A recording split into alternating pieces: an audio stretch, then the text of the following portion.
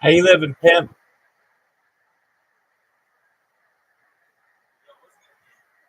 I'm just adjusting to the computer. I'll be with you in a moment.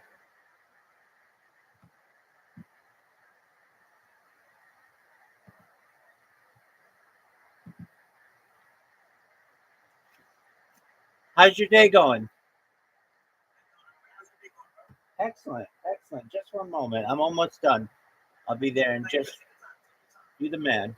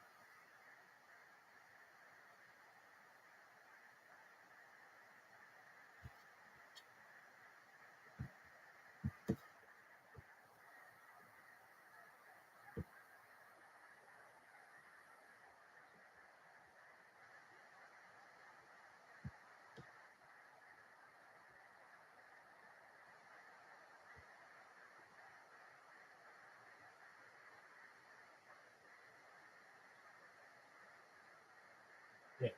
Hey, Caliparo, how you doing?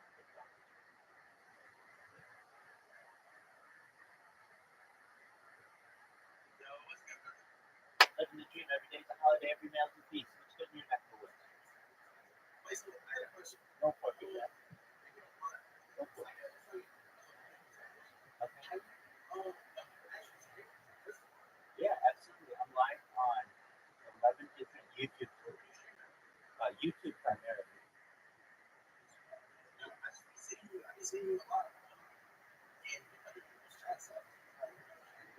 100%. So I imagine you've seen me on Kick.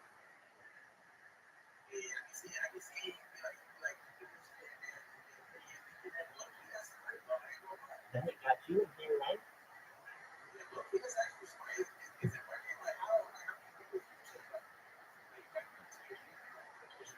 Oh, it at least a few dozen a day. So that works. I mean, I get people in here, I get people on my YouTube stream. Yeah, so I live stream my life 24/7, 365 for world peace. I don't want war anymore. Essentially, this gives me a platform to be able to discuss world peace. Some other things that we discuss on the stream are things like anti-gravity, antimatter, alien disclosure, de-extinction, really interesting scientific aspects. Um, Essentially, you can watch my life like a time capsule going back to the pandemic. We've seen the death of the queen, the birth of AI, the coronation of the king, and everything in between. It's really a time capsule, timeline for society. And I think in the future, perhaps people may study it. It's essentially history that I make every single day. I ensure to keep radio going so that every major news story is archived every single day. And a lot of people will watch me in 360 degrees from 11 different streams. So right now on YouTube, I'm live on 11 different YouTube streams. You can watch me like this way, you can watch me from straight on, you can watch me from behind, any which way that you want. And we do a lot of learning in here, we do a lot of growing. I do my best to be a positive figure for people and maintain optimistic states of mind and just do everything I can to make people's lives better. Because that's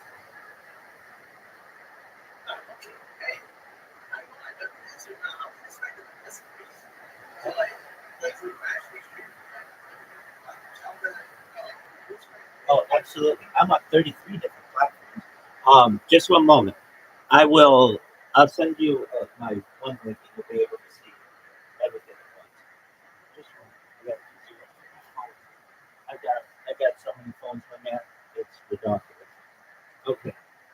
I have 33 different devices. Um, Currently multi-stream on 33 different platforms. The only one that I don't really stream on is Kick, and that's because I sacrificed my Kick account for the ability to And I mean, I don't know if you know who Eddie Craven is, the owner of Kick. He and I are friends on Discord, and he knows what I've done. Basically, I was not really well known on the internet until I started utilizing his platform in order for people to be able to find me. And now I'm one of the most famous people on Kick that there is, and I don't even stream on it. So if you would take a look at the link that I just sent you, and you'll see you're going to wow, I've never seen so one person with so many different lives in my entire life. And yeah, it's essentially an archive of society. And I think it's very interesting. Did you ever see the movie The Truman Show? That's okay. It stars Jim Carrey from the 1990s. It's essentially a story of a person whose entire life is on camera. And the only difference between Truman, the main character of that movie, and myself, essentially, is that my consent to do this when that in the movie was done without his consent. I'm sure you're aware of like television shows like Big Brother, where they put cameras all over a house. Well, I've just done the same in where I live and ensure that I do my best to have every waking hour of my life recorded for the last 3.5 years going back to the pandemic.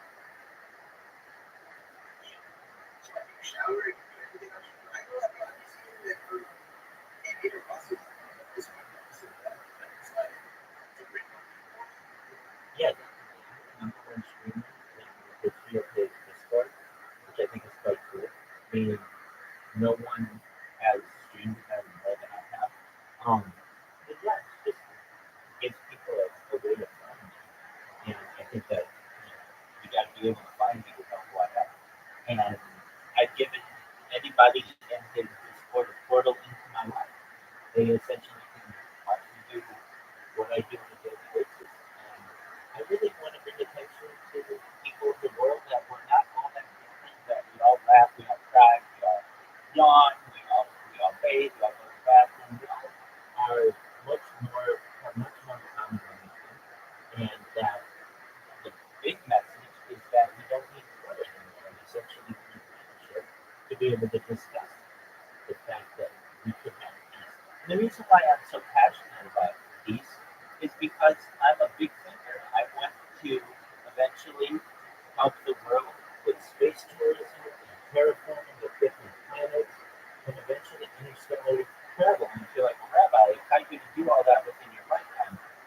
There's technology out there, life extension technology, things like human growth hormone and stem cells and nootropics and cryogenic ambrosia therapy, where the platelets of younger people are utilized for the benefit of older people. And these types of things will get us past the current life expectancy of say, age 80. It'll get us to age 100 and 120.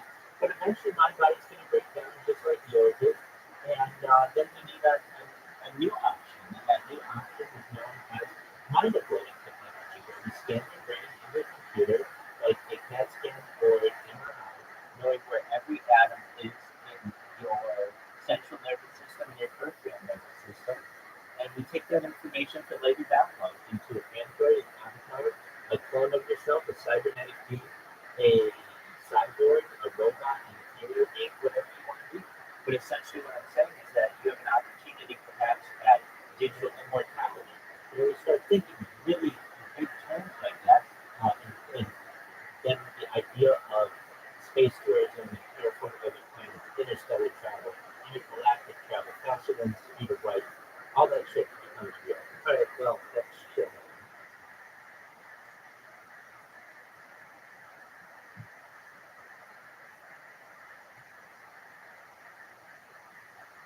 View them that this is just going to be another one that we add.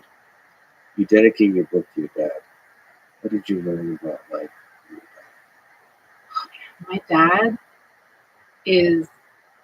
he's a great listener, and he is the best person I know at the type of cognitive empathy, the like perspective taking.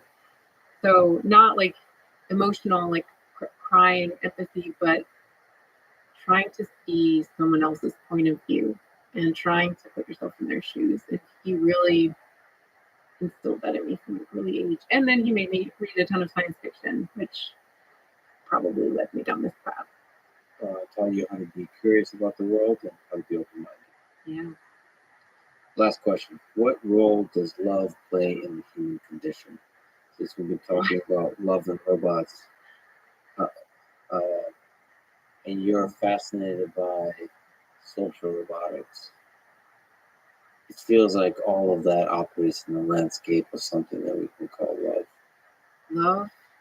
Yeah, I think there are a lot of different kinds of love. I feel like we need, like the Eskimos have all these different words for snow. We need more words to describe different types and kinds of love that we experience. But I think love is so important, and I also think it's not zero sum. That's the really interesting thing about love is that I had one kid and I loved my first kid more than anything else in the world, and I was like, how can I have a second kid and then love that kid also? I'm never gonna love it as much as the first, but I love them both equally. It just like my heart expanded, and so I think that people who are threatened by artificial agents, they don't need to be threatened for that reason.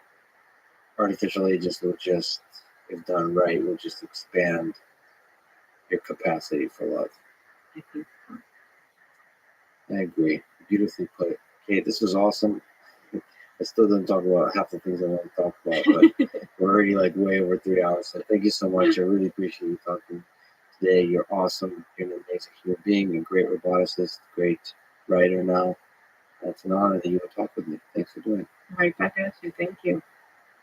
Thanks for listening to this conversation with Kate Dahl. To support this podcast, please check out our sponsors in the description. And now, let me leave you with some words from Maya Angelou. Courage is the most important of all the virtues, because without courage, you can't practice any other virtue consistently. Thank you for listening, and hope to see you next time.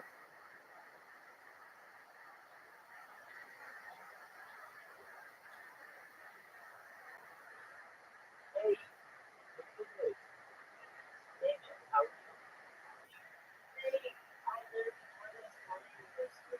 Hey, that happens. You gotta sleep at And sometimes. my How's chat your is day more. going? It was good. I went to all day. I was with Bob last night. How was that? It was good. Did you meet any nice Yeah, people? Did you meet any nice people? yeah, I did. I met some people, but yeah, it was cool. Excellent. Did you give out your number to anybody? I don't know. I don't have a number. Okay. Then how does somebody get a hold of you on Facebook? I just gave them my Instagram. Okay, that works. All right, very well. Yeah. So did you give I out? would give you my number though. But No, I won't no, give no. anybody else. Yeah, you're good. You're good. We have this. Okay. So did you dance? So I'm not like a dancer. Like I don't work. I'm just a person that just watch other people. Sure. I kind of just get drunk all night long. Excellent. And what did you have to drink? I had some rum mixed with something like some pineapple juice. Like I just can't have it wrong. There you go. There you go. Okay. So have you rehydrated today? So I just woke up. I have like 3 bottles of water next to me and I'm drinking right now. You're But good. like I have not seen daylight today. Like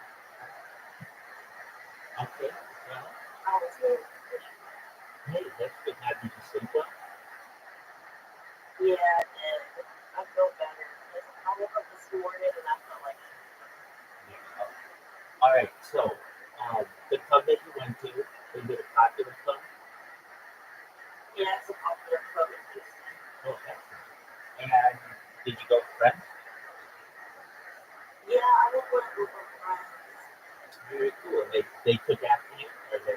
after you?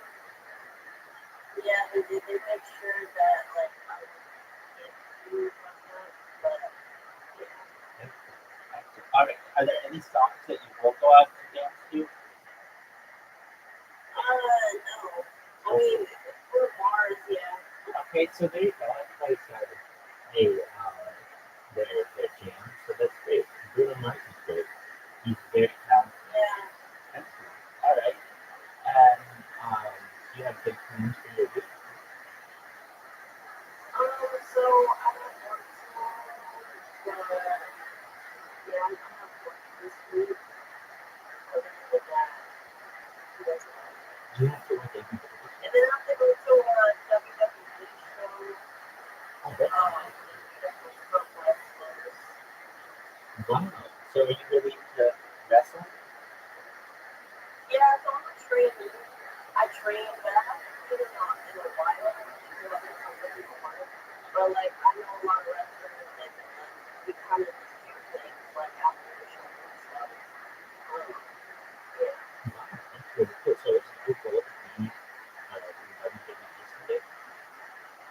My dream is to be a wrestler, yes. But the wrestling industry is just a crazy place to be. It most certainly is. Definitely. And it's not like unless you're a really, really big wrestler, it's hard to get a rewarding career on it. Yeah. Great.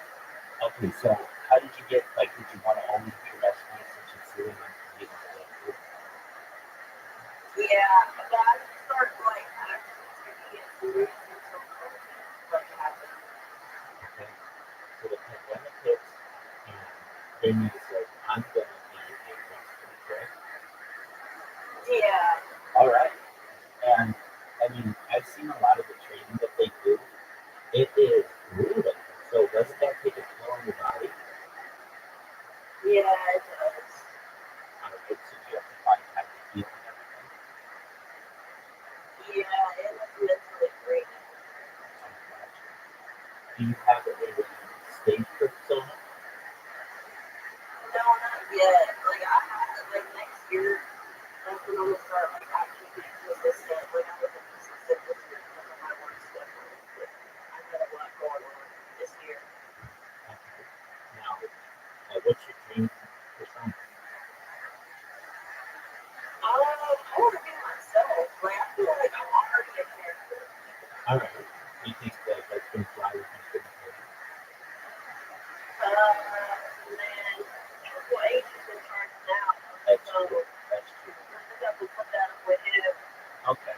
Now, let's say he says, Brittany, I love your attitude. I love your style. I love everything about you, but you can't be Brittany. You have to choose myself. What do you want to do? I don't know. I haven't really thought about that. You haven't thought about what your persona would be? I would think that's No, okay. All right. Well, because I'm not talking like they like my name. Like I can use my name and oh, then myself. I think you can use your name. Definitely. Um, But a lot of people don't use their name. And I feel like I'm already like a vibe. I agree. I think you are. I so like normally when I see wrestlers, they're either one of two styles.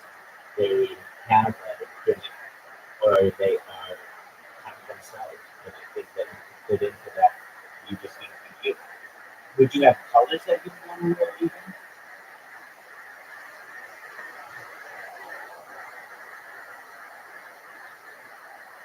I don't know if you would. Would you wear like a certain color slate? They had X'd out like it's this level. Anyway, what did you say? What colors would you wear as your outfit? Pink. Oh, cool. Because my hair. Oh, your hair's pink. Very cool.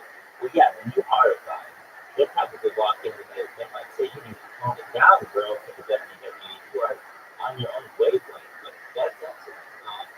Okay, so you wear pink. So that means like pink elbow pads, pink knee pads, pink boots, pink shorts, pink top, everything pink. Like, I'm not gonna lie. I am in my vintage era. Like, I'm now into blonde, brown. Like, I You're allowed. I'm trying to put it down on the colors. I've had some very vibrant colors, but I want to go back like to natural colors. Okay. Now, I imagine you like.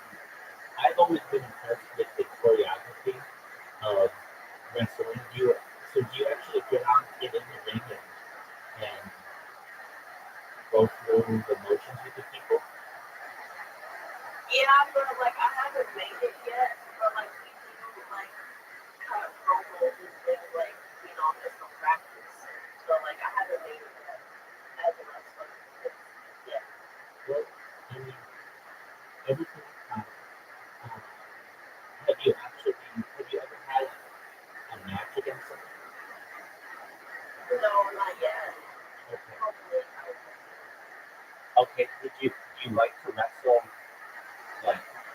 Like, did you wrestle in high school or anything like that? In high school, I did like wrestling, but like I only did it for like months. I moved to high school, and the high school I moved to didn't have wrestling. There you go. There you go. But at least you have some experience. Um, do you, Yeah. do you find that? I mean, the thing that I would worry about is like getting injured because I know a lot of people that get injured pretty bad injured. How, are you like a naturally are you able to fall pretty well? Yeah, I can take bumps, fall. Rabbi, I'll get the FaceTime call. You take you go ahead and take it. Hold on 1 second. Absolutely.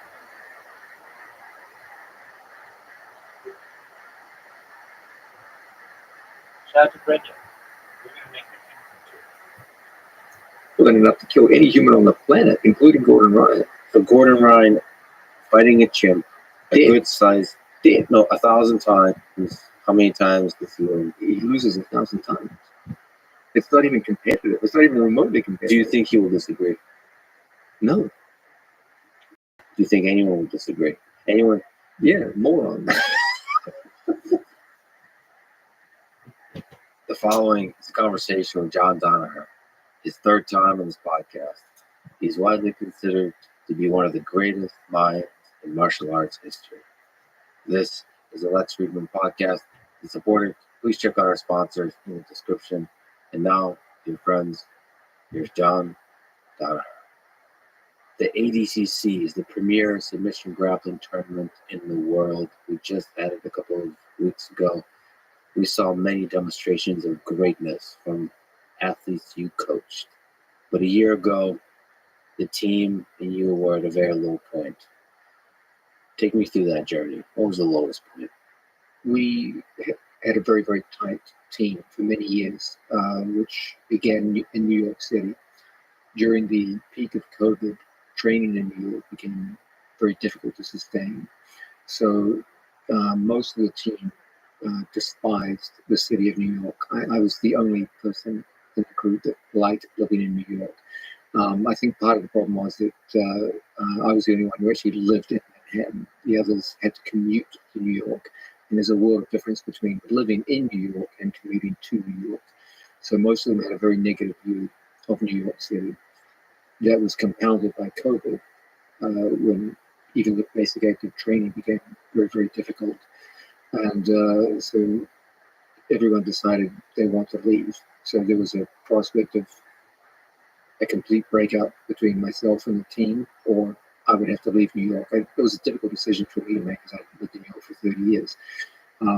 I'd built my life there and had most of my friends and associates that I know here in America were New Yorkers. So I thought, these guys have been incredibly loyal to me as students, so I should also be loyal to them, of course. So I decided that if they want to leave, I'd go with them. We decided to go to Puerto Rico because there was a private gym where we could train through the COVID period. I personally wanted to go to Texas. I thought that Texas was a better place for the team to go. But many of the students, including senior students like Gordon Ryan, Craig Jones, had been to Puerto Rico and stayed with one of the head officials at ADCC, Mo Jason. So they loved their experience in Puerto Rico, and almost everyone wanted to go down there. So I tried to explain to them there's a world of difference between going to a place for vacation versus living there. But that didn't have any effect. So the decision was made, majority decision was made to go to Puerto Rico. In Puerto Rico, the conditions in which the team lived changed significantly. When you're in New York is such a big city that if there's any tension between team members, and inevitably there will be in a competitive sport where everyone's fighting each other, you can kind of bury them in the size of the city because there's so many distractions in New York. You come in, you do your workout, you go outside, and it's New York City. In Puerto Rico, we lived in a very small local town, Dorado, and most of the athletes were living with each other. And so, unlike New York, where there was always a break, you trained together, but when training was over, you went about your life in New York and New Jersey. With everyone living in very close proximity to each other, any tensions got magnified because there was no relief from it. You didn't get to get away from people. If you had a problem with someone on the mat, now you had to live with them for the rest of the day and the night. And this goes on for long periods of time. So I believe it had the effect of magnifying whatever tensions there were.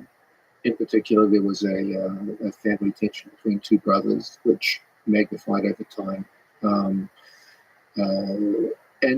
as so often is the case, you get two brothers growing up, one older, one younger. The younger one wants to grow and feel somewhat like a young tree underneath a bigger tree. And sometimes people just need this space. So there was some unhappiness. And as a younger brother, I can understand. Yeah. As a little tree that had to grow up under a bigger tree. Yeah. So fuck the big tree. There's a lot of aggression having to work out. Unresolved family issues somehow. I'm just kidding. He does what he's like. So as time went by, these tensions started increasing. They came to a point where it was difficult for them even to be in the training room together. At that point, you're starting to, when once training takes a hit, then you've got to start to address these. The attempts at reconciliation fell through, and a decision was made to move to Texas. I wanted everyone to move as a team. What I wanted to do was keep the team together as long as the period leading up to ADCC so that everyone could train together. So I said, okay, there's problems, but let's just tough it out. 1 year, we move to Texas, let's just go there and keep unity. If some people don't want to train with other people, that's fine. But I believe that the team would be weakened by breaking apart. I believe that they had an excellent rapport as training partners. Their technical level was increasing dramatically. Many of the younger athletes are really starting to come into their own and really develop well. And so my take on it was, okay, if there's problems, so be it. But let's all just stay together until ADCC 2022 as a unified team. Go out, prepare yourselves as best you can, and then after that we can make a decision as to whether we break up or not. But that was rejected, and the team split. And they moved to Austin. We'd made prior arrangements to go to a local gym, and they took that gym, and we were left with no gym, and more or less homeless in Austin. So a year out from ADCC. Yes, this is 1 year out. So roughly 3/4 of the competitive athletes left in 1 week. So at that point, that was probably the lowest point, because at that point, not only did we not have a place to train, we had very few training partners for the few that had remained. And the main athlete in the team, Gordon Ryan, was going through a particularly bad spell with his unresolved stomach issues, and there was doubt as to whether or not he could compete at all. Was actively thinking about retiring from the sport. Or maybe not compete ever again. Yeah.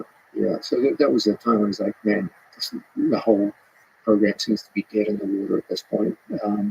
Most of the competitive athletes were gone. There were very few training partners for a few that remained, and the main athlete around whom the group had initially bonded was seemingly out of action, possibly permanently. Where was your mind? Where were you mentally? My thinking is everything bad passes in time. I've had a lot of bad points in my life. So my life experiences, whenever things seem dark, have patience. Time will ultimately cure most ills, not all of them, but most of them. And I'm confident that if you give me a new crop of students, I can produce magic, but it's going to take time. So that confidence was in part a source of strength. Yes, it's just like I wasn't confident that ADCC 2022 would go well because we only had 1 year without a gym and with a team that was completely broken up to even attempt to get into ADCC. So things looked a little grim, but I was confident, given enough time, I'd get a new group of students and work. As it turns out, one of the demonstration partners that I used during filming for instructional videos, who lives in Boston, Giancarlo Adoni, was interested in the idea of coming down and training. But he'd always felt like it would be difficult because there were people in his weight class who were already there, and he felt it would be awkward. But now that they had left, that opened up an area for him. So he was the first one to come out. He moved from Boston to Austin, Texas. I began teaching at a local school. It was rather like going back into my earliest days in jiu-jitsu. I went from teaching at the Enzo Gracie Academy to a tiny school in Puerto Rico, and now an even smaller school in Austin, Texas. And locals would come in and train, and I would watch every day, teaching there twice a day, 7 days a week. And I would see people come in and train, and I would say, this guy has some potential, this guy has some potential. And I would recruit people and bring them to another gym where they would train with the professionals. And if they proved adept and hardworking and someone who could work well in a team, they would stay and build their skills. As time went by, more and more such people started coming in. And we had some remarkable people like a young South African purple belt, Luke Griffith, came in. He had lost in the European trials for ADCC, and he was down on his luck. He came into Austin. He did a show against a local purple belt and lost again. So he was feeling bad about his performance in his future. He came in, and I thought he was a lovely kid who worked hard and trained well. So he became one of the main training partners. He was similar size to Gordon, so I encouraged him to train with Gordon whenever he could. And more and more people started coming in to train under that kind of basis. One day, I got a text from Gordon, who was filming an instructional video in Boston, and said, "Hey, Nicholas Marigali was training at this, and he was shooting video at the same time as me, and we just did some grappling. He's a really nice guy, and he's literally never trained without a gi before. He's for those of you who don't know, Nicholas Marigali is one of the outstanding gi jiu-jitsu competitors of his generation. He has an amazing game, and is a superstar with the gi side of the sport, but had never even trained without a gi once in his life. So his first ever no-gi training sessions with Gordon Ryan, the best no-gi competitor of all time. And I remember Gordon texting me saying, "Hey, he's really talented, he's a nice guy, and he wants to come down to Texas and train." So I thought, yeah, sounds great. So over time, just more and more people started coming in. And I told everyone, like, you guys are at a severe disadvantage. Like, you've got very little time to get ready for ADCC. Luke wasn't even in ADCC. He had to go to trials. Same for Dan Manasoy. He failed at trials and needed to get a win to even get into ADCC. So around this time, a doctor suggested by Mo Jasm, who had himself had stomach issues earlier in his life, began working with Gordon Ryan. And Mo's the organizer of ADCC. Yes. Yeah, he's the head organizer. He was able to get Gordon Ryan not cured, but significantly better than he was before. And to a level where Gordon could train up to 5 to 6 days a week. And it was a big improvement on what was going on during the end of the time in Puerto Rico. So things started moving. We had a core group of athletes training at a local gym, which was very, very generously offered to us by the head manager of Roca Sunglasses, a company here in Austin, Texas. They have a private corporate gym which we were able to train in. And these talented youngsters from around the globe essentially came together and said, you guys are going to have to train harder than you've ever trained in your lives because you've got less time to get ready for this than anyone. And you're going to be going up against people potentially who know exactly what I teach because I've been teaching them a lot longer than I've been teaching you, in addition to the other best people in the world. So it was an incredible challenge for them. And I must say, all of them gave literally everything they had. Everything I asked for, they gave twice as much. And we had a crazy training schedule, as many as 3 classes per day. I know that sounds easy, 3 classes a day, right? But try doing it sometime, right? These classes are not your average classes. These are preparation for ADCC. As they both mentally and physically. Very, very hard. And we had many people come in and try to train alongside us, and they fell off by the side of the road within days. Forget about weeks, months, or a full year of this. I gave a very abbreviated set of skills for the athletes. I chopped everything down to what I believe were the most essential skills. Anything that wasn't essential to ADCC preparation was just pushed aside. And they had to focus almost entirely on ADCC, with one exception. I'll come to that soon. Over the period of their training here in Austin. So it was compacted by time and also by the breadth of skills that I taught. Everything was just purely for ADCC preparation. In a very short period of time, Dan Manasorio and Luke Griffith and Oliver Taza all won European trials and got into ADCC. Nicholas Merigali was already a superstar, so he was invited, but he had to show himself. So we enrolled him at local shows here in Austin, where he had his first 3 no-gi matches. And with each match, you could see progress being made. And so that convinced the ADCC people, okay, he's good enough to compete. He ended up winning decisively a match against one of the greatest American grapplers of all time, Rafael Lovato. And this was like a clear sign that his skill level in no-gi was sufficient to justify an invite. And by the way, Lovato had an incredible set of matches in this ADCC. Yes, that was actually very impressive. And retired. Yeah. Just really impressive and heartbreaking as well. But if you go out, that's a good way to go out. Indeed. So there was this long and tough preparation, and it was compounded by the fact that as Gordon felt better, he felt a need to build up his own competitive record prior to ADCC because he'd been inactive for so long with his stomach issue. So he proposed one of the most ambitious fight camps that I've ever heard of in grappling, which was he would take on the current WNO champion, Pedro Mourinho, who's number 1 in the WNO.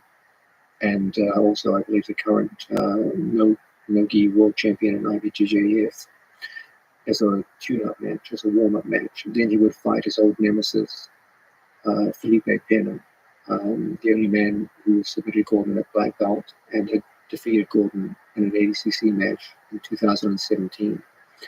And then ADCC itself. So there was going to be 3 big high-profile matches back-to-back. And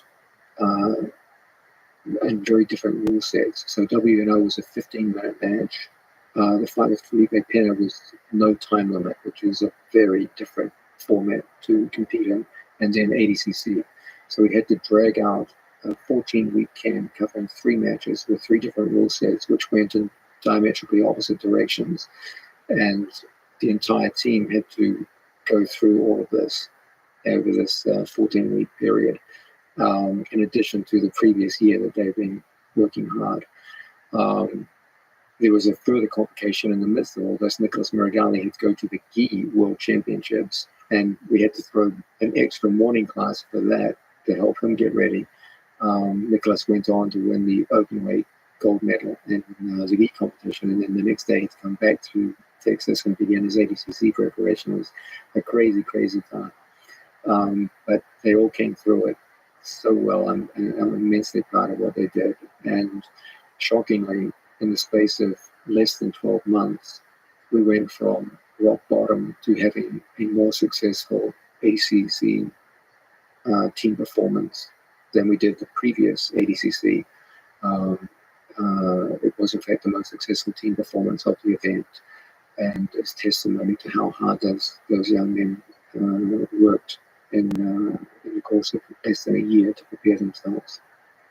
If we could just linger on the low point, is it heartbreaking to you that the so-called Down Hard Death Squad split, or the team as it was originally called split? You know, we live a short life on this earth, and you put so much of your love and work into this team, and everybody put in the work. Does it break your heart? It was a sad time.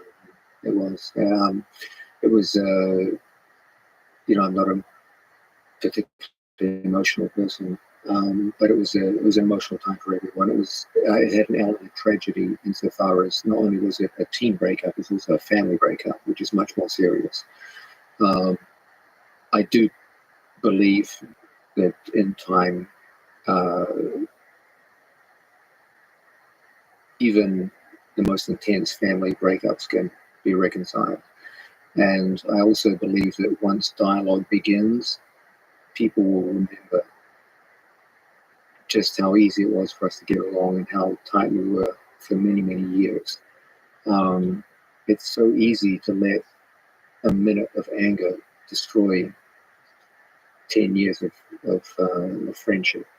So, but there's also the weight of those 10 years. Like when I ran into the old squad members at ADCC, we got along like a house on fire. So we never had a problem. That's a house on fire is a good thing. Yes. Sorry, that's a New Zealand expression. That definitely could have gone the other way, right? So only a New Zealander would say that's a good thing. Yeah. So I still believe, in time things will be fine, but there was an element where youngsters need to grow, and sometimes think about it this way from the athlete's perspective.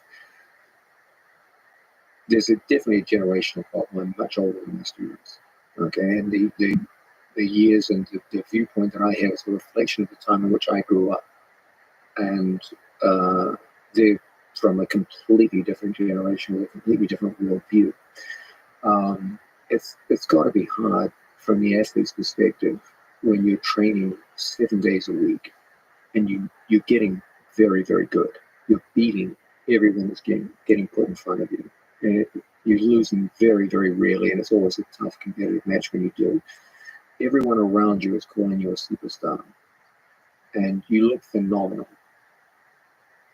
You check social media, everyone's saying you're a god on the mat. And then you come into the gym and there's some old guy telling you you're not good enough. And every day it's like, well, what does this guy want from me? How hard do I have to work? Like, you're not good enough. Like, I want you to be the best in the world. I want you to be good. I want you to be great. And all of your friends are telling you, man, you're incredible. You let me so easily do this for you. And then this old guy's just like, no, you got to get better. You got to work more. You're not working hard enough. At some point, you're going to be like, fuck this old guy. Like, it's tough. Mentally, I get, like, they left. When I was 20 years old, I didn't get along with authority figures at all. And to have someone telling you, you've always got to work that little bit harder. Your skill set's not complete. You still need this, and this. And you're already doing very, very well. And far better than all that tiny percentage of people. And then you've got this guy that's constantly telling you, no, more has to be done. You're not there yet. I think, of course, I understand. Let me just enjoy this more. Right? It's always a choice in life. You can be the best you possibly can, or you can go around where you just get to enjoy life a little bit. You do other things. Like there's more to life than just the inside of a gym and learning how to do a better heel hook or a better double leg. So of course, years go by, you want to try other things, and you have to make this choice in life between extreme excellence versus being incredibly good, but maybe just enjoying my life a little more. It's so interesting that incredibly good is a hard thing to deal with. So like when Kayla Harrison won her first gold medal at the Olympics, to go back to the gym and to trust again maybe the old man. You're being to question yourself, but to trust the old man. So Jimmy Page Senior in that case, to say, okay, I'm going to go back to this grind, and there's still a path to improvement. There's still a lot to grow, and still have the humility, even though you've just demonstrated greatness. So really good is just a stepping stone to true greatness. That's really tough for athletes. But, winning is actually very difficult. Yeah. Gold medals are very difficult. Plus, there's the personal stuff of depression that comes with that, which is you give so much of yourself to trying to win that. And once you do, there's a lot of personal stuff you have to deal with, which is like, what do I want from life? To understand what am I chasing? Is it just winning, or is it some bigger picture of excellence that's beyond just winning? So that's all of that mixed up together. And then when you have to be as a team really close together, there's the personal relationships, all of that gets exacerbated. Yeah. Do you think the team ever gets back together? I think there's definitely a chance of that. Right now, I think they have an excellent team themselves. They're doing very well. They had an excellent performance at ADCC, so there's not a need for them to come to us. It's not like they lack anything. They still remember everything I taught them. They still coach and teach with the same methodology as I taught them. So I don't think they have any need to do so. If they did, it would be because they wanted to. I still think many of the same personality conflicts that originated the conflict would reemerge currently if they started training together. By the way, to pile on the compliments, they have really nice merch too. T-shirts are just excellent. What did you learn from that process about how to have a team with personal conflicts? Do you have to deal with these giant egos as well? Yeah, ego is a part of superpower too, so you don't want to. You don't want to suppress egos. Like I always laugh when people say leave your ego at the door. It's like, what do you think drives competition? Like, if you want to be good at anything, you have to have an ego. No, I don't believe it's good or even a healthy thing to suppress egos. I'm a realist, and I understand this is a sport where they make one gold medal per weight division. As guys get better, they're going to be looking at their training partners and thinking, like, I'm going to have to fight this guy one day. And they're training next to each other. Of course, there's going to be tension. There's always going to be disagreements about, what's the right way to act around certain people, certain issues, and people are going to come into conflict. Everyone's being programmed to be an alpha competitor. And you get a room for it, be like that, there's going to be conflict. Your question was, well, is there a way to resolve this? Yeah, there was. And for 8 to 9 years, I was very successful with this. But there's also a tipping point where things can flare out of control, and there will be periodic breakouts. You're not the first students I had that left. I've been coaching a lot longer than I've been coaching the squad. And I'm sure in the future there'll be other students who leave me. That's just the nature of the beast.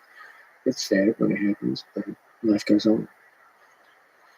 Like Bukowski said, love is a fog that fades with the first daylight of reality or something like that. So even love is temporary. Uh, let me ask you about leading up the preparation for the athletes. I mean, this is such, given the darkness from a year ago from which you had to find glimmers of light and try to get greatness out of athletes, what was the mental preparation like? For Gordon, for Nicholas, for Giancarlo, for the other athletes, what was the mental side of things like? Is there some key insights you can give to their mental preparation? I really think that people, when they talk about mental preparation, need to take a step back and realize that almost every element of what people describe as mental preparation has physical underpinnings. Literally 95% of what I teach the athletes is physical skills. And it's my belief that every mental aspect of competition, the most important of which will be confidence on stage, is a direct result of the accumulation of physical skills. People tend to see things like confidence as a mental state. It is, but it comes out of the performance of physical skills. All my life, I've seen sports psychologists try to create confidence in athletes through non-physical means. And it always ends up being the same kind of cheesy motivational speeches, highlight video reels where they try to pump artificial confidence into people. And I've never been impressed by this, nor have I seen it have any kind of positive effect on athlete performance. What I do see build confidence is the sense that athletes are developing skills and using them successfully under conditions that closely mirror the event they're preparing for. Once they get this down, that's where true confidence comes from. Confidence doesn't come from words, it comes from accumulated skills, which experience shows you have been responsible for successful performances in the past. And if you accumulate enough of these, your confidence rises. So when it comes to the mental aspects of competition, I created a program where everyone was given a set of skills that they had to work on, skills directly related to what I believe is the most important elements of success in ADCC competition. In the gym, they accumulated those skills over time. I do it in two different ways, depending on whether these are offensive skills or defensive skills. For the accumulation of offensive skills, I like to have my athletes work with athletes who are lesser than themselves in ability, so that they start to gain confidence over time. Just as you would never send a beginner into a weightlifting gym and put 500 pounds on the bar and tell them to lift it. Rather, you would start with a wooden bar, then the metal bar, and then gradually accumulate weight over time, so you get a progression in weightlifting. So to jiu-jitsu, you don't take a brand new move and say, okay, do it on Gordon Bryant. Never going to succeed. I have the athletes practice their offense on blue belts and work their way up. Defense, on the other hand, you've got to start them in the deep end of the pool so that they start to see what are their vulnerabilities. Okay, so I put them with highly competitive athletes at the start so they can see, okay, there is a problem here. And then even in defense, they start off with lower belts and build up their confidence over time. So just as a weightlifter builds up his ability to build weight, to lift weight over time, so too a jiu-jitsu player does it by gradually increasing resistance. Now in jiu-jitsu, resistance is not done by weight, it's done by skill level. And so over time, they started to accumulate this experience. In time, we were able to switch off and have them go against very, very tough athletes, each other. So Luke Griffith will do a full power match with Gordon Ryan.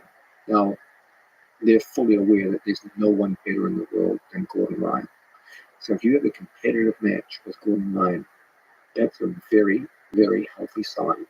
So they went from the start, where they were being programmed going against relatively mild resistance and building up over time, and then building up to the greatest resistance possible in the sport of jiu-jitsu. And their goal is not to win, obviously, but their goal is to provide a competitive match. Now, Gordon doesn't have any confidence issues, so for him, it's just good, hard competitive training against people that are, in some ways, better than those he'll be facing in competition. For the other guys, it's getting a clear assessment of what their current skill level is by going against the best there is. Then we add to this a competitive schedule where the athletes have to go out into competitions, so they get used to the idea of performing in front of strangers on stage, getting used to the strange elements of going out, being observed and judged by people you don't know in performance atmosphere. And so they're all given matches and WNO competition leading up to the event, ADCC trials, local grappling events here in Austin, and given a competitive schedule to fight and prepare them for ADCC.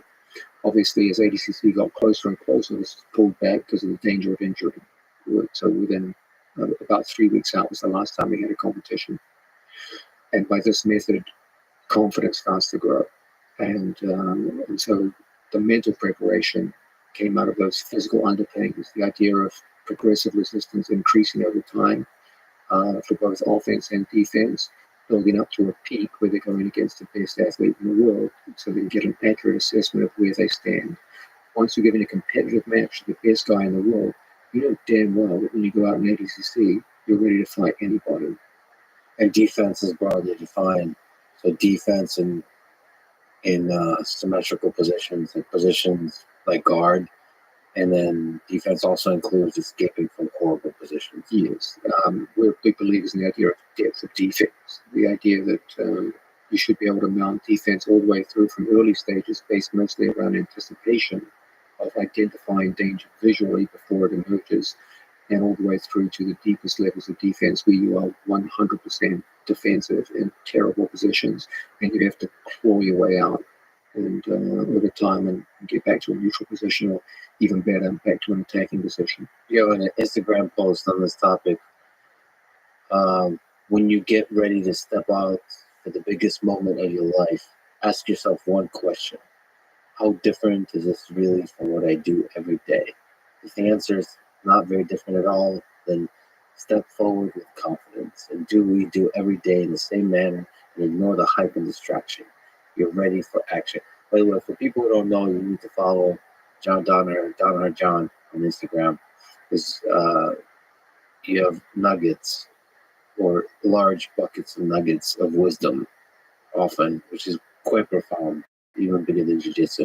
But anyway, so there's some aspect where you want to mimic the conditions of your daily training in intensity, in what feels so physical, to that of the actual matches. You asked the question about mental training. For me, the central focus of whatever small amount of mental training I give my students comes down to a very, very simple concept to understand. This is the idea of identifying competition in terms of its normalcy. Most people see training and competition as two different things. Training is normal activity we do every day, and competition is the exception. Okay, it's different. You're going out, there's people watching you. There's a big crowd. They're making lots of noise. In fact, the promoters of shows go out of their way to reinforce this. Look at, for example, ADCC. When Gordon Ryan went to fight Andre Galvin, okay, do they just come out on the mat and fight each other? Absolutely not. There's music, there's pageantry, there's fireballs. They're literally shooting fireballs. Some dude in a tie sitting with Joe Rogan, some meathead podcaster, comedian, whatever. Which one was the meathead? Well played. Well played. But you see what they're trying to do. They're trying to create theater and pageantry, when in fact it's just a grappling match. It's just two athletes, a referee, and a rule set. That's the reality. Now, what they try to sell you is something which is not reality, which is this is somehow bigger and different. And they reinforce this with pageantry and theater so that it becomes not just a grappling match, but a grappling performance, the same way you have a theater performance. And my goal as a coach is to dispel that and say, when you go out there, there's only one reality. You, him, and the referee reinforcing the rules there. That's it. Everything else you see, the smoke, the fire, the music, is an illusion. And it's put there intentionally to make you feel a certain kind of way. And your whole goal is to see this as an illusion and walk out and see only the reality, which is that this is the same damn thing you do every day in the gym. The only difference is you're going with a guy you've never drafted before. So the actual act of removing the illusion or realizing that it is an illusion, how do you practice that? So when you step on the mat, Once you're aware of it, I always have them. It's like when you see a magician and you have his tricks explained to you, you never see the magic again. The first time you see a good card trick from a good magician, it's like, oh my God. Then when they explain it to you, I did this, and that, step one, step two, and you look at it like, it's not that special. And when you explain to people this idea of the pageantry is an illusion, then just as when you watch the magician and you learn the trick, all the magic flies out the window, so too with the nervous response. So that's for the pageantry, but what about maybe the physical intensity of competition? Isn't there an extra? No, it's the same in every competition. It's just not like, they're twice as strong in ADCC as they are in IBGF World Championships. And it's the physical intensity is always pretty much the same.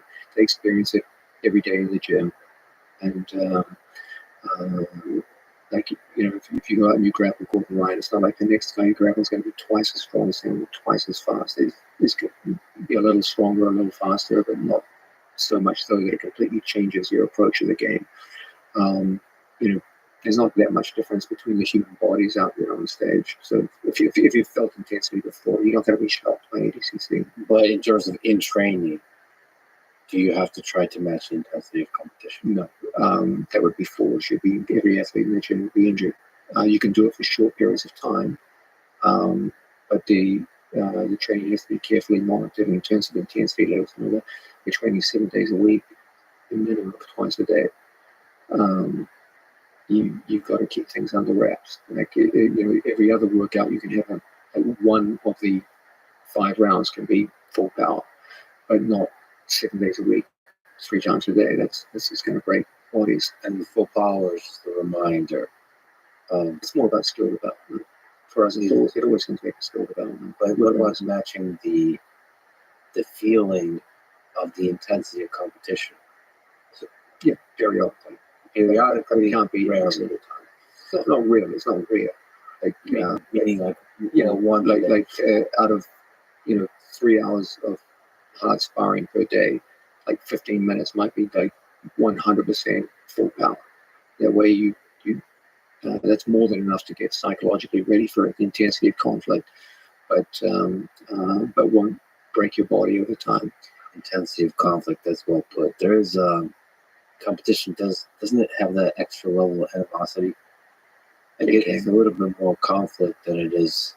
It can. Sometimes there's personality differences. Like for example, like Gordon Ryan and Fleabag Pinner, they admire each other a lot. They respect each other's skills, but they certainly don't love each other. That's for sure. So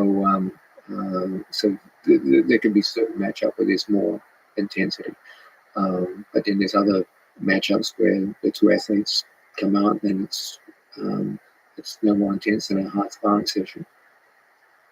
So first of all, because I would love to look at a couple of matches with you, and before that, let me say a big thank you to Flow Grappling for, first of all, helping the sport of grappling and jiu-jitsu in general by having organized footage and tournaments that sort of show the sport in its best light to the world. And they do an incredible job of that. So if you're interested in supporting grappling as a sport, helping it grow, you should definitely support Flow Grappling. Go to their website, sign up. Also, Flow Wrestling. I'm a huge fan of wrestling, so maybe there'll be a Flow Judo at some point. They don't currently, I don't think, do any major judo stuff. So anyway, I'm a big supporter of theirs, and I do have criticism that they know about, which is I hope they continue to improve on the aspect of making the footage discoverable and accessible, making it easy for you to do search through Google and on their website to find matches, to get excited. Like if me and Joe Rogan are getting excited about a particular match, we want to be able to pull it up super quickly. We want to be able to pull up Gordon Ryan's matches super quickly from ADCC, make it super easy to show and share. If we have to pay for it, fine, but make it easy. And when you sign, in order to sign up for Flow, it should be one click, not 5 clicks. It should be one click. It should be easy. I think it's inexpensive. If you care about grappling, it's definitely worth it. You should sign up. Anyway, my love goes out to Flow Grappling, and also my love goes out to Mo Jassim, as we said. He's the organizer of ADCC. The next one is in 2024. It should be 2024. Well, you should follow ADCC_official on Instagram and just send as much love towards Mo and ADCC in general. It's, like I said, the most prestigious. It's like one of the best grapplers in the world show up. And the magic happens. It's like some of the most historic matches in grappling jiu-jitsu ever happened on that stage. Anyway, if I could talk about some of the interesting performances for the athletes to coach. You post on Instagram. Let's start with Gordon Ryan. Gordon Ryan, ADCC 2022. The greatest event in grappling history is over. New stars emerged. Established stars shone bright again. But one man stood above all like a colossus. Gordon Ryan. They were way with words, John Dynamite. I have seen many incredible feats of grappling, but I never saw a performance like this. For many, Mr. Ryan is a polarizing figure in the sport. For many others, an inspiration to look up to. But after this weekend, there was no disagreement amongst haters and fans about his merit. He is the best ever. It was a long and difficult journey for ADCC 2022. Just 1 year ago, and so on as you told the story. It was a virtuoso performance of unmatched technique, preparation, and confidence. No one else can claim credit for this achievement. This was his and his alone. No one else today brings together technical depth, tactical insight, and confidence to use them on stage as he does. I had many students, but only one Gordon Ryan. I think Gordon responded, all this is true besides the credit that sits with you. Thank you. And a heart emoji. Very nice. So anyway, that's as a way of introduction to Gordon Ryan. Can you take me through his set of performances and maybe any matches that stand out? So he competed in his division, which is the plus 99 kilos, and in the super fight against Andre Gala. That's correct. This was, in fact, the first time in history that this was allowed.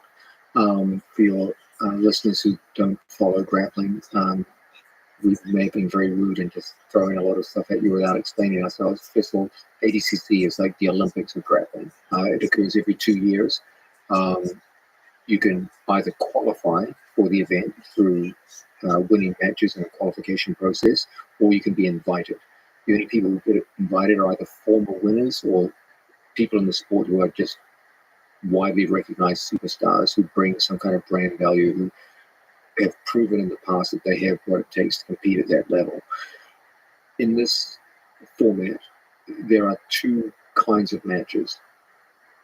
There are weight division matches in which you compete against people your own, roughly your own size and weight. There is an open weight where anyone of any size can enter. So you can have very small people fighting very large people. And there is a second category called a super fight, where established champions who have won previous open weight tournaments fight each other in one-off battles, one athlete against another. So in most of the matches, you will fight repetitively over time towards the gold medal. But in one category, you fight one fight, the so-called super fight, which is usually the headline fight of the event. Traditionally, if you were in the super fight, you could not compete in the weight categories. It was seen as too risky because you might get injured during the weight category, or you might have to fight 4 very tough fights in a row and get exhausted, so that you're ineffective during the main event of the show, the super fight. So throughout its history, ADCC has always resisted the idea of an athlete being allowed to do both weight category and super fight. It's never happened before. Gordon Ryan requested to be able to do this because of his extraordinary stature in the sport. The ADCC organization granted his request. That was the first time ever. In addition, Gordon Ryan would be fighting to be the first person to win 3 gold medals in 3 different weight categories. This has never been done before. So it was a huge event on Gordon's part. And bear in mind also that prior to this event, he had fought just a month and a half earlier against a former ADCC openweight champion, Felipe Pena, who had defeated him in the past in a completely different rule set, and then previous to that against the current world champion. So there had been a build-up to this. So he had been very active coming up to the event, and then he went in to fight arguably the greatest ADCC champion of all time, Andre Galvão, which would occur late on Sunday, and would have to fight the toughest people, including the possibility of fighting his nemesis, Felipe Pena, in the weight division prior to getting to the super fight. So there was genuine concern here that he may have completely overstepped himself. The biggest concern I had as a coach, and I'm sure the organizers, Mo Jason, must have had the same concerns, that he would get injured or exhausted fighting in his weight division. There were 2 athletes in particular, Felipe Pena, who had given Gordon a very tough 40-minute match in a no-rules setting shortly before ADCC, and his former training partner, Nick Rodriguez, who were expected to give Gordon very, very tough matches if they came up against each other. So there was a genuine concern that Gordon may burn himself out before he even got to fight the guy who most people believe is the greatest ADCC champion of all time. So our concern was, how do we manage this? So what we looked for is extremely efficient methods of reducing the time of the matches, making the matches as short as possible. Our favorite way to fight bigger, stronger athletes, and I think Gordon was the lightest athlete in his weight division. Everyone goes, oh, Gordon's so big and strong. He's actually quite light. I think he was outweighed by almost all of his opponents. It's nice to see Gordon looking small relative to his opponents, which is absurd to say, but it is the open division, plus 99 kilos. It was plus 99 kilos. Right, that's what I mean. Sorry, by open, plus 99 kilos. Everyone looks like the Incredible Hulk. Yeah. So our big thing is when we fight bigger, stronger opponents, we always go in 2 directions. You either go for the legs or you go for the back. And so we constructed strategies based around those 2 methods. So going for submissions. We should also mention that ADCC rule set is for regular matches, it's 5 minutes and 5 minutes. Total is 10 minutes, and then for finals matches, it's 20 minutes. And half the time is spent with no points. So these can be very, very long matches. I mean, put this into perspective, a modern judo match is 5 minutes. Yeah. A modern wrestling match, I believe, is 6 minutes in international freestyle. So these matches can be 40 minutes long.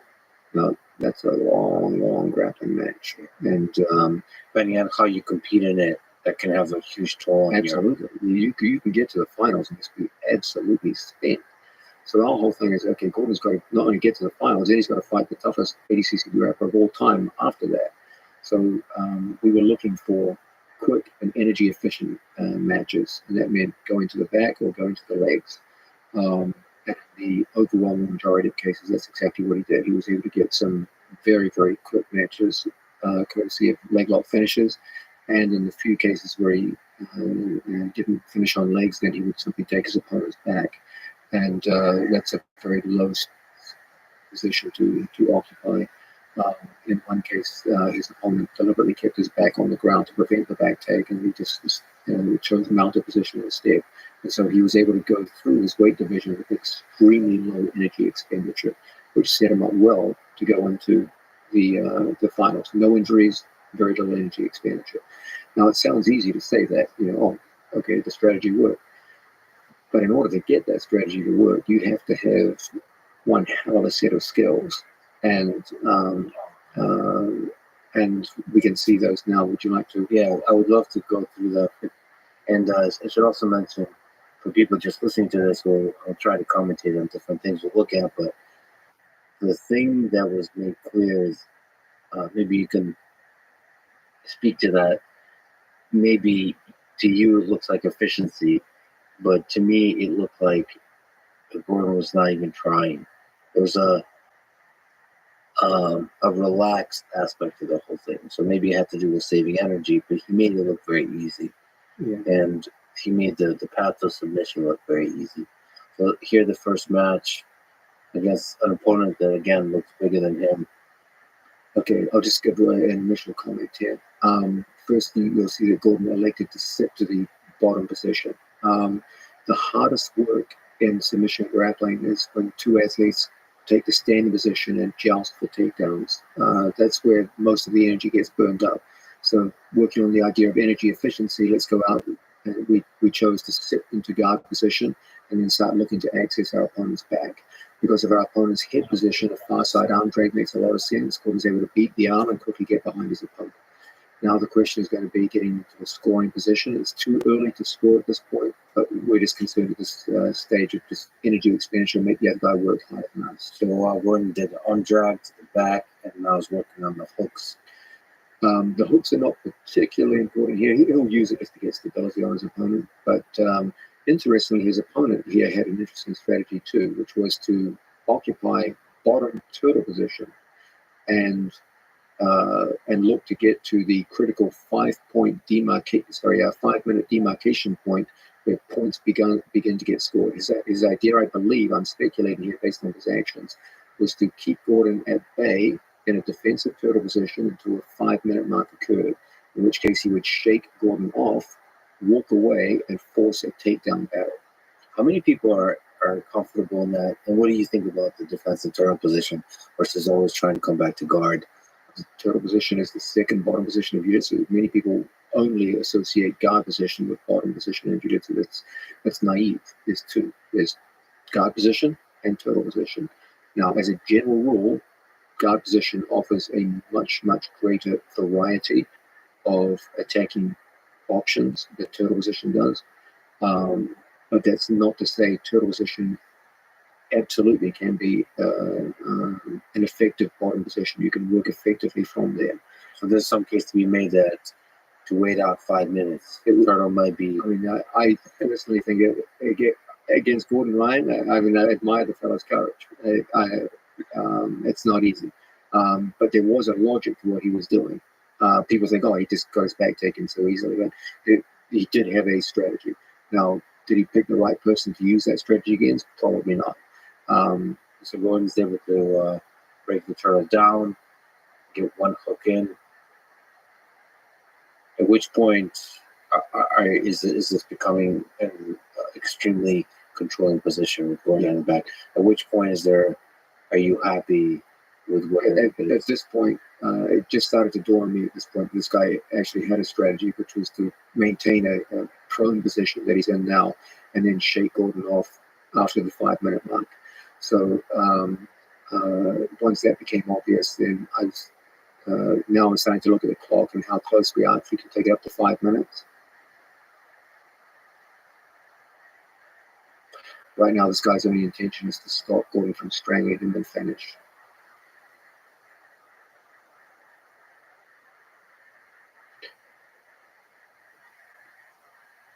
Okay, now the guy's trying to go up in vertical freeze it there. Now, do you see how he's taking his elbows off the mat in turtle position? In jiu-jitsu, there's only one reason to take your elbows off the mat from turtle position. That's to stand up. So now it's clear at this point what his actual strategy is. It's to get up, force a standing confrontation, win a takedown battle, and beat Gordon by points. So he did have a strategy. Now, our counter strategy is always based around the power half Nelson. This is a common move in the sport of wrestling, and it's a great way to break people down as they try to stand up. Gordon's so heavy. Yeah, I mean, Gordon is a master of it, and so there's a power half Nelson, and Gordon has on him as the elbows are off the ground and knees are off the ground. He's going to return his opponent to the mat, and as you can see, he's successful in doing so. And now it's clear what the man's strategy is. So I'm calling for Gordon to break him down to a head. He put a man on the hip, he can't stand up.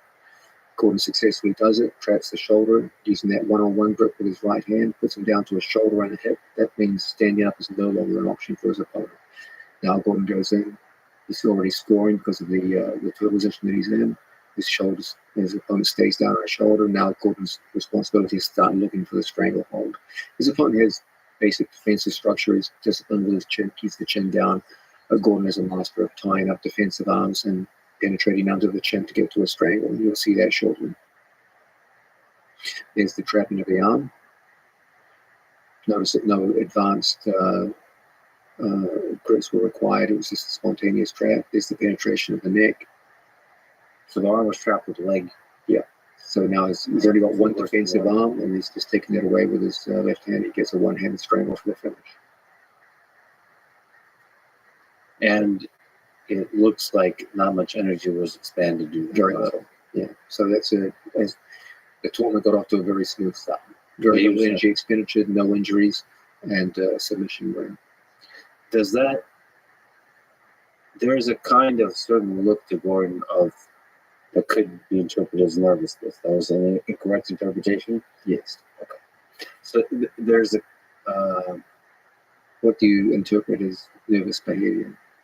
well, this is, part of me is trolling, but sometimes on the surface, confident behavior can look like almost like anger.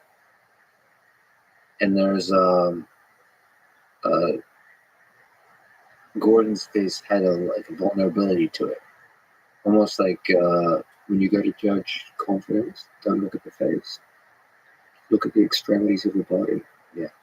That's where the truth comes out. You see it in body language. And the further from the face and chest, the more honest the body becomes. Look at the feet and the hands. what there were. I mean, That's when you see if people are nervous or not. he was very relaxed in the extremities. That's true. See, you look more confident in this, this than anything. What are you thinking though? What are you? What's going through your head here? Is this the same stuff? Are you intimidated by the two meatheads, one in a suit and tie, or are you not thinking about that at all? I don't know. For me, it's just okay. What's the most efficient path to victory against this particular opponent? It's just okay. I've done my job. I've taken them through an extensive fight camp that prepared them for every conceivable situation that they're in.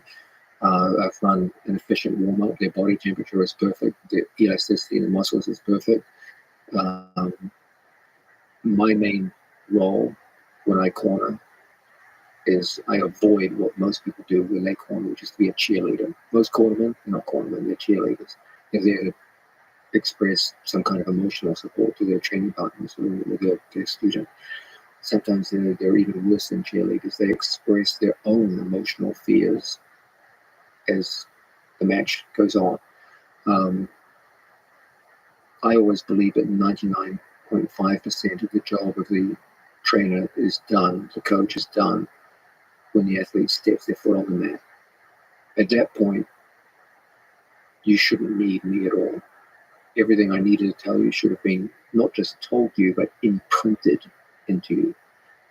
Remember, there's 15,000 people in that crowd. For half of the match, you're not going to hear a word that I can say. There's too much noise. But you'll hear my voice inside your head. Because you've heard it so many times over the last 14 weeks, you're sick of hearing it at that point. And their program know what to do. So I'm usually pretty confident. I'm also very confident that even in worst case scenarios, they can have effective solutions because they train those worst case scenarios every single day in the gym. And so, in part, you're there to have a front row seat to analyze what happened so that you can take that to the next match. The biggest danger an athlete faces is tunnel vision.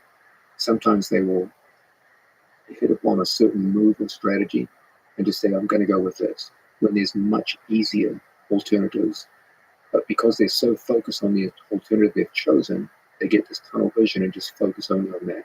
The most constructive thing the cornerman can do is alert them to the presence of time, which is very important in an ADCC match because all the scoring is structured by time, and to alleviate problems associated with tunnel vision. That, okay, you're doing this, but if you just did this, it would be so much easier. So that's the main goal. So here, this was one of several anticipated matches against the second one against Victor Hugo, which is a very tough opponent. And Again, this was a situation where Gordon was considerably outweighed by his opponent. So the main thing here was efficiency. His opponent elected to avoid the standing position by jumping into guard. So now, guard, yeah. Gordon would be in top position this time. He has a very good close guard. But unfortunately, Gordon has very good guard passing. So he's an excellent guard player, very talented. But Gordon is renowned as the eminent guard passer in the world today. So it's a tall order to hold Gordon off for a 10-minute match. Is there something you can say about this guard passing? Gordon is making it look very easy. It's middle distance guard passing here. And he eventually passes to Mount, I believe.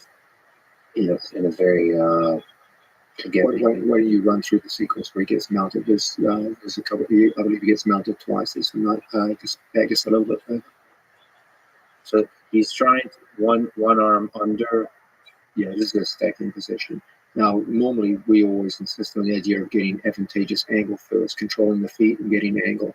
But there's a height advantage that Victor Hugo has here. The length of his legs means that he can play very, very wide with his legs. So getting an advantageous angle might be difficult. In these circumstances, it often makes sense to go right up the middle. Now, Gordon could just go back for legs because Victor Hugo's legs are so far apart at this point that you could easily isolate a leg and attack that. But Gordon wanted to show off his passing prowess. Very often he'll go into a match and say, "Okay, I'm going to show this skill," and he'll often use it as a demonstration of techniques he teaches in instructional videos. So he wanted to show that he could pass to Mount readily on a world champion. Like this part here, this little step. Okay, just freeze it right there. Go back one step. Okay, you can clearly see that all of his opponent's defensive frames are built on his opponent's left-hand side. So everything is defense on the left. But you can see this comes at a price, and that price is back exposure on the right-hand side. You can literally see his opponent's back on that side. So Gordon's whole game is to place sufficient pressure that the opponent overcompensates on the side of pressure just to set up a quick switch across to the other side. There's the vulnerability. There's the back exposure. His opponent has to put his back on the ground, switches back. That's a world champion right there on bottom who does a good job of recovering from the first danger. But unfortunately, Gordon has been here 1,000 times. All the switches and slips and kicks out. And so you see there's two changes in direction, left, right, in a very short period of time that people find very, very hard to keep up with. Now his opponent goes up to an elbow.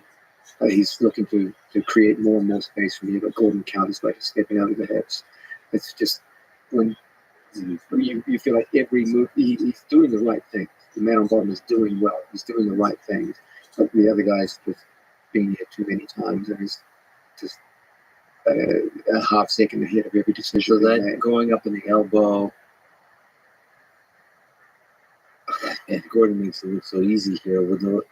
It almost seems like Victor's out, but this turning of the hips with the arm over the opponent's back, is able to bring them back down, and Gordon takes Mount. Notice how Gordon is never satisfied with the mounted position itself. He's only satisfied with an extended mounted position where the elbow comes up over the shoulder line. Yeah, only then does he show. There's a little bit of relief right there, right? Right? There's a little bit of relief. No, that's the look of a man who's just proved the point. Oh yeah, this is very Michael Jordan, like sticks his tongue out. So yeah, I mean, there's no points at this stage. He really is going for submission. And then this happens again.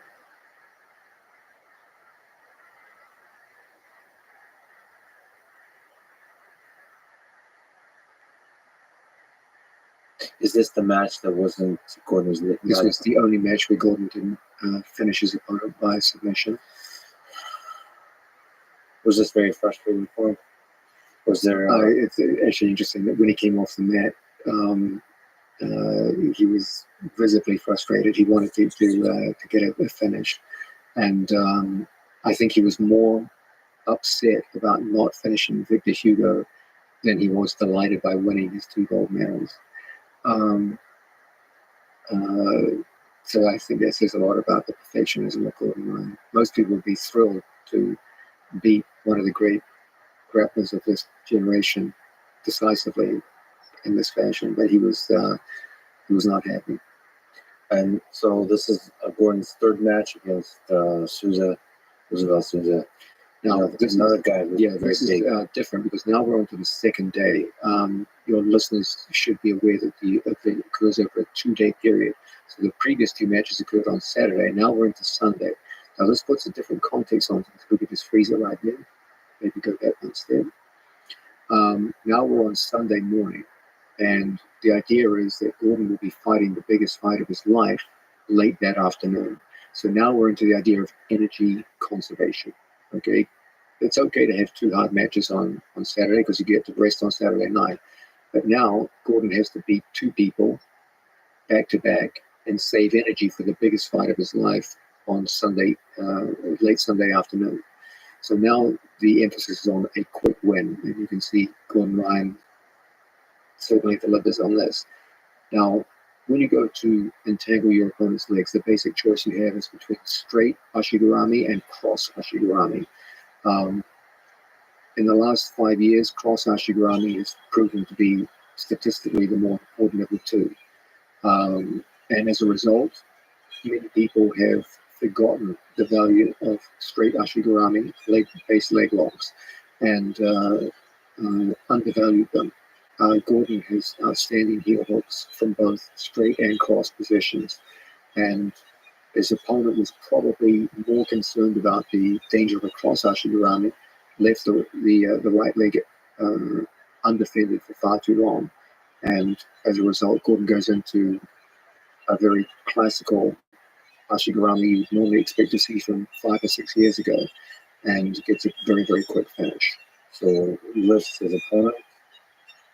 There's the Ashigurami, the entanglement of one of his opponent's legs with 2 of his. Now he's got to turn and expose his opponent's heel. So there's an initial off balance to the left to get a defensive reaction. The opponent overcompensates, exposes his heel, and then there's the submission. There's a danger of the leg being broken here. Gordon has a absolutely ferocious outside heel hook. Until you've felt it, it's quite different. So the opponent, probably before he even felt the heel hook, felt the control that he's screwed there. He doesn't even want to. Yeah. When someone who knows what they're doing gets a bite on your leg like that, you feel it deep inside your knee and ankle tendons immediately, and there's a sense in which you almost tap. He got a couple of taps, almost like this if they're early. People came up to us and said, "This guy tapped early." So, no, he knew that late would be a big problem. Got it. So this is within like 30 seconds, within 10 seconds. It was within 10 seconds. So this is an excellent example of someone saying, "Okay, I'm going to conserve energy with a short match. I'm not just going to go down into a neutral position. I'm going to directly pull into a leg lock attack from standing position." You don't see that much in heavyweight divisions. That's something you see more in the lightweight divisions. So we got to go to the final match of Gordon's within his division, which I think, as opposed to facing Felipe Pena, who lost to Nicky Rod. Nicky Rod had a great match against Felipe Pena and passed Felipe Pena's guard. I think he's the second person in ADCC competition to accomplish that. I believe with a body lock. It started as a body lock, but he converted to half guard, top, head, and arm, and passed out of half guard top, chest to chest. I think I listened to Craig Jones' sort of interview summarizing what happened at ADCC, and he briefly mentioned that Nicky Rod might have the best body lock pass that he's ever felt. So like, they're very good with the body. The way to face Nicky Rod is don't get him don't let him get the body lock. But there's a problem. If you stand up, he's a good wrestler. So there's a dilemma there. Like you have to sit down to guard, but that goes into his body lock. But then if you stand up, now you go into his wrestling skill. So it's a great dilemma that he has. And that's what in facing Nicky Rod, Ryan here chooses to if you look at the limbs, there's a relaxation there. We should also explain some things here. This is a finals match, so instead of being 10 minutes long, it's 20 minutes long with the option of a 20-minute overtime. So this could potentially be a 40-minute match. So you can see why the ADCC people were very concerned about Gordon doing this match, because what if this match had gone 40 minutes and then an exhausted Gordon Ryan has to go out to fight Andre Galvin, who's fresh and ready to maul him. And on top of that is two former teammates who know each other's game very well. So there was a high likelihood in most people's minds that this would go the distance. Because when you train with each other for years, every single day in the gym, 7 days a week, you get to know each other's tricks.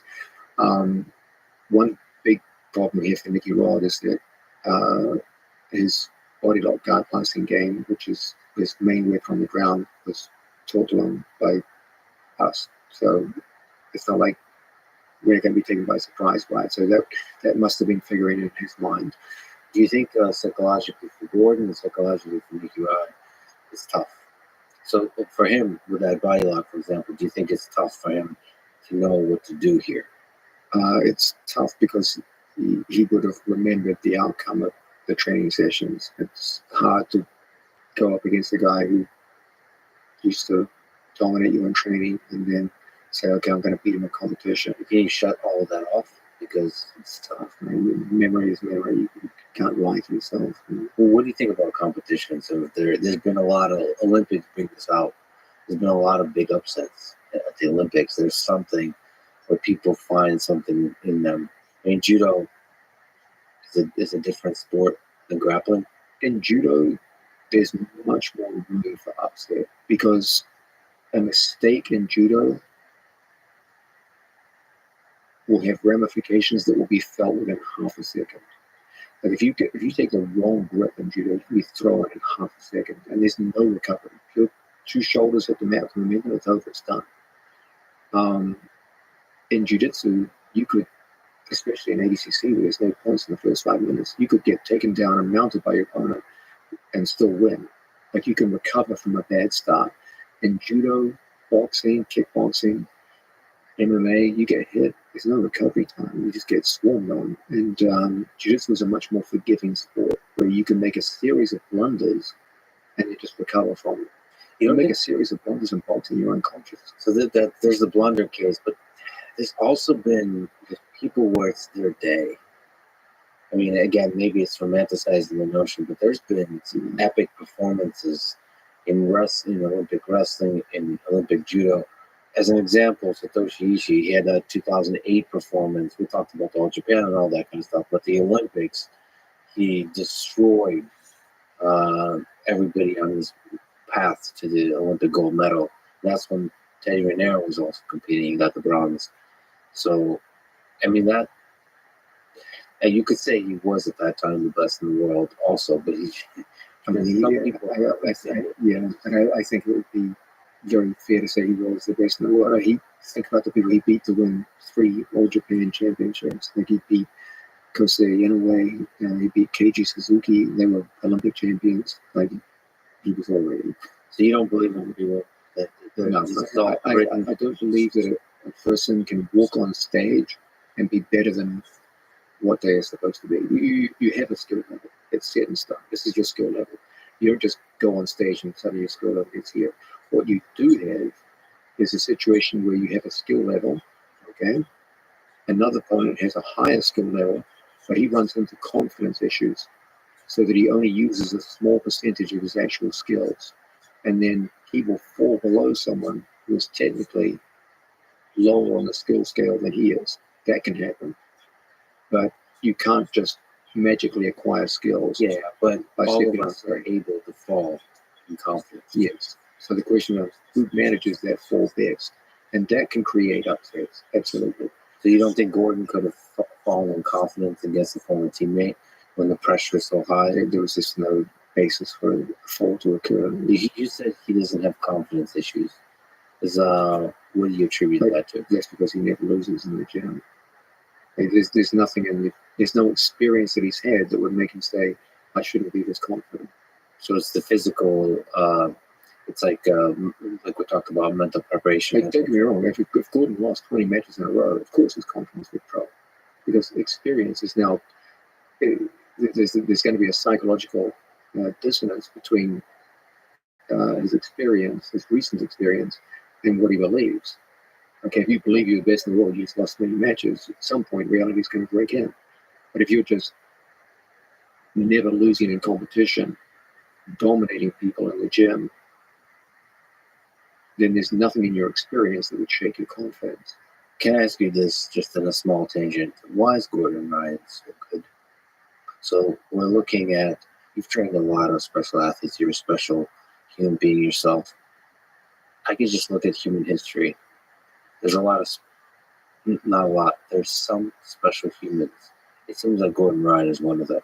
I totally agree with that. Can you try to dissect? That's what I meant when I said I had many students, but only one Gordon Ryan. Like, I've taught many, many people, but they don't all have his skill level. So there's an obvious elephant in the room here. Okay, what distinguishes him from other athletes? Great question. I'll try and give an answer. More than anyone else that I've ever taught, he has a memory for things that were taught to him. He has an ability to recall information that is extraordinary compared to other people in the room. So that's definitely a big part of it.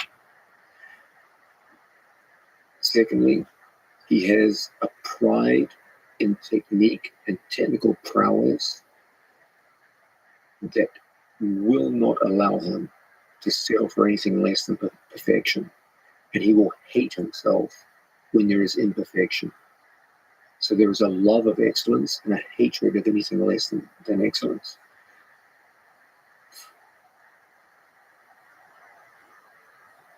He has an ability to pull the trigger when opportunity arises, which is truly extraordinary. Many people know what to do, but when the moment comes, they back off and they'll doubt themselves. If Gordon sees the opportunity, the trigger pulls every time. So can I just link on that? Absolutely. There's a few times where he gets a little bit of an advantage and he just chases it to get a big, like Andre Galvao. You get, it's like there's a dance and you get one step ahead and he's able to chase that. Get a little glimmer of the back and he's able to chase that all the way to back control. So that is that kind of the trigger that you're referring to? Yes, it runs deep from that too. It's the idea that good athletes are greedy athletes. Okay, when they see a small opportunity, they try and get as big a bite of it as possible. So that the mantra that we always have in training, if you can see the bag, you can take the bag.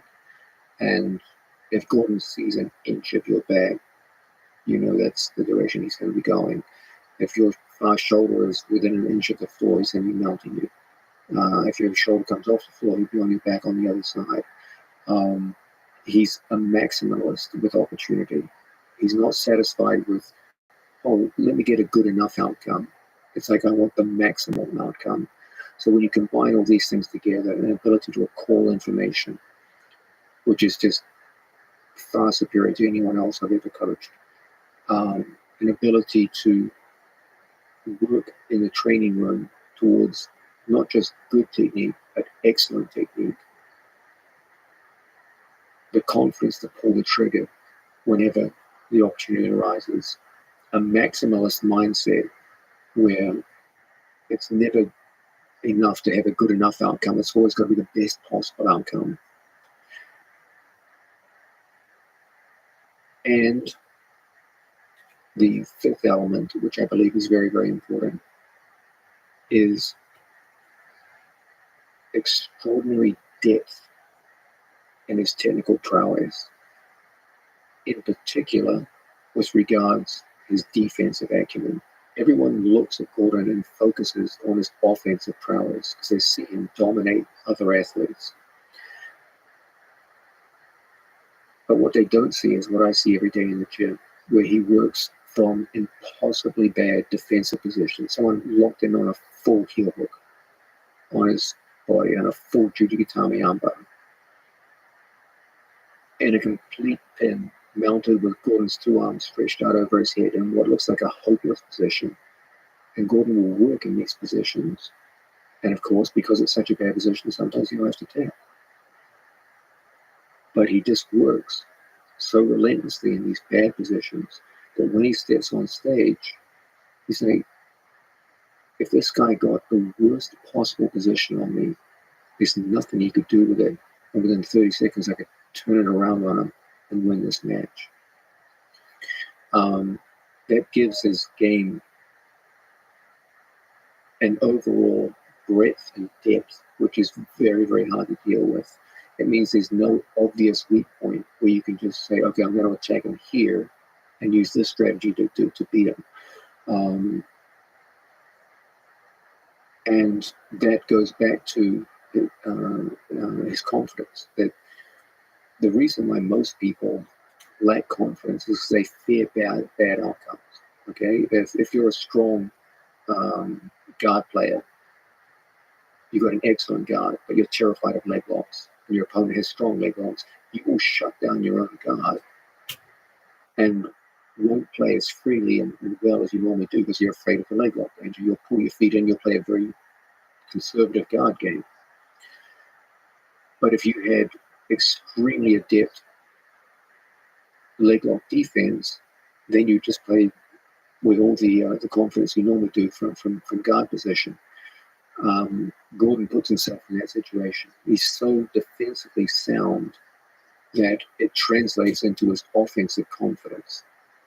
When you talk about memory recall, it's interesting. I can't help but see parallels between him and Magnus Carlsen, who's a chess player, who's the number one in the world,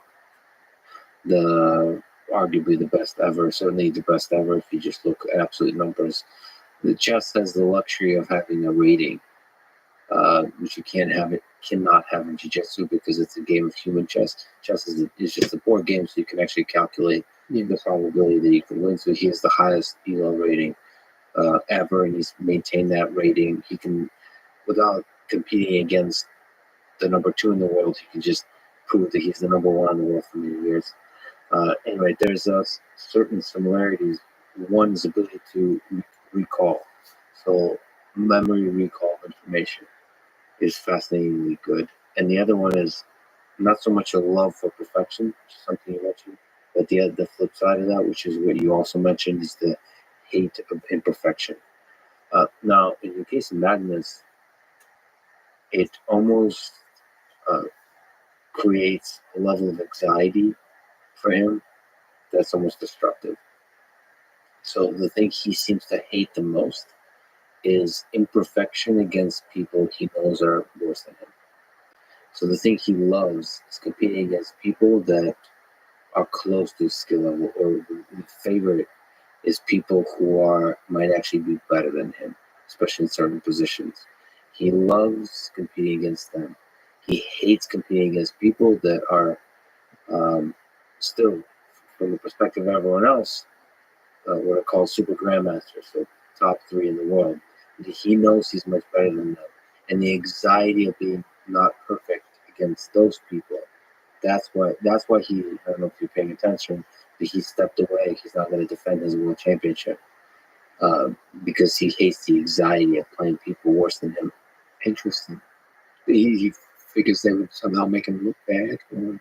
No, he just, for him, at least the language he uses, it's just not fun. And he likes having fun. To him, it was fun to win no matter the skill level, the world championship the first time. But then defending it is a very grueling process.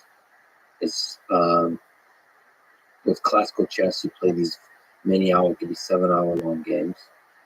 And on top of that, he really hates the fact that it's only, I forget what it is, but a single digit number of games. It says it's low sample. So I can't. I would like to play 20, 30, 40, 50 games if we're going to do it this way.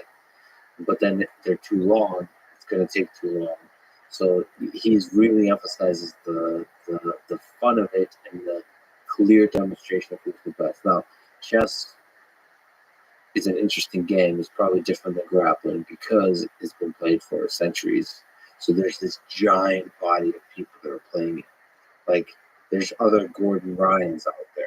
Imagine a world where there's multiple Gordon Ryans or something like that. It's different dimensions, but you have like sharks everywhere. And so there is fun to be had, even at the very, very, very, very top. But the memory recall is the thing that stands out, and the hate of imperfection. More intense than anybody else in the game. Fascinating. That takes us back to the final. Yes. So here, Gordon is facing Nicky Rod. Former training partner. And again, the intention here is this has to be put in the context that Gordon will be fighting the greatest ACC grappler of all time in a few hours after this. So what we're looking for is a quick resolution. Still, the shortest possible match. Now, there's a complicating factor here. Nicky Rod was a wrestler before he was a jiu-jitsu player. On paper, the way his route to win is via wrestling. He's not going to be able to submit Gordon Ryan, and he's not going to be able to pass his guard. So he has to win by wrestling. In the ADCC finals, you cannot sit the guard. So the approach that Gordon used earlier that we saw on video cannot be used in the finals. Gordon must wrestle his opponent. So on the way out, Gordon and I were talking, and we'd had discussions obviously during the camp, what's the appropriate thing to do here. And there had been some matches earlier in the event where it was becoming obvious that stalling was being heavily punished by referees. So I said to Gordon on the way out, just give him your leg. Let him take you down. Because in the first 10 minutes of the finals, takedowns don't score anything. Well, there are no means of scoring the first 10 minutes, but you can't sit the guard. That will reward you a negative point. So I said, just let Nicky Rod take you down. And he's like, Nicky Rod's not going to take the bait. And I said, if he doesn't, I'll call him for stalling. And so, and then Craig Jones also commented after the fact, is I don't know why Nicky Rod took the bait. So if we see the start of the match, you see Gordon comes out and offers a leg. Now, it's not that Nicky Rod is smart. He knows what's happening here. And what's he going to do? Stall for 10 minutes and get like 5 stalling calls put against him? So Gordon gives him the takedown. That way they go to the ground immediately with no effort. And the match now favors Gordon because Gordon is significantly more skilled on the ground. The question is, how can we make this match as short as possible?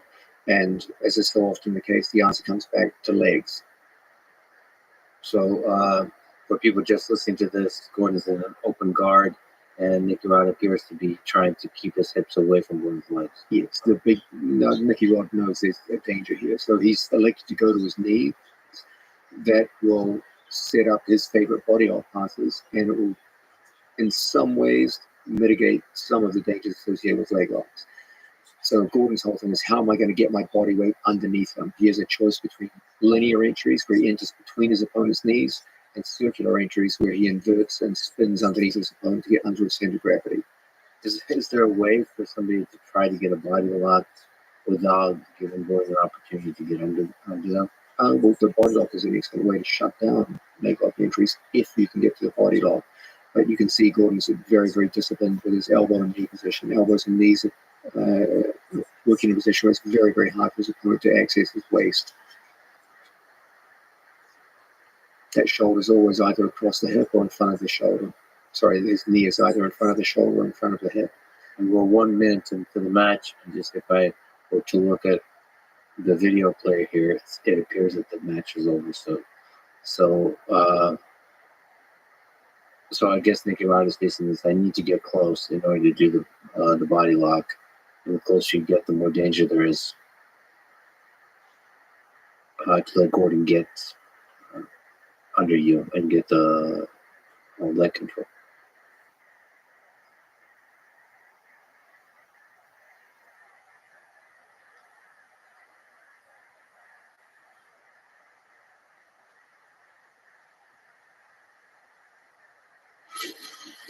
Now it's time to get close here.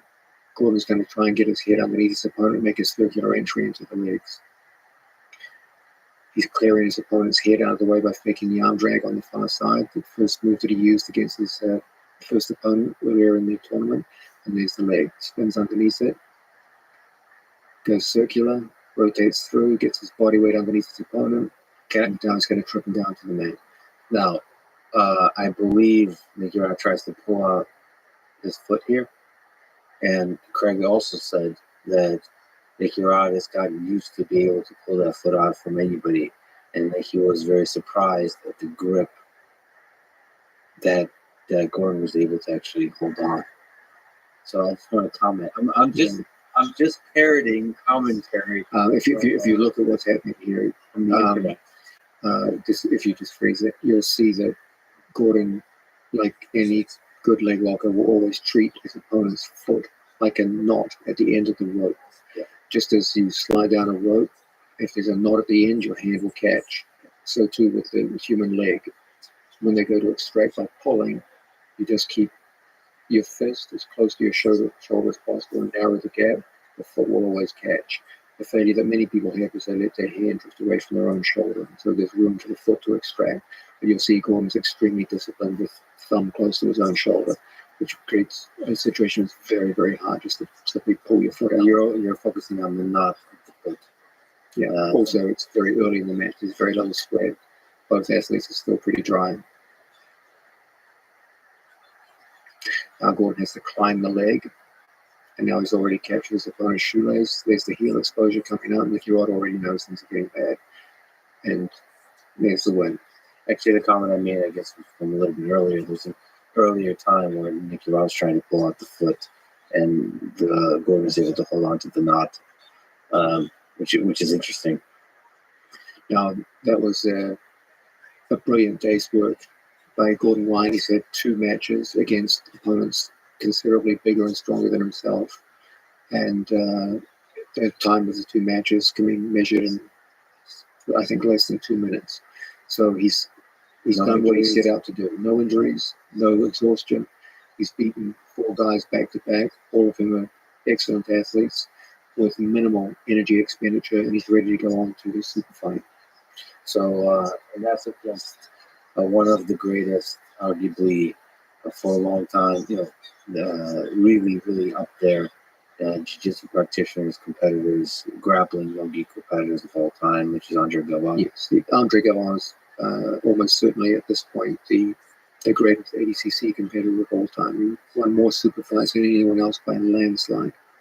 So, if I may just read a few words you've written on Instagram about this match, about Andre Galvao, on greatness. How great you become in any given endeavor will always be assessed by the degree of difficulty of the barriers you have to overcome to get to the top. Just as the lion became king of the jungle, not by living among sheep, but by dominating a world of elephants, hyenas, buffalo, leopards, crocodiles, so too the greatness of an athlete will be determined not just by his own ability, but by the greatness of the athletes he faces. Thus, in his quest for greatness, Gordon Ryan owes a debt to the greatness of his toughest opponent, Andre Galvao. And you go on to sing him praises. So, and that introduces this match. There was an interesting moment. I didn't even listen to the words exchanged, but because I had the great fortune of sitting next to Hacho Gracie, there was this fascinating moment before the match. I can't believe Gordon is sufficiently relaxed to do this, but he walked up to Hacho Gracie and had a discussion. What do you think? You faced Andre Galvao before. What are your suggestions? and they've talked it back and forth. They brainstormed ideas like minutes before the match, and it was just a beautiful moment of like, I don't know, like Tiger Woods and Michael Jordan talking to each other, something like that. I mean, I wonder how much brainstorming there really was, and how much was it just kind of like spiritual inspiration or something like that. Yeah, I think it's more spiritual inspiration. He looks up to Hodger Hodger's a very close friend and mentor of mine. So I always tell my athletes, look to Hodger as your example. This is a guy who always fought for the finish. He tried to express the highest ideal of jiu-jitsu, which is control leading to submission. In every match he was ever in, he even lost matches on tactics against people that he could easily have defeated if he adopted a different tactic. But he always insisted on victory by submission. It defined his career and made him who he was. And I always try to have my athletes emulate him. So, what was the strategy going into this match? What were you thinking? Okay, for Andre Galvão, there's a sense in which Andre Galvão had to fight literally the perfect match to win this. Okay, this is a match that's going to be 20 minutes long, and potentially 40 minutes long. Andre Galvão cannot win by submission. Gordon's submission dominance here is just too great. It would be exceedingly difficult for him to win on the ground. Gordon's ground positional game is just too advanced. And so for Andre Galvão, he had to win. If he was going to win, it was going to be in a standing wrestling exchange where most people assessed him as having a measure of superiority over Gordon Ryan. The problem is that it's hard to just keep a potentially 40-minute match on the ground, off the ground that whole time. It's very, very difficult indeed. So he would have had to fight literally the perfect tactical match to make it happen. And he would have to do it without getting called for scoring points. Gordon has the luxury that if at any point they go to the ground, he has complete dominance. But Gordon, too, has a problem that he can't pull guard without being penalized. And if Andre Galvão can play this tactical game of forcing Gordon to pull guard and then staying at a distance where he's doing enough action not to get called for stalling, but not so much to engage with the dangerous Gordon Ryan on the ground, then it's feasible he could have won. But it would have been, as I said, it would have required the most perfect application and integration of technique and tactics that he's capable of. How much intimidation was here? Was there, or are these athletes already beyond that? When you say intimidation, be more precise. Do you think there is some degree, if you're just to empathize with Andre Galvão, do you think there's some degree in which Gordon was in his head? Because of the trash talk leading up to certain events, because of the level of dominance that Gordon has shown in this competition and in the months and years leading up to it. Also, the fact that Andre Galvão is also a coach of a large team, so there is some pressure to demonstrate to the team that the old line still got it.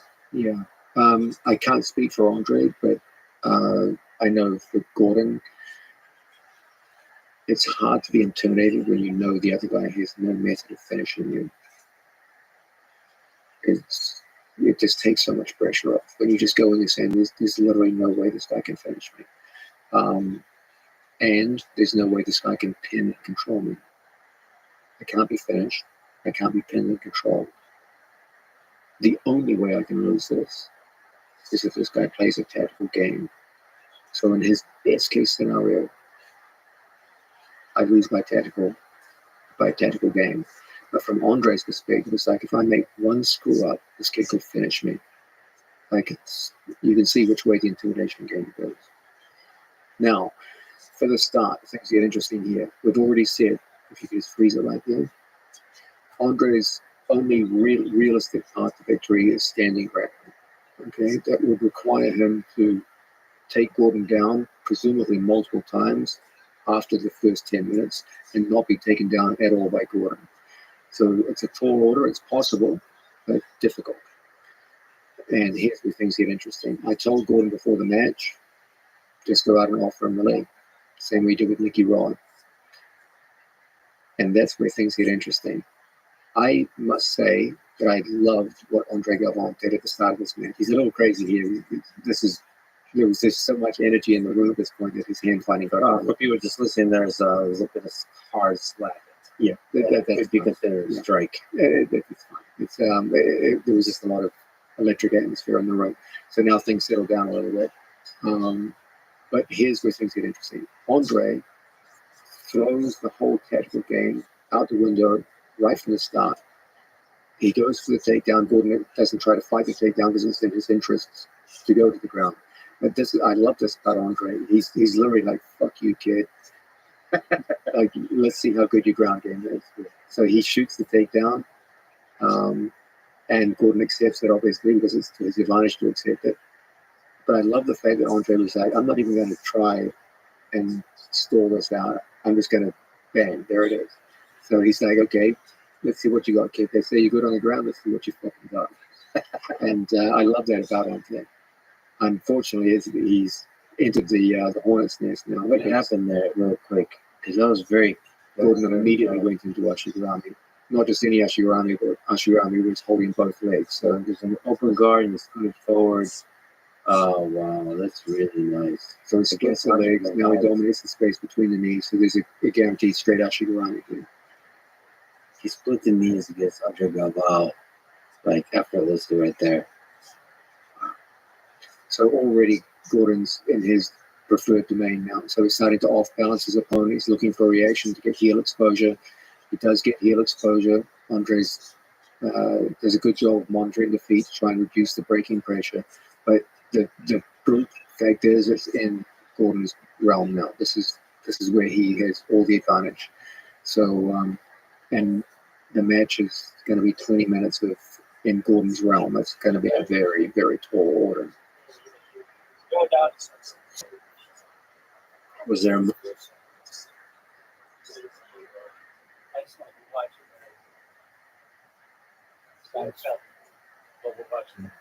But the if the show kick off and sensitive, you don't know what that's going to do.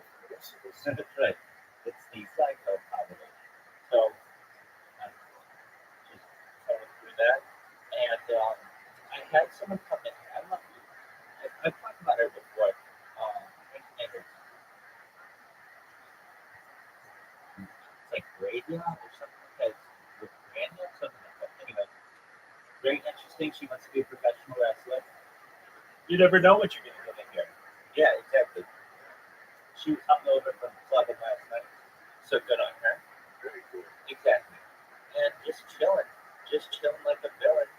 I was thinking I could stir some shit up a little bit in some of these boards, but in the meantime, just relaxing. TCB, as they say, taking care of business, especially with some frequencies. That's right. I'm pissed off at everyone, and you're gonna hear it. Firstly, everyone go fuck yourselves. That's it. Right, exactly.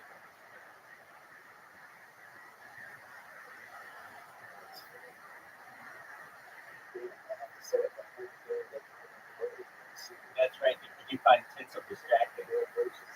Exactly. Tinsel distracting. Exactly.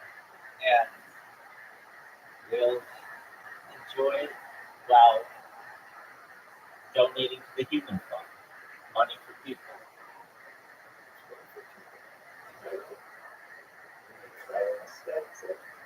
You know what? I watched that one earlier. That's the Kenny Rogers roaster, which is one of my favorite ones. Yeah. I always check that out.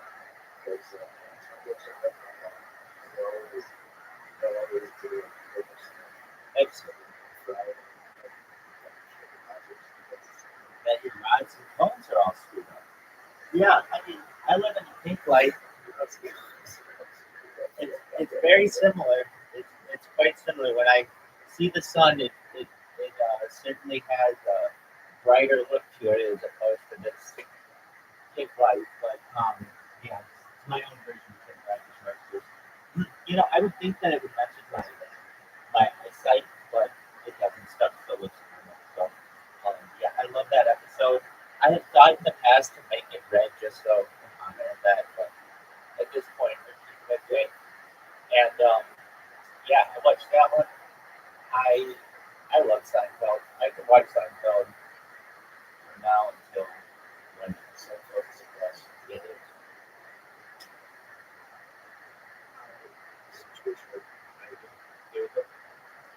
A moment here.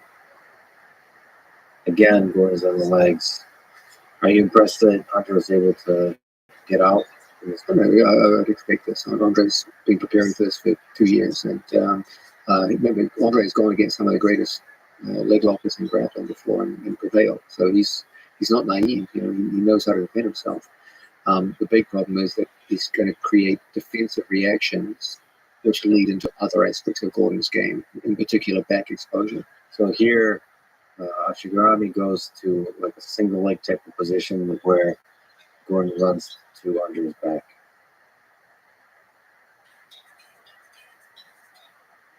Now he has to return him to the mat. The most efficient way to do so is always courtesy of foot sweeping. So he pulls out a Diashi Harai from the back to sweep him down to the mat. And now Gordon's on top. And this is a serious problem for any grappler in the world. Once Gordon gets top position, he's just relentless. But just getting Andre Galva's good, just getting the guard back, all of that, it's great. There's also a sense here in which Gordon is pacing it to just to physically fatigue an opponent. So he's passing the guard, but not rushing it.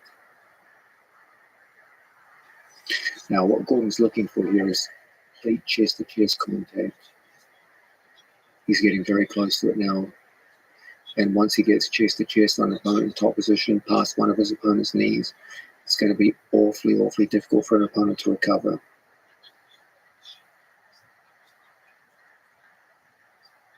What is he waiting for here? Is there pressure here? There's Over time, he just wears you out. Yeah, it's part of a campaign of attrition, of pressure over time. Now he's creating a situation where he's either going to get back exposure or mount exposure. And either way is pretty much fatal when you're dealing with Gordon.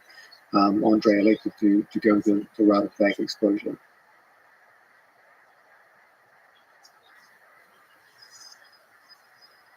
Gordon, that body triangle is on his back. Now it's Now there's one physical problem here. That's that Andre Galvan has a neck like a ball, and he's a very short and very thick neck. So penetrating under the chin for his strangle can be a real problem. He also has extremely well-developed shoulders and upper arms. So when the head comes down and the shoulders go up, there's very little real estate to work with regards to strangle holds. So Gordon in time will trap one of his opponent's arms with his legs in order to take away one of those strong defensive arms. There you can see the arm has been trapped, and now he can start moving towards the strangle. and now here is still difficult. It's still difficult, but things are looking good. There's still a considerable amount of time left on the clock. Gordon is well ahead on points. So all the pressure, all the tactical pressure now is on Andre.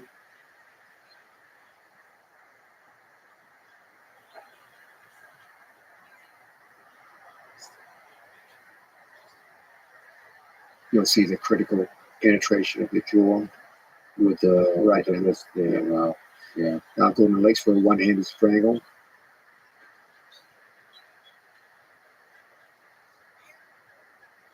Wow. Andre fought very bravely. But a strangle, it doesn't matter how brave you are. And where does the strangle actually happen in terms of? It felt like the strangle was at the blade of the. So it wasn't even fully sunk in. So where is that like a full cone? It's like one-handed. There's a sense in which once you get underneath, you know the inevitable fall off is So coming. again, the inevitable. You're feeling the inevitable. It's like a to go back to your chess analogy. It's like resigning in chess. Yeah. And chess is considered almost like impolite to let it run out when you understand that death is on the horizon. And there's a lot there's a lot of respect. That was the beautiful thing with all the trash talk and everything like that. You ordinarily shows respect. I love that about the drama of combat. It's trash talk in the beginning and respect at the end. I think it's when you feel someone. Andre has great skills, and when you grapple someone, you feel just how skilled they are, and it whatever issues you had prior to the match evaporate when you feel okay, they're just like you, they do the same moves and same kind of concepts, and you see that there's more that bonds you together than separates you, and that's the feeling at the end of most grappling matches. So if we could talk about Giancarlo, who had an incredible performance. And there's a lot of things we could say. We could probably go through his matches, but if we could just talk without that about some of the most impressive things you saw about him. One of the things I think you mentioned elsewhere in here is about confidence. So one of the things you saw that could really benefit him as an athlete and competitor is to build up his confidence. Is there, can you speak to that? First of all, I should give you some background. Giancarlo Bodoni was a strong local black belt in Boston, teaching at Bernardo Faria's school. When I would film instructional videos, I would often talk to him and talk to him about his competitions and training. And he would do local competitions. He was trying to go from gi training, which was the majority of his competitive background, into no gi. And he was struggling in local competitions, especially with things like leg locking, where he had no background in leg locking and would often get submitted. So as we worked together on instructional videos, we would talk and discuss.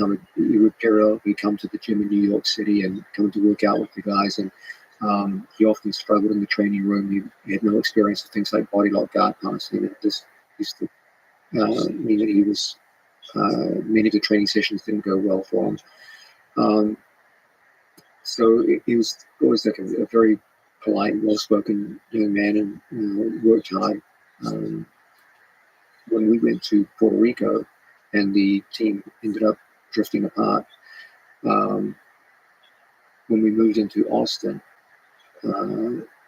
he said, now that many of your athletes have left, could I come down and train with you guys full time? And I was like, yeah, I'd love to. I thought it'd be a great training partner for Gordon and Gary. We didn't really have any training partners at that point. And sure enough, he just picked up everything he had and moved down to Austin. Now, anyone who just moves halfway across the country to begin training, that already gets my respect right there. That's a big commitment. And he began training. We put him on a training schedule where first he had to cover up his big weaknesses. He had limited attacks from bottom position. He had poor leg lock defense, and he was very, very vulnerable to certain kinds of guard passing, which weren't part of his experience. This is all a year out from ADCC. Yes. And we should also maybe give the spoiler, which is he wins his division in a dominant fashion. He also does incredibly well at the absolute. Yeah, it was an amazing thing. To give you an idea, when he first moved to Austin, he competed in a WNO event. I don't think he scored a single point, lost a couple of matches, and including matches to people who were in this ADCC. So he came out of that looking very depressed, and he lost to Kenneth Duarte, he lost to Mason Fowler. So Giancarlo always struck me as someone who was positionally sound. He had like good guard retention, things like this, but he had no offense, he had no leg lock defense, and he just wasn't able to assert authority on matches. He was a guy who was always going to be tough to beat because he was hard to pass his guard, that kind of thing, but he wasn't dangerous. I ask you a question on that. Yeah. Because my interaction with him early on when he came to Austin, I remember he interacted with me a bunch on the mat, showing me stuff. But I wonder if that kindness is a detriment to the confidence. Is there some connection? Again, The killers can be nice too. Absolutely. Confidence comes from skill level. And confidence is a much more rational thing than most people describe it. People think of confidence as like this esoteric, ethereal element that you either have or you don't. But in fact, confidence is much more a reflection, a rational reflection on your past experience. And if you're successful with your past experience and you're expecting to uh, compete in a situation which is similar to your past experience, and that past experience has mostly been successful, you'll be confident. Are you pretty confident that the sun will rise tomorrow? Of course you are, because it's done so every time in the past. Now, there's no, as people like Hume pointed out, there's no supreme rational reason for believing this, but nonetheless, your confidence is high. And it's the same thing in jiu-jitsu. If you're performing well and skills are the reason for that, your confidence will be high in the future, regardless of what your mindset is. So it's not a question of, this personality does better in competition or that personality. Ultimately, it's going to come down to your skills, and your confidence will be a reflection of your accumulation of skills. So, what was his journey like to a person who lost to a person who dominated the competition? Yeah. First things first, we have to say, okay, you've got an obvious weakness, leg lock defense. So every day in the gym, he would be taught, okay, this is where you put your feet. This is where your position you need. You point your knee this way, not this way. Then he would have to start sparring situations in leg locks and have to work his way out. Initially, these were like heartbreaking sessions for him. I've got to give that kid full credit. Like, he just worked his way through it patiently, dealt with frustration, initial failures, and just said, I'm going to get better. Can we just swing on that? So, what's the experience of those early training sessions like from an athlete perspective? It's daunting. Are you basically dealing with the rational thought that you're not going to ever be good? Yeah, you're wondering if I even got what it takes. Like, think about it. He's an established player. He's been in IBJJF competition. I believe he's a brown belt world champion in the gi. And suddenly, a group of kids that he's never even seen before repeatedly submitting him with leg locks in the gym. He's like, man, this is terrible. Like, a year from now, I'm supposed to fight ADCC against people like Craig Jones, like some of the best leg lockers in the world. Like, it must have been hard, but he just stayed in there and worked hard with him. He just was in the gym 3 times a day, studying every day. And unlike so many other people, every time he was shown something, he consciously and deliberately tried to enact it, even at the price of initial failure. Do you advise that that's a good way to go? It's the only way to go. Like, if you can't wrap your head around the idea that trying to acquire new skills will create a temporary time where your effectiveness diminishes as you're trying to bring on new skills, you're never going to make it, because you'll always stay at whatever skill set you are. The whole mental trick is to imbue this idea of delayed gratification, that you have to accept that when I bring on new moves, my overall effectiveness will diminish. But there's the belief that in time, as my skill performance increases, it will increase over time, but it will come at the price of initial frustration and failure.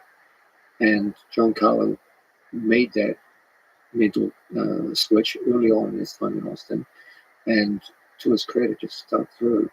Within a very short period of time, it became very hard to leg lock. And even the best leg lockers in the room had a hard time with it. And that was the first step in confidence. To say, okay, I'm not getting finished quickly anymore. Then he had to bring in a whole new set of upper body submissions. He neglected upper body submissions. When you say upper body submissions, do you mean normal strangleholds, arm locks, things like this? And in particular, he put very, very hard work on the strangleholds. He had always been someone who was positionally strong. He could get to the back. He could never finish from the back. And then suddenly, in the gym, he started finishing from the back. And then his gym performance against the lesser students increased, and you bump him up against better students. And then this goes on all the way up to the best guys in the room. And in time, in a relatively short period of time, there were significant increases in performance. And success begets success, and this kept going. We started to get a hint of his developing confidence in local competitions. I remember seeing Giancarlo compete in a local fight to win competition against a tough Brazilian kid. Giancarlo just came out, dominated, and finished with a leg lock. Now that was interesting. It's like, okay, you're the guy that used to get finished by leg locks, and now you're beating tough opponents with leg locks. And that was an important psychological step for Giancarlo Bardoni. And with each little step, as we went further and further, then he got to ADCC trials and had one of the great performances. I believe he submitted all of his opponents in ADCC trials and put on a fantastic display of grappling. Shockingly, no one paid attention to it. They were just like, oh yeah, he won. And Giancarlo flew into ADCC completely under the radar. They just saw him as, oh, he's the guy that won the American trials.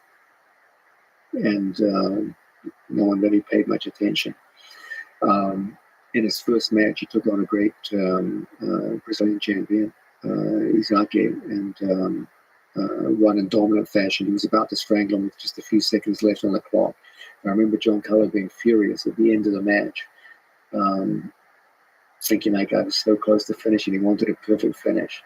And Up on point, 6-0. yeah, and Still chasing. you know, he could have just coasted at this point, but he wanted to finish every one of his opponents.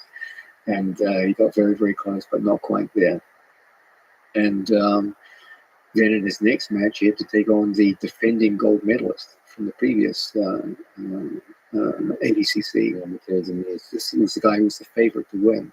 So you have a relatively unknown Giancarlo fighting the man who defeated Craig Jones in the previous ADCC. What do you remember what stood out to you about this match? So Ted is good wrestling, he's good everything. Yes. Good all around grappling. He's got, by jiu-jitsu standards, he's a very strong wrestler. So our intention was to match his wrestling with Giancarlo's judo skills. So you will see, if we could perhaps go back, you'll see the first takedown.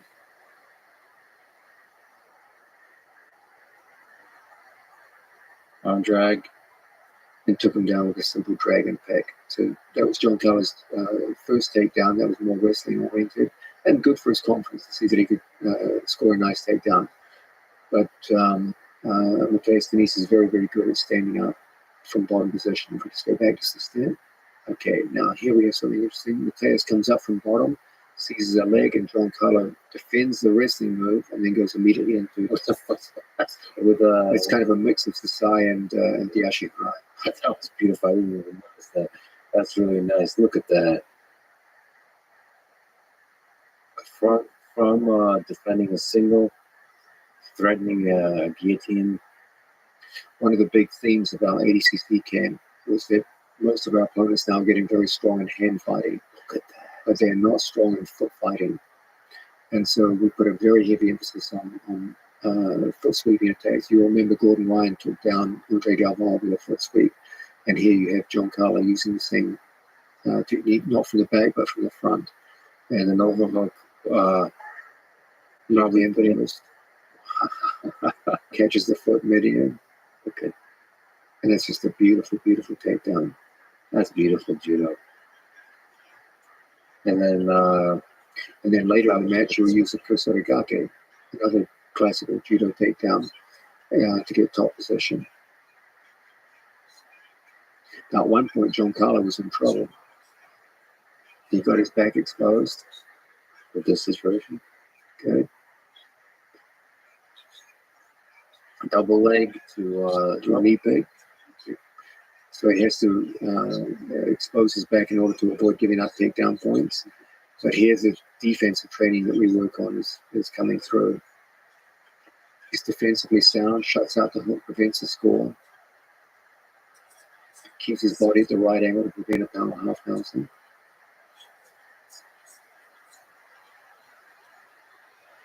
Staying calm. Now he's got to turn this around.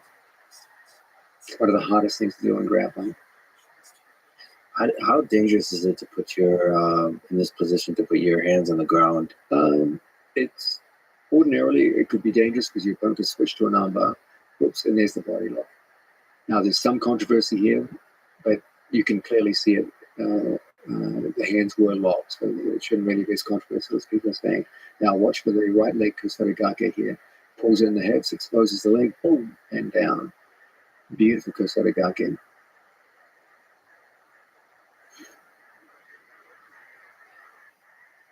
Also, probably a lesson that complaining to a ref does not protect you from a good takedown. Yeah, that's why they say in combat sports, defend yourself at all times. But now the great advantage of judo takedowns over wrestling leg tackles is that they confer upper body connection after the takedown, which is very, very important for ADCC.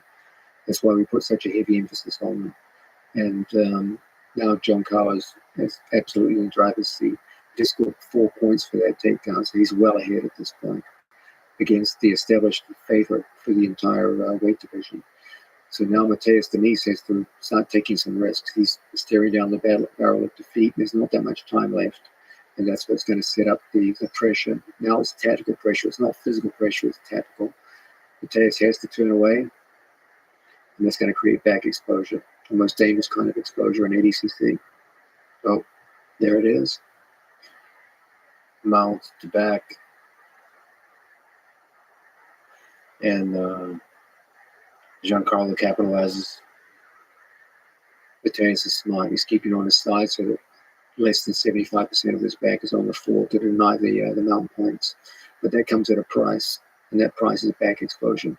So the thing we talked about with Gordon, the circumstance of fate, which is he has a lot of grueling tough matches and still chooses to do absolute. So and he seems to just power through all of it. How much of the calculation is how to survive the cardio, the grueling cardio aspect of all of this? It's a great question, and the truth of the matter is you can't afford to pace yourself. Because if you say, I'm going to hold myself back for this match, in expectation of the others, you could end up losing your first match. So he didn't pace himself at all, any of the matches. Yeah. You have to just be in good shape, and that's what the camp is for. No, it's mostly physical. That's what the camp is for. Like, he's felt more pressure in the training room than he felt in any of his matches. But still, so attacking. Look at this. That was a beautiful transition. With him from back, or from whatever the heck that position was. You're right. From looking for the back, transitioning here. What the heck is this transition? So Mateus is engaging in a very good tactic, which is to get most of his back off the ground to deny the mount points. So as back exposure starts to occur, he turns in. But you can see what's happening here. As the left foot goes under, it's going to create a beautiful triangle entry.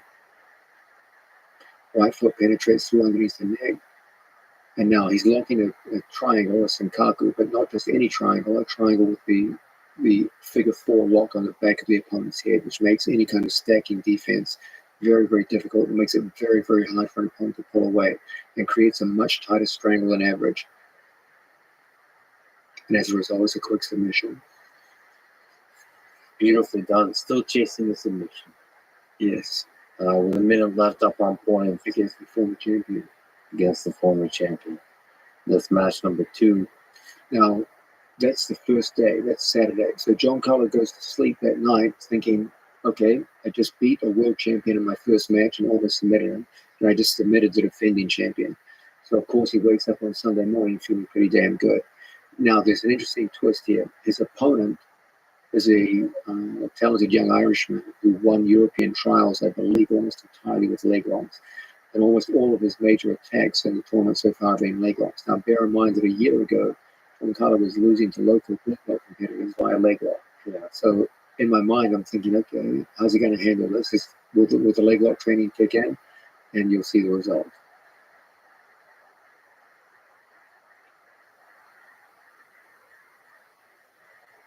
Giancarlo is on top, passing an open guard. So you can see keeping his legs away from any attacks. Yes. His opponent, Owen from Ireland, is employing the same tactics that we made famous years ago. The idea of sitting to butterfly guard and looking to entangle the legs. He's kind of playing that game. So John Carlos is obviously used to this from training in the gym. So he's doing a good job of preventing entanglement, controlling his opponent's shoelaces, and moving out to an angle which limits his opponent's entry options. So hands on the shoelaces and angles is a good defense here. It's an initial defense. Now his opponent wants to get underneath the center of gravity. So Giancarlo wants to get outside the line of his legs. At some point, your opponent's going to entangle. If he's determined to entangle, at some point it's going to happen.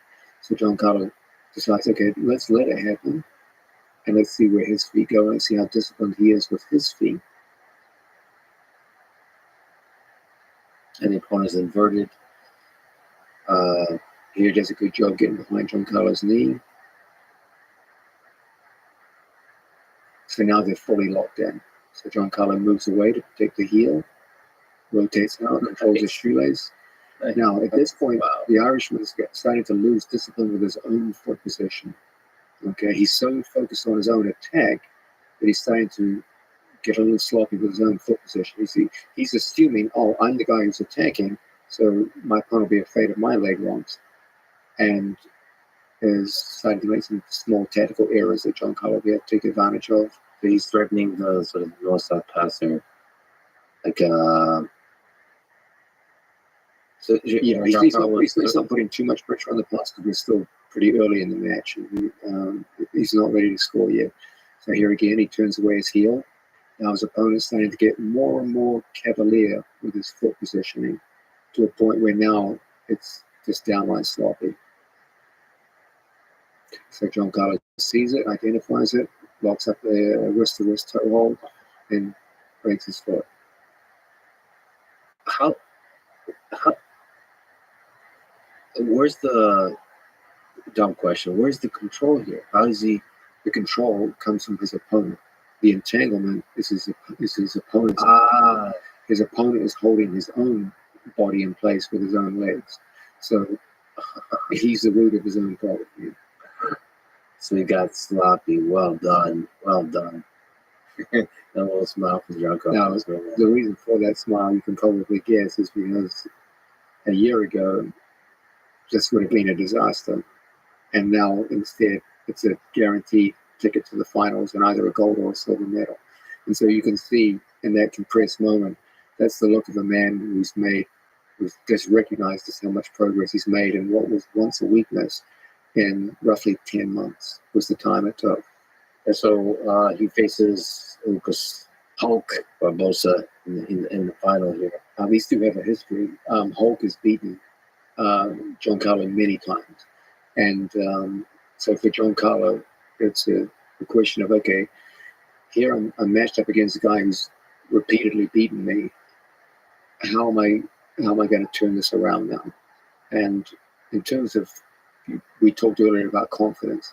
If confidence was just a mental thing, Giancarlo never would have won this fight. When you've lost all those times to an athlete, words aren't going to change anything. But you can see right from the start when they get into the hand fight, Giancarlo is much more tactically adept with his hand fighting. He's doing a good job of controlling his opponent's hands, preventing any kind of prolonged pressure on the head.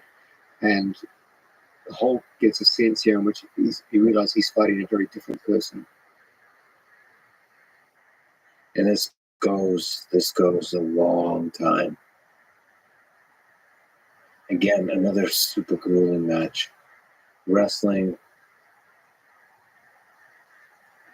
that eventually leads to a back take here, back triangle, body triangle. Here you can see the same tactics utilized by Gordon Ryan. Back control based around the body triangle. Many attempts to try and entrap his opponent's arm and take away those defensive arms. The main difference here is, again, you have an athlete with a very powerful, compact neck, so neck penetration is difficult. And so Giancarlo will switch to a palm-to-palm strangle instead of the conventional figure four. And now there's 8 minutes left, so all the time in the world. Is it only just a matter of time at this point in situations like this? Yeah, Giancarlo has a massive tactical lead in points. There's literally no way he could lose this match at this point. Even if his opponent did get out of here and take him down, Giancarlo would still be ahead on points. So the question now is not whether John Carter will get the gold medal, but whether John Carter will get it by submission. And there it is. There's the penetration of the neck, and he can't get the figure four, so he ults for palm to palm instead, and there's the submission.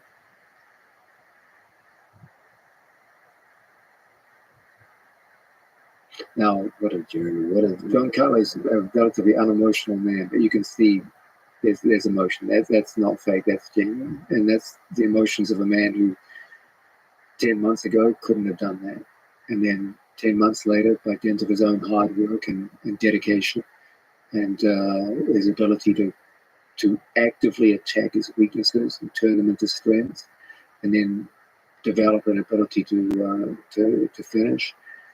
That was a truly remarkable achievement. Let me ask you about Gary Tonin. So he is one of the, at least in my opinion, greatest submission grapplers of all time. There's a lot of components to that. But he lost in his first match. Not only did Gary lose, he lost to the bottom seed of his division. And that in itself is something pretty remarkable about what's happening in ADCC, how there's a sense in which the days of the invited athletes being far superior to the trials winners are over. It was a clear signal that anyone who makes it to ADCC can beat the best people. Sam McNally is a very talented submission grappler from Ireland. He specializes mostly in arm bars, but he has a good positional game as well. Has a very modern look to his jiu-jitsu, and he did a fantastic job against Gary Tonin. I think tactically, Gary perhaps got a little far away from his true nature in grappling, which is relentless submission attack, and perhaps I should be given blame for this because I put such a heavy emphasis on the training camp overall on positional pressure. I feel that worked very well for all of the athletes except Gary Tonin. And interesting. So his you have to acknowledge the nature of the athlete. Yes. And I think I was coaching so hard to the new people in the room on positional pressure that I neglected Gary's innate ability to the fact that he does best when he attacks exclusively by submission. So I think if anyone should get blamed for the failure here, it should be me. There's another comment is maybe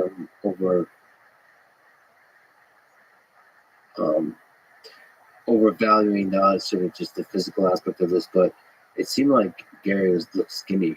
Is the weight cut? Yeah, he this is the first time he ever went down to 66 kilos. So it wasn't critical. There's other guys who were bigger than him who made the weight. But the weight cut, if you can just comment on, does that ever play a part in the athletes, the physical, the mental aspect of the weight cut? It is a thing like in wrestling that could break even some of the toughest minds. Yeah, but no, it wasn't a weight cut that would break someone like Gary Tonin. It's more physical. You train lighter and weaker. You tend to get injured more in camp because you're lighter. We have a team now after the breakout that's mostly comprised of people over 215 pounds. So there's very few small people left in the gym. Most of the smaller athletes went to B team. So Gary's been struggling a little bit with training partners. And but here I think the chief problem was that Gary focused perhaps a little too much on the positional tactical game and got away from his true gift, which is relentless hunting for submissions. And as I said, I think the person to blame for that is me, because I had to put so much emphasis on the positional game for the developing athletes that I didn't pay enough attention to Gary's unique attributes. So this, I mentioned I posted some stuff on Reddit, so there's a really good question here. Somebody on Reddit asked, Gordon has said, and perhaps you have said as well, that there are two types of jiu-jitsu practitioners. Ones who move themselves around, like Marcelo Garcia, and ones that control the motion of their opponents, like Gordon. What are the strengths and weaknesses of each approach? And how do those different approaches apply depending on which weight class you're in? It's a Great set of questions. Yes, I'm the person who promulgates this idea that there's two broad ways you can go in jiu-jitsu. You can either focus on promoting your own movement to create opportunity, or by restricting the other person's movement. If you're a slower, less athletic opponent, then you should definitely focus on the idea of restricting the other fellow's movement. That's how slow, unathletic people win in jiu-jitsu. If you're quick with the ability to change direction, stand up quickly, go down quickly, and move like a leopard, then you're almost always better off generating movement in order to create opportunity. So one is based more on movement as the source of opportunity. One is based more on pressure as the source of opportunity. So you'll get someone like Gary Tonin or the Ruotolo brothers. Their game is based around the idea of promoting their own movement to create opportunity. Whereas someone like Gordon Ryan or Hodger Gracie is about restricting movement and using that pressure to create reactive opportunity. Those are the two paths you can take in jiu-jitsu. Because our team now has become mostly associated with people over 200 pounds, and because most of them are beginners, I took the more high percentage approach of, okay, let's focus primarily on controlling the other fellow's movement. And but Gary's a unique individual, and I feel like I let him down by not giving him special attention in regards to what he does. The fact that you mentioned this now like 4 times in the span of a few minutes, just I love that all of this stuff weighs so heavy on you. And he is a truly special person. It is truly interesting to see what is the nature of a particular athlete that if you highlight makes them shine. Let's go to the part where Gary actually loses the match. Okay, so the match is pretty innocuous at this point. The guy does a good job of turning into the arm, and Gary gets caught reaching from the knees. Okay, that's always a mistake. And the guy does a great job capitalizing on it. Now there's limited time left on the clock. This guy realizes, oh, this is my opportunity. He's got good flexibility and he gets the hook. So he just frees it right there. So there's a minute and a half left, and typically in ADCC, if you get the bag, you score 3 points. So this is a huge score. For Gary to win here, it's got to be by submission. Okay, so Gary's made one mistake. Now, this talented young fellow from Ireland does a great job, not only of getting the back, but he really attacks well from the back. And let's look at the depth of Gary Tonin's defensive acumen here. And we should say, leading up to this, his defense is incredible. Yeah, Keep escaping every. Our nickname for Gary is the slippery salmon, because it's like trying to hold a goddamn salmon on the riverbank, trying to hold on to this kid. So he gets into a position which looks absolutely hopeless here. It gets worse. This is already bad, but it's one of the most fun things to watch Gary is the skill in these escapes. It's incredible. It's beautiful to watch. So the guy has an excellent opportunity to transition off here into a rear triangle, which is one of the hardest things in the world to get out of. And from here, if this was anyone but Gary Tonin, I think it would have been curtains. But you see, Gary just extends, keeps his arm at just the right angle to pop out and gets out. So now Gary's like, oh, crap, I'm going to lose to this fucking guy. So he's got a minute left to do something. So he goes back into his submission mode. He goes back to who Gary Tonin is and immediately goes into leg lock action. Now, the young man from Ireland realizes, hey, I'm going to win this match against the number one seed. So Gary goes into the legs, gets to one of his favorite techniques, the heel hook. Now Gary has a brutal heel hook attack and gets real pressure on the kid's leg. Now, yeah, but to his credit, the kid is smart. He's like, you know what? Let me take some. Is there a weakness to that? Like, will he turn his hips? Yeah, it's unclear from the video whether Gary's arm slipped up. There's considerable braking pressure there. Oh, it slipped. Yeah, it's unclear. But even before, but sometimes the heel can slip because something's popped. So it's unclear what happened there. There seems to be a reaction from the heart of the opponent. Like it definitely did some damage. So Gary goes back for a second. Oh no! And again, Oh, we get no. that same kind of pressure. Oh no! Oh, right. But I like the Irish kid's reaction there. He's just like, you know what? Let me eat this because I'm going to win this match and I'm going to be a legend for beating Gary Tony. So I admired his internal fortitude. And but now Gary knows he's lost it. So there's a sense there in which you see how close it gets in these situations, how little there is between winner and loser. Sometimes you just get these heartbreaking situations where someone who ordinarily you would probably do very well against, and you make one mistake, and it's an unrewarding, uncompromising sport. One mistake can be fatal. In class, you talked about escapes or unlocks, and it applies here as well. So you were teaching arm lock escapes, and I think choke escapes. And the question came up of what should an athlete not tap and risk their arm being broken. And you quoted George Patton, as of course you would, that no bastard ever won a war by dying for his country. He won it by making some other bastard die for his country. So what's your view on when to tap and when not to tap in competition? First off, in training, you should be tapping very early because you're not getting paid to fight in the gym. You're getting paid to fight on stage. So be a professional in the gym. Tap early, tap fast. That way you'll last a lot longer. In competition, things are a little different. You also have to specify what is the situation. Okay, if you're in the first round of ADCC, your first match, you get caught, I would always expect my students to tap. Because if you get your leg broken or your arm broken in the first round, you still got 3 more matches before you get to the final. There's a escape clause there, as if you're a guy from Ireland and you're fighting the number 1 seed. There's always an escape clause, yeah. Like, let it snap. Yeah, let it go. But Your students, yes. yeah, I would expect them to tap. I also think that if you're in a stranglehold, it doesn't make a lot of sense in not tapping because you're going to pass out. Okay? And it's like you said in chess, it's kind of impolite to make the guy take it through to its conclusion. So I don't see any heroism in just letting yourself pass out. Now, things change when you get into a final.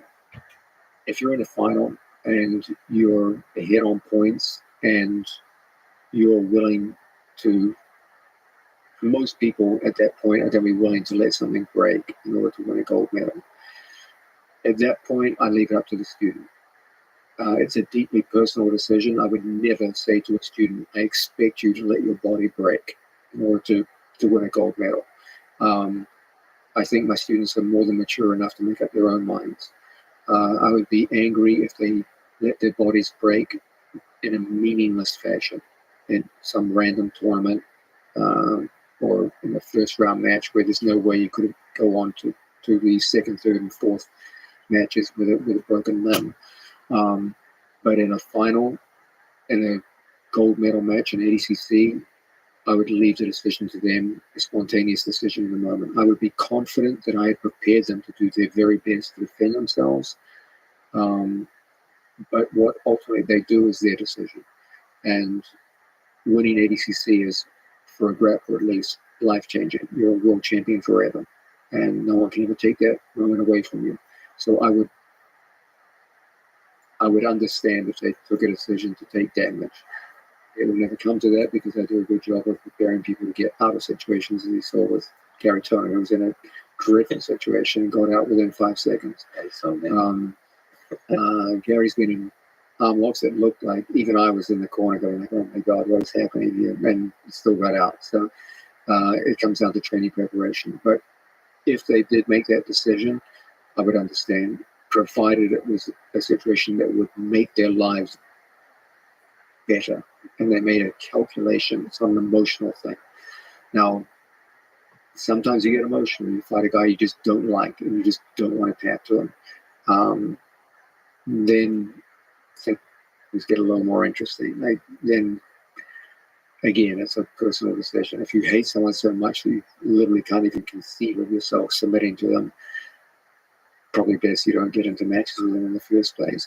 But if it should happen, again, that comes down to the student. I teach technique, not morals. So I let people make their own decisions on that.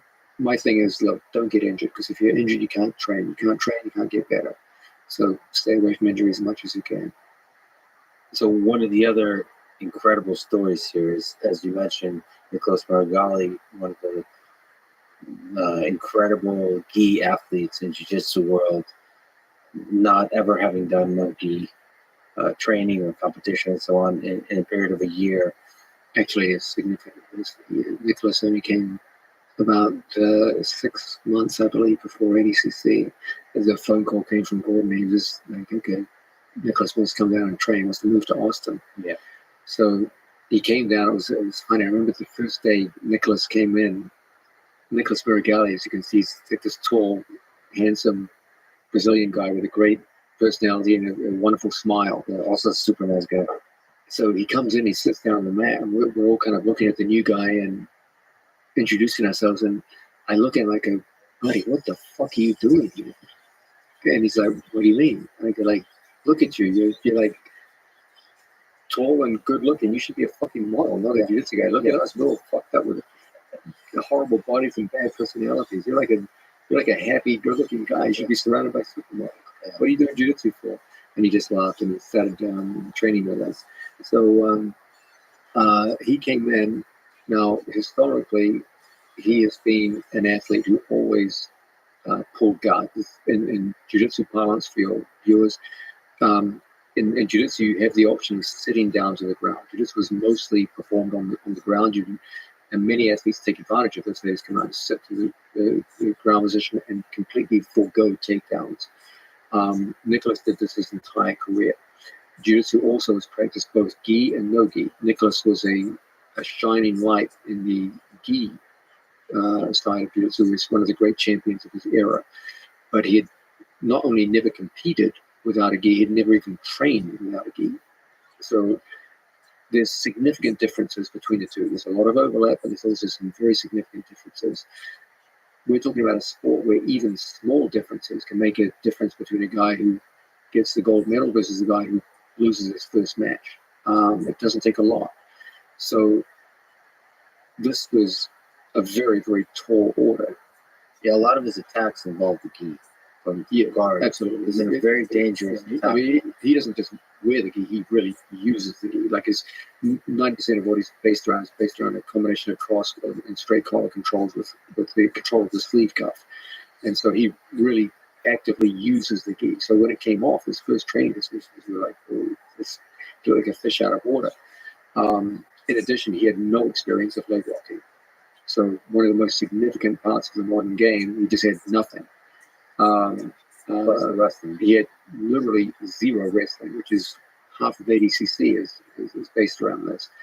So ADCC is like 6 months away, and he has to get ready for the gi World Championships. Nicholas had won many accolades in gi jiu-jitsu, but he had never won the open weight division of gi worlds. So he's like, the first day he's there, he's like, John, I want to be the first guy to win gi open weight and ADCC open weight in the same year. Yeah. I'm like,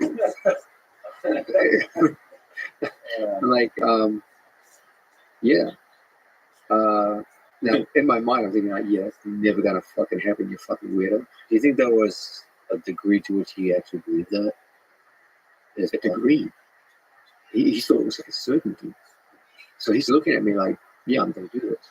So I'm like, well, Nicholas, this is very laudable, and I approve of your confidence. And but this is a difficult goal you've set yourself, and that perhaps maybe like 2024 would be more realistic. He's like, no, I'm going to do it.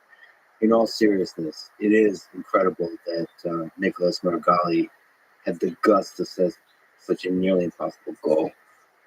So what do you learn from this experience of setting a goal that most people would say is just unachievable, and him actually almost doing it? It's on the surface, it's absolutely crazy. Like when he mentioned the goal to me, I was, as I said, just looking at him in almost like disbelief. I didn't want to show it on my face. And yet he came within inches of actually doing it. He won his first ever gold in the open weight with the gi, and got to the finals and lost a tight decision in the finals to take a silver medal. He wanted 2 golds, he got a gold and a silver. And there's a sense in which the sheer audaciousness of the goal set seemed ludicrous when it first happened. It's like, this is insanity. And yet he came at it with a plan. He came at it with his characteristic passion and hard work, and came within inches of doing so.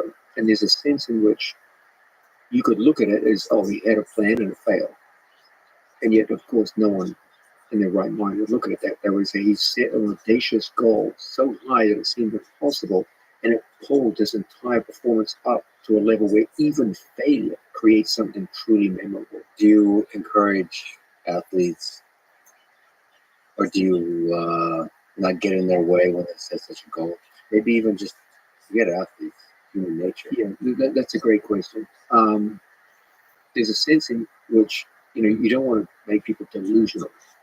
That's sad, but I do believe that if people are sufficiently embedded in a given project, if they're committed to it to a certain degree, then you can skimp on many things in life, but don't skimp on your goals.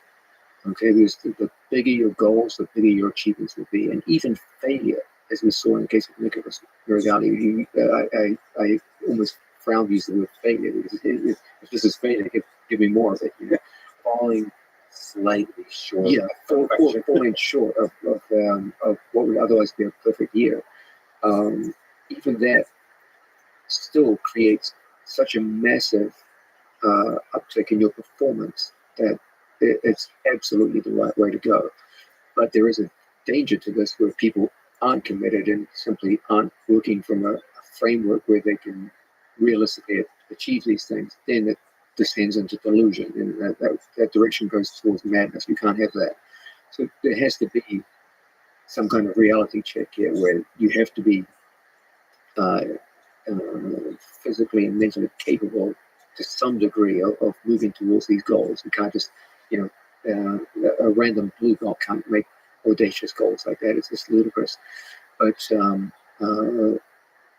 with that in mind, if you're committed and there's a sense in which this is a definite possibility, set your goals high.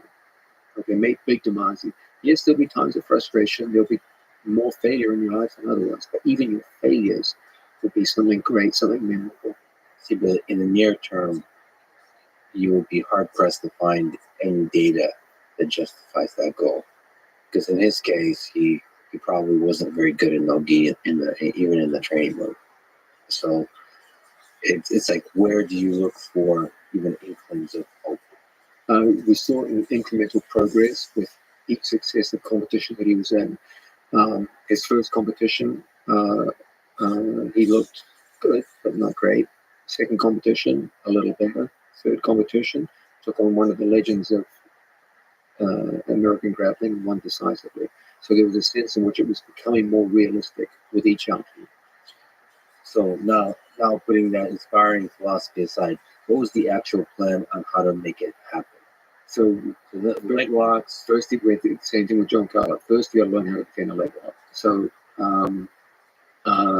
initially, just as John Carlo struggled, he struggled. Then he had to learn not just takedowns, but just how to set up a takedown. He had to learn basics like stance and motion, how to fight with the hands, etc., etc. So he had to learn from the ground up. And then he had to improve. He always had a very good triangle, always had very good arm bar. Those are his two strengths coming into the no-gi training. And those translate pretty well between gi and no-gi. But he had no guillotine, he had no his strangles from the back, and he has great collar strangles from the back, but he really, really struggled with finishing people from the back. So he's learning all this, and then he's like, well, now I've got to get ready for the gi. So we had to switch his training to gi training, and that took out a couple of months. Then he went back briefly to Brazil and got a terrible rib injury right before the World Championships, and came back like more or less unable to move. So the World Championships is a week away, and he's like, John, I can't move. So I'm like, what are you going to do? He's like, I'm going to compete. So I'm like, are you sure? So we fly to California. He goes out, competes. His first opponent is literally the biggest man who competes in jiu-jitsu. This man is almost like 400 pounds. Nicholas has got completely broken ribs. We're taking up his ribs backstage before he goes out to compete. He beats everyone by submission and wins for the first time the open weight, a title he'd never won before. He steps off the mat, looks at me, goes, "Well, I got the first of them. He won it. He open weight and now ADCC. And now he can barely move. He's gone through 2 days of brutal competition. And his ribs are completely screwed up. Takes a week off to try and get his ribs somewhere back in order, and then begins light training, building up to ADCC. We start putting him in no-gi competition. He fights 2 opponents of good quality, but not like world-beating quality. And then as his game starts improving, we're getting closer and closer. He's starting to develop a sense where he can wrestle confidently on his feet. He's no longer easy to leg lock at all, and is starting to leg lock people. And is starting to get his very strong guard passing, which was based mostly around pant grips in the gi, to adapt to leg, no gi grips. In addition, he's starting to develop strong chest-to-chest positioning, which was never really part of his game, a pressure top game. And so things are looking good. He's matched against Rafael Lovato, one of the great competitors of ADCC, and wins a convincing victory featuring a lot of takedowns and a lot of pressure passing. And people were just absolutely shocked. I remember the staff of Flow Grappling coming out going like, "Who is this guy? He's literally transformed. He's like a different person." So he goes into the World Championships. In his weight division, he was matched with a fellow Brazilian in the first match, and they had an absolute barn-burning battle where at one point Nicholas was picked up and slammed and then ended up winning by Kimura, beautiful Kimura.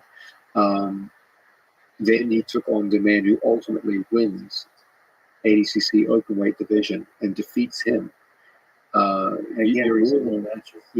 tough match. Now, Yuri Samoy at that stage was 2-time gold medalist in ADCC. Nicholas wins a very, very close match against him, and then fights Craig Jones, who's one of the best leg lockers in the world. So I think most people were expecting Nicholas to get leg locked very easily by Craig. Nicholas showed the degree to which he had improved his leg lock defense in a 6-month period. Craig really got close to the legs and ended up becoming a takedown battle. It could have gone either way. Craig, I thought, did a really good job of pacing himself. Both athletes were very tired, but Nicholas was ahead on points, and then Craig hit one last takedown, which sat Nicholas down to a hit. Didn't score, but it was the most aggressive takedown of that last period. And so Nicholas got the nod and won a narrow victory. Yeah, Craig commented afterwards. He said that I really wanted the submission, and he said Nicholas seemed to really want the submission, but it ended up being a grueling match. He took everything, like exhaustion-wise, everything he had. It was a tough match, and they were very well matched. Once they figured out they couldn't submit each other, it came down to their wrestling ability. Neither one of them is a wrestling specialist, but they're both competent in wrestling, and it became physically very, very tough. Then Nicholas went on to win the bronze medal in his weight division. So the next day, when we get called for the open weight, obviously John Carlo won a gold medal. Everyone agreed that he should go into open weight, and John Carlo agreed. Of course, he was. I mean, like, because he didn't have an easy format. You don't order people until you ask them. No, He was a lighter. I guess the question I'm asking is, how do you find the strength to then go on to absolutely after? Because you've done a 14-week training camp where every day was just as intense as any ADCC day, so you were used to it at that point. But he had very, very long, tough nights. But he's used to it. He's a good athlete. So Nicholas and John Carlo went out, and John Carlo had a spectacular submission victory against his first opponent. Nicholas had some firework matches, and one of the toughest opponents he came up against was the brilliant Tai Ruotolo. They had an absolute barn burner. It was a very, very close match. And Ty had an incredible first two matches. He'd beaten Pedro Marino by submission, and he'd beaten the great Felipe Pena in a very narrow match. Very, very tight. Felipe lost on a guard pull. But Felipe is considerably bigger and stronger than Ty. So for Ty to win that match, even by a guard pull, was deeply impressive. It was an action-packed match that went back and forth. Very, very impressive. Just on a small tangent, yeah. Both the Rothschild brothers had an incredible performance. What do you think makes them so good? If you were to analyze your game, sort of outside of just this specific match. Absolutely. There's a range of factors. One is that they started the sport very, very young. They're probably the first example in American grappling of American students who started at age 4 or 5. Most people, when I began jiu-jitsu, started jiu-jitsu as adults. I was 28 years old when I had my first lesson as a white belt. So in time, people got a little younger. For example, Mickey Ryan started when I think he was 12. But the Rothschilds started when they were literally children. They had excellent coaching going all the way up through into their teenage years. So they had the advantage of starting the way so many successful athletes do as children and going up through adulthood and with strong coaching all along the way. Excellent parental support.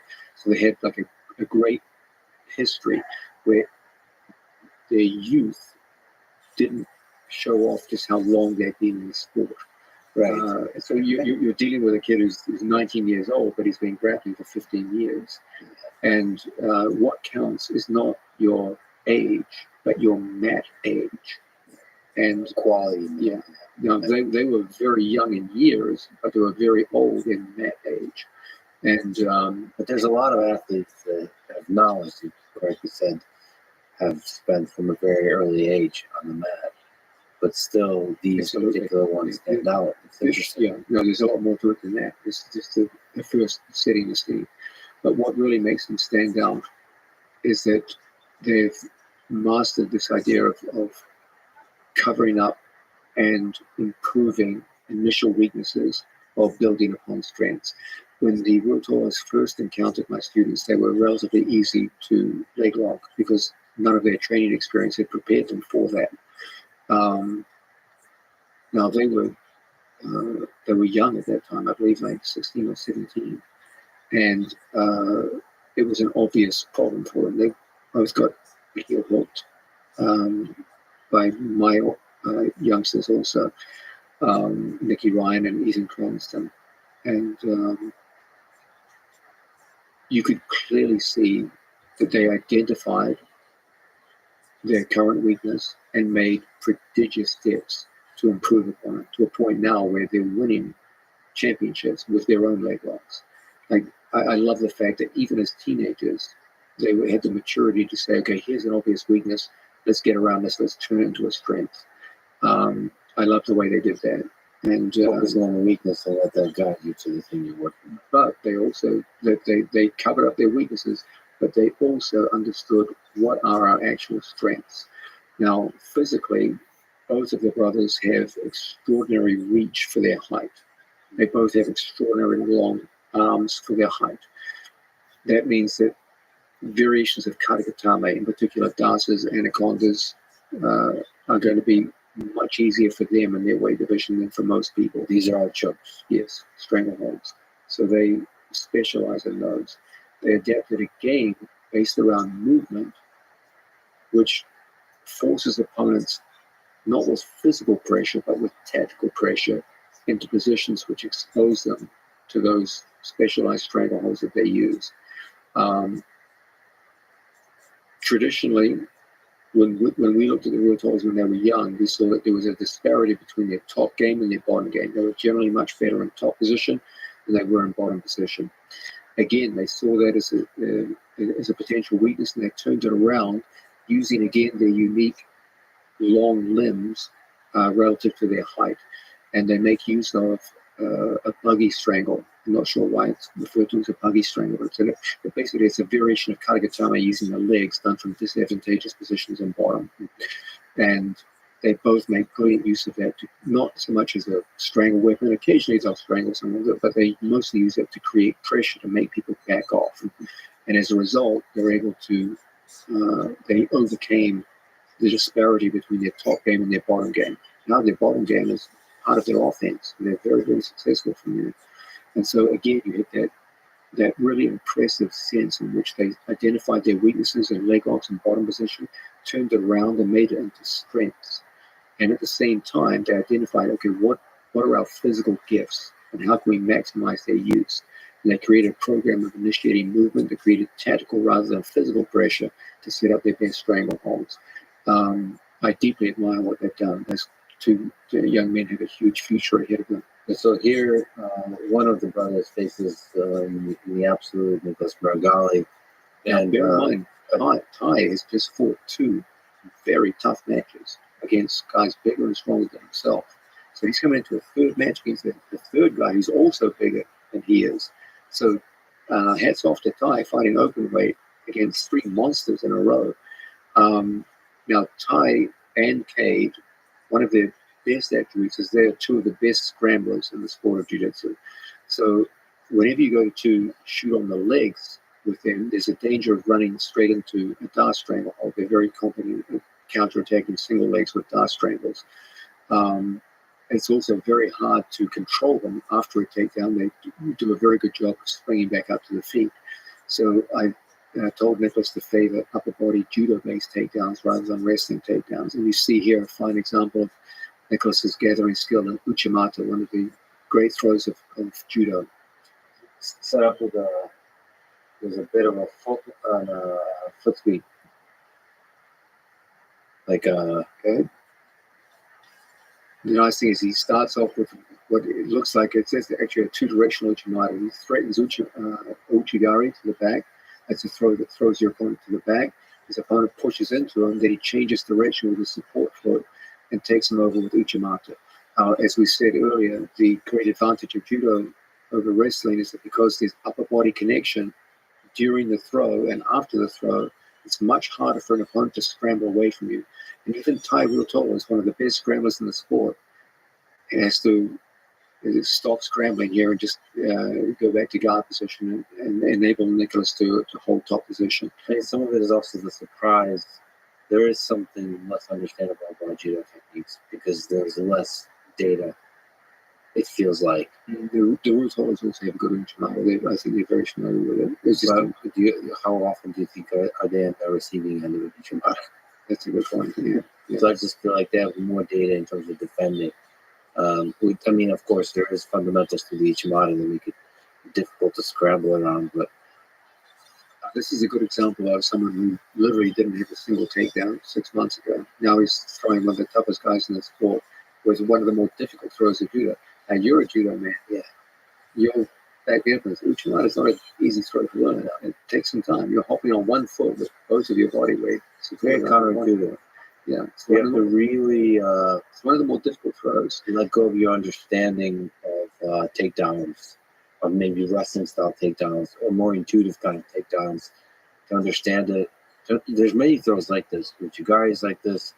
Sotogari is like this. Uchimata is like this. It's weird. What? I'm on one foot. I'm hopping around. This makes no sense. Yeah, but it works. Foot sweeps are also weird in that way. They're a little bit more intuitive, but like to get very good at foot sweeps, you have to understand timing, weight distribution.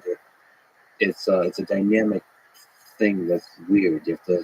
I always laugh when I talk to Nicholas. I say, I try to teach him a single leg, which is traditionally most, like a high single leg is one of the easier takedowns to perform in terms of mechanical difficulty. And Nicholas always struggles with it. And then I teach him one of the more difficult takedowns, Uchimata, and he does it flawlessly. You never know. Certain things get attached. I mean, you see this in judo. It's kind of interesting to see.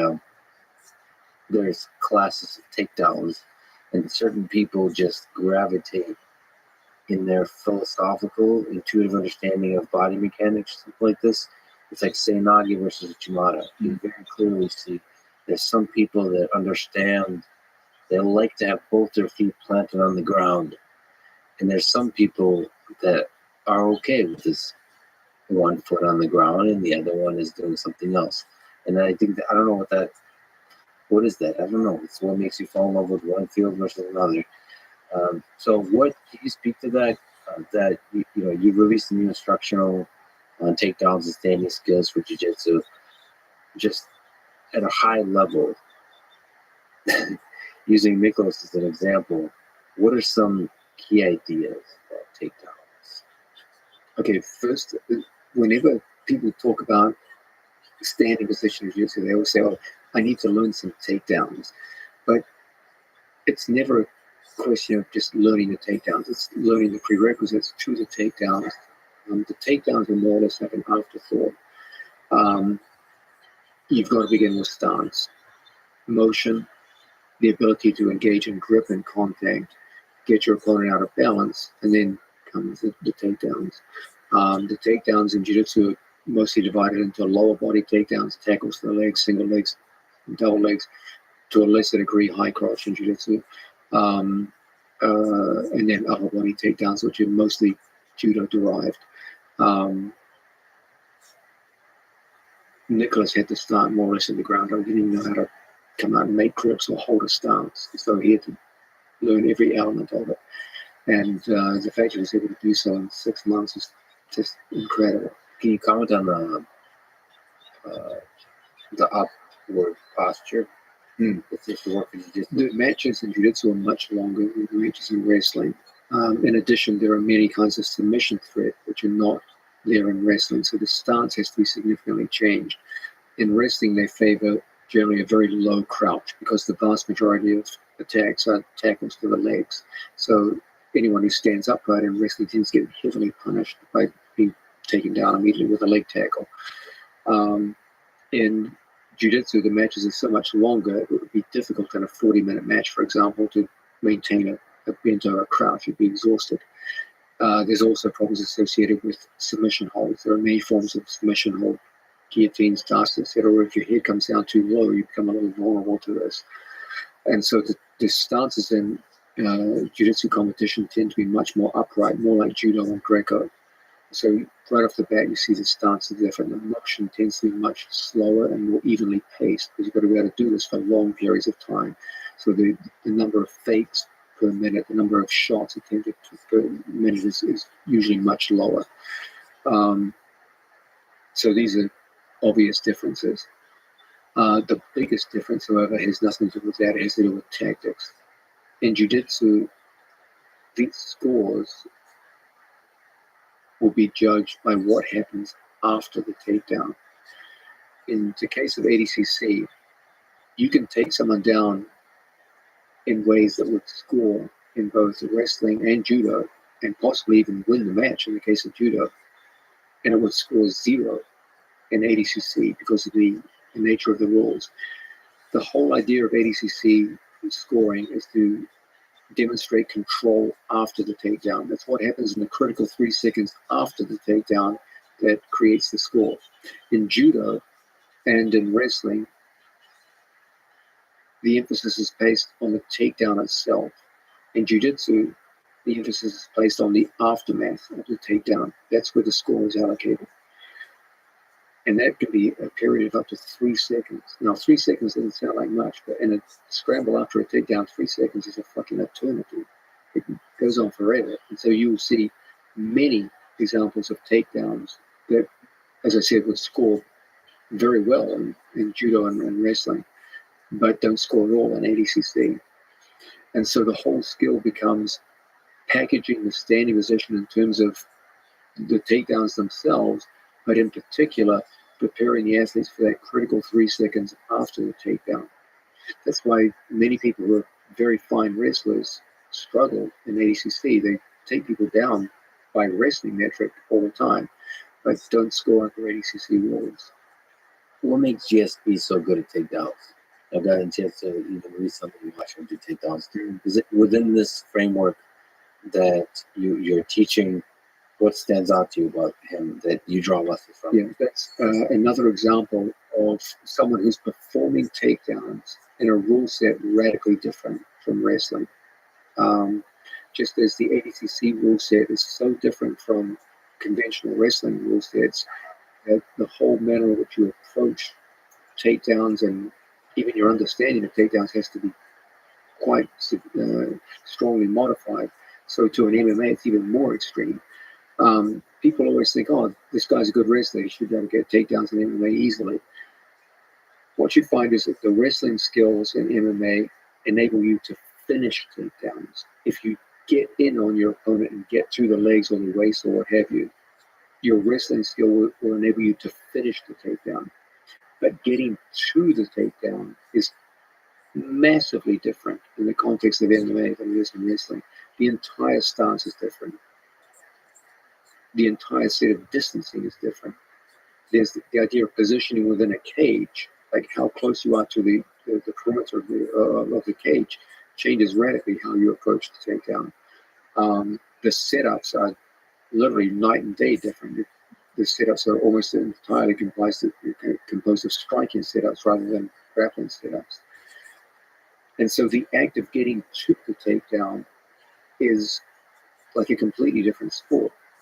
George studied wrestling and used to go to wrestling practice twice a week. In Canada, they do freestyle wrestling. They don't use the American college style of wrestling. George's main emphasis in wrestling training was takedowns.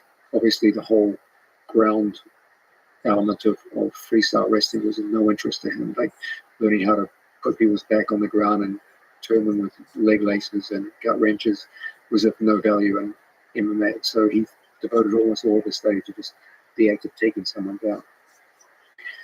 So as in pure wrestling, George is not bad. I think he would be a very competitive match, even for a highly ranked American freestyle wrestler. But obviously, he would lose easily on the ground because he's not used to the parterre. He'd probably be leg laced or gut wrenched quite easily by a skilled opponent. But in just a pure takedown battle, he'd be a competitive training partner for even a good wrestler. But in actual MMA competition, he could take down even the most highly credentialed wrestlers, and in some cases, make it look almost effortless. And that came from his unification of striking skill with wrestling. So he used wrestling skills to finish the takedown, and his karate and boxing, kickboxing pedigree to enter into the takedown. Now, when he initiated the study of this was at a time when MMA was pretty much in its infancy, and he was one of the most impressive people I've ever seen in this regard. He was a true innovator. He innovated this specialized area of striking to a takedown to a greater degree than anyone else I'm aware of. Well, let me ask you about this innovation, because you're one of the most innovative people in martial arts. There's several major categories of innovation that you have led. Obviously, leg locks, body lock, now wrestling. What's your process of innovation? So seeing the problems in a particular system, the gaps, how do you identify them? And how do you figure out systems of how to fill those gaps? First thing I look for is what are the current weaknesses in a given combat sport. So in the case of jiu-jitsu, it was very obvious that historically jiu-jitsu had always been weak in leg locking. Jiu-jitsu had always been weak in standing position overall, and these were things that needed to be sorted out immediately. In its infancy, mixed martial arts was divided between grapplers and strikers, and most of the emphasis in early mixed martial arts was on the idea of specialists in a given domain forcing the fight into their domain. And that my early work with George St. Pierre convinced me that the right approach wasn't increased specialization and learning to force your athlete into that area of specialization at the expense of the opponent, but rather the real battles of the future will be won and lost not with techniques per se, specialized techniques, but rather the integration of techniques and the overlap between the various grappling and striking skills. So that someone who was an inferior grappler would have just enough grappling skills to be able to hold a grappler off and then defeat them with striking.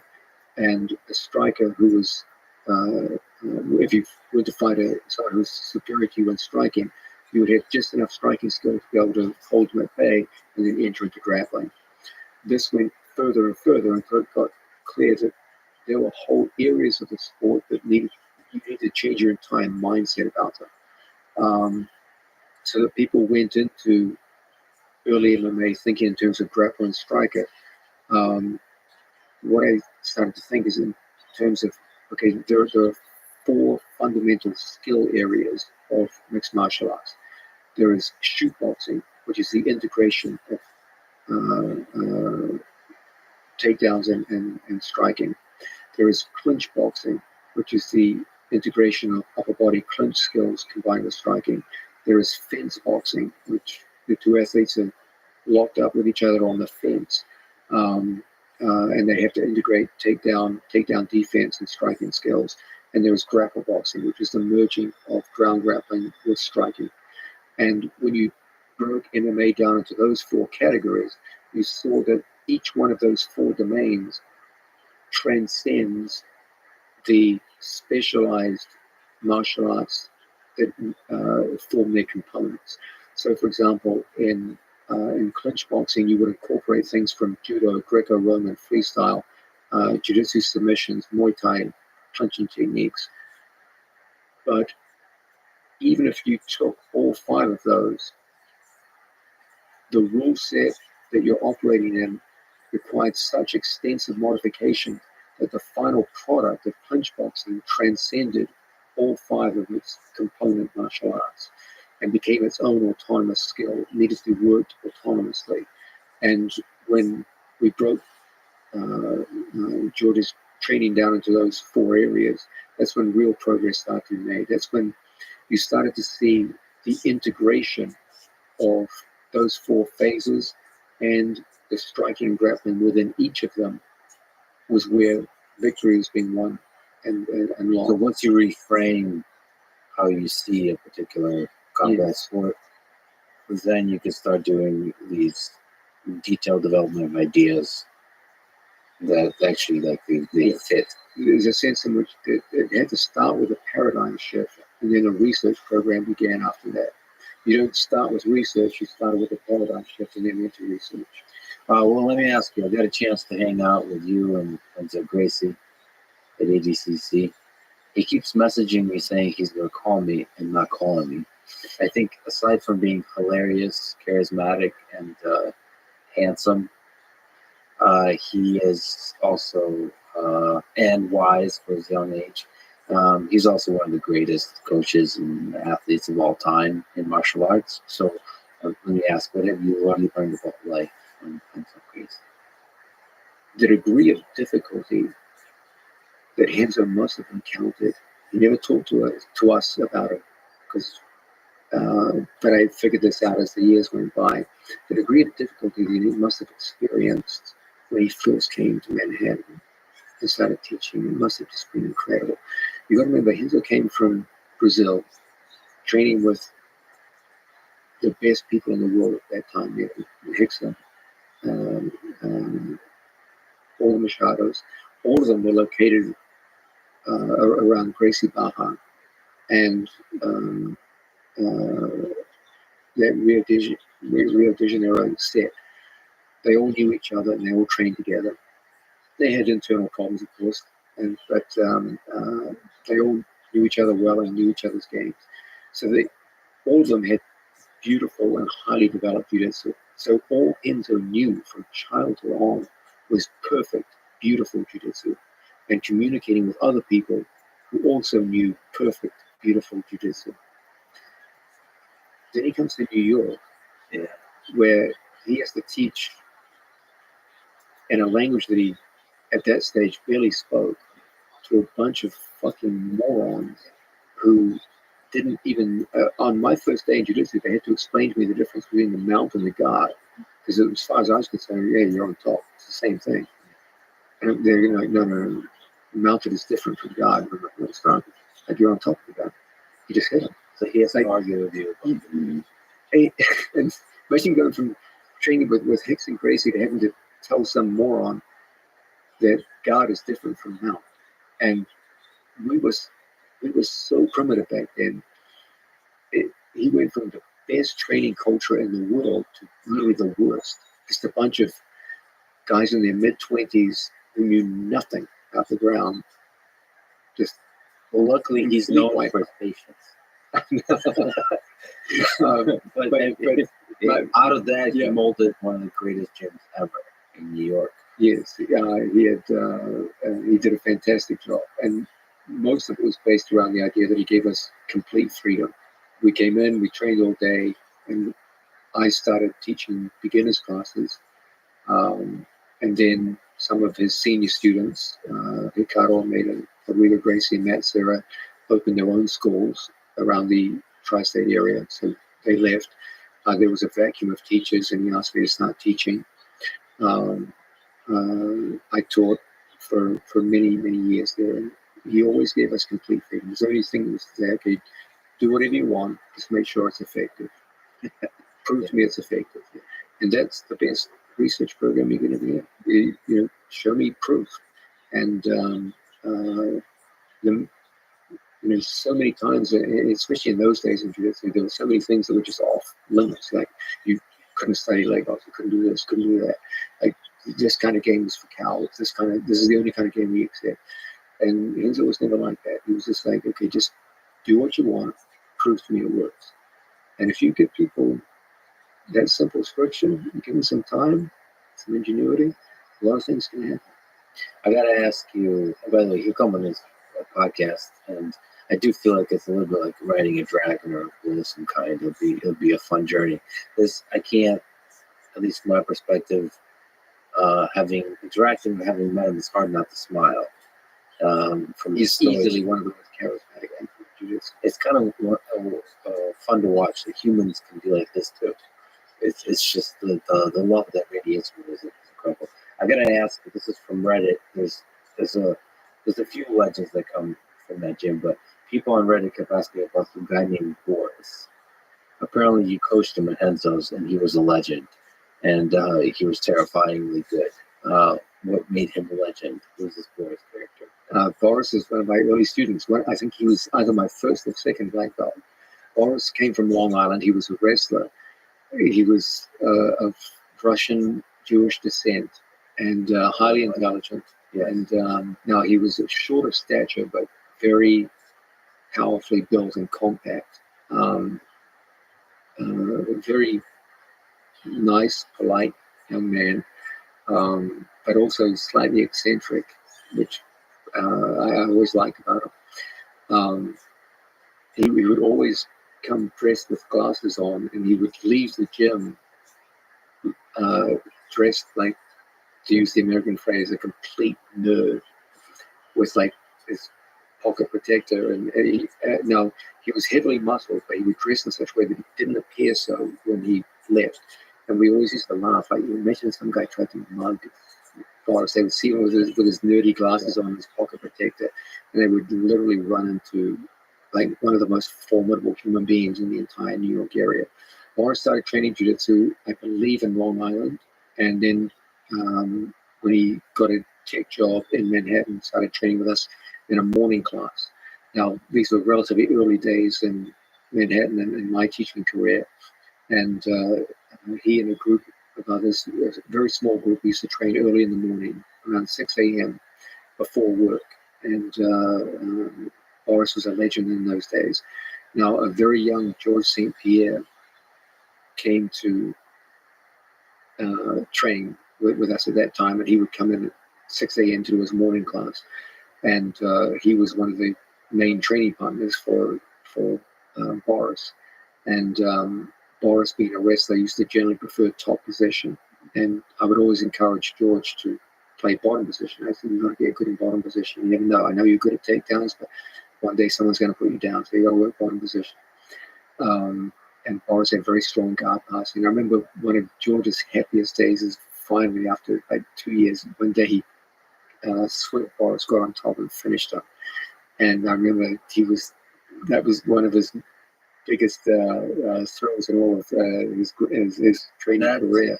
Was the last time that ever happened. Boris was he was a very formal man for that time.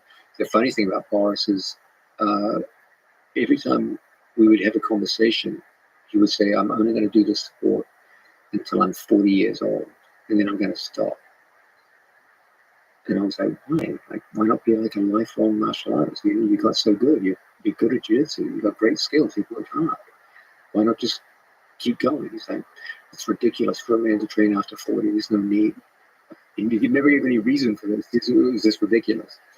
So one day, now this is the guy who came in literally every day, 6 a.m. every day. One day, he comes in, he comes up to me at the end of training, he goes, "Hey, John, I just turned 40, so I won't be seeing you again."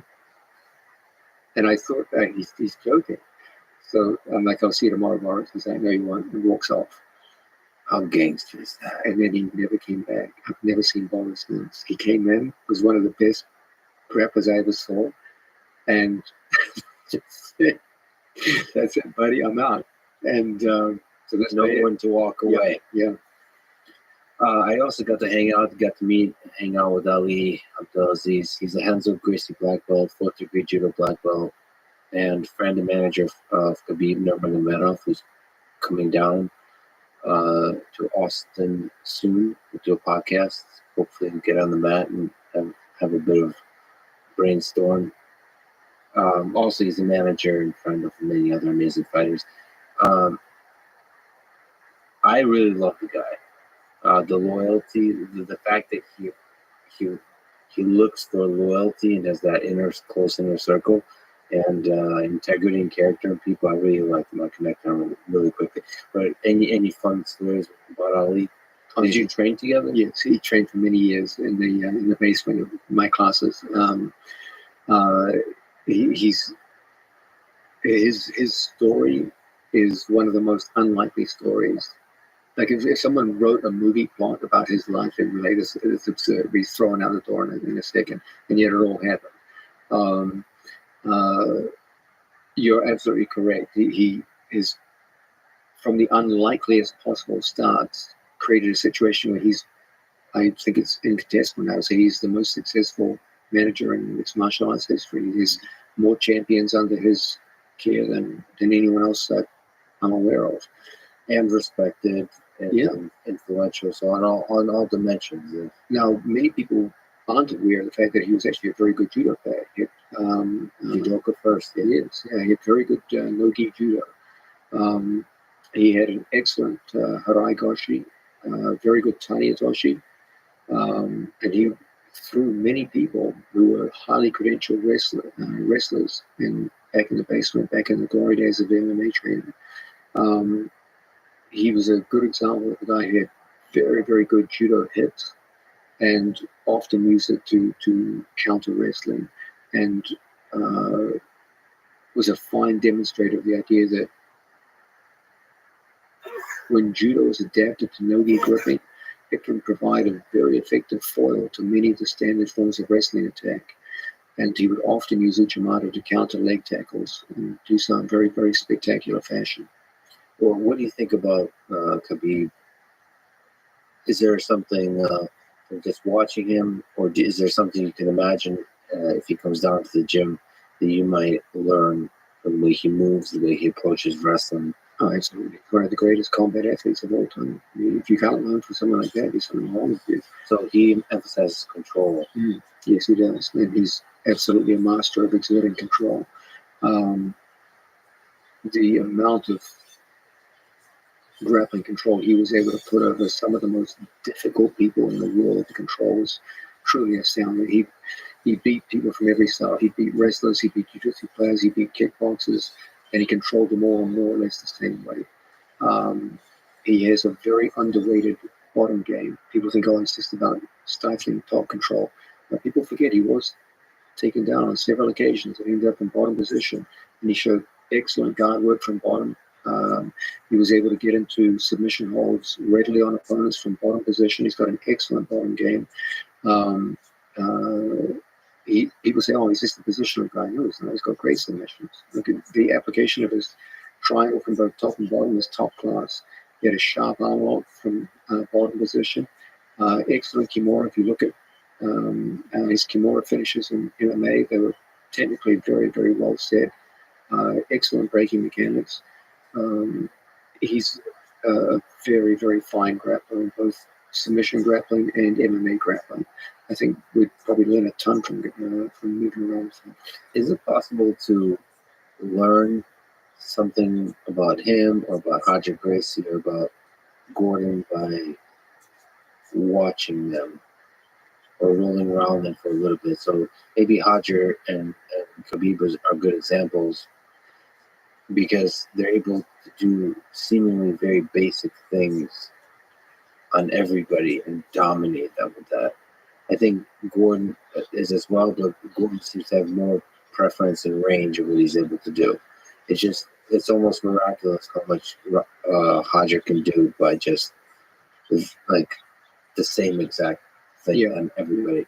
Is that like is it possible to understand why Roger and Khabib are so good at very basic positions, or do you have to feel it, or do you have to, or is it just something that's developed? Or I think for most people, for the vast majority of people, it would have to be explained to them.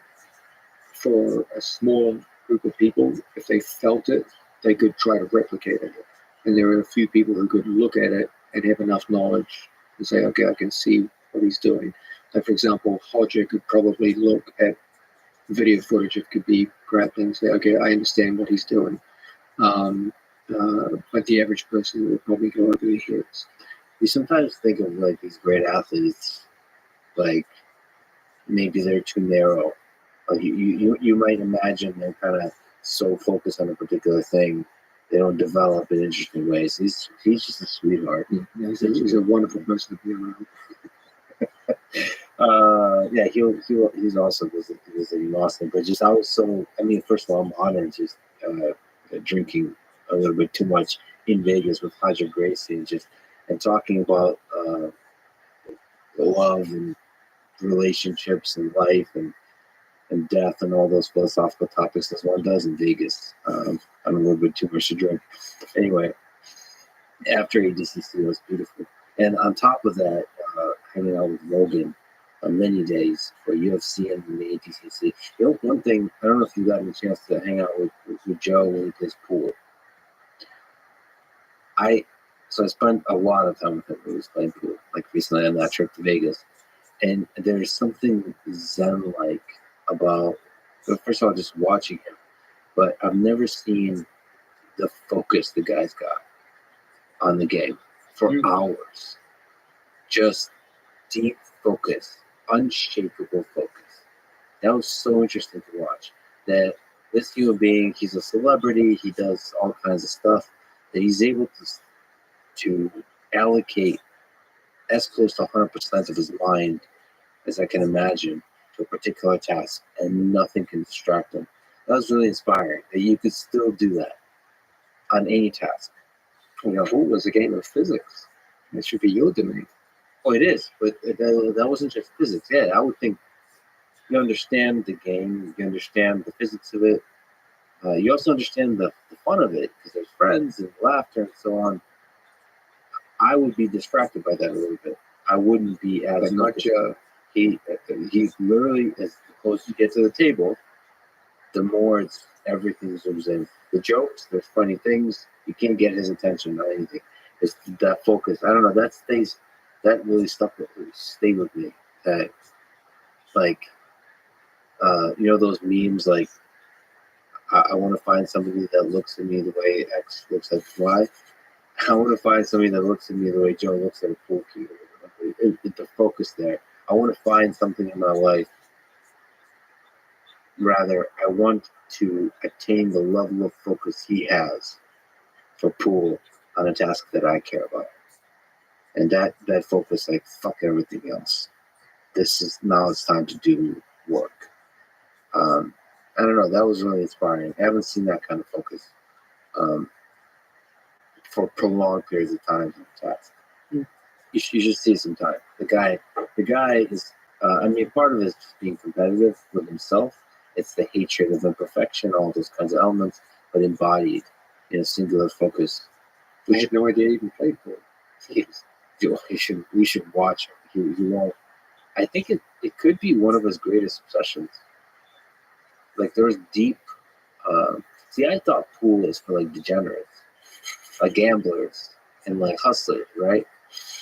Like the same way I see poker. But like I saw like a wolf / like elite athlete in Joe. I said I didn't know this. I don't know much about pool. I didn't know that you could have that level of focus while still drunk out your ass, but extremely focused. It was beautiful to see. I don't know, inspiring for me as a person who highly values singular focus at a task. Let me ask you from a perspective of a hobbyist, what major practical changes can a hobbyist who works regular 9 to 5 job do to improve their jiu-jitsu? So they're in a gym. There's a lot of excellent gyms throughout the United States. What can they do to improve their jiu-jitsu? About the way they think about jiu-jitsu, about the way they approach their actual schedule, those kind of things. That's a great question. Okay. The less training time you've got, the more you want to maximize its effect.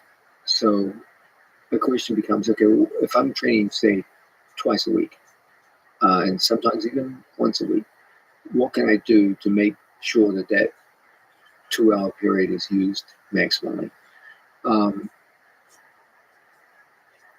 The less training time you've got, the more the onus is on you to have a plan before you walk in the door. If you go in just saying, I'm going to roll around and see what happens, or I'll just follow what the instructor says, you'll get a certain amount out of each class, but it will never be what it could have been. Go in with a plan and enact it. Many people go in with a plan and don't follow it. Let's say, for example, we start with a program that goes like this. First, try to create the most honest assessment of yourself as a jiu-jitsu player. It's tough to make an honest assessment of yourself because you never actually get to see your game. So what I would recommend is to start by videotaping yourself in sparring with your peers. That's fascinating because we don't even have that level of introspection, ability to reflect of what we actually grab. Start with an assessment of yourself. The most honest one comes not from you, it comes from the camera. Have a look at what you see and start to say, okay, many of the weaknesses in your game are made much more apparent by looking from the outside in rather than feeling them during the heat of a match. Identify 4 or 5 of the biggest weaknesses that you see and start actively attacking those weaknesses. Ask yourself, let's say, for example, in the course of watching the videotape of yourself, you observe yourself losing 3 triangles. You attempted 3 triangle strangleholds, you failed all 3. You could start by saying, okay, let me ask myself, who are the people I look up to the most with regards a triangle strangle? Who are the guys who have the best triangle strangles out there? Then ask yourselves, of those people, who are the ones whose body type and personality most closely mirrors my own? And that would be a good example of taking a problem in your game, contrasting it with elite level performance in people whose body type roughly matches your own, and then try to take lessons you learn by observing the best people and bringing them into your own game in one specific area. As time goes by and you do this with more and more elements of your game, you will undoubtedly improve.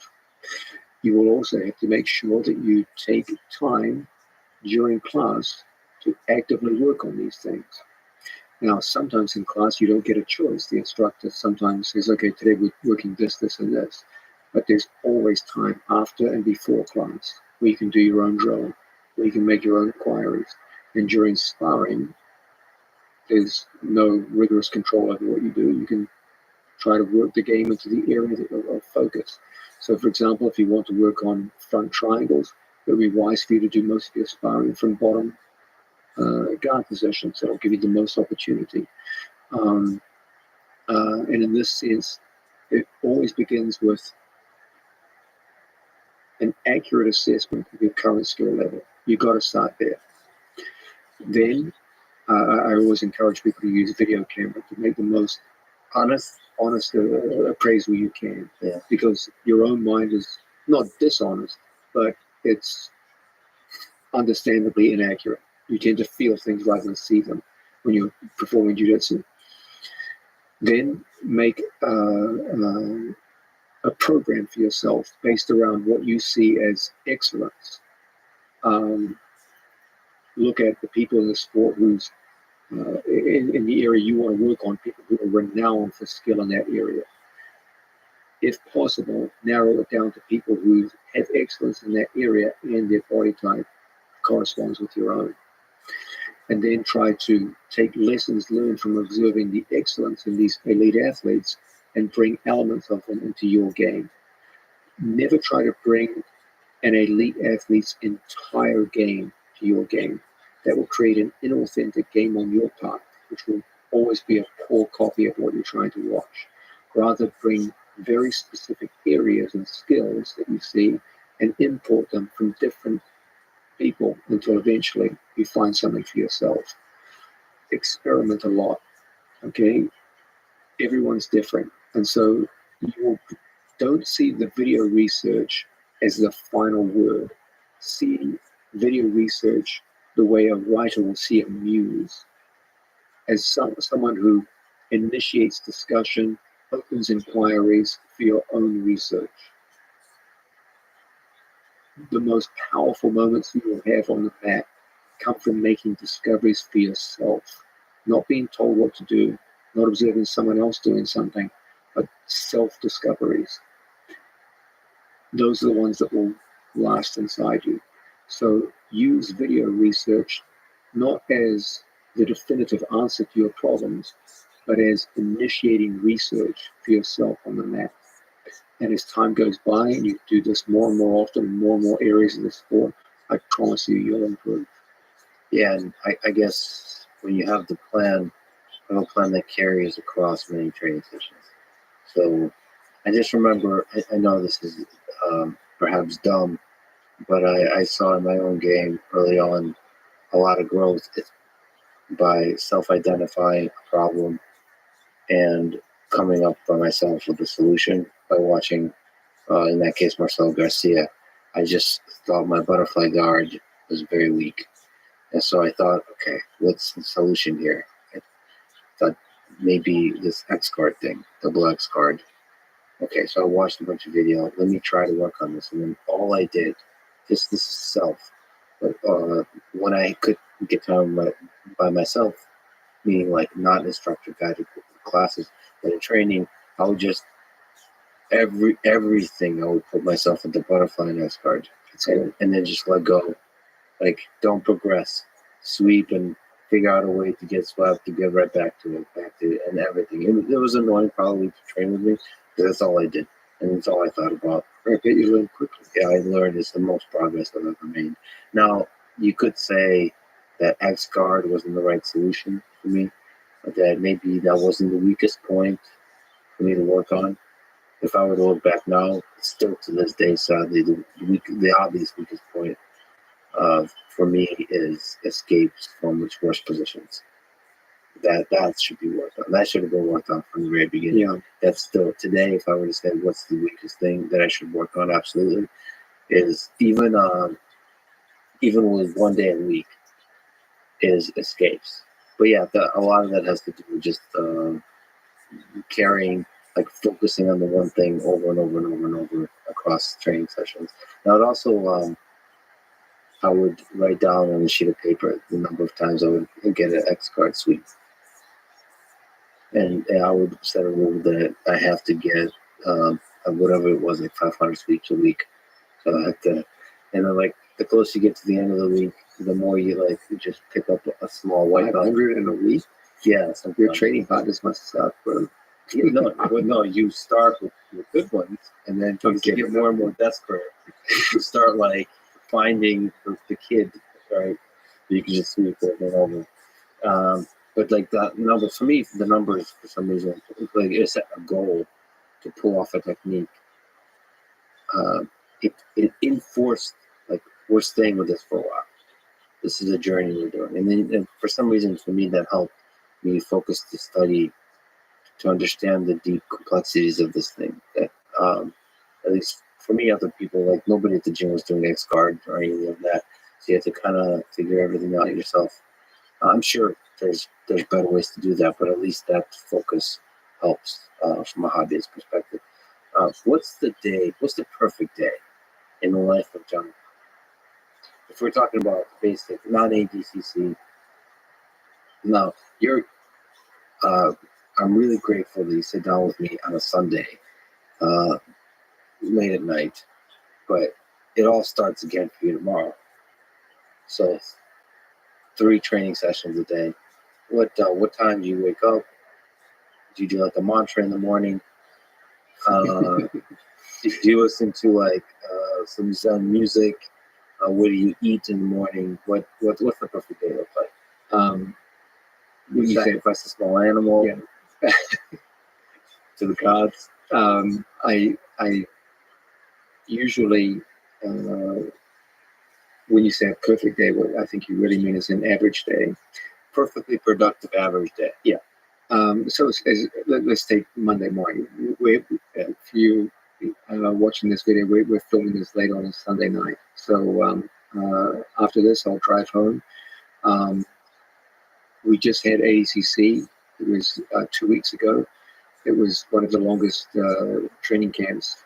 It was the longest training camp I've ever run because of the fact we had to go through 3 different matches for Golden Lion leading up to it. So immediately after ADCC, I cut the training down for the competitive athletes to 1 session per day for the first week after ADCC to give their bodies a bit of a break. I still have to teach 2 classes in addition to that, 2 recreational classes. So my teaching schedule went down to 3 classes per day. After 1 week of relative break, we go back to 2 competition classes per day, plus 2 recreational classes, plus an MMA class for Gary Turner and his friends. The first class requires me to get up around 6 a.m. to drive. I'm still a student driver, so I'm not very good at driving, so I have to spend a little extra time to get to the destination on time. Just for the record, John pulled in the red Lamborghini with no. You're the worst liar I ever met. My day typically starts pretty early. I don't eat in the morning. I just get up and go to work, and I teach through the day. My last class finishes usually around 8 p.m. During that time, I coach jiu-jitsu. I try to find time for 1 Instagram post per day, which usually describes some basic theme of jiu-jitsu in most cases, unless we've just had a competition, in which case I'll talk about upcoming competitions or what happened after a competition. But most of them just express a simple jiu-jitsu theme. I try to do a short workout for myself, and then I go home. At the end of the day, I always start by asking myself, what do my students need from me tomorrow? Based on what I've seen today, what do the recreational students need? And what do the competitive students need? This is always done in the light of what are the upcoming competitions. But throughout the day, you're doing a lot of really in-depth classes.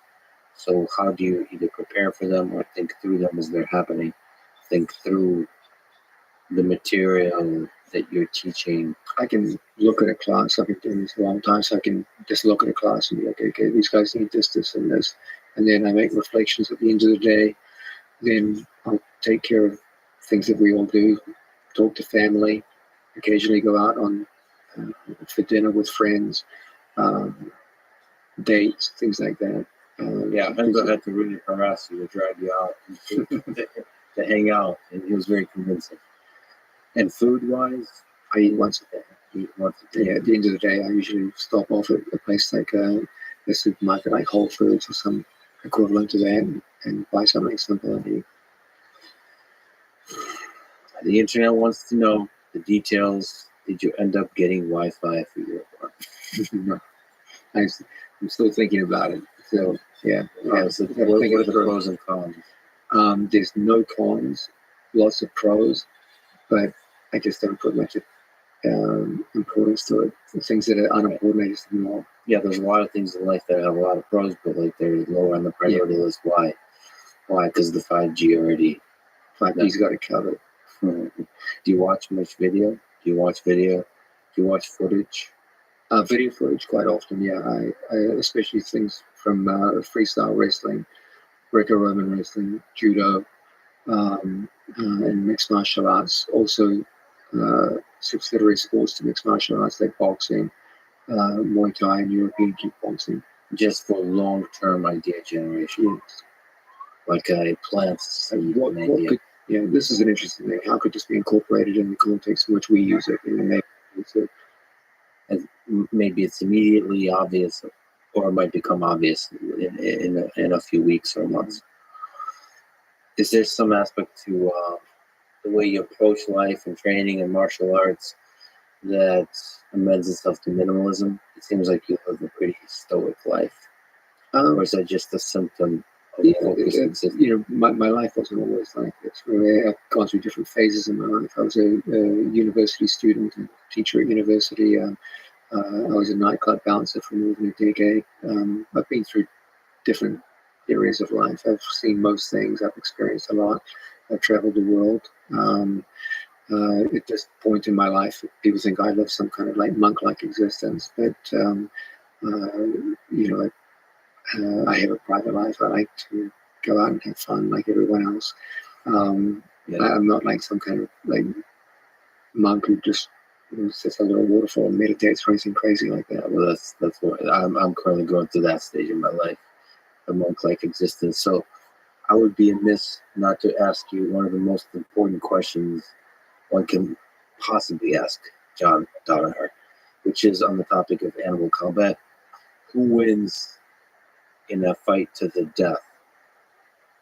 Or maybe in a sport competition setting, but let's go with a fight to the death. A grizzly bear, a silverback gorilla, and maybe a lion or tiger, an African lion, or one of the flavors of tiger. I don't know who you think is more ferocious. What are the parameters to consider here? Maybe I can throw a few out, and maybe you can give me some thoughts about how much of these parameters matter. So first of all, intelligence. I do believe the gorilla is the most intelligent. I've did research for this, as you can imagine. The gorilla, or with Joe the expert advisor to this very podcast on this very topic is indeed Joe Rogan. Yes. So in captivity, gorillas have been documented to show complex emotions, form family bonds, the ability to use tools, and to be able to reason about the past and the future. It's impressive. So that's something that, at least in captivity, the other animals have not been able to do. They already so much more advanced than I am. Yeah, so that's intelligence. Then there is weight. I think that's something that you think of at first. The lion, let's go with the big ones. I took notes here. 550 pounds for a big lion. That's exceptional. Most male lions are around 450 pounds. It's an exceptional beast there. Thank you. The tiger can be larger than that. Yeah, much larger. So we got the grizzly bear, which is probably the biggest of the bunch, at the large ones get to 1,500 pounds. Correct me if some of this I numbers. believe most grizzlies are around 1,000-pound mark. It's a pretty big beast. I was looking up the biggest, but I didn't want to do the biggest ever. I just what are the big, like the top of the range, because there's always a range. You can put it in at roughly double that of even a very big lion. Of course, how that weight is used is very important. So there's also things which I find is interesting is anaconda. Let me throw that in there because it's 200 pounds.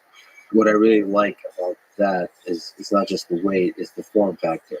And I think out of all of these, the anaconda is the most non-standard form factor. I totally agree with that. It's like the knight on the chessboard. It comes in from a completely different angle. So we got that. We got also strength, in which could be measured in ability to carry stuff. So this was surprising to me. I did look into this carefully. The grizzly bear at 1,500 pounds can only carry at most its body weight. It's a lot. But a gorilla can carry 10 times its body weight. A gorilla can lift over 2,000 kilograms. That's over 4,000 pounds. And gorillas themselves, an adult male weighs in around 350 to 400 pounds. Yes. So I like how in this particular place where I found this, 2,000 kilograms is as heavy as 30 average humans. So gorillas can carry 30 humans. So that's carrying strength. And then, of course, bite force, because that's one of the weapons in question here. So now this is really surprising to me. The gorilla has won me over through this, by the way. Intelligence, sucker for intelligence, but gorilla bite force is the highest of all these with 1,300 psi. Bear is second, 1,200 psi. Tiger is third. I think tiger and lion is third with 1,000 psi. It's comparable. And a bear is anywhere from 900 to 1,000 psi. They're close, but gorilla, I would not have expected. Now, gorilla is not a carnivore, but apparently it mostly eats grass and stuff, but it's difficult to explain why it has such a powerful bite. And it also, of course, has very large in size of teeth as well as chewing teeth. So also no neck. Yeah. So its neck begins at the top of its head and this goes down to the shoulders. Well, a lot of the way they use their teeth, all of these animals, the ultimate kill is to go for the neck, the bite in the neck. I don't know exactly why that is. Probably has to do.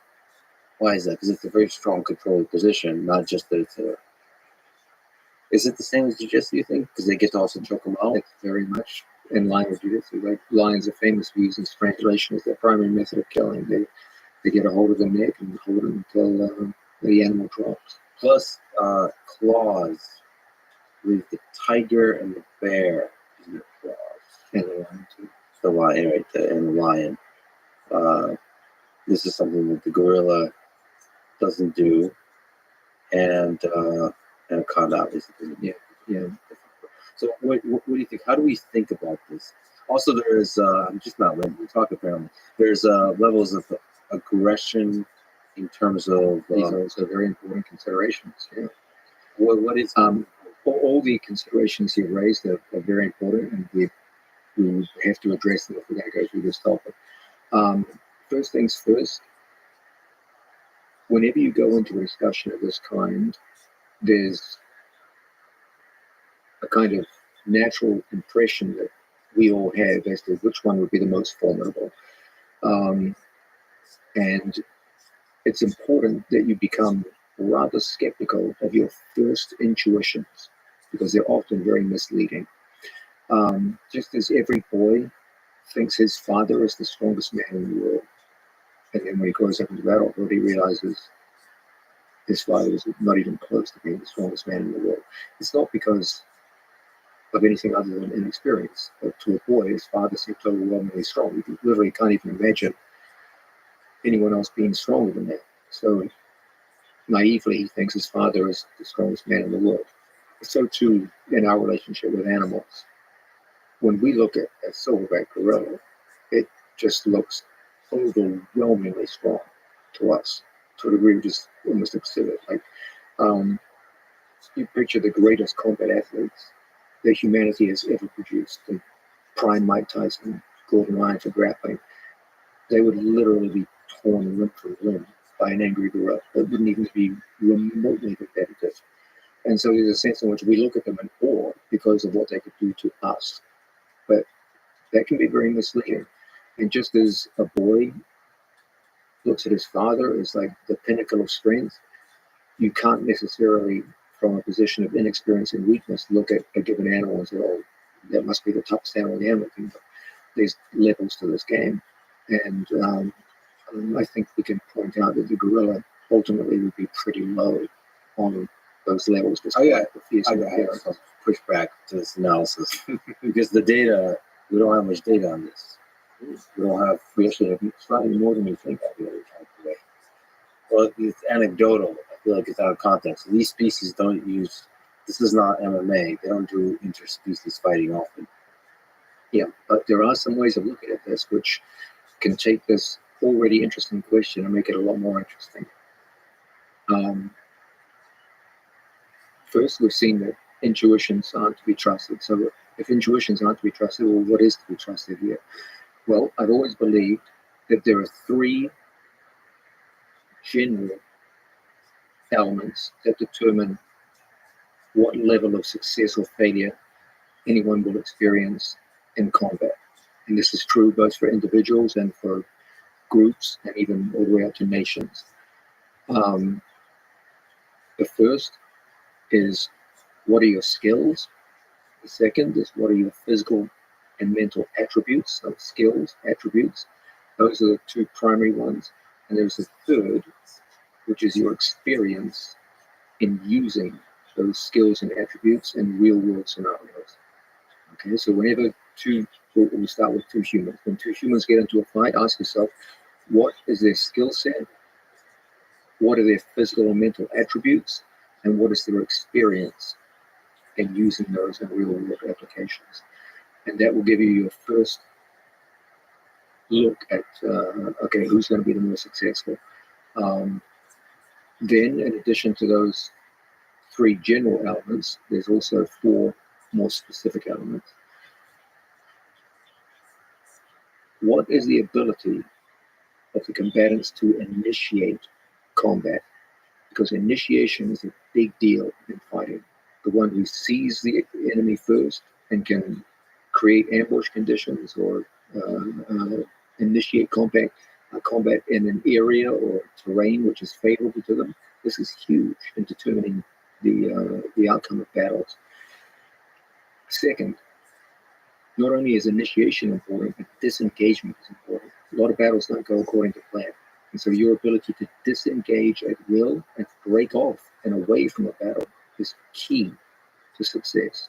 So initiation and disengagement are big. The third big element, what is your ability to end a fight? Okay, do you have an efficient method of ending conflict? Without that, the conflict could go on to a point where you no longer have the ability to continue. If you have some succinct method of finishing, this is huge in combat in determining winner or loser. So both from a winning and a losing position. Yes, if you don't have one, there's a much higher chance you'll lose. But if you have an ability to finish an opponent in the conflict reliably, this is very, very important in determining success or failure. And third is your ability to endure conflict longer than the person you're engaged in. Okay, so engaged with, sorry. And so you get these four more specific elements now. Do you have the ability to initiate contact at will? Do you have the ability to break contact and disengage at will? Do you have the ability to finish your opponent efficiently? And do you have the ability to endure longer than your opponent does? If you have all four of those, that's huge for combat.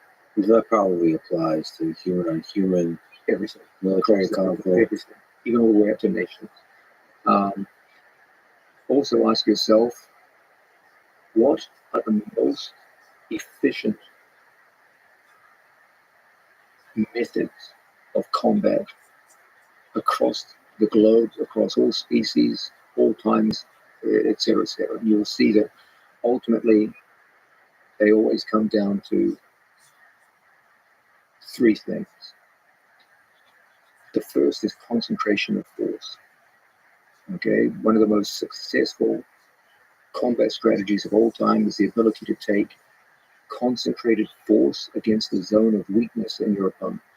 And if you can do this, you will often break through to a point of vulnerability, attack that vulnerability in a way where your opponent cannot respond and cannot recover from that vulnerable point being broken. Do a high amount of damage with precision. Yes.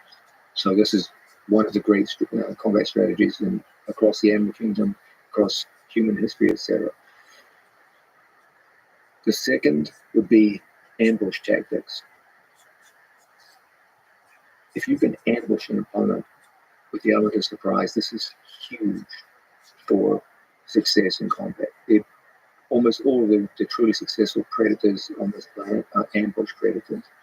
The ability to get off to a good start in a way where opponents simply can't recover is huge for combat. Are we allowing ambush in our discussion? Because We'll humans would call this cheating, perhaps. Yes, we would. And humans are pretty damn good at it too. So, and then the third is endurance. Okay, some species, some people, humans actually are pretty good at this. Use endurance as a weapon, and they simply wear an opponent down over time and break them. Internationally, this can be done economically through numbers, etc., and you can destroy someone with just sheer endurance. Yeah, a lot of wars throughout human history have been siege warfare. Yeah, and so when you ask yourself, okay, which one of these animals are going to be the most successful in combat? Ask yourself, well, there's these three elements which tend to determine success or failure in warfare. Which animals exhibit these three principles the best? And we'll discuss this. But as far as generalities go, whenever you ask a question, who will win between A and B, ask yourself in terms of the light of what we've just discussed. What is their skill set? What are their attributes, both mental and physical? What is their experience in utilizing these in real world situations? And then the four more tactical elements. Who gets to initiate contact? Can you break off contact at any given time? What is your endurance? Can you keep going longer than your opponent does? For a skill set, I wonder if a big component of that is how much practice there is off the bat. Exactly. How much, quote unquote, you would probably call it play, like play now, fighting. Let's start going through our animals. Okay, when you look at the gorilla, you will see immediately that almost every experience a gorilla has of combat is theatrical. Yes. They don't engage in killing things. They scare rival males away in order to gain ownership of females. But there is almost no intra-species death in those conflicts. They're almost entirely theatrical. They have, for example, enormous canine teeth, but there is no record of them ever being used in combat. They appear to be used purely for intimidation purposes. There's a sense in which they have this tremendous appearance and they have tremendous potential. They really do have freakish levels of strength in many different ways. And yet the actual track record of using it is negligible. So strange that evolution will develop such a powerful killing machine. Like their bite force just makes no sense with regard to what they actually eat. I think, well, no, I think even the presence of canines doesn't make a lot of sense. You're not going to use them. It comes down to this idea. Their big thing is intimidation. So the show, you want to fake it and don't care if you want to make it because fake it is good enough. Given that particular dynamic. Now let's contrast that with a male lion. Lions take on the biggest, meanest, toughest animals in the most competitive killing war on planet Earth, which is continental Africa. and they literally just take. I mean, occasionally they lose, but it's rare, and they take out everything just in order to eat. They have to take down wildebeest, Cape buffalo. Like Cape buffalo are incredibly dangerous beasts just by themselves, and yet lions regularly take them down. Occasionally, large numbers of lions will even swarm elephant, and over 12-hour periods take down elephant on some occasions. This is all on videos, not just speculation. So they just have a level of combat experience which no other animal can If I were to also project the Eastern European style of wrestling, where they spend so many hours on the mat, they really value the number of hours on the mat at play from childhood. The Lions probably, from my extensive watching videos on YouTube, they seem to play with each other. Yeah, for fun a lot. And I guess with even the in gorilla, clubs you see it. you don't interact, you don't play with other gorillas. You have you're more spending a lot more time around the opposite sex. Yeah, So yeah, I mean, even lions, when they fight each other, the mortality rate when lions fight each other, male lions, for ownership of a pride, is very, very high, much, much higher than I believe any other species on Earth. They're almost always fights to the death for the simple reason that when a male lion loses control of the pride, the first act the new lion does is to kill the genetic offspring of the previous male lion. So when a lion fights another male lion, when one male lion fights another, it's not just a fight for his own life, it's a fight for his genetic offspring. And failure means that not only does he die, all his offspring dies. And so when they fight, the implications are so deep. It's like a fight for your, not just you, but your DNA. Most male lions have very short runs at the top to get killed or run off by other lions. Now, this kind of harsh combat experience, no other animal can claim to have this. Between what they kill to eat and what they have to do to defend their stake and a pride, no other animal fights like that. They just bring a level of depth to combat which is unmatched in the animal kingdom. They also have some other elements too that they get the luxury because of their social nature of taking more risks than other animals. Like a tiger hunts alone, so if it gets injured, it's a big problem. It can die if it's injured. A lion can fight, but a Cape buffalo get injured and be covered by the other lions for food until it recovers. So it learns to take risks, and it's not afraid to go out and fight very, very hard. Whereas other animals tend to shy away from risk because they're solitary. Bears are solitary, tigers are solitary. So they learn from an early age not to take the big risks, to go out to a certain level and stop. if I could push back, so that's aggression and risk taking. That's a plus for the lion. But to defend the gorilla, it's skill set. They are of all of those the only ones that use tools, have been shown to use tools. We didn't say anything about weapons. A gorilla could, in theory, pick up a rock, and it does have the the force, the power, and the capabilities to do a lot of damage. Okay? So it doesn't have the practice. It doesn't have the experience.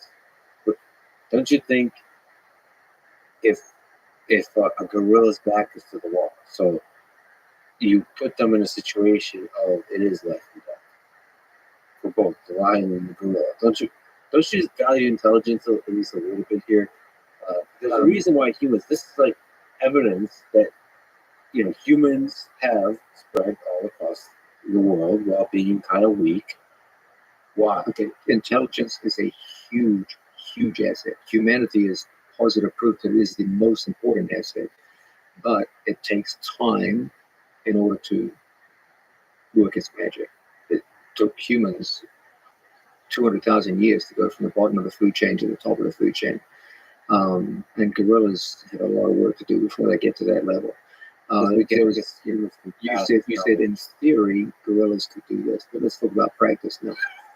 First off, there are many documented incidents of leopards killing gorillas. That's anecdotal evidence. No, it's not There's anecdotal. a bunch of bitch ass gorillas walking around. We know this. We're asking. It's not anecdotal.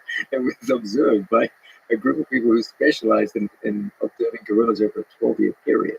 They regularly found gorilla toes in leopard defecation. They also saw that over a certain period, some 36 gorillas had been killed, and evidence strongly suggested leopard predation was the reason. Apparently, the leopards had figured out that there was a femoral artery in gorillas' legs and were doing a move which, from the sounds of it, sounds a lot like a parampolo, where they were spinning underneath gorillas and biting the femoral artery and then disengaging and watching them bleed out and die and then eating them. Now, a leopard is no match for a lion. The only defense it has to a lion is to run up a tree. It cannot engage with a lion on anything close to equal terms. It may seem like we're going on tangents, but we're not, just because of the foot, the attack of the artery on the foot. Is there weaknesses that the lion might have with that? What I'm saying is, I know it's not equivalent, but the fact that a leopard does so well against even fully grown male gorillas should make you rather suspicious of a gorilla's ability to fight a lion. Fair enough. Let's also go further into this about concentration of force. A lion has the quintessential concentration of force, which is fangs and claws. The gorilla is the exact opposite. It can't even make a fist. And so it can only throw open-handed slaps and grab things. So it has no ability with its arms to concentrate force in any kind of efficient way. When a lion or a tiger, or a bear for that matter, swings at you, it's got 4 claws from 4 to 6 inches long. It's like 4 blades going into you. They can retract their claws so they're always sharp. But the reach is significantly longer for the gorilla. The length of the ability to engage with speed on the part of the cats is far, far greater. And also mobility on 2 feet, the bipedal nature of a gorilla, the temporary bipedal. So the bear has the same. It has no impact. Humans are bipedal, and lions kill 240 humans a year on average. So, okay. What about bear? Now, bear is a different. It's all the same things that a lion has. The claws, the teeth, has more weight, has more strength, has more power. Okay, now this is an interesting question. Okay, you get a fully grown North American grizzly versus an African lion. This is an interesting fact. I also have questions about polar bears. It's unclear to me because they're big. They're bigger in every way than a grizzly. Yes, but they probably don't get the experience of the practice. Yeah. Also, they have a much more limited set of animals that they prey upon. So I'm pretty sure grizzly is going to be tough to beat as far as top bear goes. A grizzly bear, I believe, would be a formidable adversary, even for a male lion. They're literally twice their size. They have an ability to get away from strangleholds by standing up on 2 legs. So the lion's primary method of killing, which is to strangle, would be very difficult for them to employ upon a bear. Interestingly, the bear's primary method of killing is to pin. It pins animals and then just slowly eats them while they're still alive. They have a rather barbaric means of killing. Lions are much more humane in the way they kill. What I see as the primary problem is that neither one would be able to kill the other. That finishing thing. Yeah, they both fail on the finishing criteria. The lion would not be able to strangle a bear, even in the best case scenario where he got his teeth into the neck. The bear can stand up and presumably shake him off. The bear would never be able to pin a lion for long enough to be able to hold it down and slowly maul it over time the way it can with an elk or a caribou. So I don't believe either would be able to finish the other. They would just become exhausted. It would come down to endurance. Now that's where things get interesting, because the bear is much more of an endurance hunter, and the lion is much more of an ambush hunter. Lion's quick, explosive, much higher top speed. They go top speed of 45 to 50 miles an hour. The bear can do up to 35, but it can run for long periods at up to 25 miles an hour, very long periods. They're mostly an endurance hunter. They just run elk and moose down until they're exhausted and then pin them and kill them. So if it came down to endurance, it might go the way of the bear if they were caged up together. However, there is very strong evidence from both hunters and video, which shows on many occasions bears being chased off by cougar and wolverines. Now, What's that? That's fear? What is that? When you chased off? if they fight over meat, which, and say that, for example, the cougar has killed something and the bear wants the meat, the cougar will The bear has chase off risk the bear. aversion. Exactly. The bears are risk averse. What I would say is this: the bears are very, very powerful in their domain, but they don't have the battle experience of a lion. They don't take on animals as tough as a Cape buffalo. They don't take on elephant. What the toughest thing it would probably take on would probably be a bull moose, and a bull moose is a formidable animal, but it's nothing like a Cape buffalo. It's nothing like an elephant or a hippopotamus. So what I would suggest is this: in the wild, I don't believe either one is capable of killing the other. But I do believe, based on video evidence of cougars and wolverines chasing off bears, that a lion would provide enough threat in a brief fight that a bear would back away. If you put them in a cage, however, where neither one could back away, I would slightly favor the bear, based on the fact that if neither one can kill each other, it would come down to endurance. You mean like an octagon? Yeah, that's got to be the next UFC, by the way.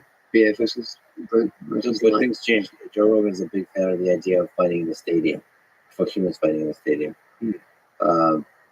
So in the stadium, a bear. I would slightly favor bear. Now, I still think that the lion would have a chance, but I would favor the bear in a betting match. Some of the best evidence we have for animal versus animal fights come from the ancient Romans, who actually used to put animals in gladiatorial combat. And they, for example, had several incidents where they wrote about tiger versus lion conflict. And in one famous passage, they described a lion getting destroyed by a female tiger. So there's some evidence that suggests that they have more expertise of this than we do, because they had a big population of wild animals which they just put to fight each other. Unfortunately, there's nothing that they wrote about bears versus lion. They did talk about bears versus bulls. They did talk about lions versus tigers, but they never mentioned bear versus lion, so we don't have any evidence for that. So we have to be a little bit more speculative. Now, given that bears do get chased off by cougar, and cougar is weak compared with a male lion, They're listening to you draw from that, by the way. I would suggest that, Is it about the bears? yeah, it's more about the bear. Like, in theory, a bear should be able to crush a cougar. But it seems to be the bear is just saying, this thing could hurt me, so I'm not going to risk injury, and backs away. I think it would back away in the wild from a lion, but put him in a cage, and I slightly favor the grizzly, based on endurance.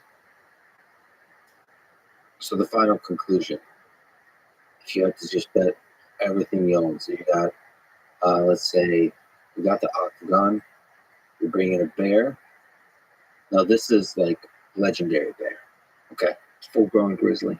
Full-grown grizzly, but not only that, that grizzly has seen some shit. What's the most it could have seen? A bull moose?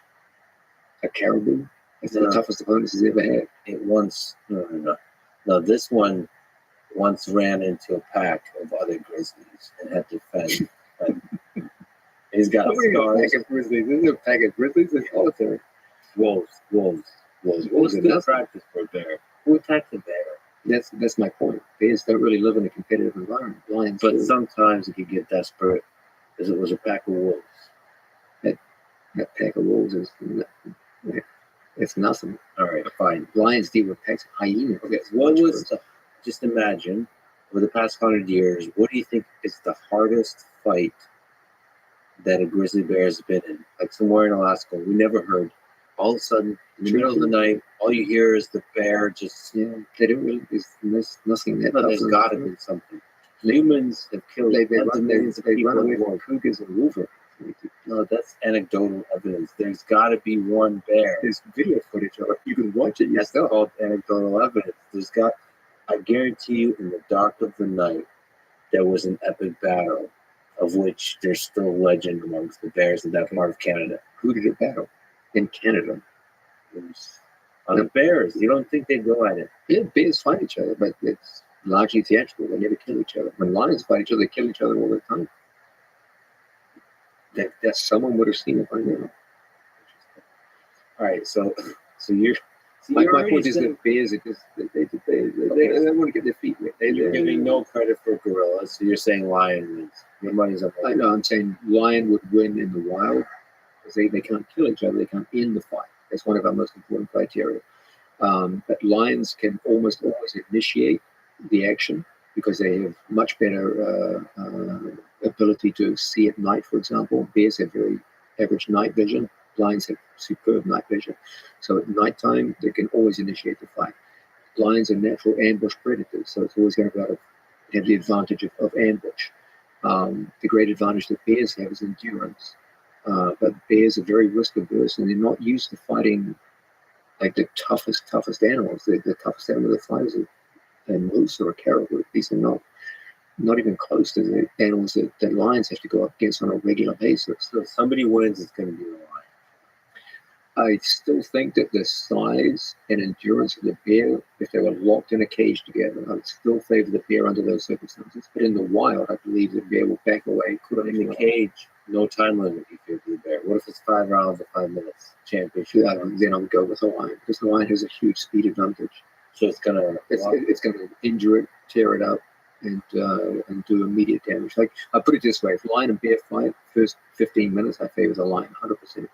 But then as time goes by, that size and weight and endurance is going to have an effect. I'll bring up shortly somebody that's going to probably disagree with you about some things. Hopefully it's a grizzly bear and he comes in and eats me. That would be so epic. Make a hell of a podcast. I wonder who we would eat first. Who would look scarier or more delicious? I'm not sure. The black and white could either piss him off. He would think you were a penguin. Is that a good thing or not? Not good. If it was a polar bear, maybe it's different. Do you care deeply about about athletes you coached, about people in your life? So I have to ask this question. If one of those athletes, let's say Gordon Ryan, now I was the dictator of the world and this would entertain me, so I force you and Gordon to do this, to fight a bear or a lion. Gordon has to. How would you coach him to do it, to have any chance of winning?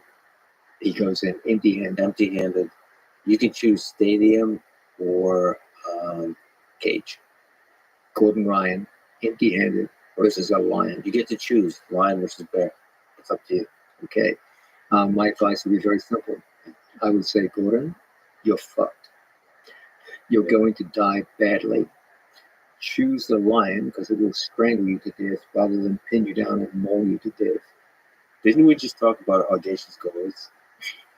This is not a question of audacious goal. This is a question of minimizing pain.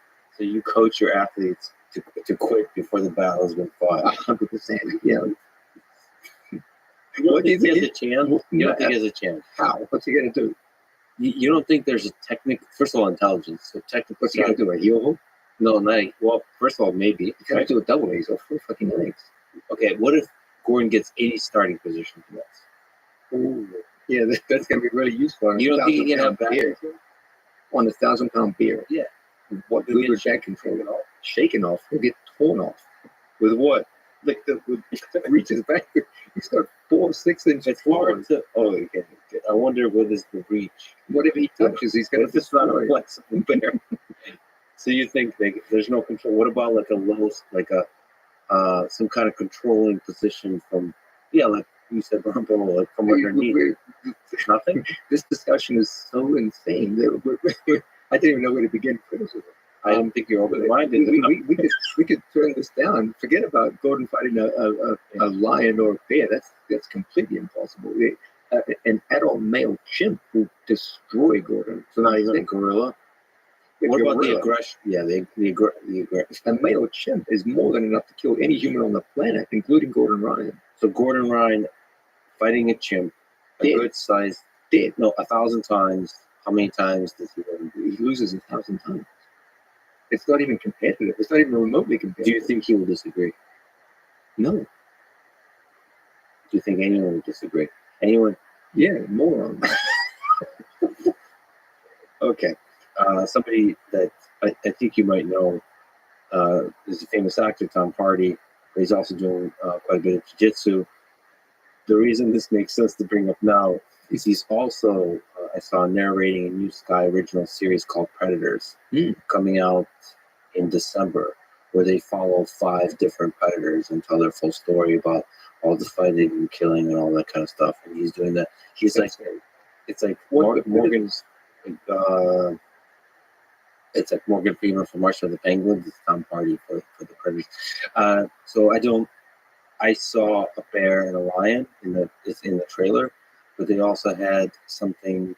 I didn't watch it too carefully, but they had something like a hyena. So I think they were talking about, I don't know if it's a hyena, but something like that, like pack animals. Yeah, that attack, and hyenas are formidable animals. So it's not all about size; it's about like strategy. Yeah, the most important thing in nature is numbers. Like, a pack of animals will always destroy a single animal. And I think that show in particular is not 100% about who wins or so on. It's about the fascinating stories of how these predators sort of dominate that particular environment, because it's not about these like artificial matchups. It's about giving your environment how you succeed and all that kind of stuff. Maybe we could do Gordon Ryan versus a house cat. Gordon might have a small chance against the house cat. Maybe. See, now I know you're just trolling me. I think Gordon has a chance against definitely against the smaller apes. But I have no way of proving it. And the internet will say I'm an idiot. So there you go. Yeah, the internet is correct. So there's it's funny enough, I'm looking at Tom's Instagram. There's a picture with Enzo. He's competed recently, which is very cool in jiu-jitsu. That's tough to do for a celebrity to step. Oh yeah, absolutely. Yeah. He used to consult with me a little bit on moves when he was starting out. He's a very, very nice person. Oh, about jiu-jitsu? Yeah. He asked questions about jiu-jitsu. He struck me as being a very, very nice person. I'd love to be a fly on that wall. But he made a post on Instagram, which I'd love to get your opinion on. It was very much like a John Donahoe style of digging into the philosophy of the impact of jiu-jitsu on one's life. Is his Instagram post 18 pages long? Yes. Oh, he's got potential, right? Yes. With a profound, deep picture of somebody practicing the art of jiu-jitsu. I think he's at least a trainee in this art of the Donahoe style of communication. If Miyamoto Musashi would be alive today, he would probably be doing these 5-page Instagram posts like he did. Addiction, writes Tom Hardy, addiction is difficult and complex stuff to navigate, as is mental health, subjects which are both deeply personal for me and extremely close to my heart. It is an honor to be able to represent the charity and my team, Reorg, and the great work they do supporting the mental health and well-being of veterans of service, military, and first responders through the therapeutic benefits of jiu-jitsu and fitness training. He represented them in this competition that he competed in. Simple training, for me, as a hobby and a private love, has been fundamentally key to further develop a deeper sense of inner resilience, calm, and well-being.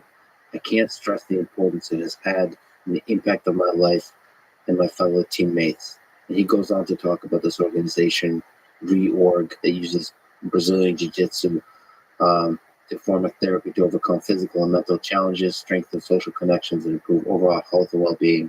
This is for veterans, for people going through PTSD.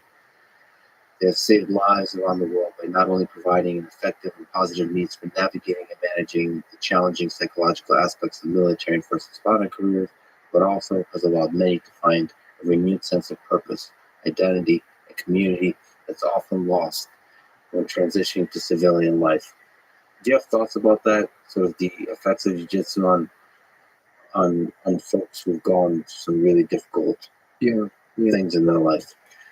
First off, I think this is a beautiful statement by Mr. Hardy.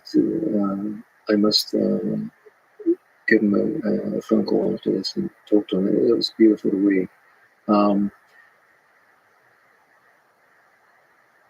One thing that's always struck me when I train people who either have a military background or on more than a few occasions, we have special forces soldiers come in and train with us for a week or two. And when you talk to them,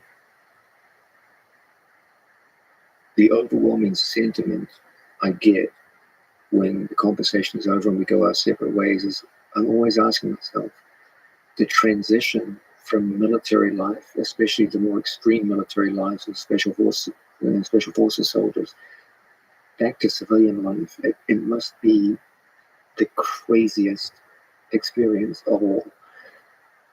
You've got people who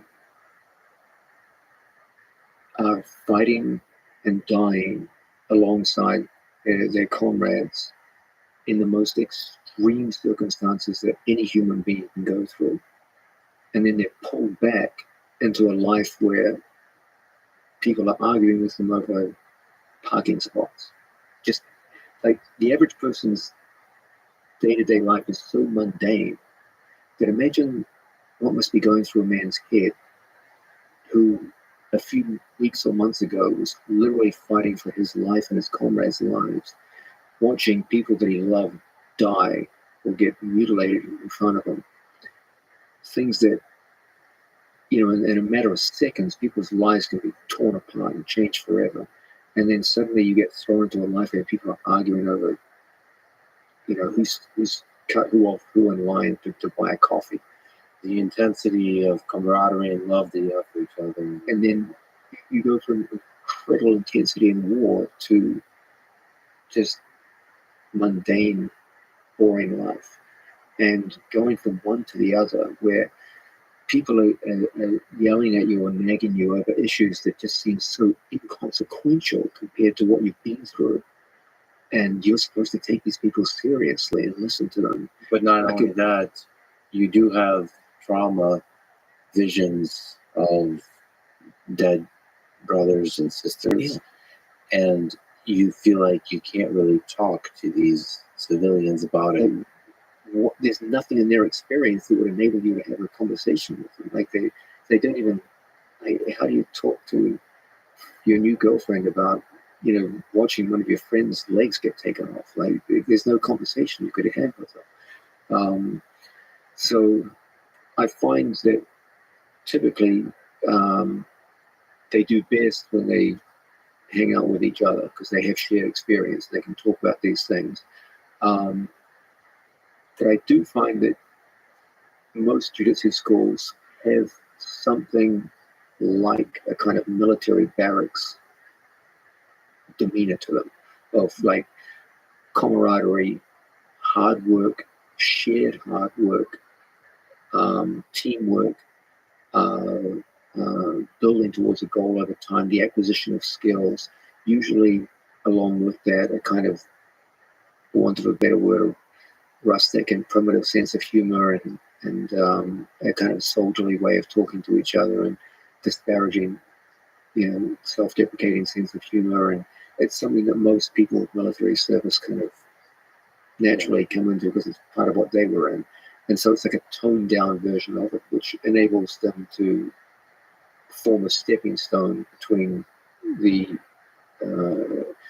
military life that they were in all the way down to civilian life. And jiu-jitsu is kind of like a bridge between those two.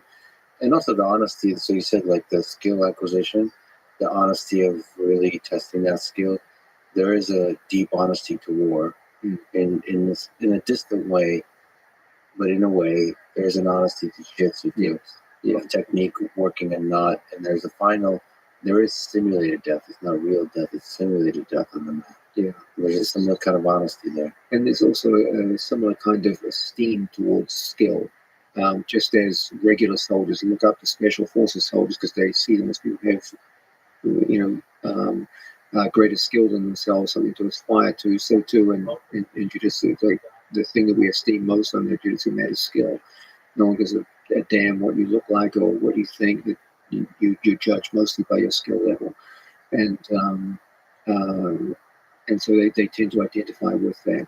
I do think that most people from a military background kind of find a natural gravitation towards the atmosphere of jiu-jitsu learning, and if it proves to be a positive way for them to rehabilitate and come back into civilian life, then that's a wonderful thing. I know we're linked with We Defy, which is an organization which caters to former soldiers who were badly injured in combat, and many of them lost limbs and or suffered mental trauma, and they come in and train, and they often speak very, very highly of the degree to which jiu-jitsu has helped them come back into civilian life, and for them it's even worse because they come back not only mentally but physically disadvantaged after war, and I've always been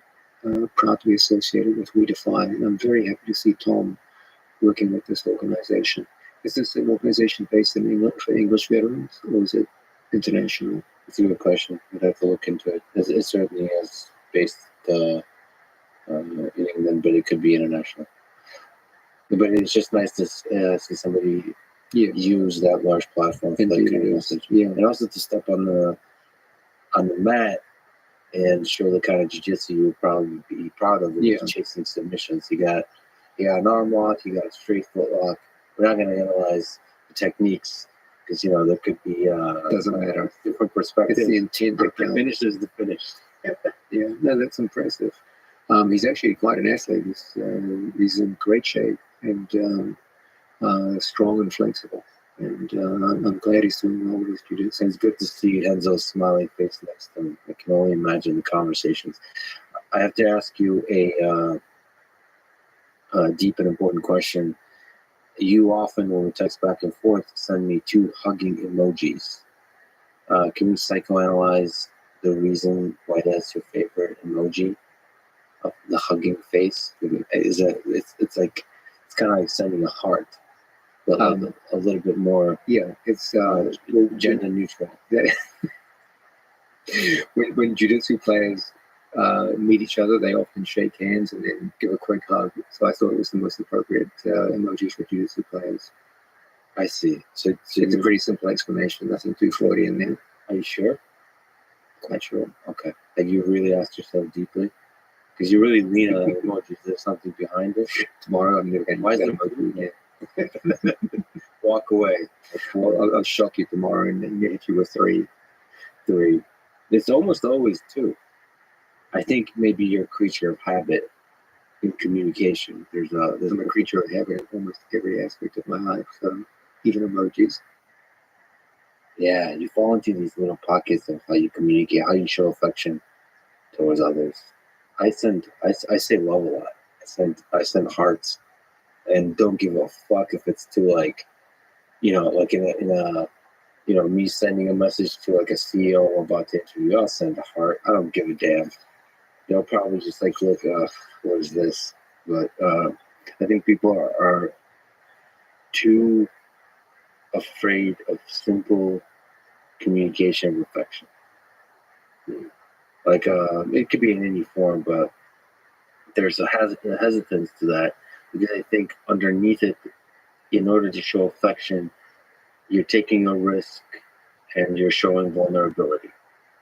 Because if you show affection and the other person rejects that affection, you've now placed yourself in a hierarchy, going back to Lions, of like, well, this person, you're just like the silly, weak person, and they're the strong person. I think that's how you might see it, I guess.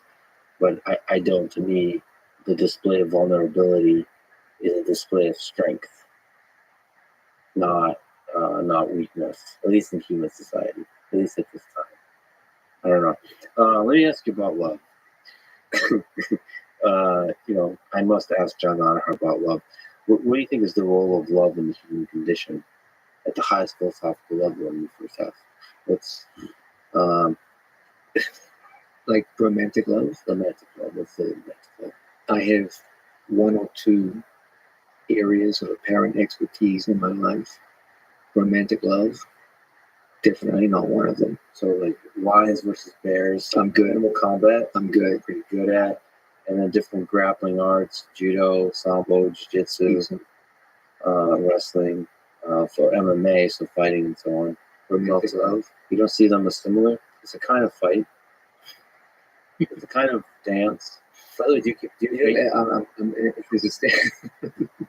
there's a sense in which I'm kind of glad I'm not an expert on that. Imagine what it would be to be an expert on romantic love. You would take the one thing in life that's actually interesting and make it boring, because once you develop an expertise about something, you can start to predict how things are going to unfold. You get answers before events even occur.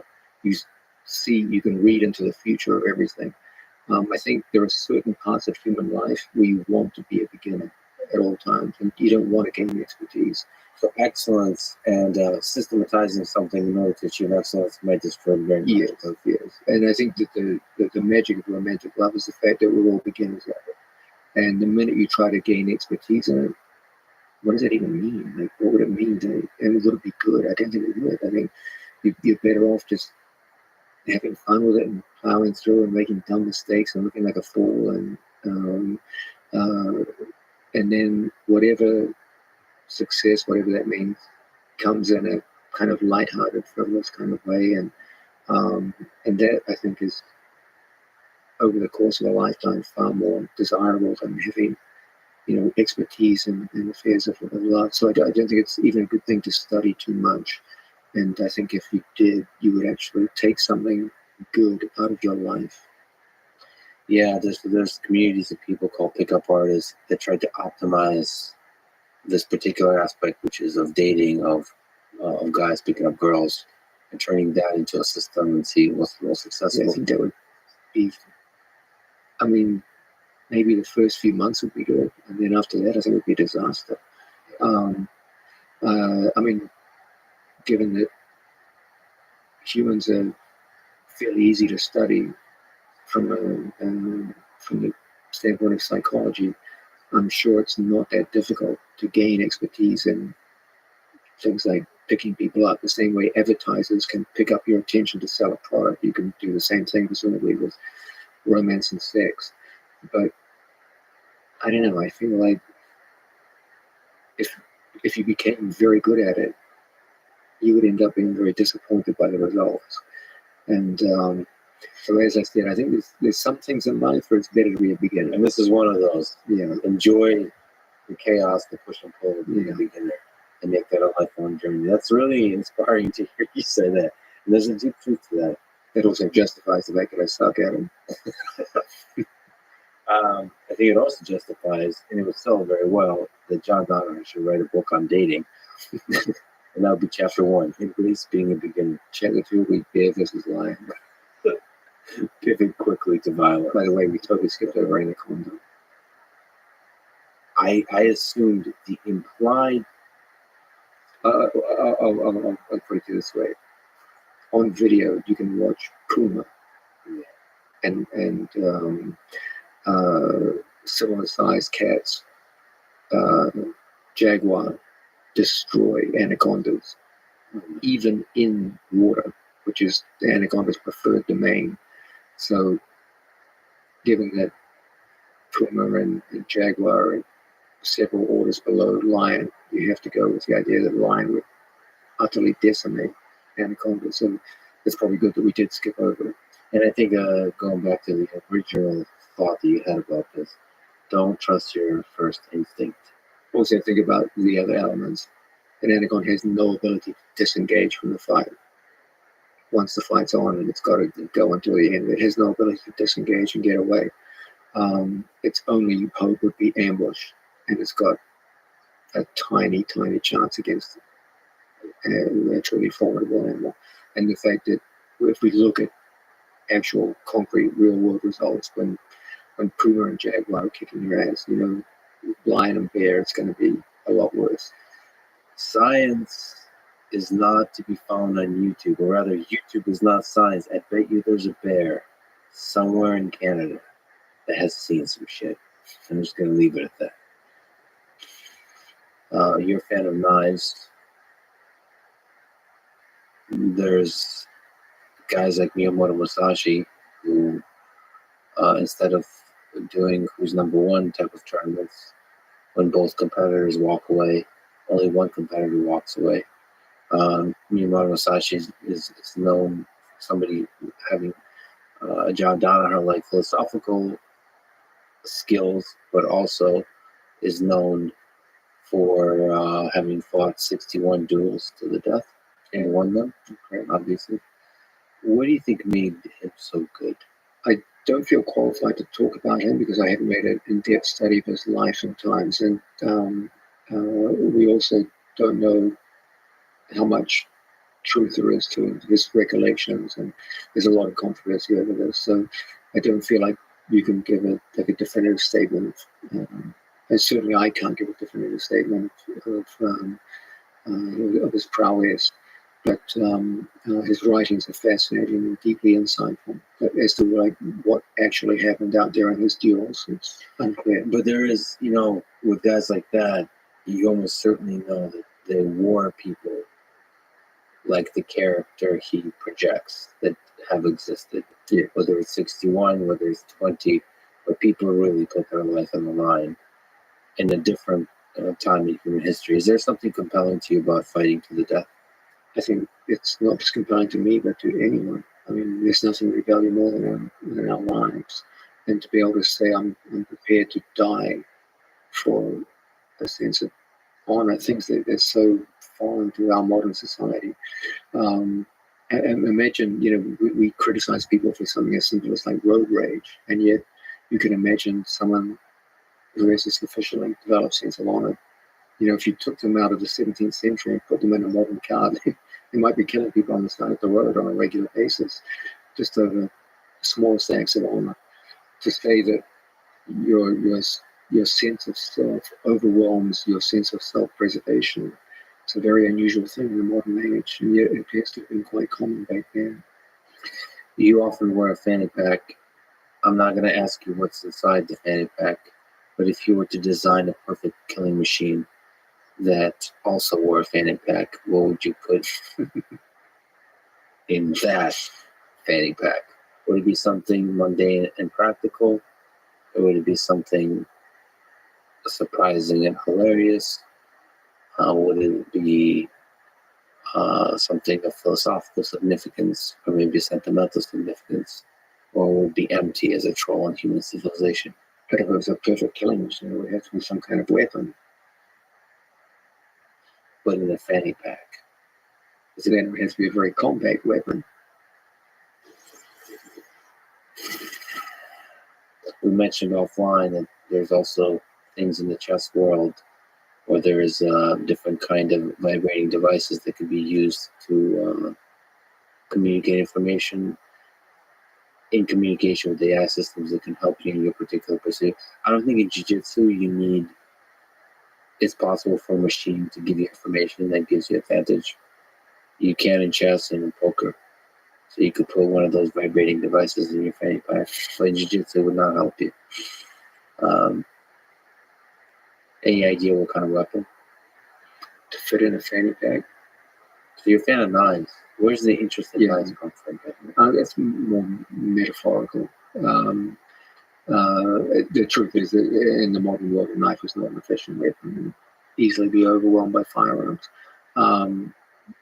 My fascination with knives comes more in the sense that they convey a spirit to my students, where a knife is made of steel, and steel begins as ore in the ground. It's an ugly, unfinished product, which through the enactment of knowledge, time, and discipline can be transformed into beautiful, shining steel. It can have something which it begins as something which has no real function, and becomes one of the most functional and important tools in all of human history, without which human civilization would never have even begun. It's what separated humans and took us from the bottom of the food chain and began our gradual rise towards the top of the food chain.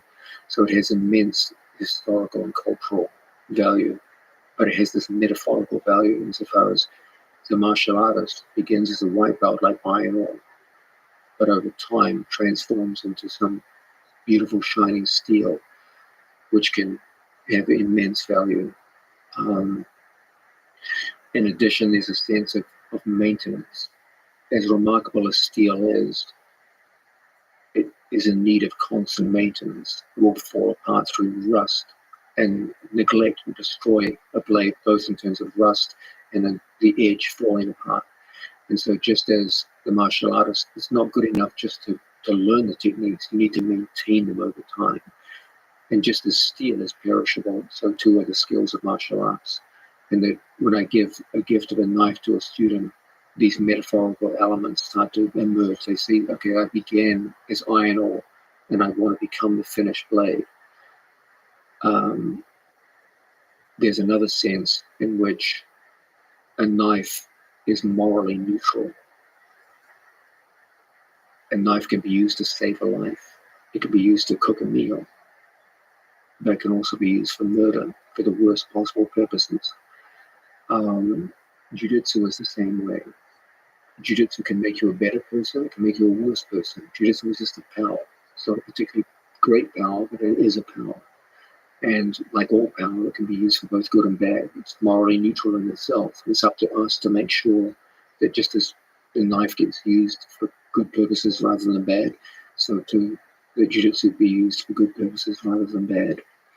There's also an element where the basis of the knife is steel. And historically, there's always been a riddle of steel, which is steel has the property of both hardness and suppleness.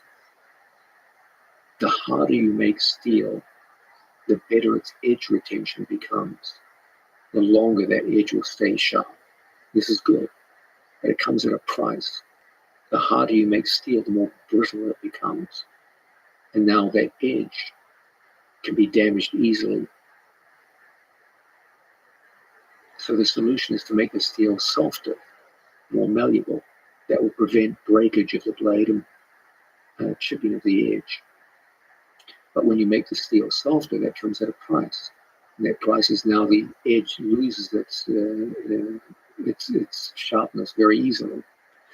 And so the riddle of steel is how to work with these two to the greatest degree possible and create an edge which is hard enough to stay sharp for long periods of time, but without making the steel so brittle that the blade overall is compromised. So too in jiu-jitsu. Your task in training is to make the training competitive enough that you actually get used to the rigors of real combat. But on the other hand, it can't be so brutal that the athletes get broken down in the gym to a point where they're no longer effective.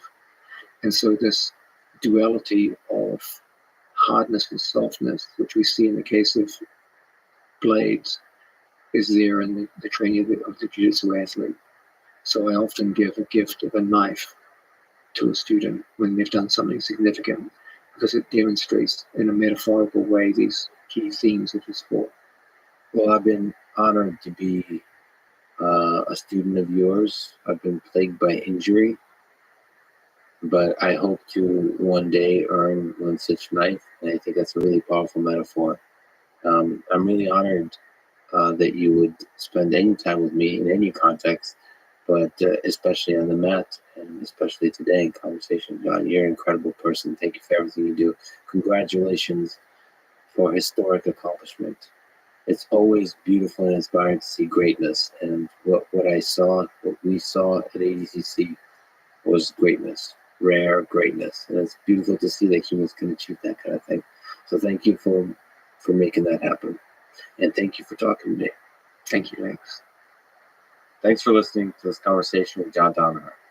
To support this podcast, please check out our sponsors in the description. And now, let me leave you with some words from Miyamoto Musashi. The only reason a warrior is alive is to fight. And the only reason a warrior fights is to win. Thank you for listening, and hope to see you next time.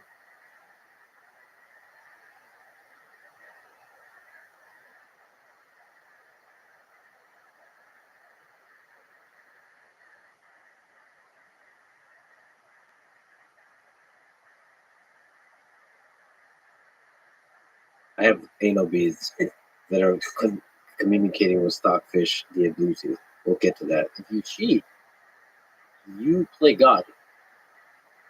You decide when the game is over. You can fake bad moves. You can fake everything. You can even, if you're cheating, quote unquote, the right way, you're going to lose plenty of games.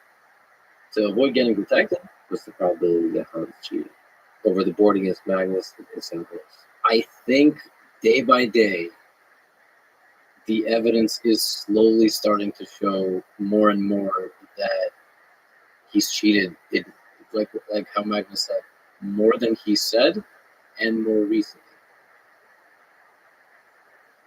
The following is a conversation with Levi Rothschild, also known as Gotham Chess. He's a professional chess player and educator. I highly recommend you check out his YouTube channel called Gotham Chess. This is a Lex Friedman podcast. To support it, please check out our sponsors in the description. And now, dear friends, here's Levi Rothschild. You're known for being able to guess people's elo rating. So what do you think? Just by looking at my face, deep into my eyes, with my elo rating. Here, I'll help you. I'll do E4 for the listener. I actually read that Stockfish prefers E4. Does it really? I actually didn't know that. Because it maximizes the number of tactical options. So that makes sense. The right answer is 3,400, which is, I believe, Stockfish. You guess people's elo chess rating. What's that take? How hard is it to do that? And like, how would you actually do that? Like, what are telltale signs or red flags about a person with different ratings? Is there something you look for? Yeah, I think you can separate it something like the very first is 0 to about 800-900. For simplicity's sake, I'm going to use the chess.com rating system because Elite Chess is slightly different. It tends to go 200-300 points higher than chess.com, sometimes even 400-500 points higher. But then it catches up. They catch up around 2,200-2,300, I would say. What's chess.com? What's Elite Chess? Can you yeah, so explain what the difference is and what they are? They're two chess websites. Yes, chess.com it has obviously the free option where you can play games, you get some sort of puzzles every single day, you get some sort of lessons every single day.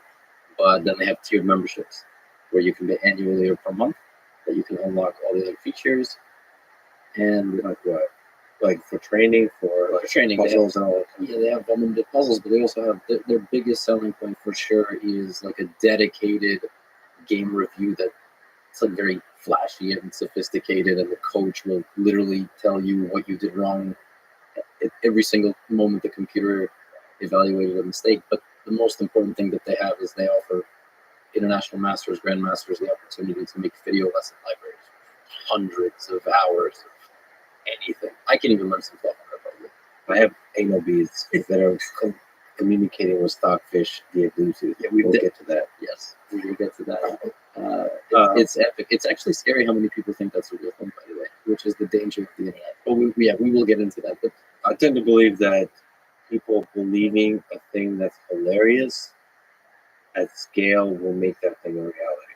I will deal on this. I think people manifest the meme. The meme becomes real. So that's in all walks of life. I think there is something about humor sort of being. I was going to say is I feel like humor becomes a lubricant for the trajectory of human civilization, and I don't know why the word lubricant went into my head, which I understand, yeah, but it's very Freudian.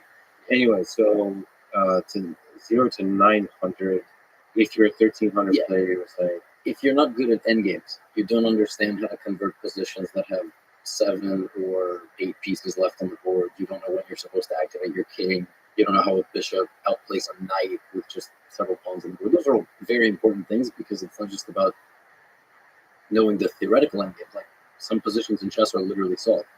If I showed you a position, I asked what's the evaluation and how do you win it, there's a technique. You're supposed to know that technique. And the coaches on chess.com can help or no? Yeah, so these lesson libraries, it's not like a live lesson, it's pre-recorded training position, walk you through it, and then there's a dynamic factor as well where you can practice. You can practice the theoretical and you can practice a practical game where there's no set format to do something. It's just based on your previous experience. Basically, Lichess is, their entire thing is, it's an open source website that tries to be as free as possible and operates totally on donations. They don't have any advertisements. They don't have, which is weird because normally in big competitive settings, it's all capitalistic. You have one big entity and another big entity, and they're both for profit. But in this case, the big argument is, well, they offer a lot of things for free. You can analyze your games for free. You can go into Lichess's lessons library and do things for free. The comparison that I always make is chess.com is basically like having a good personal trainer and having someone to help you at the gym. Lichess is you have to do all the stuff yourself. So you can combine YouTube with Lichess. No one's going to really point you in the right direction. You got to go fully explore on your own. If you want to do it, you can. I also like to say, can I make a controversial joke? Yes. Okay. Ardent Lichess supporters are like very angry, only vegetarian or vegan folks because they will tear you apart and try to convert you as much as possible. Did you just point a large number of haters onto this very podcast? Is this what just happened? No. Is there like several people that are very upset at you right now? No, throwing things. Okay, no. That's always the joke that I've made because if people have chess.com, and I love all people, but I'm just saying chess.com patrons do not try to actively convert folks on Lichess. Folks on Lichess are like, there's a meme, chess.com. Chess, it started with Lichess. Started somewhere on Reddit, Anarchy Chess. Oh, so Lichess is a little bit of an would you go as far as to say they're a terrorist extremist organization? Are we going there? For legal reasons, that's I thought Lichess is like really good analysis. Like does it have an engine for analysis of like games, or is that an open source thing? That they both use Stockfish 15. Okay, and then the rest is the interface around Stockfish that shows. It's tough. It's the live. So chess has a live server where you and I can play a game against each other. We just both seek, and if we have the same rating, we have the same criteria, we'll play a game. But there's also reviewing your own games. There's an opening database, so you can see what the most popular trends are. So Lichess is great. Like I'm sponsored by chess.com, and I will openly say that. But you can't have. So you're deeply biased. Yes. Okay. But I'm also complimenting the competitor. Okay. But can you play games on Lichess, or is it just for analysis? Yeah, you can. Yeah. So it's the same exact thing. So they're like legitimately competitors. Not exactly the same thing, but they're trying to match for features, but you're saying Lichess is more chaotic, and then chess.com is more like professional. Yeah, I don't know. I don't know if it's chaotic. I just know that it's you have to. No one's going to hold your hand if you go to Lichess. You absolutely can. You can play games. You can analyze your games, but you have to discover it yourself. The whole point of chess.com is to make the journey as simple as possible. But I also firmly believe you can't have any sort of growth in chess without a chess.com or a chess24. What's that? Or what's chess24? So chess24 is another live server with some lesson libraries and so on. But they were, I think, the process was they were bought by Play Magnus. So what's Play Magnus? Play Magnus. That's Magnus Carlsen's. Yeah, he doesn't own it. He owns some stake in it. I think 9 or 10%. They owned a bunch of chess companies, including Chess24. But now it seems like they're either merging or basically getting acquired by Chess.com. Got it. And then Play Magnus, it's an app also where you can play different levels. But there's also the educational stuff. Yes. Okay. The for-profit chess companies make the option for grandmasters to make a living, to make chess an esport. Yeah, Luchess is great. It doesn't put on any events. There's no commentary, so you can have both in theory, and probably some controversy is good. Does chess.com like sponsor you, like help you out in some way? Like, what's the connection between your videos and streams on chess.com? Like, are they supporting people in that way or no? My content, they don't necessarily. I just make whatever I want. Like, I don't have much sense. Like, they do something stupid, I will call out their leadership. It's not like, but I do have the logo up, like in YouTube videos. Yeah, it's just that kind of stuff. Yeah. So anyway, back to. I mean, that was really helpful. I was confused about that. The guessing people's rating. Mhm. So the thing you mentioned about the end game. If you don't know what the hell you're doing with the end game, what does that mean about you rating?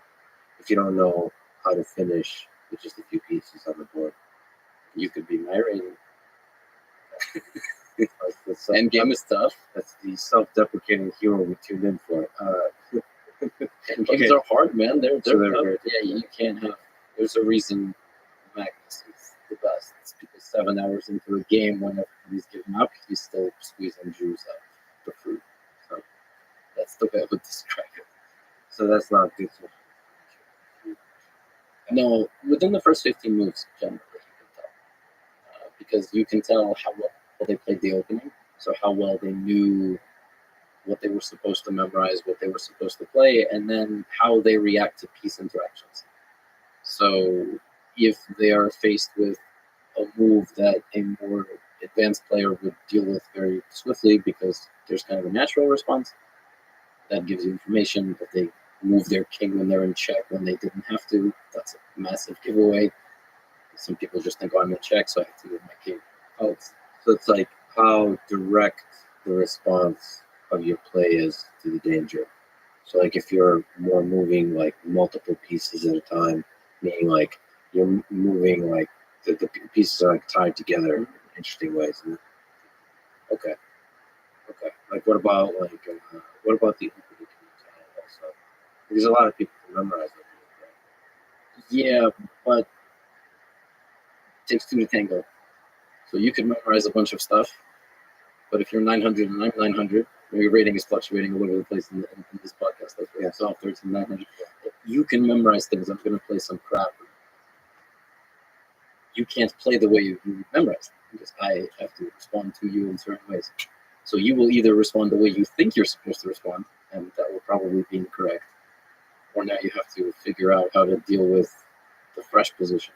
Oh, so the 900 will reflect itself in both cases. Yeah. I wonder if actually, so do you know your current rating or your top rating? What was your top rating? I know both. My current elo, like over the board, now is 2320. My peak was 2430. Oh, cool. So can you play like a 900 player? Like, can you force yourself? Yeah. So you can like, given that you've guessed a lot of elo ratings, can you kind of emulate that? Kind of interesting question. Yeah, of course. Before I was doing YouTube and Twitch, I was teaching kids. So I had to. Not only did I have to play at their rating, I also had to play and sometimes even behave and explain things in a way that the kid could understand. So absolutely. Yeah, I think that's what contributed to the growth of the channel, frankly. I kind of understood how beginners thought about the game. So yeah, you did. You taught people chess. You coached people for many years. I guess in New York. Yeah. What did you learn about the way people learn from that? So like, how did people that were successful at getting good at chess quickly? Mm-hmm. What were some of the commonalities, some of the patterns that you saw? Obsession. Yeah. What does obsession look like? I would say it's obsession and also love of the game. So if you're bored, you don't want to watch a show, you want to boot up chess.com or chess just so I don't get flamed by anyone in the audience. And you just play. So you're saying that we chess people are the ones that would attack aggressively? They're the kind of people. Probably the chess 24 people. Oh, that's another. So there's not. I didn't know. I thought Chess 24 was part of the chess.com. Well, now, yes. Cult or tribe or whatever terms you want to use. You know, I'm sure there's even more places to play live. There always have been more places to play live, but chess.com and chess dominated. No, chess 24 is rough for live. Of course, they have good courses and everything. But yeah, I got it. And some are even good people or whatever. Yes, that quote goes. Okay, like obsession. That means the way they look at the board. When they're bored, how quickly do they return to the chessboard? That kind of stuff. Just like how many hours a day they want to spend. Yes, they spend or want to spend. Some kids definitely have a talent. Of course, there's this eternal debate: talent versus hard work. I don't necessarily know if it's a talent for chess specifically, but it's a talent for, I'm sure there's some sort of spatial visualization in your mind. You start picking up what squares are controlled by your pieces and opponent's pieces faster. Your memory is much stronger. So you don't just learn openings, like we discussed, you learn literal patterns, such as, oh, I remember this from 2 tournaments ago. I remember this from a game I played just yesterday. And you just keep playing and playing and playing. I think the one commonality I think I've seen in all kids, it's obsession. You have to play a lot. And I've seen kids who are brilliant kids. If you give them a page of tactics puzzles, they solve faster than anybody. They can pick things up here super fast. They're a pleasure to teach. They go to a tournament, disaster. They can't handle the anxiousness. They can't handle that silent face-to-face war with another 6-year-old. They can't even handle. There's also trash talk. Within one sentence by a kid can throw off your prize student. I've seen kids just totally disintegrate. I've seen also my student bully other kids for my student wasn't that strong. But their verbal warfare, which is not allowed but goes unnoticed. It was not even verbal warfare, like just going like Yeah. little like facial expressions you make at the board. Yeah, I didn't even think about that. That's pretty creepy. The intensity, not creepy, that's not the right word, but there's an intensity in that silence over the board. Like you can probably hear stuff like just like it's super quiet. It's like a library. Yeah. And then there's just a tension that builds. You can hear the breathing. Yeah. And at the highest level, both sides are involved in a battle that they both foresee 99% of the time. That's the scary part, is that you both see the exact same thing. It's very rare you play a move and I didn't see it. It's that I misevaluated it. I saw the move could be played, but I missed something 3 or 4 moves deeper. You play that move and suddenly you're excited and I'm nervous. But all of a sudden you make an inaccuracy and now the tide shifts, right? We could be on totally different planes throughout the game, or we could be on the same plane throughout the game. So it's really fascinating. Yeah, so your thought is when you see a move that to you seems suboptimal, you start to think, what was that? Start to try and make sense of that. Did you miscalculate or did they miscalculate? Well, isn't that what Magnus is really good at, is taking people away from, like, making suboptimal moves? To take them away from the known openings? Or is that unfair to say? Yeah, he gets part of his really dominant reputation, I think, from not letting people get into ultra theoretical positions. He just won this tournament, this online tournament. He said he had a young player strategy. He had an anti-young player strategy. So it means that by move 7 or 8, you go to the database, no games. Kid is on their own. They have to swim on their own. And they have to deal with the strategic complexities of the position, which he gets. He might get from just an enormous database within his brain of historical games that have similar structures, or just sheer genius. So we won't know. Yeah. It's a mix of the two, for sure. The younger you are, you can't remember a game played in 1951 in some bar in the Soviet Union, but he does, because he read a book once or a magazine once. And he remembers the structure, which is, it's not fair. It's crazy, right? What do you think makes him, you can sort of link on it, what do you think makes him so good? I think it's the memory, and I think it's, he just seems to get the game better than anybody else. That's the best way I can describe it. In sports, you have reaction time, you have strength, but also as he's now evolving, it's stamina.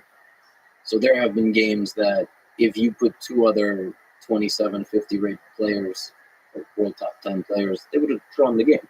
The game would have ended the game. Nobody would have won it. You put Magnus as one of the aggressors in that game, suddenly the chance of victory doubles from 5% to 10%. What was that about? Because was it game 6 against Nepal? Right. Isn't Stockfish say that it's supposed to be a draw? So 0.00 does mean a draw sometimes, but other times it means, it's the joke I always make, it means the Stockfish is out for a smoke break.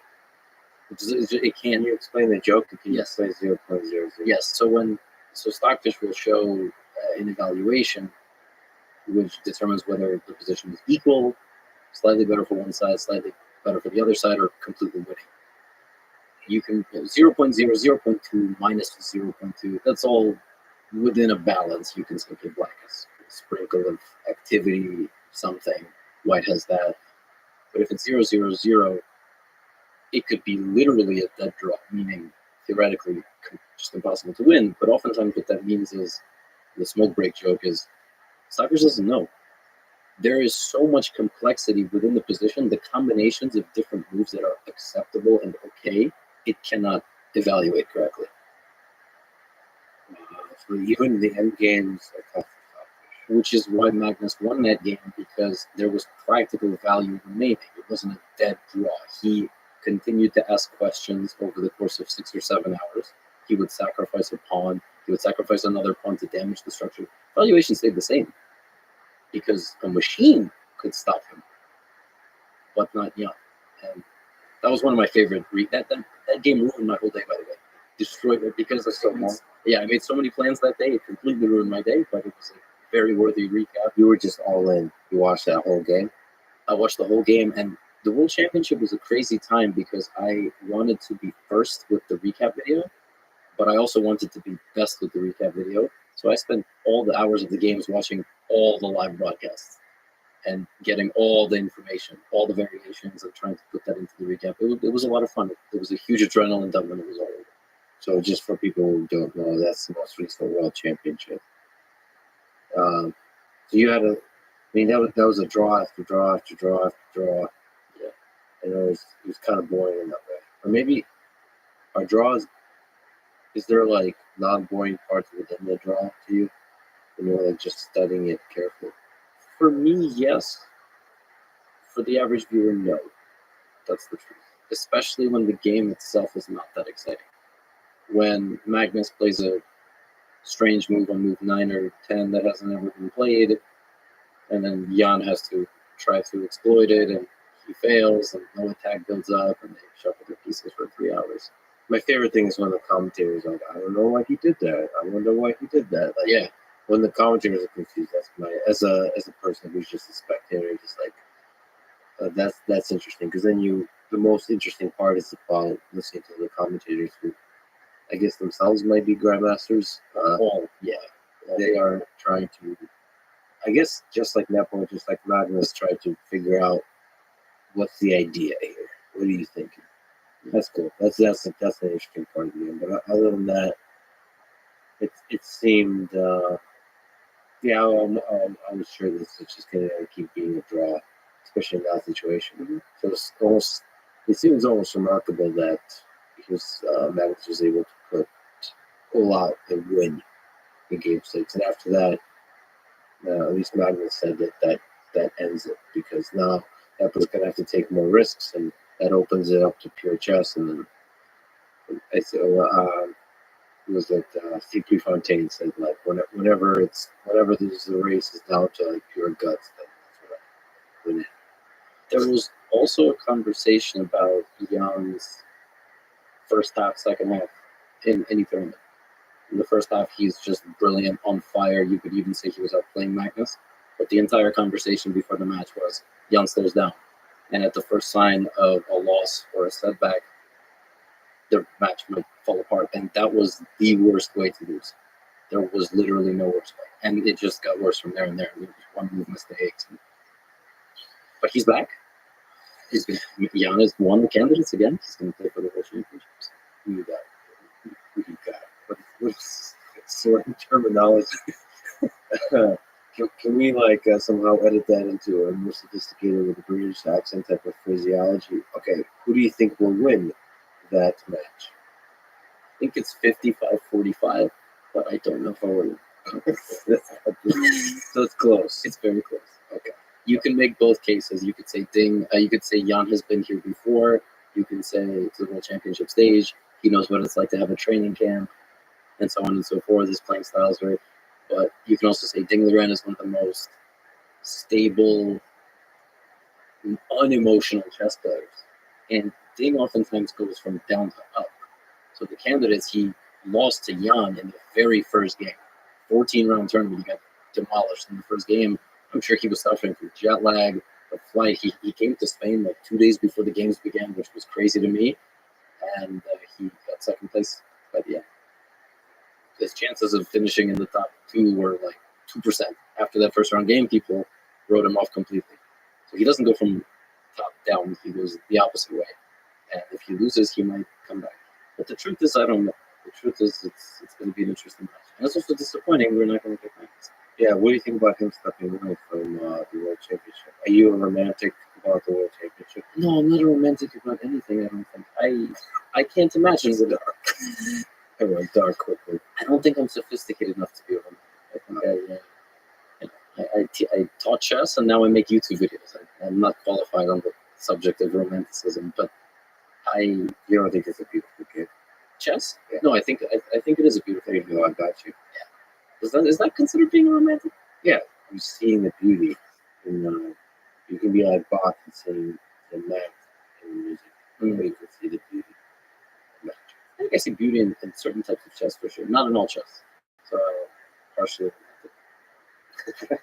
part-time romantic. Yeah.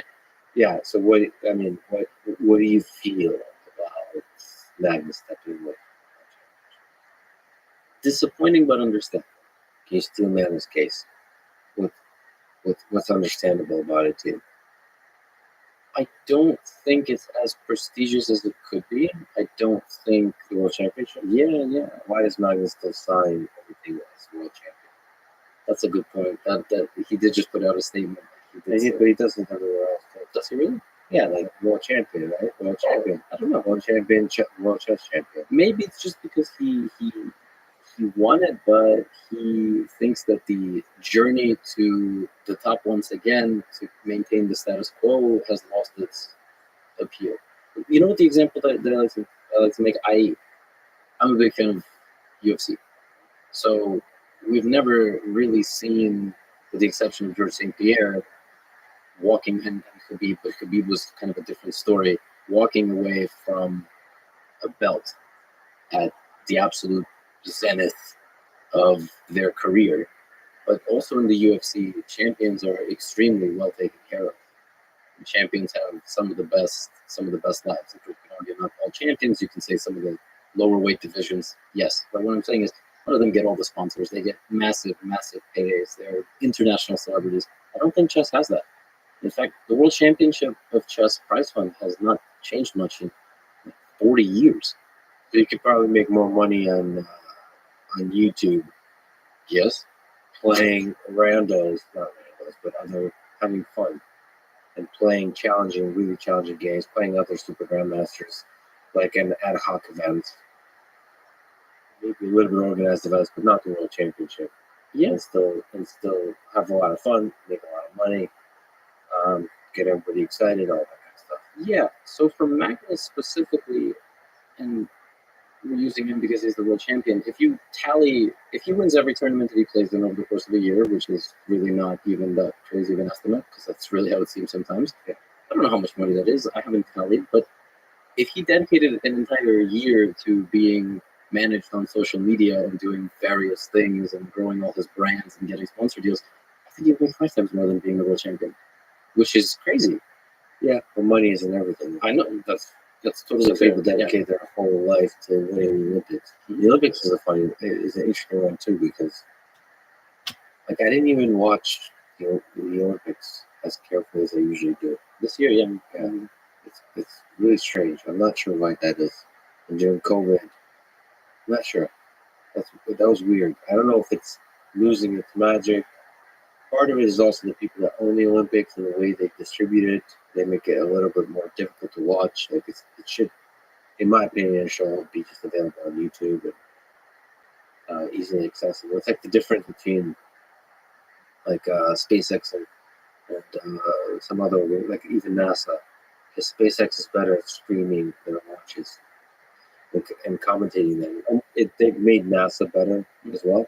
But just like the ability, sounds ridiculous, but making it more frictionless for people to watch, get excited, to share, all that kind of stuff. Yeah, like I'm not exactly sure where the magic like balance is between the classy traditional world championships and the kind of dramatic, exciting streamer world. And it feels like for the world championships to be relevant, they have to find that balance. Yeah, well, this recent one had. It's pretty good commentating. Yeah. No, I'm not even necessarily talking about myself. There was a lot of. So that was the worst part. Yeah, there was. It did amazing. I appreciate that. It was a lot of. It was a big arms race, so every major chess platform tried to get one super grandmaster. Vishwanathan Anand, Fabiano Caruana, you name it, they were basically involved. And to go back to that point, yeah, the big question is money, and if Magnus is not motivated by money, if the prize fund for the next world championship was $10 million, would he play it? If he says no, then it must be something else. It must just be a matter of something's not worth it. It's not. You gotta take him at his word, and his word is like there's too much stress to the low sample play. Yeah, like I want to play many more times. Yeah, he wants to play more. He wants to shorter make games. More, yeah, exactly. Yeah, more shorter games, like where you can increase the possibility of pure chess. Whatever the heck that is. But we can't go back to the first Karpov-Kasparov match, which they had to stop due to health concerns. I mean, the guy went down 5-0, and it was first to 6 wins, and draws didn't count. So draws didn't amass to the total score. There was no best of system. So what happened? The match went something like 7-8 months. Kasparov started making a comeback after being down 5-0. He was 5-3, and they called it off. They said both players are in poor health conditions. Kasparov stormed down, yelled that this is a farce, and the match was 15 games long. Even more, maybe. I made a video, and I don't even remember how many games it was. It was so long. Can you imagine? Bobby Fischer wanted something almost as extreme. Draws don't count. It's first one to 10 wins, and if it's 9-9, the world champion retains his title. So you have to beat the world champion 10-8. That's the only way. You don't like that? It's just grueling. I don't know. Maybe I like it for the YouTube recaps, but do I like it for the players? Do I like it for the general public? No. For sure. Yeah, it's 3-4 hours, right? You imagine your favorite tennis match was 6 minutes long.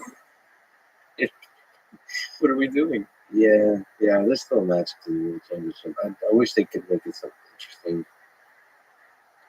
Make it work somehow.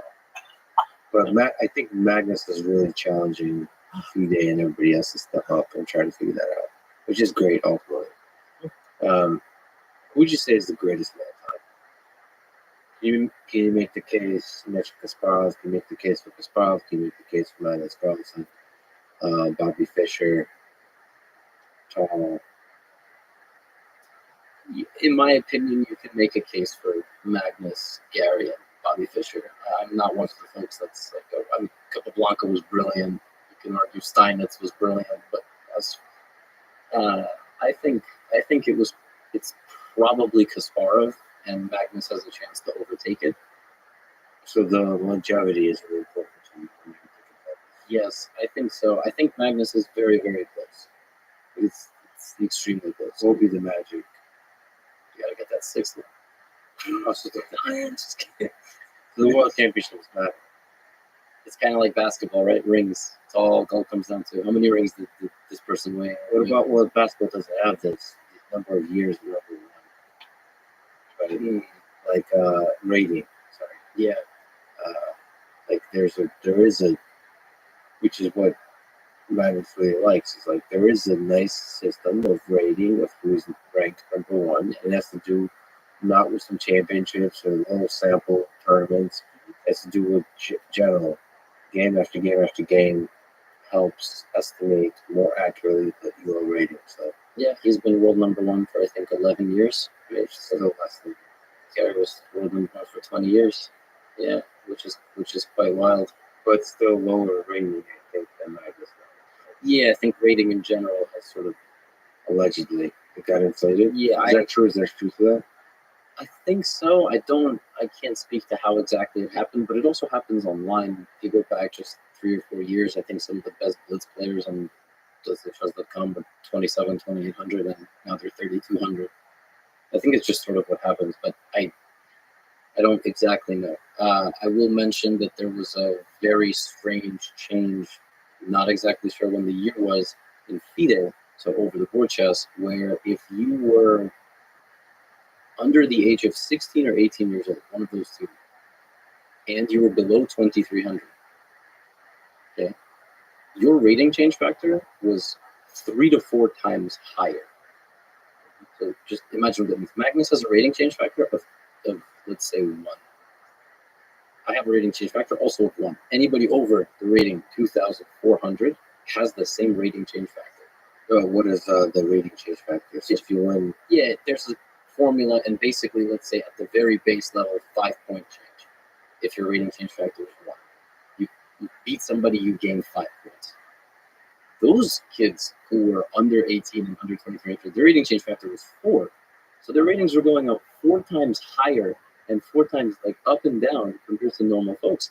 And there was one teenager in the U.S. in particular who in 1 month played a bunch of tournaments with his rating change factor and became nearly rated 2,640, which is top 50 in the world. He was just a random teenager from the United States. He became a grandmaster ultimately, but he bled like 90 points down because his rating was so inflated. And the K40 exists now. You have many kids who out of nowhere, 2,100, 2,400 after one good month. so that's interesting. That's like similar to like how TikTok inflates your virality early on. So, yeah, like well, at least the rumor is like they want you to get engaged. I thought there was even artificial likes and so on. But they want you to get that dopamine addiction. So maybe they want to throw you, if you're really passionate about chess, they want to throw you to the sharks by artificially inflating your rating, and maybe that gets you into the game much more intensely. I don't know. I wonder how many like backdoor feed-in meetings there are with cigars. So that was the factors determined by who does the EY rating? Who changes this stuff? Yeah. Who knows? It's probably those lead chess anarchists. Exactly. I think they wanna stay away from that stuff. But so there's a guy named Hans New. Yeah. And he beat Magnus Carlsen recently. Yeah. Has been already. Was it August? September 4th. Oh, it was September. So he beat him twice, right? Recently. Once is the allegations that by the internet that Hans New cheated, and then the second time, Magnus played a few moves and forfeited. There's 3. No, yeah. Can we go through the Yes.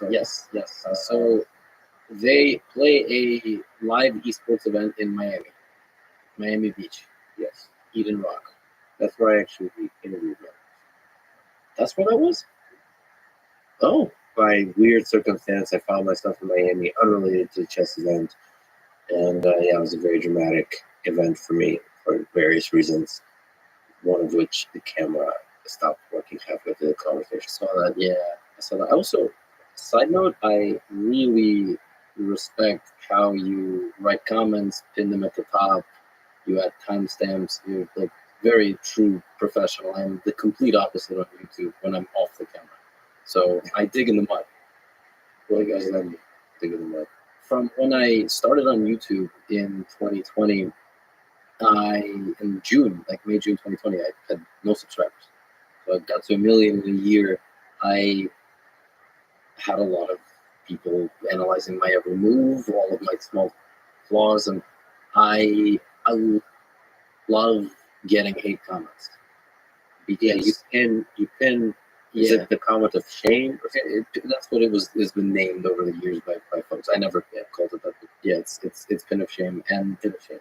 It's been tough because now people pretend to write hate comments just to get attention. So like anything, the public ruined the good thing. But it started that way. It started with people just shredding me to bits, calling me spin-offs of this and that. And I think I'm a human more than I'm a creator, an influencer, an attention seeker. Like I'm just a person.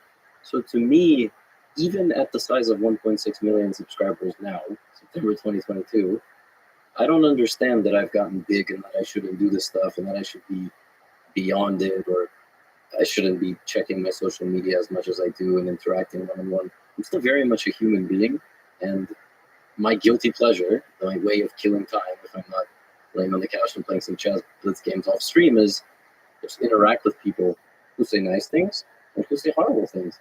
And I really like to get into the head of the people who say the terrible things. And sometimes you can, sometimes they are truly trolls, but sometimes people just really hate you. So What's the successful interaction with the person that's trolling you? What's like at the end of that hero journey that you were partaking in? What's the top of the mountain look like? Is the troll conquered and Yes. broken mentally? Not mental. I don't want to defeat. I honestly sometimes somebody writes a very long comment. I'll respond with a question. Oh, so you see each other as like a brother and sister. You're gonna travel together on this journey of deep meaning, like introspection. What does this mean? Yeah, I've had people write. I can't quote now, but something about my persona, my behavior, this and that, and I just respond to them and I say, hey, it sounds crazy that a large creator might do something like this. But this kind of goes back to you speak to folks on a very respectful way. If you make a mistake, you completely own up to it. So I have sometimes these one-on-one interactions where I say, I think you're reading too much into this. I think you don't understand maybe some of my humor or sarcasm as such. So you form this opinion that I'm this kind of a person, this and that, and now you're sort of, anything I do, you're trying to attach to that reasoning, and here you are writing this lengthy essay of why nobody should watch my content. And sometimes people go, you know what? I think you have a point. Maybe I should relax a little bit. Yeah, I would love to sort of interview and understand the lives of the folks that post that kind of stuff. I mean, they're human beings. They have interesting journeys also. Yeah. I think they often don't realize. I think they don't realize their comment would be read by anybody, especially you. They think like, and they also don't realize you're a human being. I feel like it's so interesting to watch it. Like some guy, because I posted on Twitter for like a minute that I'm talking to you and asking for questions. I deleted that tweet because because you didn't 95% of the people were talk about cheating. All right, I got it. Thank you. This is not going to be helpful. So I was like, all right. But in that time, like, there's one comment, which I thought was hilarious. That you found that one comment. The one comment says, like, this seems like a waste of time or something. Like, why? lame guest. Lame guess. Lame guest. And then used like responded something like with a question. Yeah. I wrote, why am I a lame guest? Why am I? made a sad Let's face. talk about this. Yeah, I was like, why am I a lame guest? And he responded. He responded even after you deleted the tweet. He said he doesn't know what value I would bring because I just make videos about chess games. And that's true. You've had some absolutely brilliant people on, but I also looked at this gentleman's profile, and he was one of the folks that put things about his family and God and his politics in his Twitter bio, and I started thinking maybe I said something in some video and I made a joke about religion or something, just some offhand 5-second thing somewhere that someone turns me into just an absolute outcast in the household. They can no longer watch me. And that has happened. Yeah. That has happened. I'll record a 30-minute video and I'll make a joke about something and some phrasing, and that's it. I've lost a viewer forever, and they let me know. They will write me an email. Good. I just don't think people should. Dog every day, it's a holiday every day. The feast, I think that you're not gonna do shit. I just said every day's a holiday, every month is feast. We're just watching a podcast on chess. You guys are chess fans. We've been on. We watch a lot. Should be that serious. Yeah, I think there's some of that because I've seen people say that sometimes about me, but I see it more with others. They'll say, I used to like Joe Rogan gets this. I used to be a huge fan of Joe Rogan until he said this. Right? It's like one. Um, First, I do wonder if you were ever really a big fan. That's one question mark I have. But the other is like I think we should be more lenient with each other in terms of how much stupid shit we say. And if you actually, I wish people were able to sort of introspect on their own, on the stupid shit they say themselves, like to have a little bit of empathy. Like, I wish there was a way to read all the emails you've ever written and just to see, or maybe do a search engine for all the stupid shit you've said in emails in the past and like summarize it and to reveal it to yourself that like you have bad days, you have good days, you have emotional days, you have stoic days. You have sometimes you have like you take very different political views than you do on other days. And it's like it's all over the place. And if you're a creator, if you're putting stuff out all the time, you're gonna have those, and you're still a full like complex bag of emotions and thoughts and ideas and contradictions and all of that. Like you shouldn't judge a person by a single statement. And even if, when you do, you should try to infer the best possible interpretation of that statement. I feel like that's just a healthier way to interact with the world and with other humans. It's like, I wonder what's the best possible interpretation of the thing they just tweeted or they said. Like what? Let's imagine that the person saying those words is actually a really good human being, and what did they mean when they said that thing about human beings? They're so good for Yeah, right. Or whatever it is. Like, they didn't mean to be offensive to the sexuality of a certain group. They're just they're talking shit about anarchy. It's like they're not. Like sometimes it's humor. Sometimes it's actually genuinely embodying like a political viewpoint and like walking with it, thinking through it for a few days, like and, like taking it seriously, empathizing not just for a brief moment, but for a time, like walking with an idea and allowing yourself to express it, like playing devil's advocate. I do that all the time with yourself. With myself, yeah. In conversation, I do too, and I find I have to say I'm playing devil's advocate. Like you have to be very explicit, but with myself, I'll just do it in my head. Like I have different voices. Like obviously, just in I've been getting so much information, so many thoughts, and all the complexities of the war in Ukraine, for example, and all the different voices within Ukraine. I just interviewed hundreds of people, and they have very different perspectives in nuanced ways about the war. Some are full of hate, some are full of love, like hate for the other, love for their country, love for family and tradition. All of it is a beautiful mix, and I have to like carry those ideas in my head and empathize with them deeply, and then I have to listen to people that live elsewhere. That live in India, that have a very different perspective. There's a lot of people in India that have a very different perspective than people in Ukraine. And so I don't know, and some of that will bleed out into the thoughts I express publicly. And when people judge you harshly for it, it first of all, me as a human being is psychologically difficult, but also it makes me less willing to be fragile. I still try to be strong enough to be fragile in front of the camera. Just say things that are on my mind, even if I know it's going to create people that are going to be like ruthlessly negative towards me. So I tried to wear my heart on my sleeve and still try to be fragile, but it's harder. You gotta pay a psychological cost. Like, I'm, in some sense, I try to be tough, but like I can be a softie in like certain like attacks can get to me. So I'm surprised that they don't get. I mean, does some negativity get to you, or is this the way you deal with it by responding? Like that guy saying, like, what value does talking to Levy add to the rock? Yeah. No, but that was so good. I was thinking at various moments when to jump in, and I was kind of letting you speak.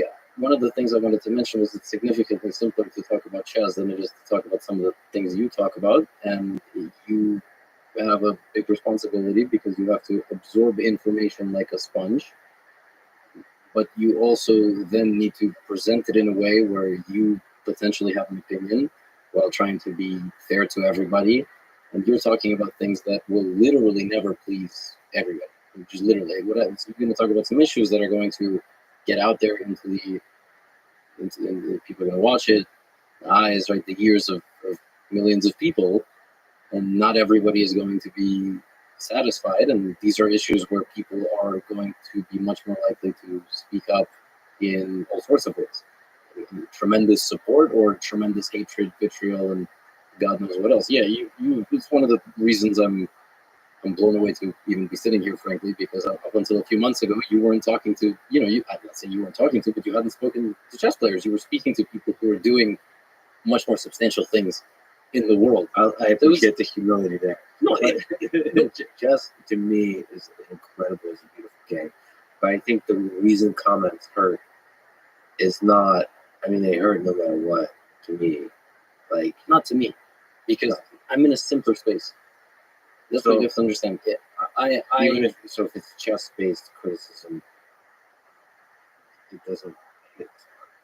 No, if you had a podcast about no, I'm launching this. If you had a podcast I'm launching a new podcast. Photography, you gotta realize like it wouldn't be the same way. You talk about potentially existential things. You talk about cyber, things in cybersecurity or AI or people who are massive heads of companies that are just inherently going to be a bit more controversial. So that I can't imagine being in your shoes because you have so many complex emotions about situations where you may not necessarily agree with everything that someone has said publicly, but you still invite them for a conversation because they're a human being. It's totally different.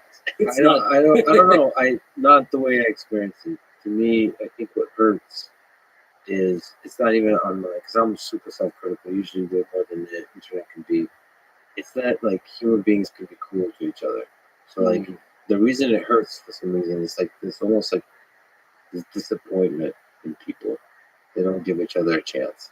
So in that sense, the negativity doesn't have to be about Ukraine or geopolitics. It could be about the silliest of things. I say, like, to me, it's like why be mean to each other in a context where the mean doesn't like it's out of place. Because for example, there is like a gaming culture where they just talk shit to each other nonstop. I think it's more acceptable there. It seems to fit. It seems to be funnier there. Like when streamers talk shit to each other. I've been listening to several streamers recently, and it's like it somehow works a little better, even if they're just like cruel to each other. Yeah. It makes more sense. But I think when people are genuinely trying to educate or to help, so on, and you still get these shitty comments, I don't know. It makes me sad. No, it doesn't. It doesn't make me. It doesn't make me sad. I think part of that is also the way I was brought up. So I skipped kindergarten, so I was always the smallest kid. And you were picked on? I was picked on, and then I did pick it. So I had kind of both in my life. I kind of know I went home from summer camp crying, and I also made a kid cry once in 4th grade. So I had the balance. And physical or mental abuse? Verbal. No, I didn't beat anybody up. I think the kid in the younger grade was bigger than I was. And you still broke him. Because I was So I had to use my Mental warfare. I had to use my words. I had to be, and growing up, my parents split when I was super young, and I played chess. So all things that make you super self-trustworthy. Like you believe your first instinct. You don't listen to what other people tell you. And if people give you advice, say, okay, I'm gonna think about that. I'm not gonna go and do that. I wasn't impressionable. You couldn't convince me to do something. That's stuck to this day. My wife has had to deconstruct some of my stubbornness I didn't even realize was incredible stubbornness. It's just something that you brought up with. So to me, that stuff doesn't bother me. And it's So the voices of others don't shake you quite. They can't mentally shake you. Psychological. no, they haven't. I think when it got probably at its worst point was in combination with being unable to perform well in multiplayer play, but that was also self-driven. I wasn't performing poorly because I was getting comments, but because I was performing poorly, the comments got to me more. The cycle was sort of in the opposite direction. And that was probably the most frustrating. People have said some vile things to me.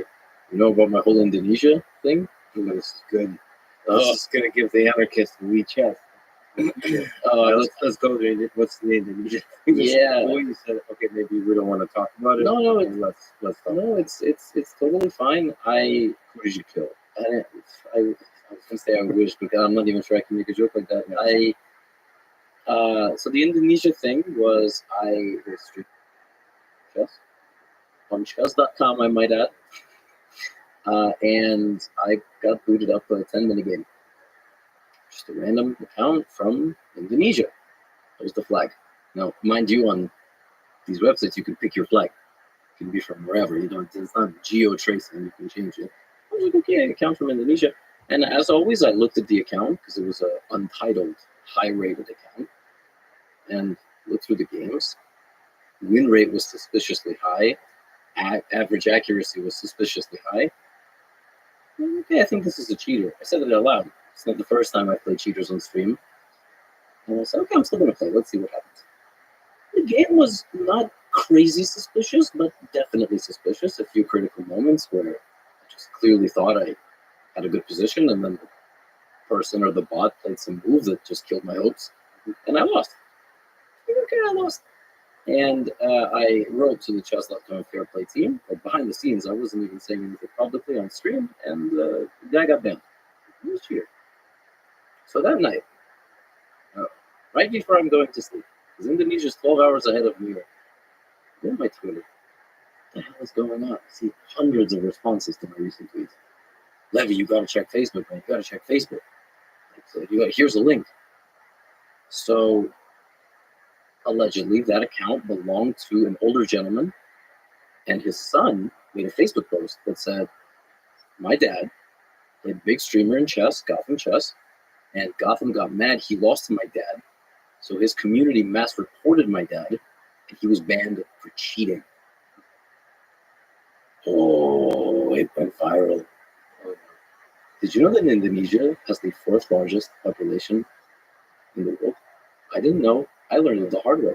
Interesting. Tens of thousands of DMs every second. Instagram DMs, because I had my DMs open. I was never afraid of that stuff.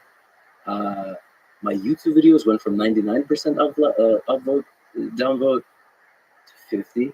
They swarmed my comments. All negative. All play him again. I mean, I don't know how much swearing there is on this podcast, but I mean, it was just all sorts of All the fucking swearing. they Just everything. Ruthless. The vicious. were going to kill me. They were going to rape my family. They were contacting people I followed on Instagram. They were contacting them and telling them crazy things. It was, I'm not joking, it was tens of thousands of people every minute. It was unbelievable. And I didn't know what to do because the guy cheated. I was in the right. Yeah. People, Well, how certain were you? 100%. 100%. Okay, I don't know if you can say 100%, but So chess.com also had a suspicion. they, but what Because I, they have like good They have the good detection algorithm. Yes, Danny Wrench would be able to. I legitimately know nothing about the behind the scenes because it's only kind of tech people. But one thing I did not realize was that this account, whether it was the son playing or the father playing, we will not know. We don't know who played. It could have been the son. It could have been dad covering for him, whatever. But at some point, that account won 27 games in a row at 95% accuracy. I mean, even Max, even this took a month. This story took 1 month from start to finish. First, I had to work with a media company to geo-block my content in Indonesia on YouTube, so Indonesians could not see my channel. Oh, so you didn't want to like lean into it, go full Donald Trump. No. Let's because you're in the right. You feel like you're in the right. You, as far as you know, you're in the right. Yeah, and I hated watching all my work burn to the ground. Like, you felt it was being. Yeah, and one thing I'm learning about myself is I'm not a good crisis actor. I need someone to like slap me so I don't do something emotional when crisis is ongoing. What would be the emotional act that's not productive there? Partnering with an MCN that makes you give away a bunch of your revenue, and then when you break with them, I wasn't monetized for a week. It was a very big decision to plug in. I think they're called MCNs, but what are they? Sorry, they're like they're specialized agencies that work behind the scenes with YouTube. That if you connect your account, they say they can give you certain ad benefits. They can geo-block your content. Which you can't do normally. They have certain perks that only YouTube allows behind the scenes. You pay them 10% of your monthly ad revenue, but they claim to do a handful of things for you. I just needed them to geo-block my content. I just didn't care how much money I was going to give away per month. But so why geo-block it? You just didn't like the dog word. Yeah, I didn't want. You wanted positivity, more like you're being educational. They're like you do a bit of shit talking, but it's more like fun and easy going. You didn't want this kind of vicious. Yeah, my comment section was just being completely flooded. Like they were destroying my channel. And to be honest, maybe all of the views and the downvotes would have actually been beneficial. Maybe then my videos would have actually started getting recommended to more people. Yeah. But I'm a person. This all goes back to the same thing. So this got to you. Yeah, this was like I was just watching it and I'm like, this is not fair. I don't know what to do. So I'm gonna stop this as much as I can. They still got through. They have VPN. And they were like, you asshole, you don't think we have VPN in Indonesia? It was this whole thing. This father and son got invited to every major news network. I'm not joking. They got invited to the major podcasts. They like to say the Joe Rogan of Indonesia. Yeah, Deddy Corbusier is this mentalist. He's a bald guy, very fun guy. He had them. And that's when the Indonesian Chess Federation stepped in. The thing is, nobody who was harassing me knows anything about chess. They just saw the story. And long story short, they brought in a sponsor. The guy played a strong, one of the strongest chess players in the country, who also happens to be a woman, Irene Sukandar. She's like 2,400 international master. She crushed him because his actual playing strength is 1,300, 1,400, something like that. He still got paid because there was a winning prize fund, a losing prize fund. We've never heard from him. That was the whole story. So that was why I had to shut down all of my social media to DMs and DM requests and even notifications. Like I don't get notifications unless it's someone I follow.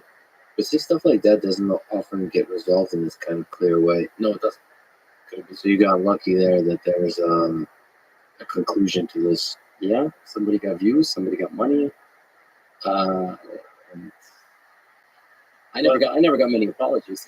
What did you learn from that experience about yourself, about the internet? I think first and foremost, I learned that every moment you are live or broadcasting can be completely blown out of proportion. You have to be real careful. And I can't actively think about that, unfortunately, even when I'm streaming. I've had other instances where things come back to bite. I've even had these moments live on stream. I feel like I said something too sarcastically to somebody. I don't know how their day is going. It might ruin their whole day. God knows what. You have these moments of regret where you want your personality to shine through and you want to entertain, least you're thinking at what cost. If I make a joke to a viewer that suddenly the whole chat is laughing at them, what if that puts them in a deep, dark place?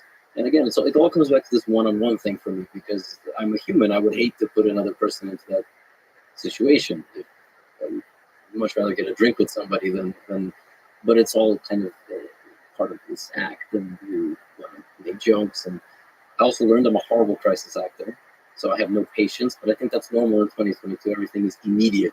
You can barely sit, think, let time go by. It makes me sad because I think that kind of stuff can destroy good people. That's what makes me sad. Yeah, well, one of the things we discussed just here before recording, which I've talked about this on stream, I'm very open with this type of stuff, is I think for me, a lot of that comes down to just a lack of control of the narrative. That phrase is kind of messy. It can be used for political stuff, but I hate when I say things and they get completely misconstrued, or they are completely misinterpreted, and I can't imagine being in your shoes, because again, I do chess. You can clip me saying something about a chess game out of context and it's hilarious. It's dumb. It's nothing. It's not an attack on me or something that I said. It's not an attack on kind of more similarly to what you were describing. You don't say stuff like that, like ridiculous. You don't say ridiculous shit about yourself. Oh, I do. I do. And you don't feel like that could be made. Isn't this the same guy that said X? Maybe I either haven't said enough of those things, or there's no moments, and I don't have 3-4 hour open conversations with other humans, and I'm pretty sure if I did, there would be more of that stuff out there. But that's probably what it is. It's just a lack of being able to kind of control what is actually reality, and that is very frustrating. And you're right. I mean, there is a sense that there's not enough motivation for people to attack you. You're ultimately adding a lot of positive stuff to the world. When you get into real political topics, there's people who are hurting, who have a lot of anger in their hearts, and they want to direct it towards you. So then they need ammunition, and ammunition comes in the way of like clips from the past. I'm sure that I'm pretty sure you already have clips like that. It's just there's not people that really have anger to direct towards you. Ultimately, you're adding a lot of good stuff to the world. So, yeah, but man, the viciousness of human beings under the veil of anonymity at scale can be really painful. So I guess that's the curse, the challenge of being a creator on YouTube and so on Twitch. When you talked about retiring, I think you tweeted about retiring from chess. The video, yeah, you tweeted. It's my values of the world. The tweet or the video? No, just the both. Yeah. I'm retiring from all competitive chess events. My preparation is outmatched. My calculation skills are too flawed. And most importantly, my anxiety is beyond repair.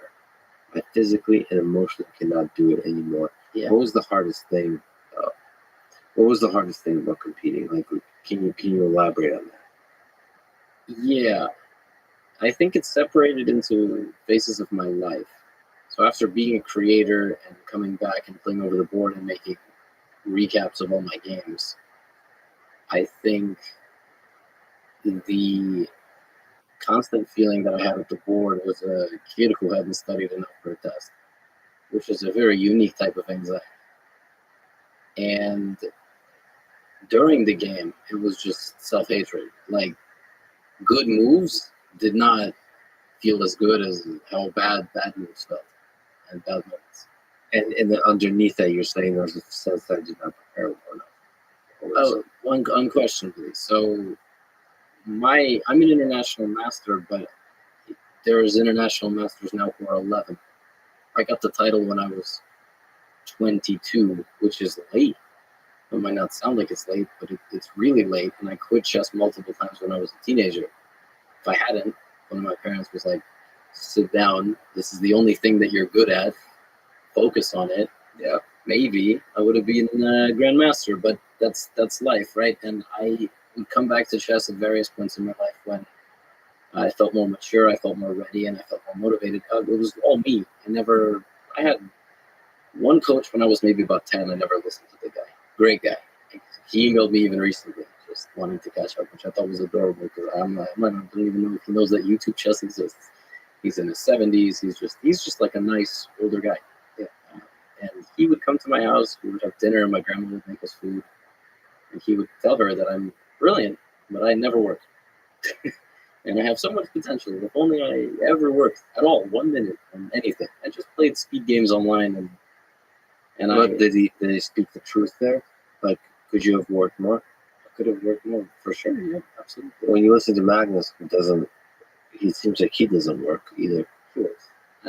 He might work in different ways, but I think for him it's also obsession. Again, love. It's everything. He might read a book, he doesn't consider it work.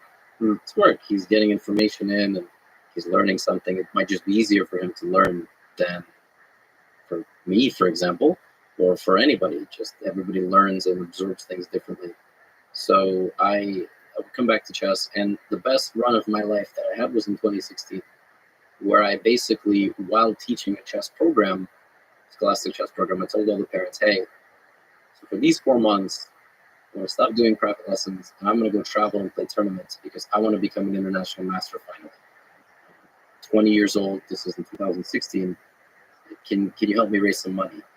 These are all managing directors, these are lawyers, these are 7-figure, 8-figure households. And they contributed, and I kept a blog. And then I worked just 6 hours, 7 hours every day, like studying all the opening trends, all of the new ideas, reading the books, analyzing my own games, playing my own speed games and analyzing them, training every day. And that year I went from 2240 over the board to 2404 with 2 of the 3 norms, as they call them, which are basically tournament performances. You perform at a certain level. Not too complicated. So I got almost everything I needed to be an IM. But I just slipped up at the very end. In 2017, I didn't play chess. But in 2018, I came back once again with a vengeance. I started playing in the summer once again. And I went up, up, up to my peak. But then something interesting happened. My life mission was accomplished. I never wanted or thought I could be a grandmaster. Yeah. I wanted to be an international master. And the adrenaline dump of hitting the IM title, I just stopped working completely. I just completely stopped working. I couldn't, and the second I started falling, I couldn't stop. And I spent the rest of the summer just tanking. And I said, fuck this. I made my IM. I'm gonna fuck off someplace. Whatever. I'll be IM. It doesn't matter. But when I play games online, I destroy grandmasters all the time. Like dynamics in chess are just complex positions with all sorts of calculation, attacking, defending, like very forcing lines. I think it's my best strength. I think I'm easily grandmaster level.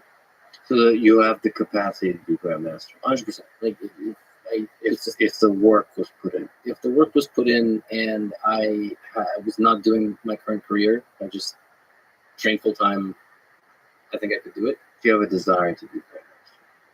Did you have a desire? You said I didn't really want, like the main goal was international level, which by the way is really interesting because I've talked to Olympic athletes, the crash after the gold medal.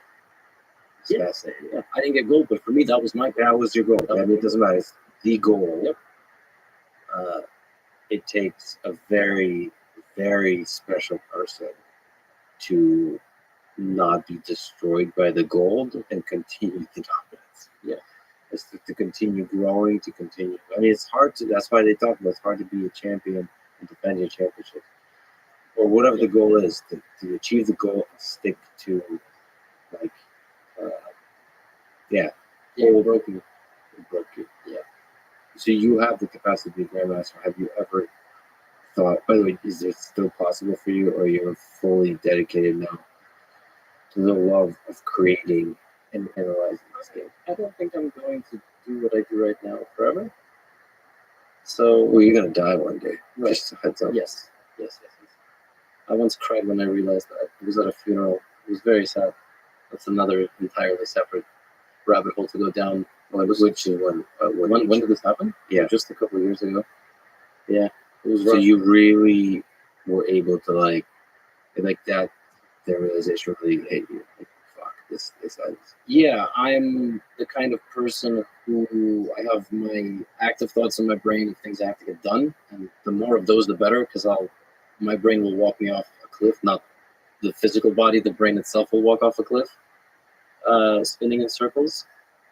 So I try to keep myself as active as possible on tasks I have to do. It's good. I'm busy. It's good. I'm at the scale I am because you can't really rest a whole lot. But yes, I have these moments in my life where I have realizations of past fuck ups or things I really have to do that I've been really doing poorly, or things like this. Massive existential things that just hit me like a bus. There's several things tricky about it. So, because I meditate on death a lot. Like in this conversation, I imagine this is the last thing both you and I do. Just we're gonna die after this. So you can meditate on that. But then you also have to. I think what hits people really hard is the realization that life moves on.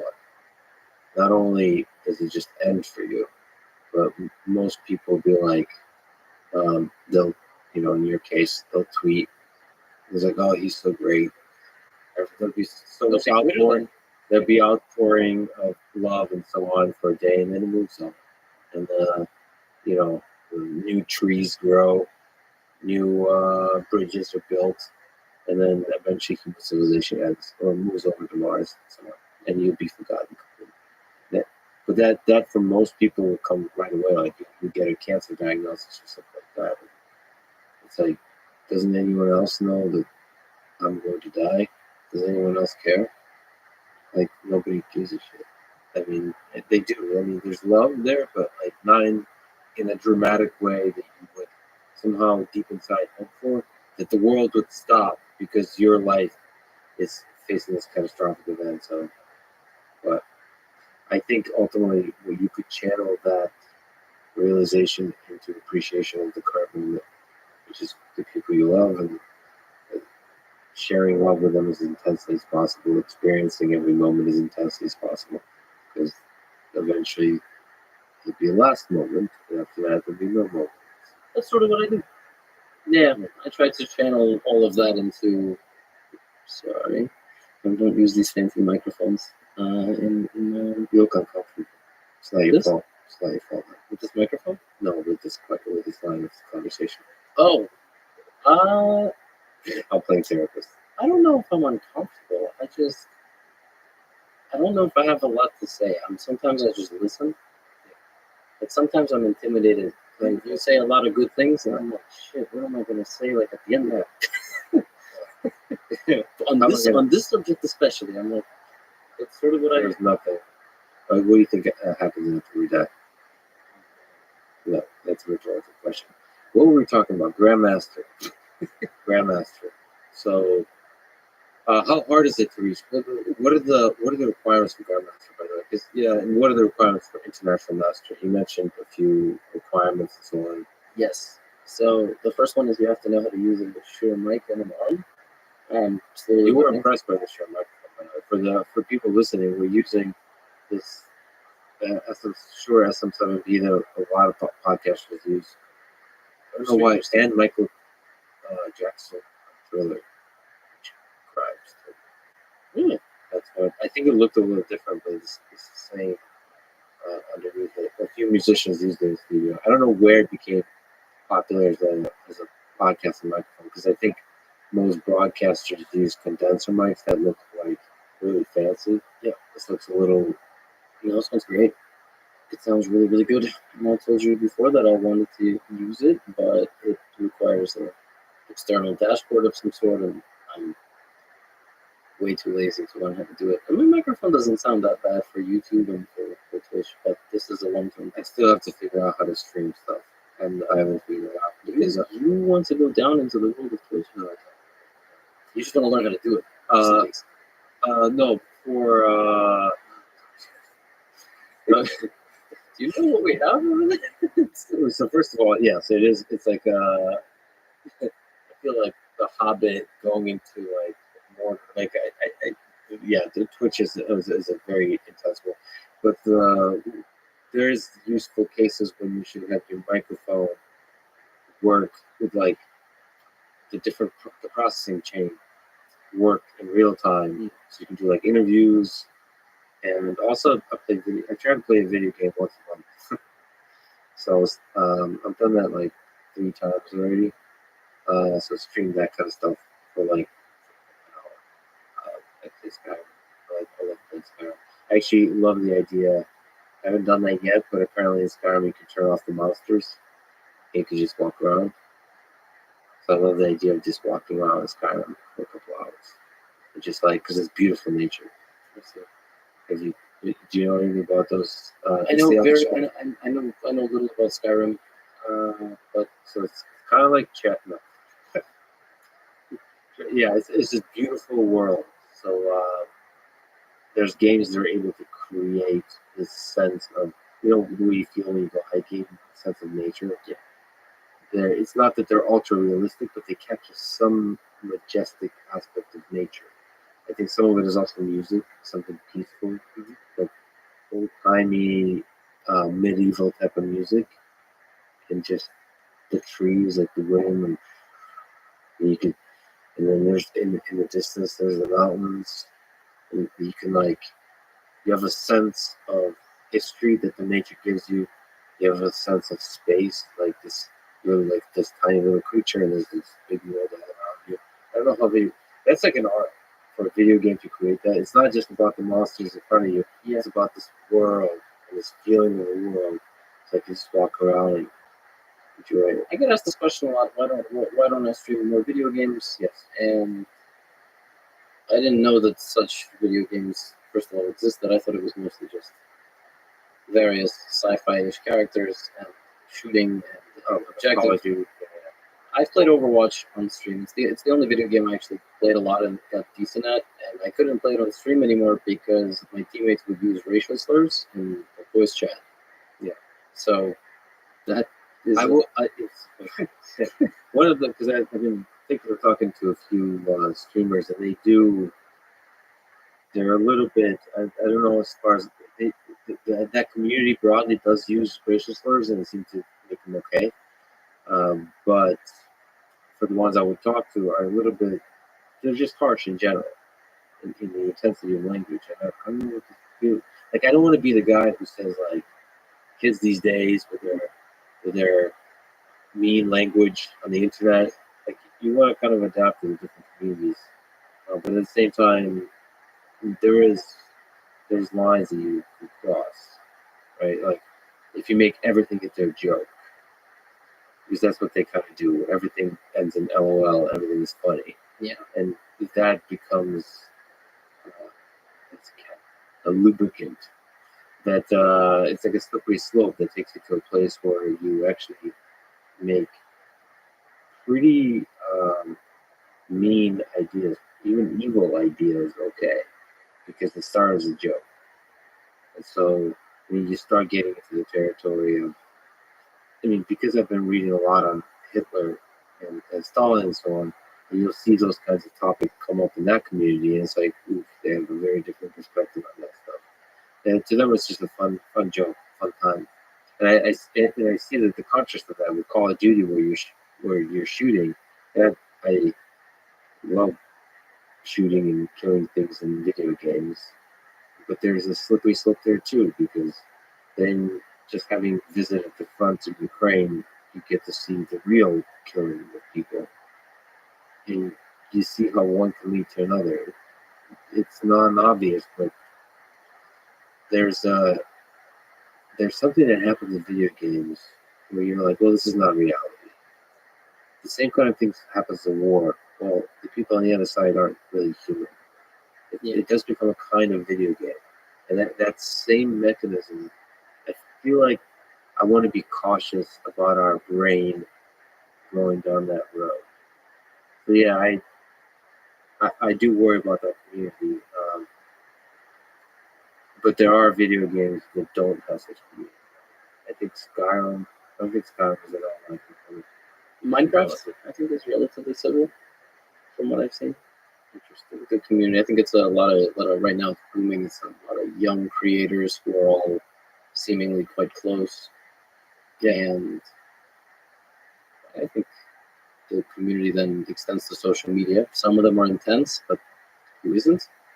And I think they foster a more or less kind of good group of folks. But no, I completely agree. I think a lot of that stuff, and combined with the anonymity stuff that we mentioned earlier, totally dehumanizes the way people interact with each other. It's scary. I don't know. Combine that with 2 years of some people barely going outside.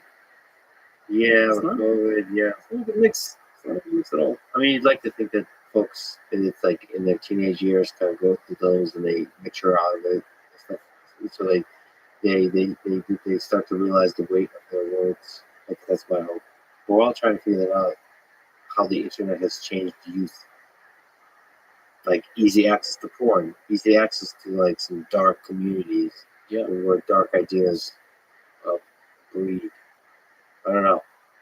But then again, I trust in the goodness and the intelligence of people at the end of the day. And I think kids will. Now I sound like an old man, but it's good for kids to play with different ideas and then they grow out of it. But then you have to have parents and good school and like good friends that kind of call them out their bullshit. You need that. If you're stuck inside under anonymity, maybe you don't have some of those signals. Because these days with their internet. I had to go through this.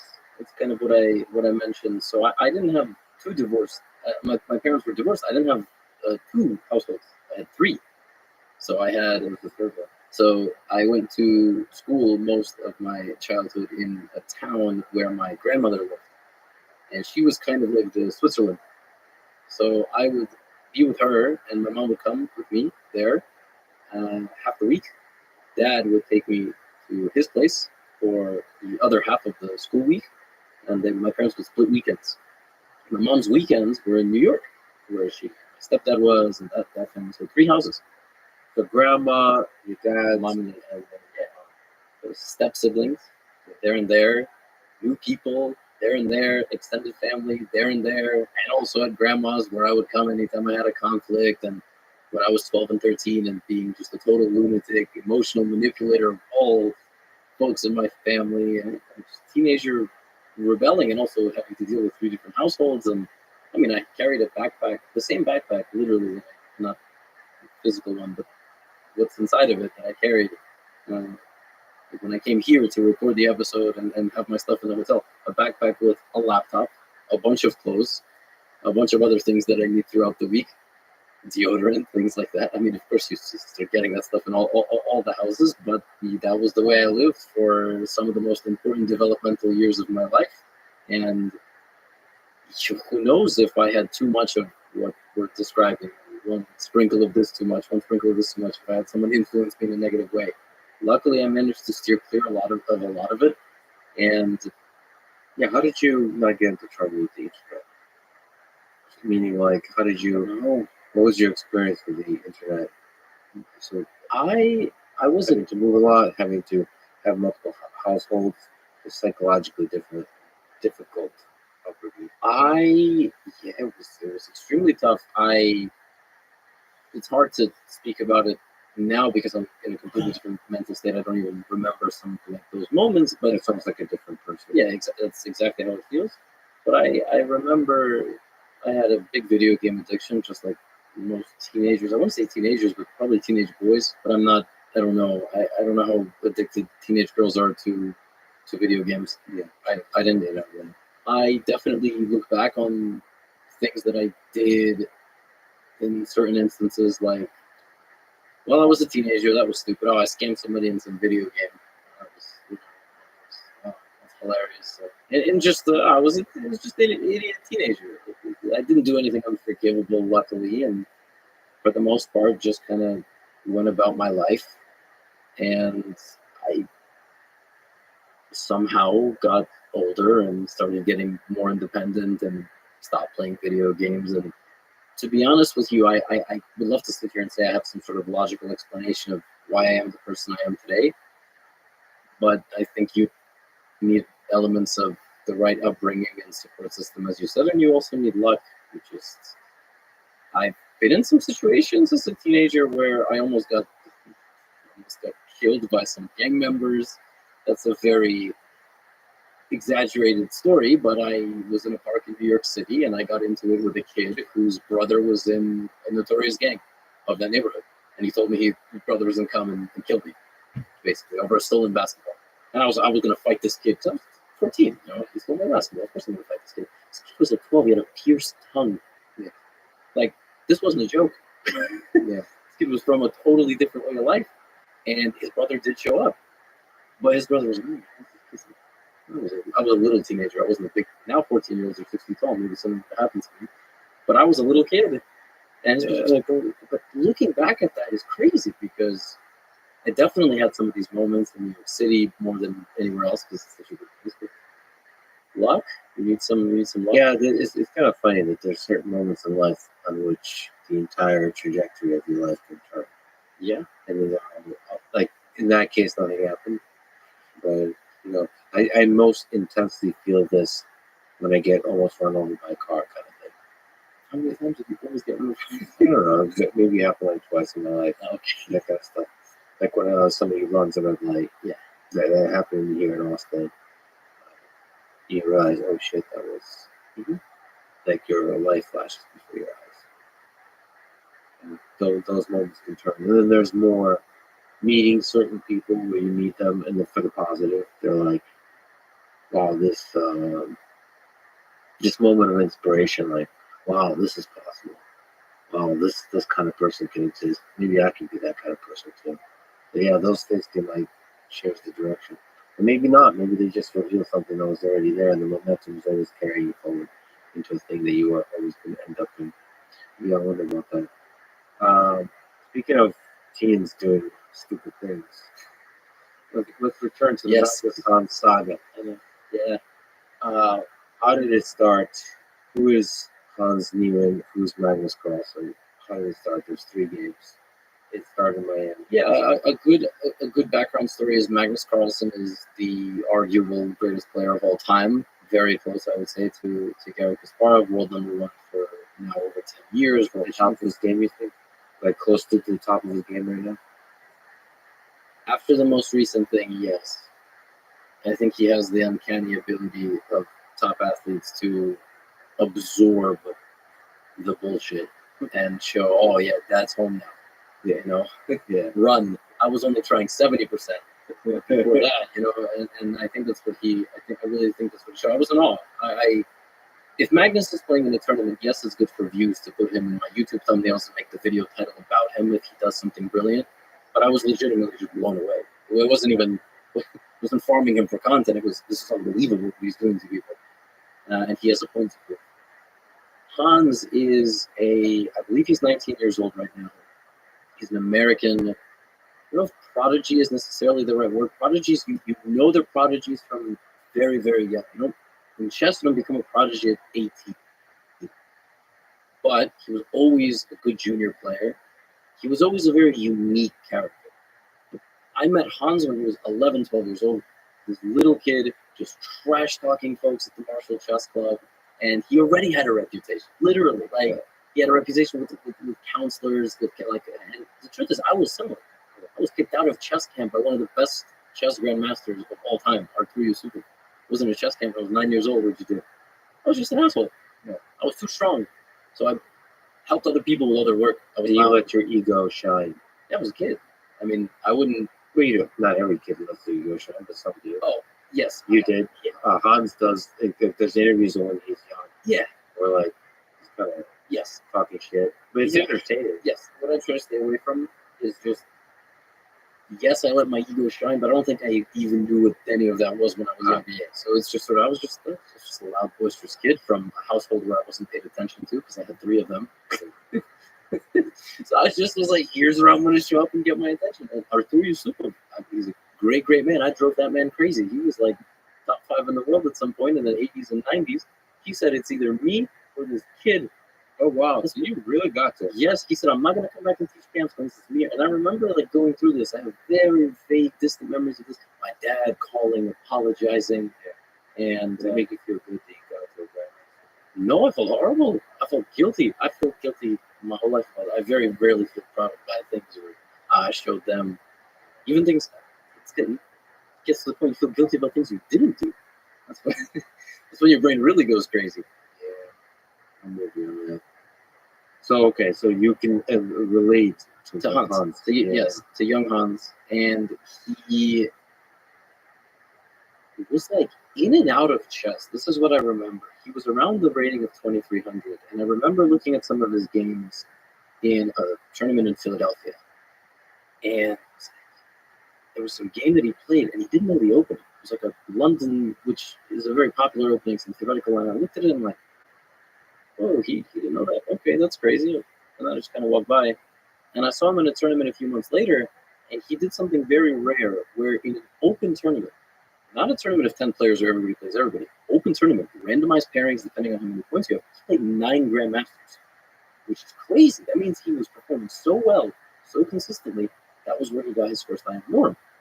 Oh, here it is. Here comes that like boom of a young player where he gets mature, he gets back into the game, and he gets stronger. I don't follow a whole lot. Pandemic happens, and he starts streaming a bit, and he's boisterous. He's kind of like loud. He's talking trash, and he's gaining rating constantly. He's just, but so are a lot of people. So you don't think much of it. And then now you can go play over the board again, live tournaments, face to face, as opposed to online events. And he's like, I'm gonna go to this tournament. I'm gonna win it. I'm gonna get my last gem norm. And he does. And he's like, all right, my goal is this rating by the end of this year. He gets it. He just demolishes absolutely everybody. You know, this guy's over the board. Over the board. Like, this guy's for real. There's a lot of people like that. If you look at the top juniors of the world, it's crazy. Ali Reza Farouja, 2,800. Vincent Keimer, 2,700. A bunch of kids from India, 2,600. Similar age or younger? 1 or 2 years younger, maybe a little older by a year. It's just this wave, and you're just hyped for the guy. Yeah. Like, this is fucking awesome. Like, we got a young American guy who shit talks every time he's on camera, and he beats everybody he plays. But then you start hearing sprinkles here and there, maybe in some stream. I think he doesn't get to play on chess.com anymore. Like, chess.com doesn't put that badge there on the account sometimes. Sometimes they just tell the player, listen, we know. The player's like, all right, you got me. And that's it. There's no conversation. So there's like these sprinkles, but people cheat online, especially when they're young. It's very, it's very captivating. It's a very nice thing to do. Just to be clear, I mean, just to make it explicit that the accusation, I think it's proven, but they're still being shady about it. To the degree it's done, is that he cheated on chess.com when he was 12 and 16. and 16. That's what he said. He admitted to, but right now, chess.com put out a statement, and now Magnus put out a statement as well saying, we think it's more than that. Yeah, I've talked to Daniel because he wants to come on the podcast, but I'm actually kind of interested in. I think he's a cool person. And they're also doing some really interesting anti-cheating stuff, which to me, from an algorithm perspective, is interesting.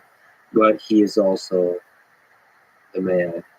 Like, there's always, in every field, there's the institution. So he represents the institution, because chess.com is the institution.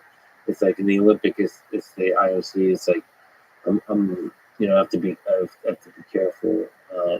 Well, in chess, FIDE is the institution. FIDE, okay. Yeah, but chess.com, they've outgrown. Way more people actually know chess.com. Way more people know me. Way more people know Hikaru. It's one of the reasons that's where the power lies. Yeah. Who has the most power?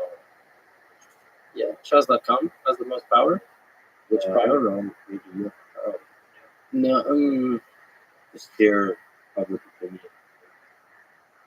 A very good question. I have to think with my evil count now. What would happen if I'd rather you have the evil count than Hikaru, because I feel like he would really, the power absolute. If the two of you ruled the world, would be a problem. You mean side by side or the opposite? Yeah, it would be like, his rivals would definitely be real. One of the reasons I would not chess box.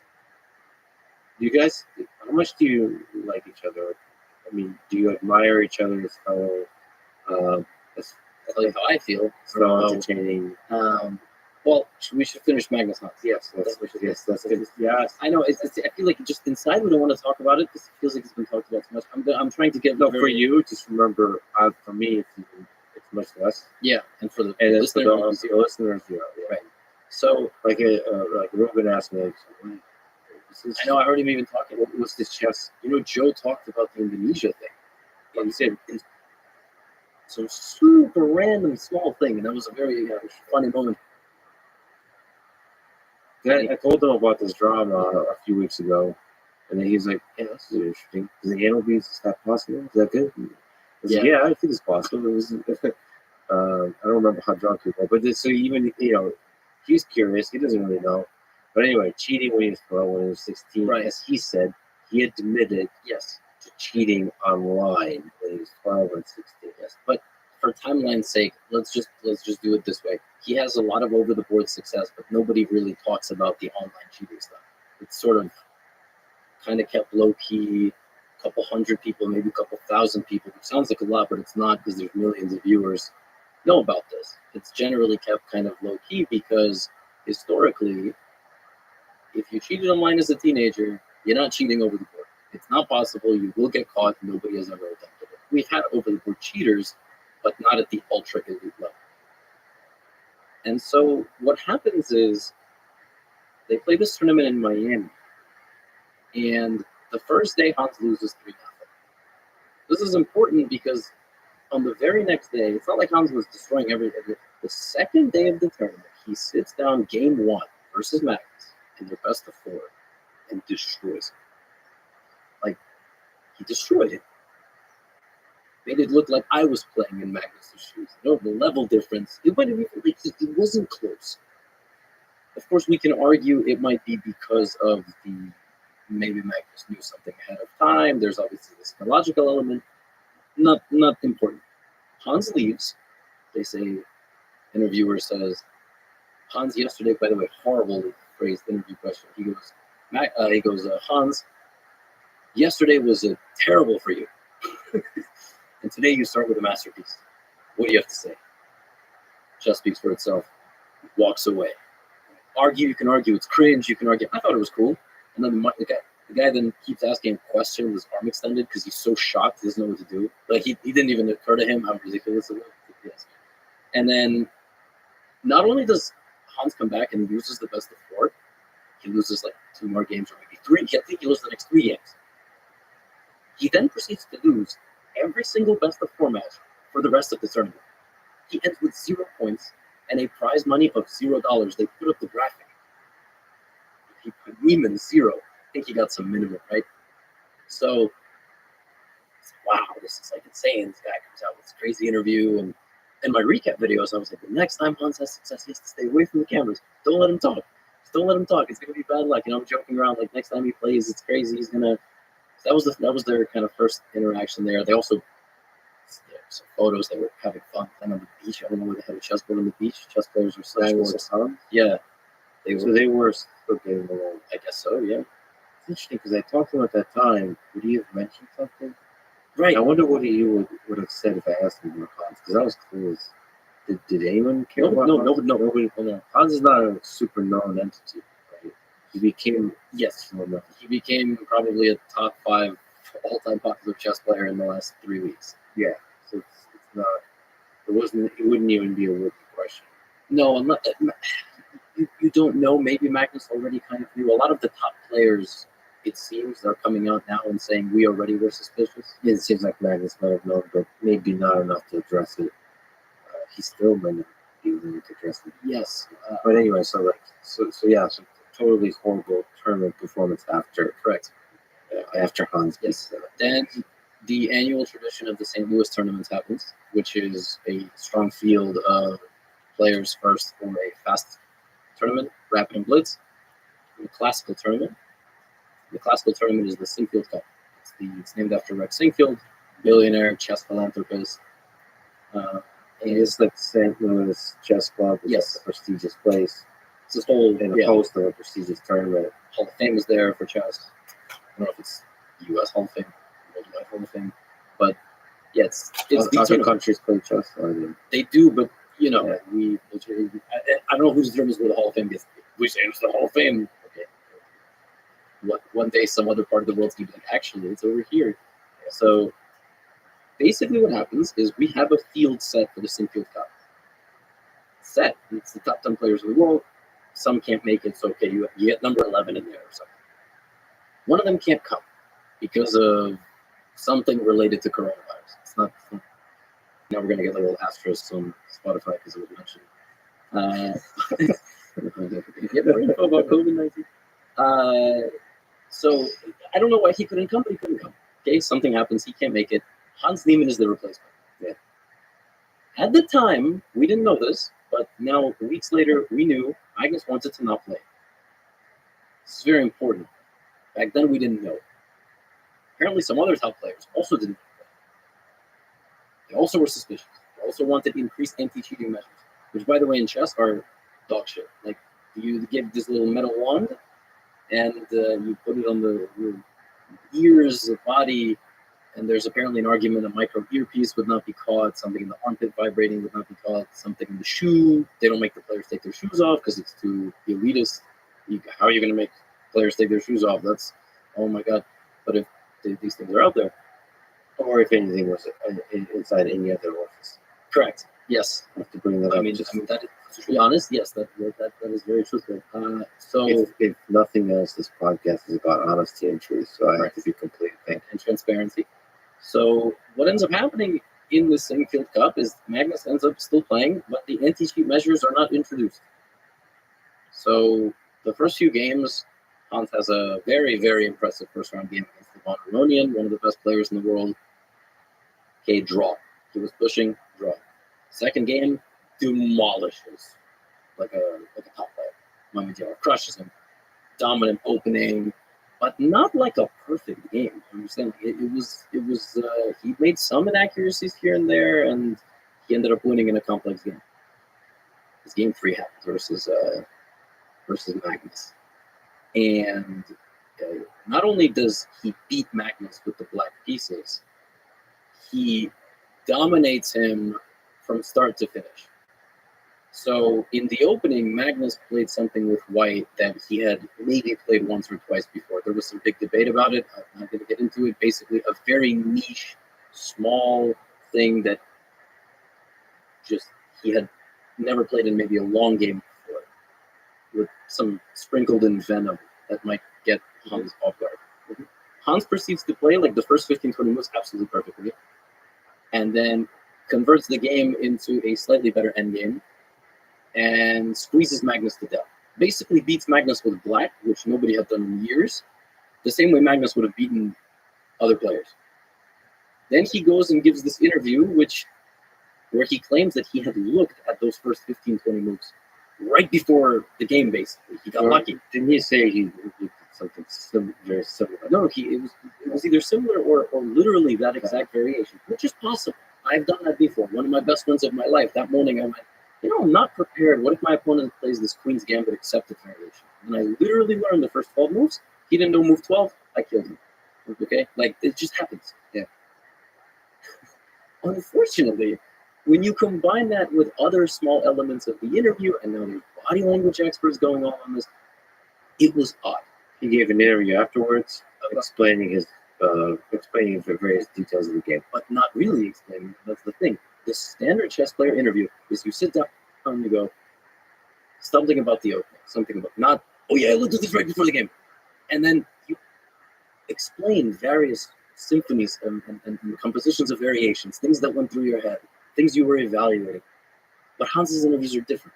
So everything about him as a chess player already is different, and his interviews are extremely strange and also different. That's fine. But not when you combine it then with the world champion withdrawing right after you beat him and ghosting the entire chess player. Yeah, so there's a, for people who haven't listened to it, there's a kind of sloppiness to the way he analyzes the game. Like he's like, oh yeah, like it's very obvious. What do you mean? Yeah, just completely winning here. Yeah, completely winning here. And it's like, I just played perfect. I played perfect. Like there's a sense of like, but it also doesn't for me, again, very outside spectator, this is raising red flags. That's just his personality. He seems to really like to talk this way. And plus, this could be crazy. But do you have a sense that he's more of an intuitive player versus like he's just not the kind of person that analyzes really well? Or is that a ridiculous notion? Well, let's put it this way. To succeed legitimately, because obviously this is a cheating scandal at the end of the day, at the 2750, 2800 level, the upper echelon of chess, you cannot be an intuitive player. You can be a little bit more intuitive than a calculator and a concrete evaluator of positions, meaning if I give you 5 seconds to play a move, you're going to choose the best move quickly. Those people are generally better at fast time controls. But you have to be good at everything. And what raised red flags in this interview was the fact that it was different than every other interview any human being ever gave at that level of chess, particularly after beating Magnus for the first time as a teenager, which is a very small group of people. So that's where it got weird, and the very next day Magnus withdraws from the event. Chess World lights completely on fire for multiple weeks, and he also tweets. Right. That's the resignation. No, resignation. The tweet was, "I'm withdrawing from the tournament in St. Louis. I've always enjoyed playing here, and I will in the future." And it's a clip of Jose Mourinho. I cannot speak. I choose not to speak. If I speak, I'm in big trouble. I don't want to be in big trouble. And that's some people nuts. That people said it's not even a cheating insinuation, which was one of the theories. Another theory was someone in Team Magnus told Hans what Magnus was looking at, and that's why Hans learned those first 15 moves, which is so fucking stupid because Magnus knows like 5 people. not in his life, but his team is. Yeah, it's very close network. Right. But to the outsider, that sounds like a very legitimate theory. How else can you explain? Hans said he knew before the game what was going to happen. Magnus senses a mole. He's not. No. By the way, just so I know, like if that was, forget the cheating aside, if you knew, doesn't matter how, the opening your opponent is going to do, they prepared, is that a significant help to you? If that opening is ultra sharp and requires basically the game to be on a knife's edge, yes. Meaning one mistake can be fatal. Because then you can look up what the engine says. And you can know everything. You can know all the possibilities. So even if your opponent goes off that engine path, you will know how to punish it. In this case, what happened basically was Magnus played a line that, if completely optimally punished, would have given Hans a slightly better position. And that's what happened. But then he also demolished him in that later phase of the game. Yes, and then, okay, so Magnus resigns, goes silent, Chess World goes crazy. What else is interesting in that period of time? Hans's 4th round game of that tournament, right after beating Magnus, was also just absolutely genius. Just an absolutely brilliant game, which he failed to win. But then after that game, he also gives once again another interview where he's like, "This game's absolutely genius. We're just killing him from start to finish." And like there was a moment he literally says, "Oh yeah, just gave him a piece, like a full piece, which is a substantial advantage to the other side." And he starts explaining why the position is winning, but in words, not in chess moves, not in specific concrete chess moves, which is the way you're supposed to if you understand the position, right? So now there's this new theory that's being cultivated. The interviews are going to be used as the evidence. And beyond round 4, he just played like a good grandmaster. And he lost 2 or 3 games, maybe 2 games, and he drew the rest. He didn't win again. He beat the first 2 out of his first 3 games. He beat Mamedyarov, he beat Carlsen. And he also went on the attack himself. That was when he publicly admitted to cheating in an interview that he gave to the St. Louis Chess Club. That's when he said he has never cheated over the board. Then he said, Chess.com has banned me from the Global Championship, which is what I was invited to play. Privately, they banned me. They didn't ban me publicly. And he said, and Hikaru is on Twitch every day, saying things about me, this and that. And since then, nothing. Tournament finishes somehow. I don't know how we got to the end of the tournament. I really thought that it was going to get called off. But tournament ends. Hans hasn't said anything since then.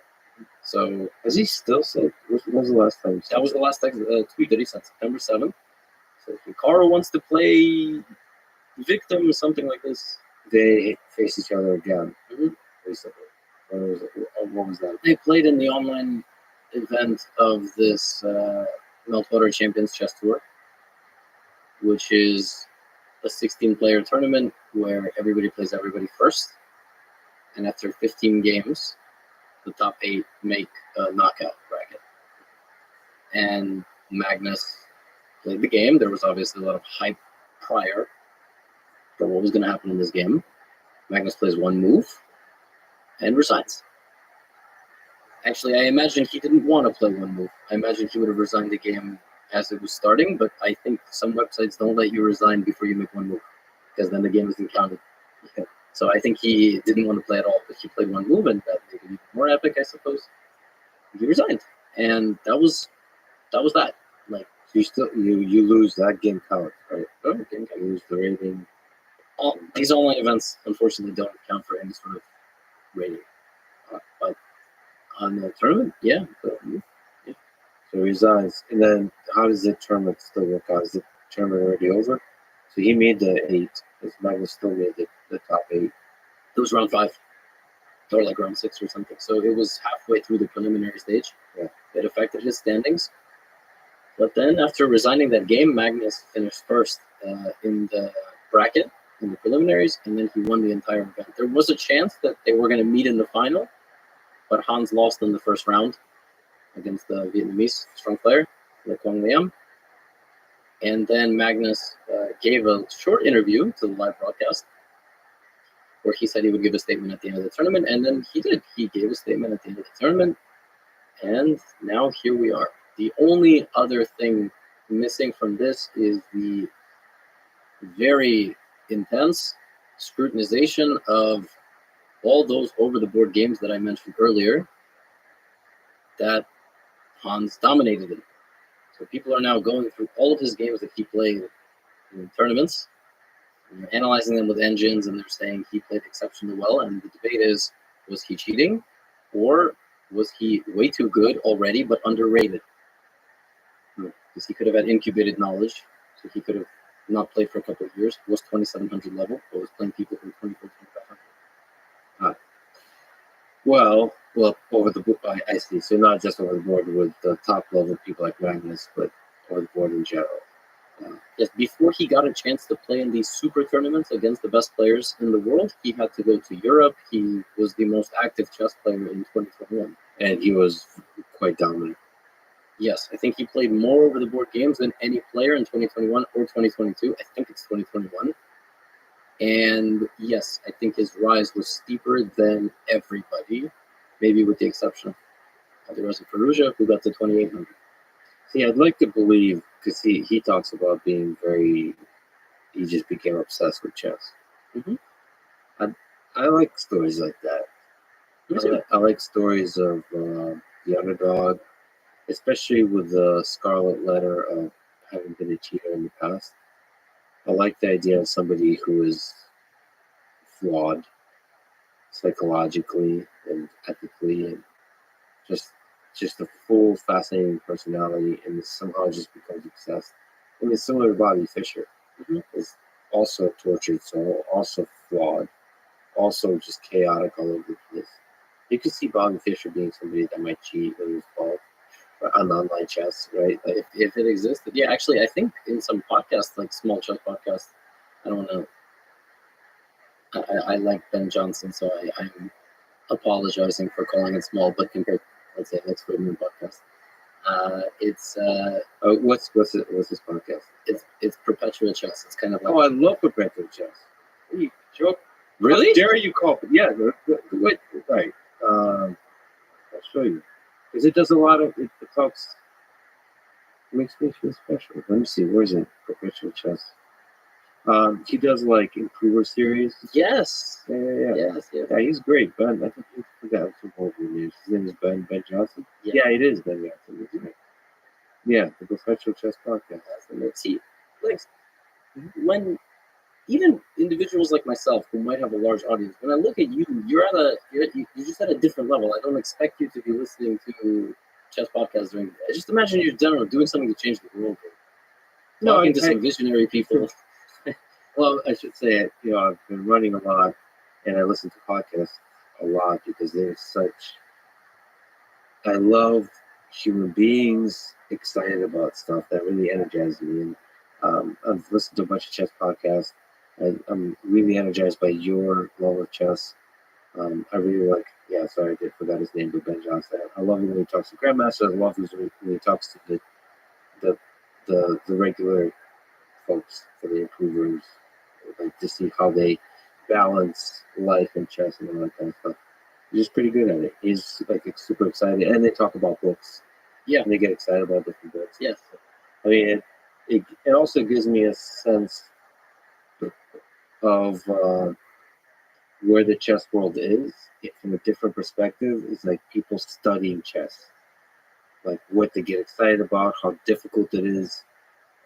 Yeah, it's nice to get a sense of the community, the language that's used, because I did want to have a bunch of conversations with folks about chess, because I think it's a beautiful game, and I think it's a beautiful community. So that's one of the podcasts I listen to. So yeah, anyway, it's great. Anyway, you were saying why'd you bring them up? Yes, Great podcast. Great podcast. Only reason I thought of it and I used the word small, no disrespect, Ben, is because even that episode, which he did with Hans, it was a small episode. It wasn't seen by mass audience of chess. And did an episode with Hans recently, or no? Some time ago, yeah. And in that episode, Hans very openly is like, Bobby Fischer was misunderstood and he was my idol. And said a couple of things like that. And Hans is an intense guy. Like when I listen to Hans, I get a little anxious. He brings out some sort of disturbance in my ecosystem. Yeah, it's just I can't really put him down to like what's going on there. Yes, as a person who's trying to read people. Yeah, and it's difficult. Like I can. This is the dark aspect. You could be both the genius Bobby Fischer and a genius cheater, and you could see like there's something chaotic about him, which makes him very good. Yes. So right now, late September 2022, the current environment is such that Hans hasn't said anything in weeks, and people are sort of dissecting every bit of circumstantial evidence that they can, and they're trying to present the case. I don't even know to who, ultimately. I guess it would be the FIDE anti-cheating commission or whatever. It might be to you, essentially. I mean, the people with the platform. It could be. To present convincing evidence to where the people are convinced of one way or the other. Because for people who don't know, and you should definitely follow Gotham Chess, you've been on this, you've covered it a lot. I'm sure if anything comes out, you'll cover it more. You've been quite balanced, thoughtful, and kind of objective about the whole thing. Yeah. So the reason for that is I understand the power that I wield with anything, and if I say one sentence the wrong way, I might be sending 10,000 people or more to go do something. Yeah. And I hate that. I want to present the evidence, and I want the video to end, and people go, okay, I understand. Not, I'm gonna go fuck someone up. Yeah. You know what I mean? Like, because that's, and I also believe that even if Hans is guilty, this goes all the way back. He's a human being, and you can argue that cheaters got to be punished, and you can argue that people who do things wrong, you shouldn't feel any sort of compassion. But I would hate to have the whole world pointing their fingers at me, the entire world that I've known my entire life.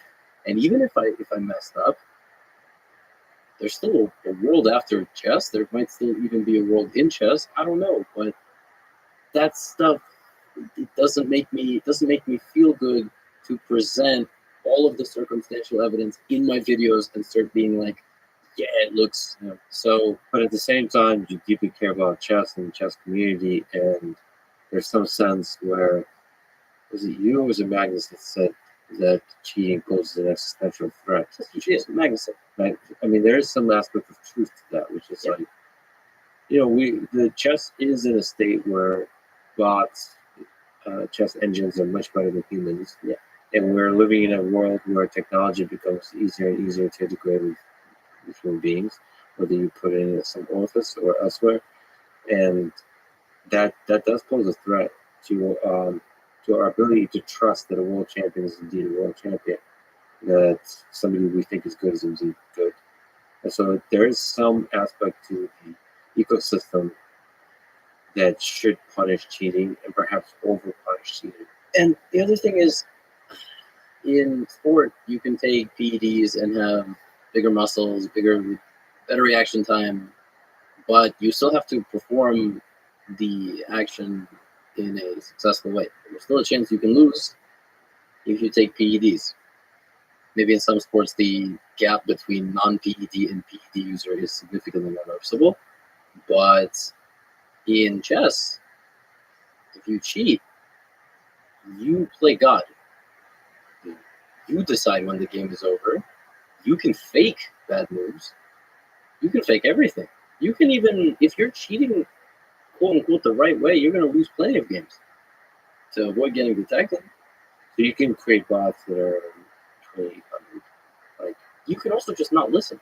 If you know all the best moves, but choose to play on your own, make a mistake, not a big deal. You could, yes, bots are all at a different level. But if you were to cheat, that you play God. You can decide when you make your move and when the engine makes its move. And if you know the top 4 lines of the engine, you choose the 4th one. So in hindsight, people will analyze your game and they will go, "Oh, it wasn't perfect." Well, no shit. Only the stupid cheaters play the top engine line of the game. by the way, I'm not saying that this is what's happening here, Correct. but there's probably an excitement to play God, to and getting away with it. Like, I know adults, grown adults who are successful in their fields, and they cheat. They cheat in lessons. They cheat in. I don't want to say I've taught any. I may or may not have. If for some reason, one of them watches this and they know they're guilty, and it happens. It happens. Not just teenagers, not just young adults, but full-grown adults will cheat when they play because I think it helps them learn. well, that's exactly just that justification. But I just meant like, it might not be just about winning. It might also just feel good to have that power. Huh? Like, I bet you it's a drug. Oh yeah. I mean, like with a lot of criminals, I feel like part of like the mass murderers, the serial killers. I feel like a lot of it is they can get away with it. The fact that they like everyone else is a sucker and they figured out how to do this evil thing. And obviously cheating is the one close to that, but there's still a feeling of getting away with it. Yeah, I wonder. You're pretty objective on the whole thing. Like, where, if you were a betting man, what would you say is the probability? Are you changing day by day in your head? What's the probability that Hall is cheating? Over the board against Magnus in your St. Louis. Have you even allowed yourself to put a probability on it? No, not on that specific game because I think a lot of that game was affected by Magnus's own psyche. That was one of his worst games ever, So he played poorly too, Magnus. which doesn't help his case. Hans might have cheated in that game, but we'll never know. I think day by day, the evidence is slowly starting to show more and more that he's cheated. It like how Magnus said, more than he said, and more recently. It's undeniable. Like, right, a lot of the statistics are there. The problem is you can't prove you're not cheating. Yeah. Unless you strip naked, like that site offered him $1 million to. Like, everything about Wait, the which site? some I saw some headline that said Hans Niemann was like and where I struggle to comprehend is how on earth he could pull it off. And like I'm a guilty that my brain goes to guilt first and resentment, remorse, guilt, that trio. Magnus put out a statement as we speak yesterday saying, "Dear Chess World, at the 2022 Sinfield Cup, I made the unprecedented professional decision to withdraw from the tournament after my round 3 game against Hans Niemann. A week later, during the Champions Chess Tour, I resigned against Hans Niemann after playing only one move. I know that my actions have frustrated many in the chess community. I'm frustrated. I want to play chess. I want to continue to play chess at the highest level in the best events. I believe that cheating in chess is a big deal and an existential threat to the game. I also believe that chess organizers and all those who care about the sanctity of the game we love should seriously consider increasing security measures and methods of cheat detection for over-the-board chess. When Niemann was invited last minute to the 2022 Sinfield Cup, I strongly considered withdrawing prior to the event. I ultimately chose to play." That's the thing you're referring to, is that because like now we know he was torn about the whole thing. I believe that Niemann has cheated more and more recently than he has publicly admitted. His over-the-board progress has been unusual throughout our game in Sinfield Cup. I had the impression that he wasn't tense or even fully concentrating on the game in critical positions, while outplaying me as black in a way I think only a handful of players can do. This game contributed to changing my perspective. We must do something about cheating. And for my part, going forward, I don't want to play against people that have cheated repeatedly in the past, because I don't know what they're capable of doing in the future. There's more than I would like to say, unfortunately. At this time, I'm limited in what I can say without explicit permission from Niemann to speak openly. So far, I have only been able to speak with my actions. And those actions have stated clearly that I'm not willing to play chess with Niemann. I hope that the truth in this matter comes out, whatever it may be. Sincerely, Magnus Carlsen, World Chess Champion. How would you sign off your statement? If I was a world, No, just say whatever. Lex Friedman would be the title.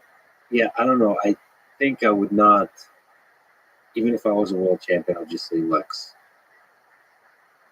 Or make up a title. And I feel like I really fucked up in life if I have to tweet a statement as an image. That's like when you're a politician and you got caught cheating on your wife, like for many years in a row. Yes. Then I tweet an image. I'm sorry for all the people I have hurt and the people that believed in me and whatever else. And then I would sign World Chess Champion. You know the most the modern way to give a statement, but I thought Magnus was going to do. Yeah. I thought he was going to write on the recent scandal or my statement of the past few weeks, tweet longer. What do you mean? So you put a URL. Oh, yeah. So that's for tweets, but it's unlimited characters. It's not 100. I didn't know what that is. Yeah, so generally when a celebrity has a giant audience on Twitter, they will make their statement on social media and say what it is in a sentence, one line, and there's a link. Where's the link take? To a website called Twit Longer. Oh, Like tweet longer, Twit Longer. Yeah, and that is where they write their statement. That is what I was expecting. When Who did this? I haven't seen this before. Oh, this is like I don't have one off the top of my head, but It's it's like Kanye, Kim Kardashian breaking up. They would use that. streamers, musicians. Yeah, I don't think politicians use it because it's just they use the image. Use MySpace and Facebook. Yeah. I'll probably go. I like. I'm not just being biased here just because I'm a podcast. I'm a huge fan of podcasts. I feel like I would go on a podcast to talk about it with somebody I trust, so like long form and discuss it. Thought he was going to do that too. In fact, I wanted to write him a message and be like, I can be that guy for you. I have a very strange relationship with Magnus because Good, bad. we've never interacted. I very openly, I don't want to say use him for views because that is a very crude way of saying it. Yeah. But if you wanted to insult my YouTube channel, that is what you would say. So So Magnus is in a lot of videos. thumbnails or videos, not clickbaity, but if he's playing in a tournament and he plays a great game, he's going on that fucking thumbnail. Because Let's see, he's the number one chess player, very likely the greatest chess player of all time. right, Plus, he's exciting. and YouTube algorithm loves his name, and people click on it. Oh, so Yeah. he's the best. Yeah, but I don't know what the chicken or the egg is, but the reason it loves it, the reason people click on it is because he is an exciting personality. He's an exciting chess player. If there's something compelling about him, Yeah. he's also he knows how to, in a subtle, dry, with humor way, talk shit with the silences and all of that. Yes, he knows it. He knows the whole game of it. Specifically to Magnus, my relationship with him, we've never interacted, and throughout the last couple of years, he generally has interacted with Hikaru as a competitor. Mhm. He has done some collabs with the Cortezes. He obviously has talked to Ludwig, who's a very, very big streamer. And part of me regrets the fact that when I was smaller as a YouTuber and a Twitch streamer, I'm sure I used to make jokes or some tweets at Magnus. Like when Magnus would tweet something, I would try to respond so I could be the top reply because that was my social media. I literally think I once responded to a Magnus tweet and saying responding for engagement because it was it wasn't some controversial tweet. It was just something funny. And I went, haha, responding for engagement because I was just being a little bit of an idiot and I knew that if it got enough likes, it would be at the top and people would see me, my brand, and just get to know me. This is the type of... Please don't use the word brand. Yes. But yeah, no, and your worry is that he wouldn't take you seriously. It would take me seriously, and if I was one of the best of all time and I saw some dude on YouTube just kind of being a moron and I'm all over his thumbnails, I can imagine he has a very legitimate case. I appreciate your humility and self-critical nature, but one of the realities of people like him is he wouldn't hold a grudge or not treat you seriously. I'm pretty sure he's a fan. He's a big supporter. He doesn't watch YouTube videos. I Like can that imagine. kind. I barely watch YouTube videos. I think of chess. Yes. He might watch like more fun chess adjacent stuff, but he just doesn't. It's not for him. So I'm pretty sure he knows of you and likes you, and your commenting on stuff has zero effect on his belief. Which it's funny that's something you think about. Yeah, you're well respected. Like a lot of people mention you as a person who's like, okay, this person's legit, which is an important thing. It's not just an entertainer. It's not just a shit talker and so on. This person is a great educator, great fan, a student of chess, a great player himself, so all of those components. So yeah, you're definitely a good person. And on this particular aspect, have been very objective. I understand that I'm nowhere near perfect.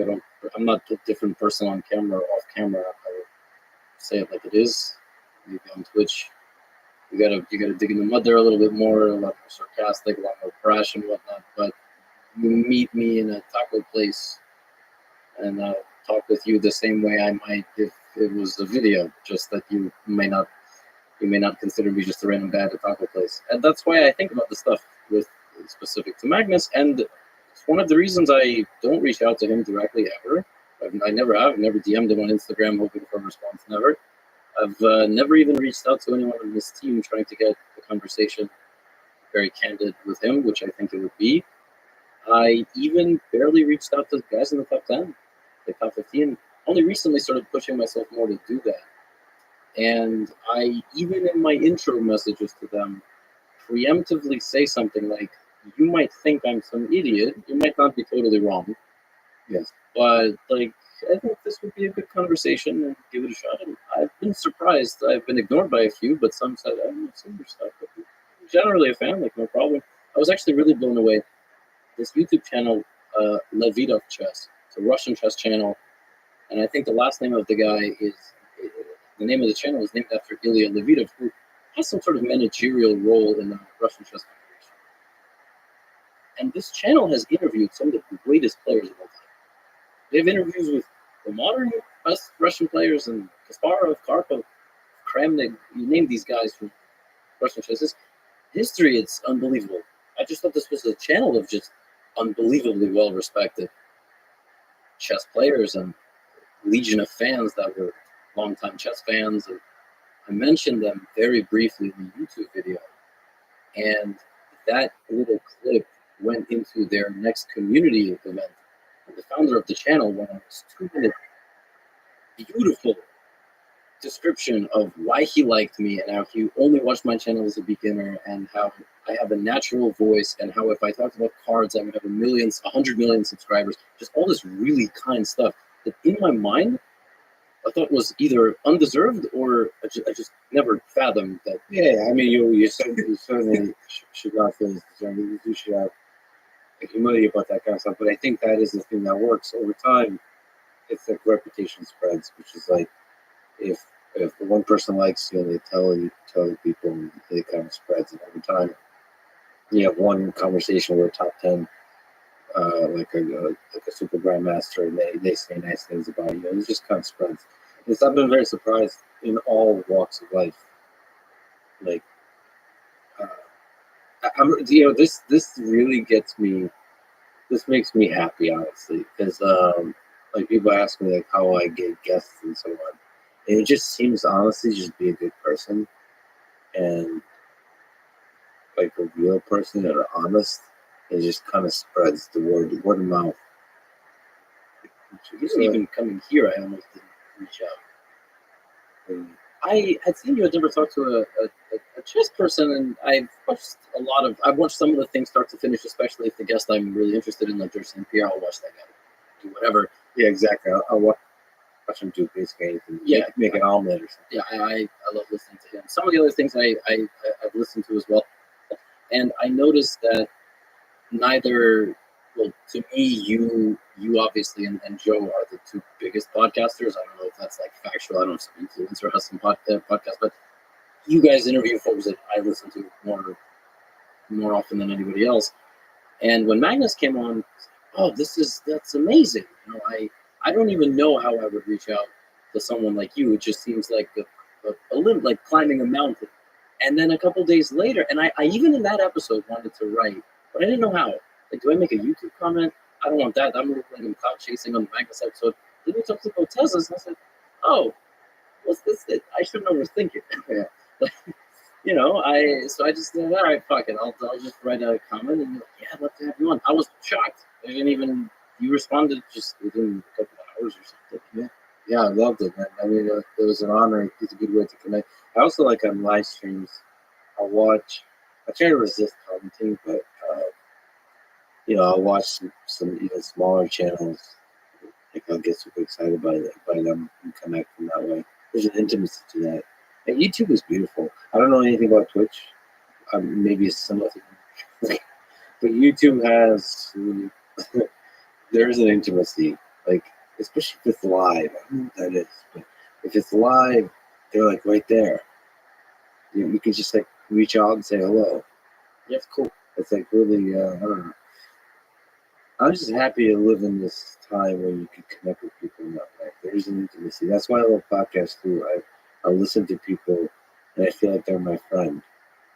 It's cool. It's a cool feeling. It makes you feel less lonely in this world. Like you have a lifelong companion, especially like people that do a podcast for many, many years. Like you've gone through all the ups and downs of life together. With a creator, with a podcast, with anything. I don't know. It makes it it's surprisingly intimate, one-way friendships. Maybe for nature, I don't know. There's some negatives that people definitely describe. The word that gets used a lot is parasocial. You think the viewer will think that the streamer or the YouTuber knows them or owes them something or they have a bigger connection than they do. But yeah, you know what? Actually, sorry to interrupt. I have to look. Maybe you can explain to me. I've heard this term parasocial a lot. I'm meaning to look it up. Might as well look it up while in live. Yeah, podcast. Sure. Parasocial interaction (PSI) refers. Is this a new term? Because I have just started hearing it like the last. Yeah, I think it's year. Yeah, so. yeah. Parasocial interaction, PSI, refers to a kind of psychological relationship experienced by an audience in mediated encounters with performance in the mass media, particularly on television and on online platforms. Viewers or listeners come to consider media personalities as friends, despite having no or limited interaction with. Oh shit, that's a term for a thing I've been referring to. Interesting. The term was coined by Donald Horton and Richard Wall in 1956. Wow. When there was like only very limited media, huh? I guess TV and radio and stuff. Yeah. Parasocial interaction and exposure that gamers interested in persona become a parasocial relationship after repeated exposure to media. Yeah, okay, what's the downside? Bro, what's okay? Oh well, I can tell you the downside. The downside is people thinking they're in relationships with streamers and stalking them. That's the stalking part. But the relationship is like, I mean, okay, you mean like actual relationship. Like waking up and saying, "How are you doing?" Like in your head to them.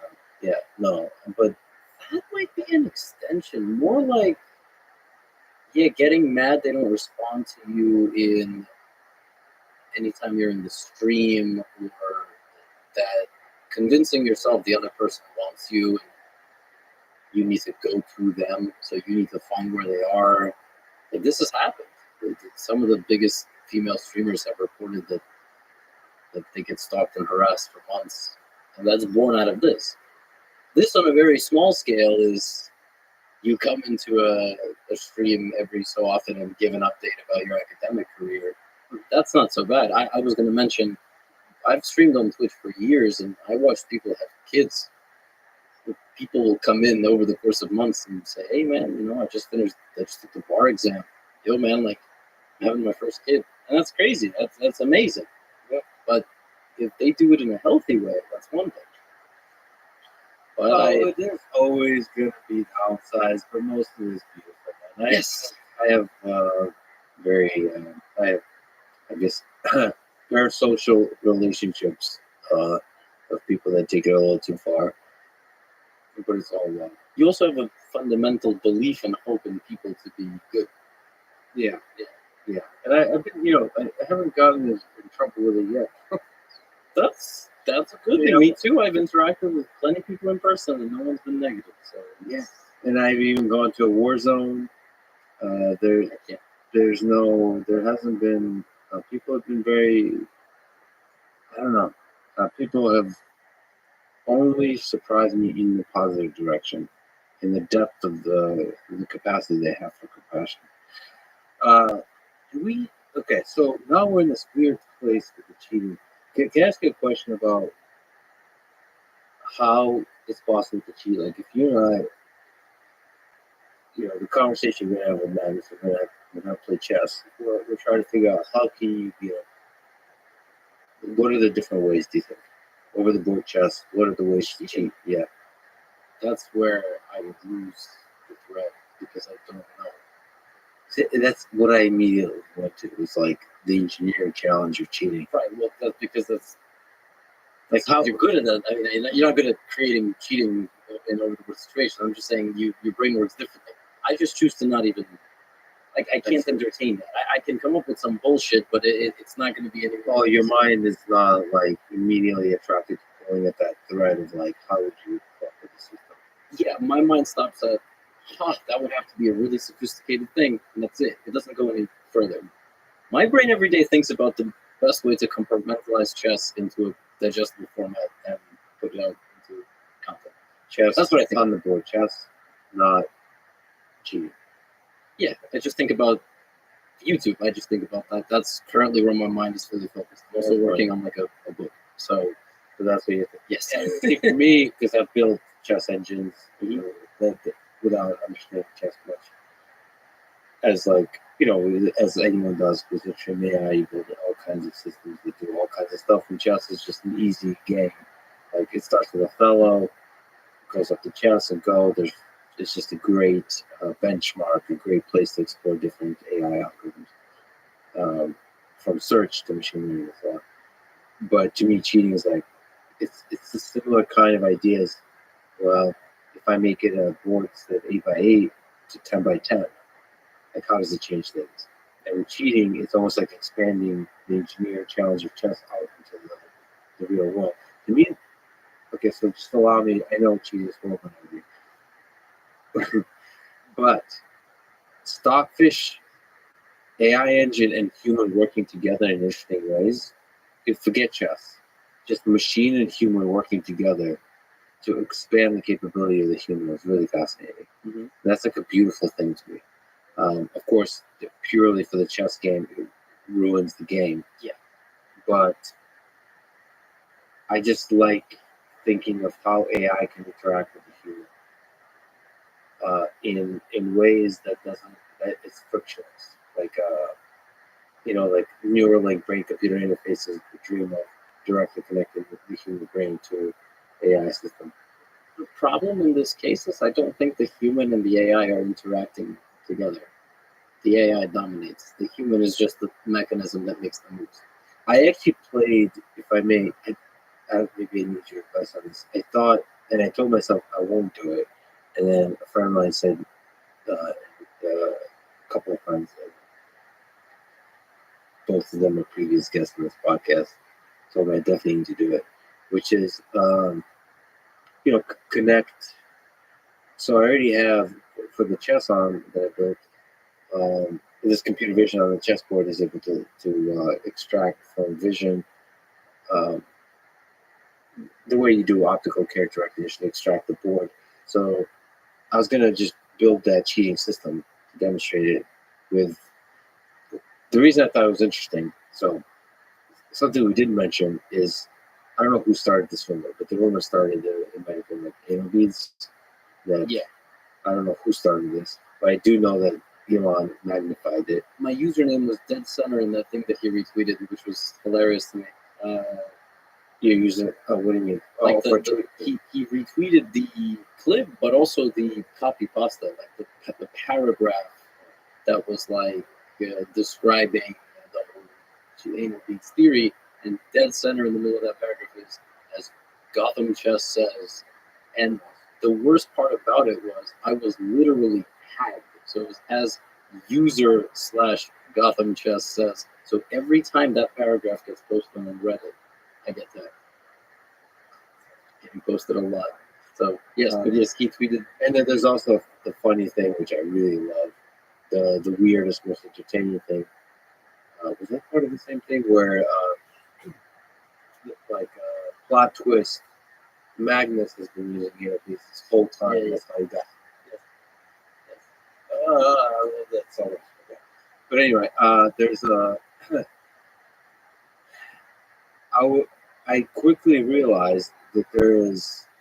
I have to admit that I know not much about sex toys. And then I quickly realized that there's a lot of sex toys that have Bluetooth capability that you can interact with. So it's very easy to connect Stockfish to sex toys. Actually, Well, actually, yeah. So apparently that's a popular thing. Like a lot of sex toys are Bluetooth enabled. So you can communicate with them. So this is actually pretty trivial to do. Not trivial, but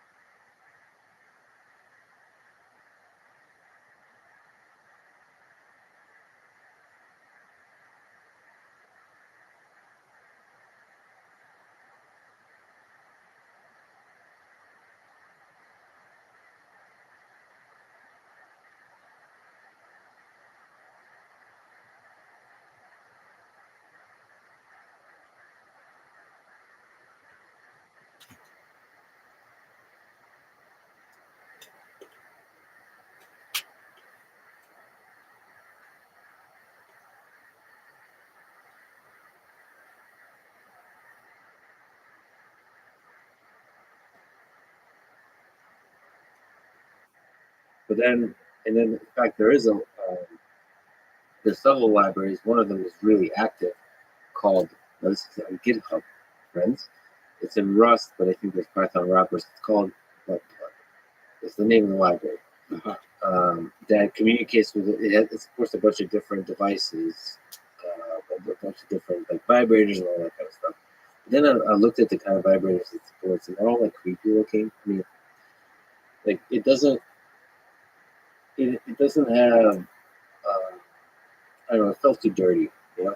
Like there's a line, I was like, it's just not good. Because the reason I like that kind of stuff is I like the joke of it that ultimately is somehow educational. Because to me, I really care about AI, and this is a cool little project to do. It's pretty easy to share. Yeah, but I was thinking about doing it. At first, I said no. It just kind of feels dirty. But then the aforementioned friend said no. You should definitely do it. I like the who's your test subject? No, we wouldn't test it. I'm sure that people would sign up, right? I just meant on the table, like show the vibration, like you're basically converting. Now it's not. I'm not obviously a grandmaster. You have to say everything. I feel like No, you don't. You could say the square. You don't have to say the piece. The human will fill in the gap. a good human chess player. I can't. Oh, That's okay. that's the point I wanted to make. Is like, for me, I would like to know the actual move I need to make. Yeah. So I need the full information. Right. So I have to convert the bishop c5 whatever to Morse code, which is a lot of vibration. Yes, exactly. But it still works. It's hilarious and fun. So I was thinking about doing it, but because it's pretty easy to do. It would be just like a fun exercise. I love a mix of technical rigor and humor. This is the perfect project for that. Right, exactly. Yeah, this was born, I think, out of a user comment in a Twitch stream. So I thought it was born on Reddit, this theory, but I think Eric Hansen was streaming Chessbra, and someone in his chat made that joke, and he read it out loud. That was the first time it was read out loud, and then somebody clipped it, and it became international news. Like, have you followed how big the traction got on this anal beads thing? No. It was covered by every major news network, late night talk show, Trevor Noah, Stephen Colbert, international news in countries like China, where I would have never thought that they would report about anal beads. Yeah. What was the tonality of it? Was it seen as a joke? Or did they say there's a cheating scandal? I think it How was. do you even mention anal beads? I think literally anal beads. Like just Accused? accused Just denies cheating with anal beads, which he never did. He never denied cheating with anal beads. It was a joke internet theory. All the scandal would be there. Yeah, I can't imagine that. That's I don't know what the right thing for him to do is, but it's. You're not touching this thing? Oh, I've talked about it. I don't say the words anal beads in my YouTube videos. Yeah, I'll say you don't- beads. Yeah, I'll. The thing is, Do you think I should do the thing? sure, yeah, I think it would be hilarious if you find a way to do it. Yeah, you can show that it is possible to theoretically vibrate via Bluetooth chess moves, and if someone shoves it up their ass, look, that was another joke. Okay, they offered you to play naked. They're gonna make you spread your cheeks. Yeah, I didn't understand why naked solves the problem. I think it doesn't have to be naked. I don't think naked is enough. Yeah. Okay, some questions from Reddit. Ask Levy if he deep dominates his audience. Saw that. Yeah, I saw that was tough. I have a love-hate relationship with the chess subreddit. Yeah. So that's why some of those questions were going to be tough. I have a love-hate Do you relationship. think that's a tough question, or is that come from a place of love? Very, very tough to say. Very tough to say. Is love and hate, like, they're basically next door neighbors on Reddit. Correct. They oscillate very quickly between each other. Yes. So Reddit chess specifically, I think, is mostly folks who are around before the chess boom. So the chess This is the chess subreddit, so okay. Yeah. So a lot of them have been around for 5 years, 7 years, 10 years, even more. And I think the average age on Reddit is lower than the average age on this chess subreddit. I think the chess subreddit is beyond the age of 20, maybe even 25. Like a lot of folks there are ancient people, basically, mid-20s. no, I mean, not 15 or 16. Anarchy chess is younger. So anarchy chess is basically chess memes. That's a subreddit? Yes, you got it. Yeah, anarchy chess is great. A lot of stupid memes on there. Do they like you? Or no? They did until my crypto sponsorship. Which is a separate combo that I'm more than happy to have. Yeah, so my relationship with the Reddit chess subreddit is tough because my content on YouTube stops at a certain point with them. They can't learn from me because I'm tailoring to 95% of my audience, which is about 16, 1700 and below. And I have a lot of content where I jokingly make fun of low-rated players. And everyone's in on it, and we all have fun. And I laugh at myself a ton. Laugh at, because you can even see in this conversation. But just like you mentioned with clips and out of context things, folks have already formed a perception of my personality. There's nothing I can do to win them back. And I think the dominant percentage of the loudest group of folks in the chess subreddit, they have a certain perception of me. It's not going to change. And you had something like cryptocurrency sponsorship, which people on Reddit just in general are relatively negative on the subject, is going to start, snowballing more and more. So if you ever look up a thread of should I buy a Gotham course, and it's on Reddit chess, just say no. Everyone's calling it a scam, overpriced. Interesting. I heard a lot of really positive stuff. I don't know where. On Reddit in general. About me? Yeah. You might have been looking for it. You might have not been looking for negative things. And I was looking for like best educators on like that kind of stuff. It might have not been Reddit chess. I'll be totally honest with you. If you ever go there and look for something like best recaps or best educational content for intermediates, I'm not mentioned. I might not be mentioned because I'm already expected to be on the list. So they just kind of want to generally shout out smaller creators. Totally fine with that. And I'm not even going on this whole explanation because I want to win folks back. It's just sort of the reality of the situation. A lot of my stuff is really clickbaity, and I'm playing the YouTube game. They don't want that. Do you ever feel like a limit or tension between your creativity and the YouTube output? Like, do you feel like it has negative effects on it? Yeah. I want to cover more in-depth stuff in a 30-minute video that I think is super useful to people. It's only going to get 60,000 views. Can you feel, why is that a bad thing? Is it good to mix it up? Yes, it's good to mix it up, but I make a video a day.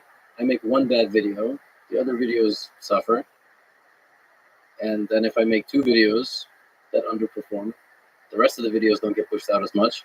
Your earnings can go down 40% day to day, which doesn't happen in other careers. And if I ever want to supplement, if I ever want to make a very instructional video, I try to do it in a very fun way. So something like 8 of Magnus Carlsen's best endgames.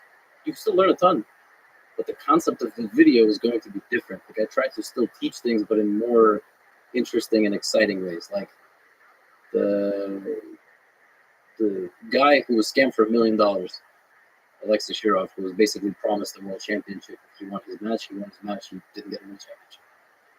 So there's still stuff in there you can learn, and you can. My goal is just you click on the video, you learn something, and you enjoy yourself. That's it. Get people to click on it by any means necessary. But once they're there, have quality stuff they can learn.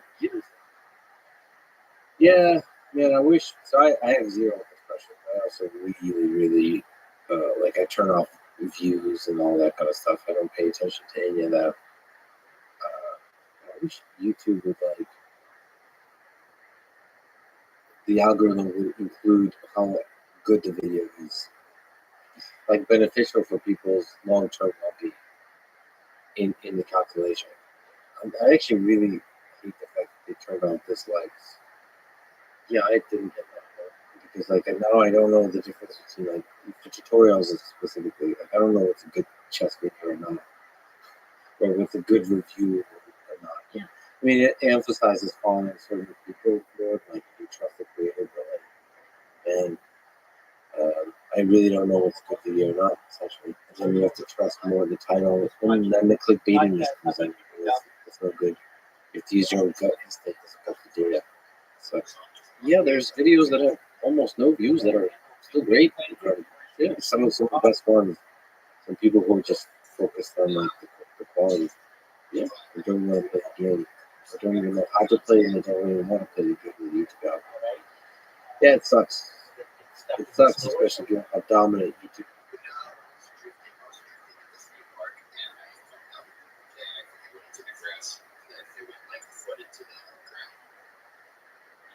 You didn't get arrested or anything? You didn't get in trouble or anything?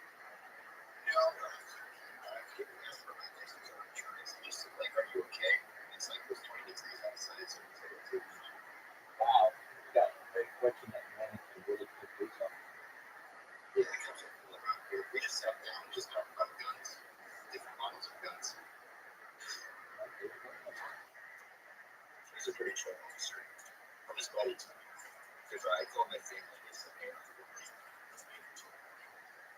Wow, so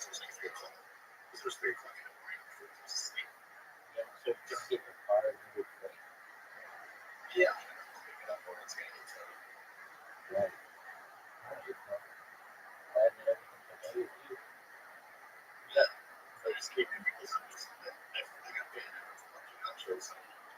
Yeah, join the club, man. When'd you get banned?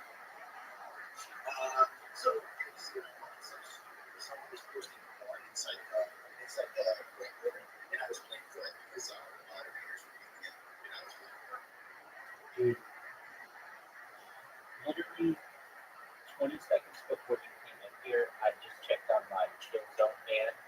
I got banned because they said I was advertising when I've been in there for months, like many, many months. And I've never said anything. I've never made any um, comments about my links or anything, but somebody just goes to my account and thinks that it's too much advertising and I get banned. And so I've been banned there before and I've appealed. Did you appeal your ban? Yeah. So I appealed my ban one time and they let me right back in. They were really cool about it. And then this most recent time, the reason why I got banned was what was called advertising bot. Now, I don't know what they consider an advertising bot, but my camera's on. I'm like more a real person than most any other people in social life because you can see what I'm doing at any given time. You can see I'm a real person. And so I appealed it, and most recently, my appeal was rejected because they said I did not take accountability for my actions. And I'm like, well, I'm not going to take accountability for being a bot because I'm not. I'm a robot. Then I would take accountability for it, but I'm not. So I don't understand how you want me to take accountability for something that I'm not. And and I haven't heard back yet. I looked the last time they did a mass, like they do a thing where they let people see when they've been banned and unbanned, and the last people who were unbanned were like on the 21st. So I'll just keep trying.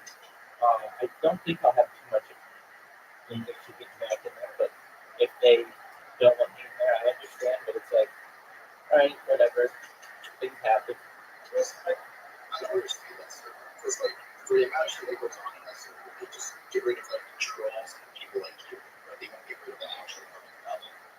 Yeah, I mean, one person's advertising is another person's name.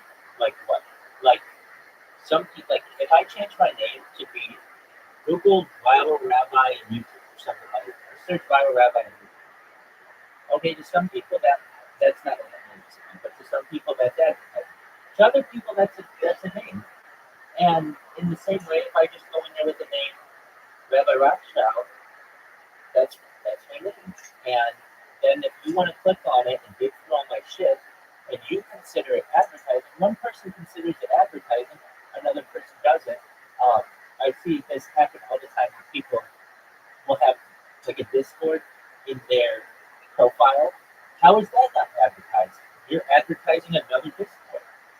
but yet they'll let that happen. But when I say, hey, join my Discord or, search me on YouTube, that's considered advertising. However, that isn't really clear in their rules. They say, do not advertise in the VCs or in the chat, which I'm not. I'm not DMing people. I'm not saying, hey, check me out. I'm not typing that. If you want to click on my profile, that's on you, and that's how I kind of feel. I can put whatever I want in my profile. So I actually even said to their in my most recent appeal, I said, tell me what you want me to change, and I will. I mean, I'll be as flexible as you want me to be. And I can't stand some of the times. Some of the I know like many of these moderators are they're unpaid people who get power trips and they're anonymous. So you can't see who they are, you can't take action against them, you can't complain about them. I mean, I have been banned, I think, from more Discord than perhaps anyone else. And one thing that I find interesting is a lot of times actually when I'm banned, I will appeal the ban. And sometimes people will be like, I get banned all the time without any warning as well. And there's a reason why I have warnings. Like, hey, we think that you're advertising or something like that. But no, instead it's just you were in good graces with them, but all of a sudden you're done. And I feel like, hey, you could have warned me. And so I'll say in my appeal, like, please talk to the moderator who banned me and tell them that they should give somebody a warning because of this. And many times that's when I get like a full on permanent ban. For the rest of my life, because some random individual in 2024 or 2023 or 2022 who might not even be in the Discord anymore assumes that I was advertising and then wants to ban me. It's absolutely ridiculous that you get a permanent ban for life. I don't understand that. So I right. It's just how I feel. Been my experience. Okay, it's just that community. They're sensitive, right? If you like you said with power trips, they're sensitive. They have power trips. Right. And it's a very large server, and so I understand that they go through a lot of shit. But in such a large server, that's why you have warnings. That's why you have a lot of moderators to warn people before it's just you're done. And another interesting thing to me is that I was streaming in there for like 3 months before, 24/7, never an issue. But then all of a sudden it became an issue. I didn't do anything differently. Why wasn't it an issue 3 months ago? Why is it an issue now? And what ends up happening is just, I've heard it happen many times. You get two people who are like, or one person is just like, what's this person always doing streaming with? And then somebody will be like, oh, I don't know. They're always in there when I see them. And then somebody will just be bored and be like, well, why don't we ban them? And then it's like, okay, well, and then a moderator's like, yeah, well, if you guys want me to ban them, I'll ban them. And then they ban you. And it's like, it all happened because of one random ass person. This happened to me very recently in a very big server known as Mnemology. It had 700,000 people. And I was in there for 2 days. And one guy just added me and said, yo, do you know you've been streaming in here for 2 days? It's like, dog, that's nothing. I've been invited David Rothschild stream for like 6 months. And then all of a sudden I got banned. And I said to the guy who added me, I'm like, hey, dude, just so you know, thanks for that. It got me banned. He's like, what do you do? I'm like, well, you brought attention to me that you didn't like me streaming in there, or at least you found the behavior odd, and that triggered a moderator to ban me for life, permanently. He's like, oh man, is there anything? He was really, really nice. He's like, is there anything I can do? I'm sorry, I didn't mean that. Like, I was just bored of making you comment with people. And it's like, yeah, I understand. People don't realize that the system that's currently in place of just banning someone permanently is somewhat too harsh. I mean, I almost feel like you should have to go warning or something like that to be able to change your behavior. Because how do you know if you're doing something wrong if you don't get warned about it? True. So I was wondering, I know. sure, I thought you were I do want to, but yeah. I mean, also Sunday, you normally work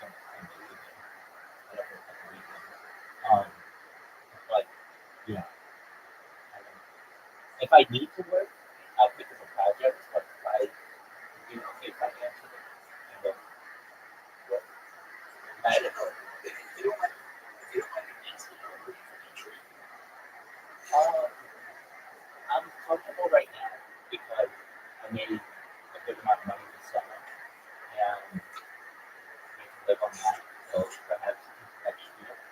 And a lot of times I'm just, I don't want to say I've turned down work, but people will come to me and they'll see the previous work that I've done for people, and they will offer me, $1,000 to work on a project for them. So, like, for example, I know, like, I'm sponsored by cryptocurrencies, or a crypto, actually, multiple cryptocurrencies.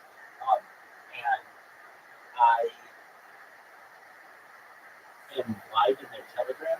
So a lot of random people come into the Telegram and they're like, hey, you're always in here. And yep, they understand that I live stream my life and that I'm very good with social media.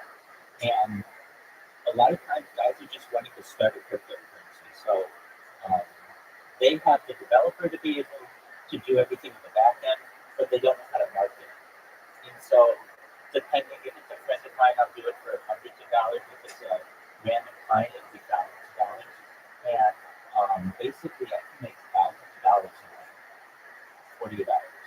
And the way that I do it, Then it's like your free crypto subscription. yeah, they give me those. I mean, there's a community that just they give me cryptocurrency, and so I've got a nice wallet. I'm not even including that in what I mean. I make money, U.S. dollars, uh, from these companies. So, or these projects. So what they'll do is they will they'll be like, hey, will you market our phone for us? And I'll say, sure. So what I do is I create 20 different social media accounts for them. Everything from a Gmail account to a YouTube account to a Twitch account to a TikTok account to a Flickr account to a Snapchat account to a Rumble account, Kik account. I'll create Instagram accounts for them, Facebook account for them, Facebook group for them. I would create Discord accounts for them, create Discord for them. Basically, I have packages that I give to people, but generally, I think that there's like 20 different of the mainstream social media platforms that are out there. So then what I do is I use AI to create some videos for them to market their brand. So I just generally like create a cool short little clip with a really popular song behind it, and then post that on all of their social media that I create. And within a week, they have gone from not being found on the internet to having every top position when you Google their name. So, for instance, like let's say you wanted a coin that was just a mic coin. Okay, great. And I would say, all right, are you sold on the name mic coin? Yep, I want that coin. That's my coin. Okay, great. So then I will find one name, one username that works on all the different platforms. So Litecoin, or let's say we can't get Litecoin on everything. So then we'll find like Litecoin.eth or the Litecoin, whatever it is, and we'll make sure it is unified on all the different platforms. And then when you type that in, my goal is that you are the top 10 results in Google, and I'll give people a link tree. I'll make sure that they have um, a website if they need it. I go into website packages too. But yeah, I mean, just do a knock for someone over the course of like, it takes me like 24 to 48 hours, yields thousands of dollars. And then on top of that, I get cryptocurrency just from people who want to be nice people. And that's cool too. So I don't think, I mean, you never know, things can happen. But I'm hoping that I don't have to work until this life, so perhaps next year sometime. In the meantime, I'll have somebody who says, hey, I want you to do for me what you did for the microphone or something like that. And I will see what their budget is. And if it is something that I'm interested in, I will align it. I'll hop I do every single project that people with which people approach me, but just about anything to market people's points. And then once these people have their points marketed, they see an immediate impact of like 10x, 100x, 1000x, depending on the coin, because all these people start finding it in search engines and Instagram and YouTube and all that other stuff. And so it's a very good investment for them. That's okay. I got one question, which is interesting. You know, like a lot of us are just thinking of money, right? Probably a lot of us are not understanding money. Like a week after we do all that, right? Yeah, How we can manage that, right? well, the ones that I've done have not, surprisingly. I've known the developers for them, and so they're long-term investors. I mean, I understand that many cryptocurrencies do have rug pulls, and I wouldn't be against helping one that is in their own way. If they just said, look, this might be a rug pull, or it might be really successful, we don't know what's going to happen. All right, that's any cryptocurrency. But the ones that I've been with now for, like I've been live in one of their telegrams for more than a year and a half or so, and they put $300 million on sitting out of that court. Another one that I did this summer is worth about $15 million, which when I started with it wasn't anything, so that certainly wasn't a rug pull. And then I've done some for friends that I don't know if they ever at any point really had an opportunity to be really, really good, but they've gone to pretty close to $1 million. It's just like one person on there. So I've been fortunate. I haven't had any projects, at least of which I've been a part, that have been absolute numbers, but I do know it's certainly. Nice. Yeah. At least you're on. At least you're on something. Most people are just like these little projects on like at least you're honest.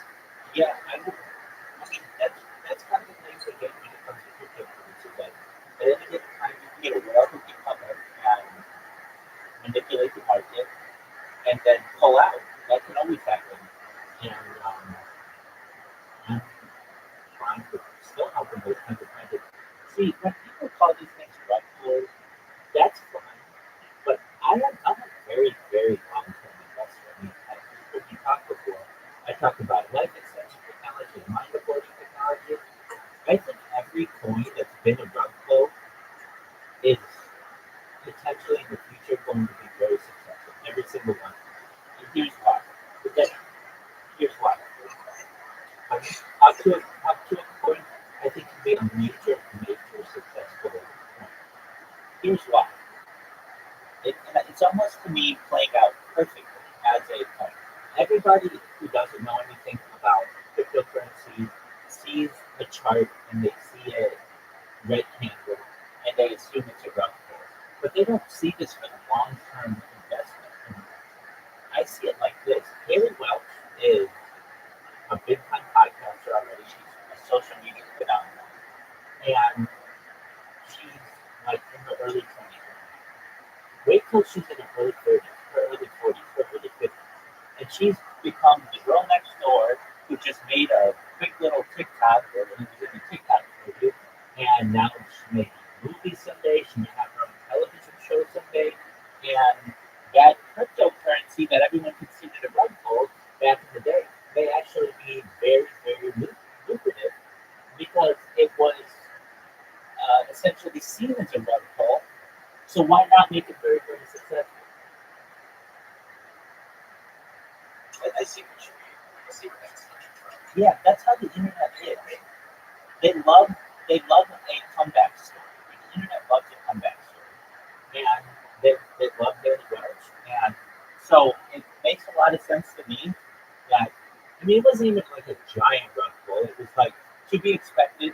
I think if you didn't know anything about cryptocurrency, then you would think, oh, okay, well this is a really great investment, and then you put all your money into it, thinking that you're going to double or triple or quadruple it within a week or two, and then you're going to pull the rug on it. But no, if you're a long-term investor and you realize that cryptocurrency, you give it 10 years, 20 years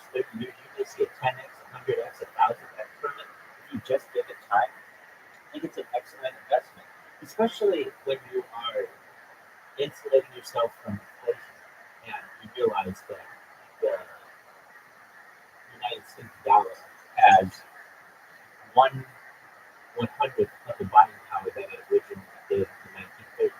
When you really start to realize that the dollar isn't that strong and that some of these cryptocurrencies do have the opportunity to be very strong, especially in long term, I still think that they're good investments. In fact, if I was into buying cryptocurrencies, because I'm not, people just give them to me, but if I were into buying them, I would buy about two of them right now. After it's already been run. Why? Because I can get a ton of it for absolutely nothing and sit on it for 10 years. I think it's worth something. You know what? I just see but I feel like I just feel like I watch it's where I get the information. Yep, I saw that interview and I watched copies of the interviews as well. I think he does a great job of trying to find corruption within the cryptocurrency world. But I almost think that this could have been planned. So let's say we're just behind the scenes. You're the Hill Road person. And I say, look, Mike, we're gonna set the mic. Here's what's gonna happen. We're gonna use all your social media to get everybody to know about it. And we know that it's gonna be a rough. We know that we're gonna get some whales in there who are just going to give it a huge market cap and then have that market cap collapse within a short amount of time. But guess what? Everybody's going to know about our cryptocurrency.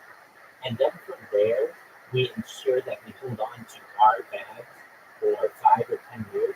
And over time, it's going to continue to grow. And we keep buying more and more of it as much as we can.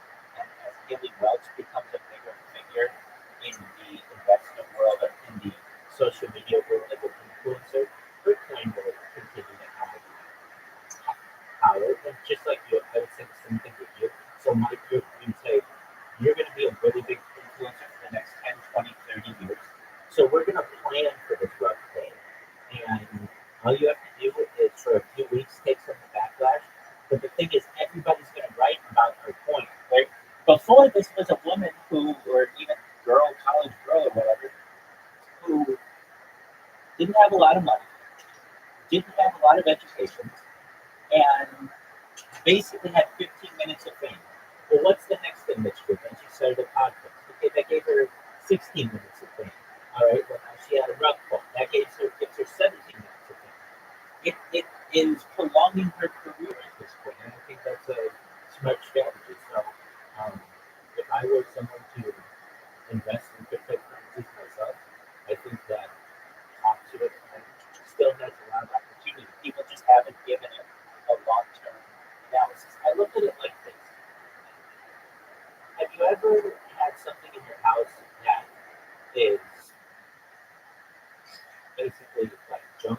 Like, I don't know, an old lamp or an old phone or just something that you don't consider valuable. Have you ever had something like that? I would say I have trading cards. Perfect example. Perfect example. All right, so you've got trading cards. And maybe you bought them within the last 10, 20 years, and maybe they've gone up in value, maybe they've gone down. Okay, fine. But look at them when they're 50 years old, 100 years old. Eventually, they get to a certain level where they become antiques. And once something becomes an antique, then it has extreme value. And your trading cards will have extreme value. And so will cryptocurrency. So will NFTs. A lot of people say, oh, I bought this NFT for thousands of dollars and it's worth pennies now. And then they sell it. That's the dumbest thing you can do. Hold on to that NFT for as long as you can. Because it will be seen as digital art. And the fact that it was a 2024 NFT will give it value in 20 years or 30 years. It will be one of the earliest NFTs that were ever available. And that's, to me, it's the somewhat like an antique philosophy. In the same way that assets age, they go up in value if given enough time. And then you get into, they become of extreme wealth once they become artifacts. They move from antiques to artifacts. And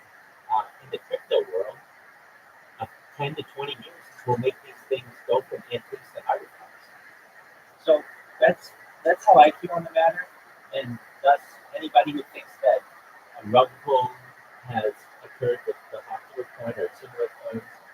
I think they're just looking at it over the course of the past 2 months. And I look at it over 2 decades. I still wouldn't give up on that coin. Okay. So I just want to test Absolutely. very good.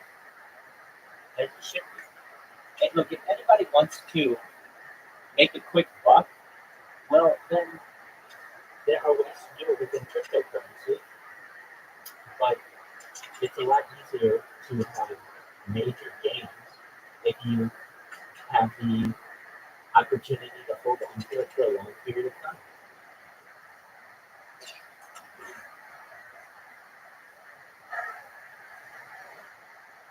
What game do you play? I guess you like you're more in a position where you just say, hold on, you don't even buy it, so you don't expect to spend your money just for that. Exactly. And that makes me the ultimate holder. People love me because they know that if they give me their coin, I won't sell it. And the fact that I won't sell it means that I'm a diamond can holder. Basically, I am a valuable person to have their coin because I'm a long-term investor. And that means that when people look at their coin and see how many holders that they have, they see that these holders hold on to it for a long period of time. I'm the best kind of investor that they could find.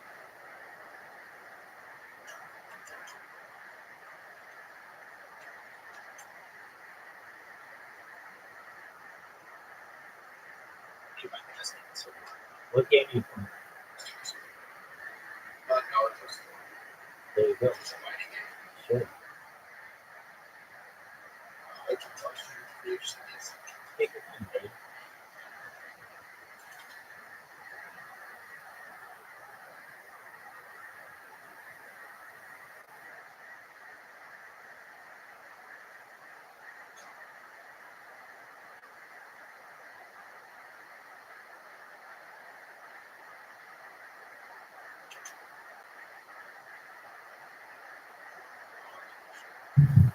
To Wiz in defining the sort of the creative energy of a whole civilization of Yeah. the youth, Not just chess. not just chess. When are you going to chess box against Eric Rosen? This is a question from Reddit. Chess box. You said your hands are all messed up. Yeah. Are you training for something or a regular thing? So I also just remembered we never talked about Hikaru, so I can talk about Rosen and Hikaru in the same chess boxing. Or is this your regular like shit talk segment? No.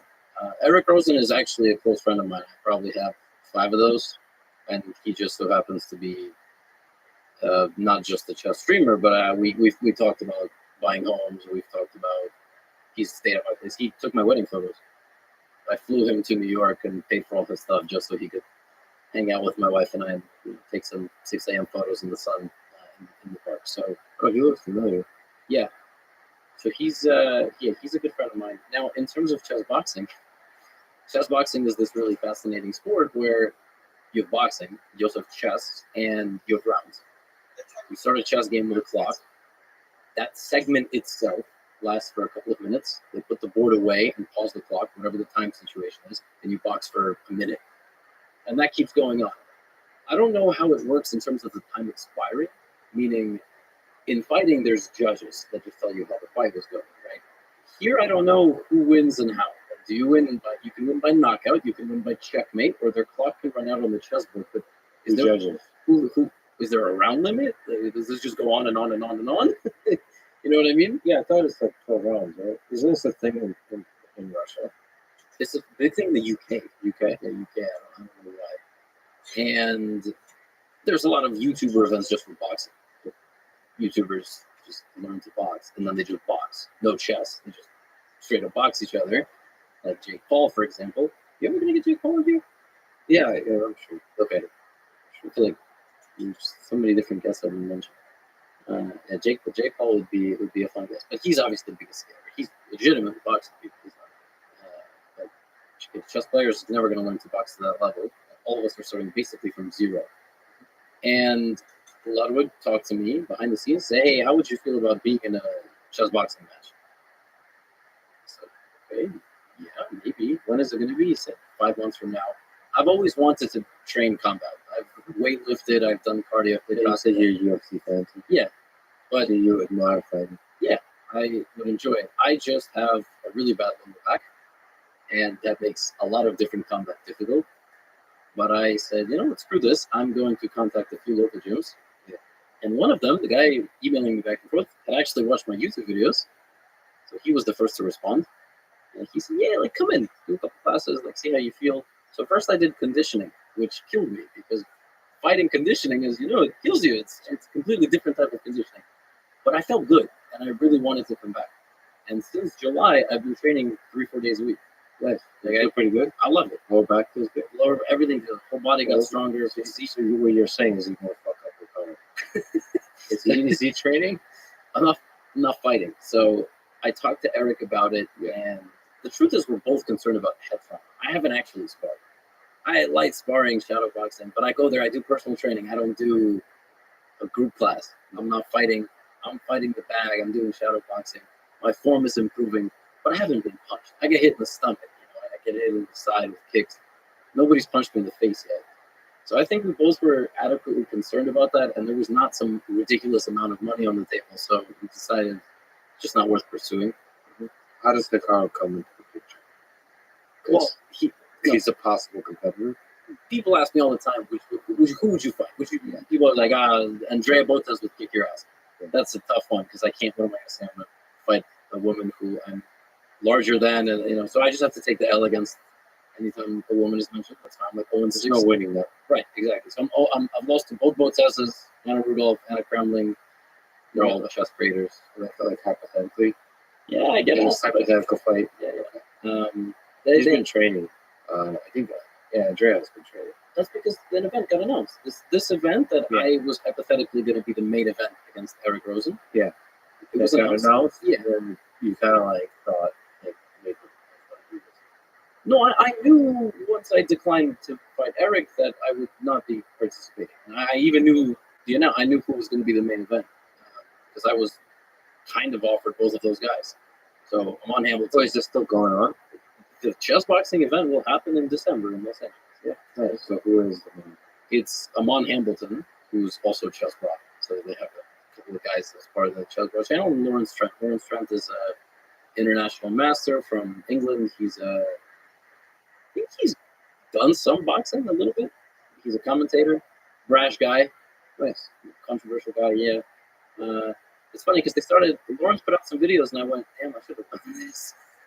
Yeah, I think it.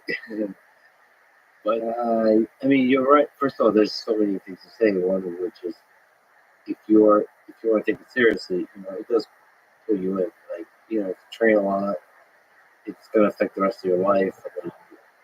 And then it changes you. I think taking combat sports seriously changes you in good, and there's negative cost to it. I think because it's a whole other thing, man. It's like doing marathon running or something. It really pulls you in. Did you know Ruben run in this?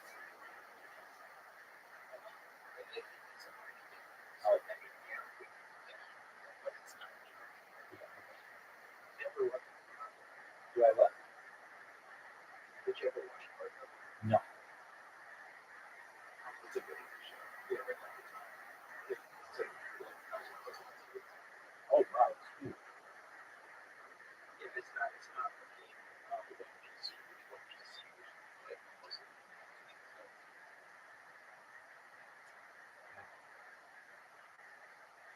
One Piece is just like, there's not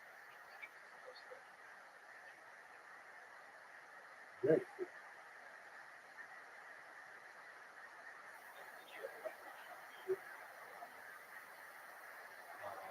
No, they don't have to. I watch a lot of TV. Generally, American television, starting with like Cosby Show, Cheers, Golden Girls, moving into things like Seinfeld, Frasier, Friends, then into like The Office, Parks and Recreation, some like Sex and the City, The Sopranos, Yeah, definitely. In addition to what I love Lucy and that, Getting Time, all those kinds of shows. So I've watched a lot of television. What I haven't watched a lot of is, and I don't know if people consider Family Guy anime or it's just like a cartoon. Yeah, exactly. What's the difference between anime and animation? Or, I would say that it's like, okay, and so The Simpsons and Family Guy, I watch a lot of, especially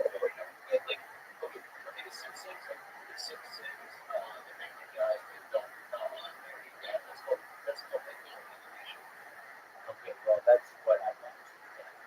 And same thing. I was watching Family Guy earlier today. And then like when it comes to anime didn't really wasn't a major player in the United States until around I would say 2005 or so, maybe 2000 with like Pokemon and Dragon Ball Z and that kind of stuff. But I was already too old for that. And so when people ask me, what's your favorite anime? I say, well, if you count Family Guy and Simpsons and stuff, yes, that. But if most of the time they're like, no, Japanese anime, or Asian anime, or something, then I say,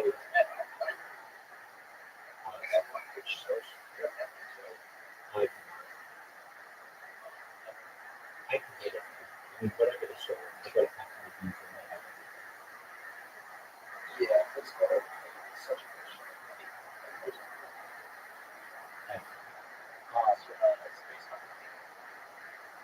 I was going to say, is it yeah, I was just kicked out of their server.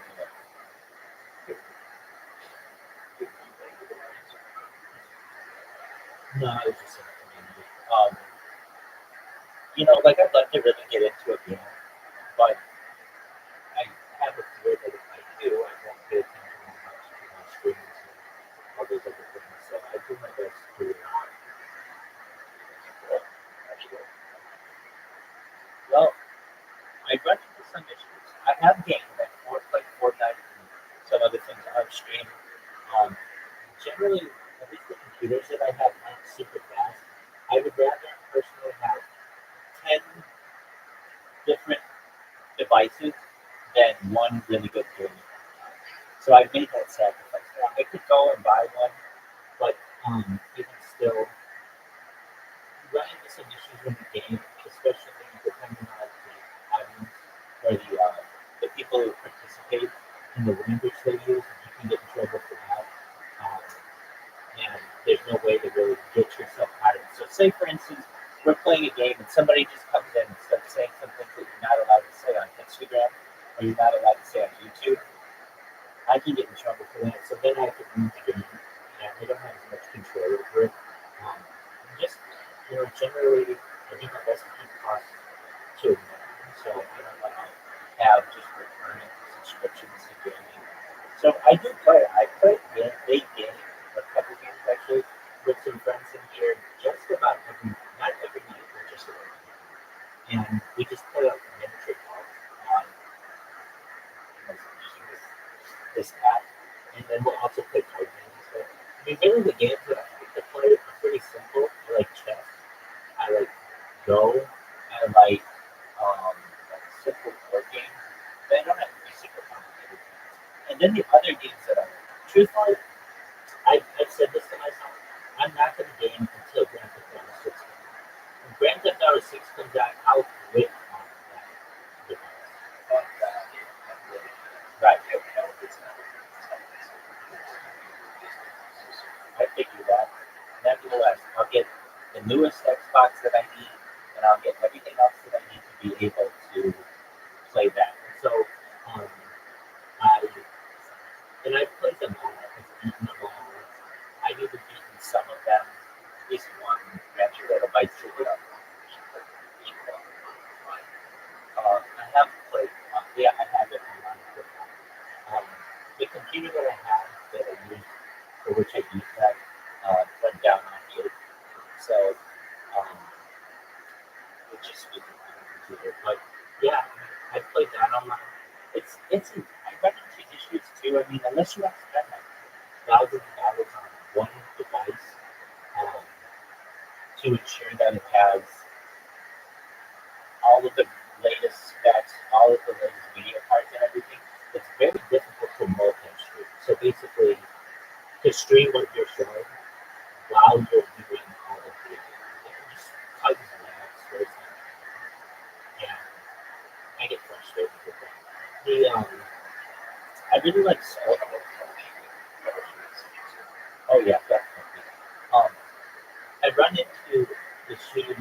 Um, well, I should say I really like sports games. So like Madden, football games, I like 2K, I like FIFA. Those are my games. Um, but they sink me with as much time as I can. And I basically make everything about them. I know how addictive I can get on them, and I don't know what that happened. Yeah, yeah, I understand what I think. When I play games, when I play a game that has and then if it's good, I just spend it. Like this game, I have Minecraft, Flash, I just right. So the game that I just Right. And I already know that I got a 60% sitting, but I'm excited that so when is it supposed to come out? there's no release date. The only release date they have is they're really far. Super fun. I think Now, so when they have the release out, the game that's in right, the game was not polished. There were a bunch of bugs. They're not right. I'm thinking 2026 is the year. which is kind of crazy because it's going to be like Ridiculous. Yeah. Look, when I was a kid, Grand Theft Auto came out every single year. And you'd almost be like, I'm not done playing the old one. And then the new one would come out. I remember getting Grand Theft Auto 3, Grand Theft Auto Vice City. I had 100% completion on that. Grand Theft Auto 4, and then Grand Theft Auto 5 came out a few years later, and then all of a sudden, or well, I guess it was San Andreas, but then all of a sudden, nothing for 15 years, and then just living off of the online mode. Pretty ridiculous. yeah, it's wonderful. Actually, it's wonderful. Yeah. I have literally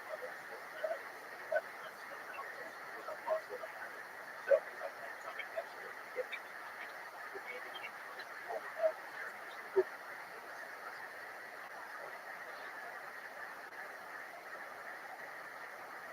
And I miss those days.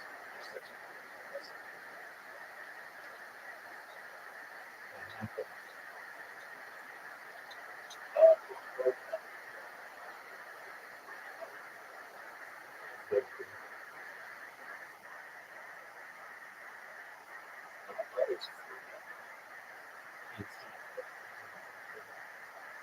What's he doing now?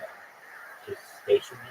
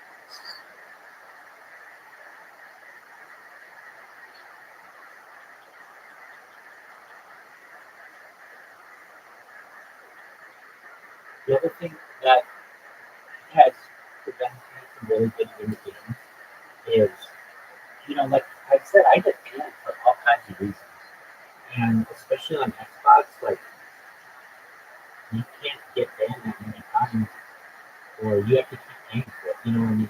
It's like then you have Xbox Live. If your Xbox Live gets banned, then you're going to get an IP ban, then you have to create a new account, then it's more money for a new Xbox Live account.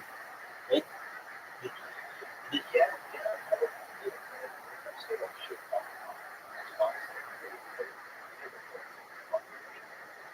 I mean, I just take a lot of shit from my neighbors, and so people just like, just initially, people initially just like, oh, who's this person? They'll Google me, they'll see that I'm live streaming. Sometimes they'll stay on live streaming without their consent, and I can get banned. There's just a lot of things that, for which keep your hand on the internet.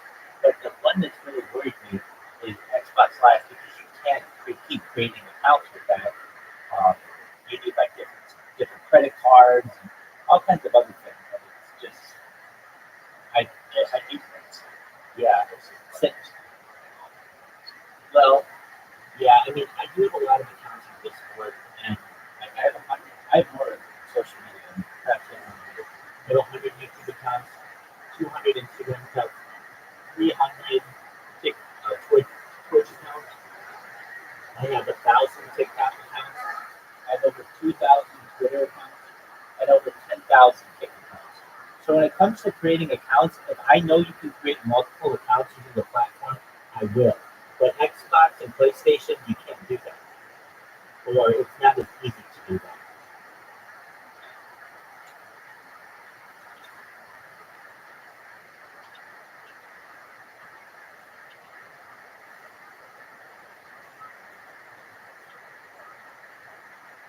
This is a cool game. So it's like, well, back in the day, there was a game called Tekken, where this reminds me of. It's like three-dimensional fighting.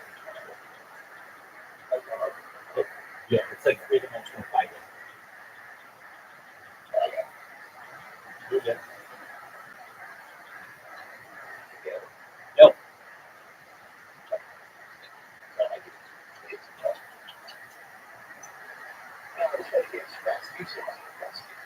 super fast.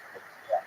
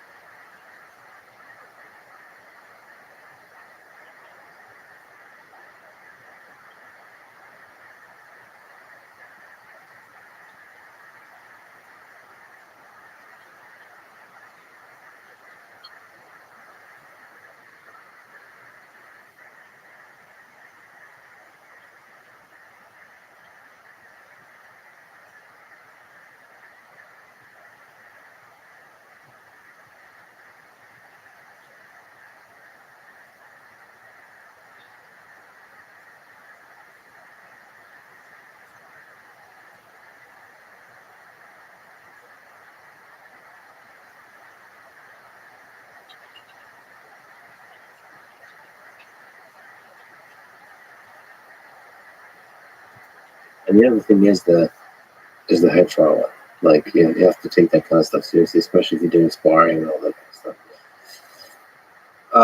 Still, some of the celebrities, I don't know why, but it's pretty exciting, right? I don't know why it'd be fun to watch Hikaru. Like there's something. Well, I always said if Hikaru and Magnus did a boxing event and I was the co-main event against I don't know who, that'd be. Has Magnus said anything about it? Like a bunch of chess box? Well, first of all, he's going to commentate the Ludwig event, which he said. He kind of said, oh, there's been people in the past that are my level in chess, not his level in chess, and I wanted to get physical with him. I think he's talking about Hikaru. So I don't think anybody else is. That'd be a good one, man. That'd be a good one. I think Magnus.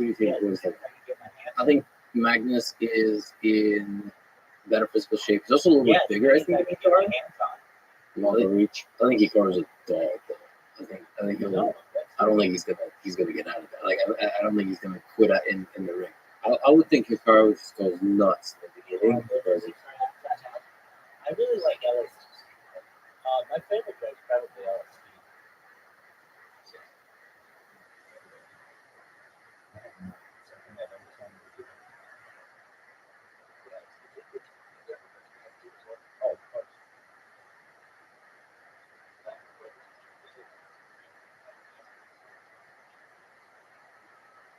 Did you talk to aliens or whatever?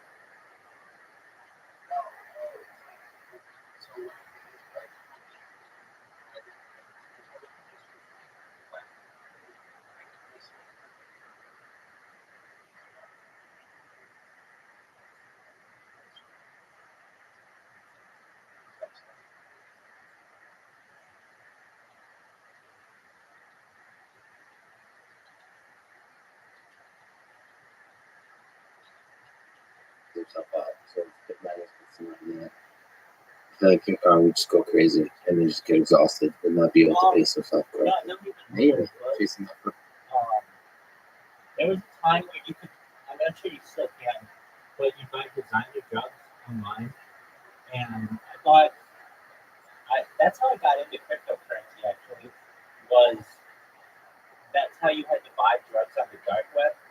And so I would buy drugs on the dark web and they'd be shipped to me from like Amsterdam. And there's this one drug that I did that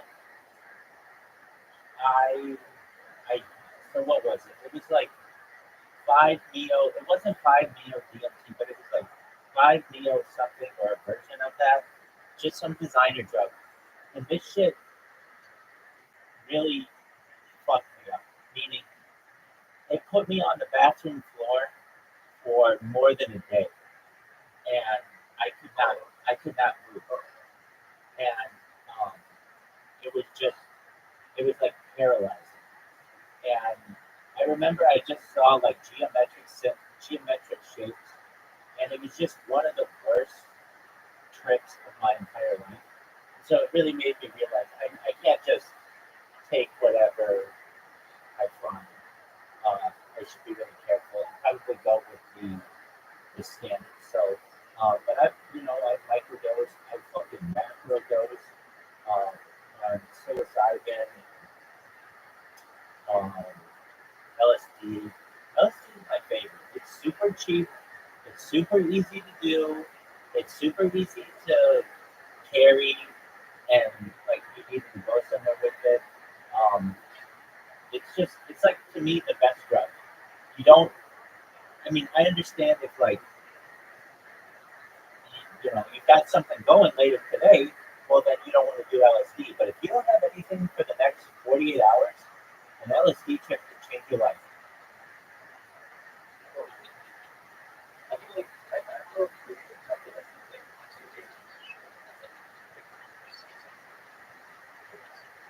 No, at least not the acid that I've ever done. I've done a lot of acid before, and the best I've ever felt physically was doing it.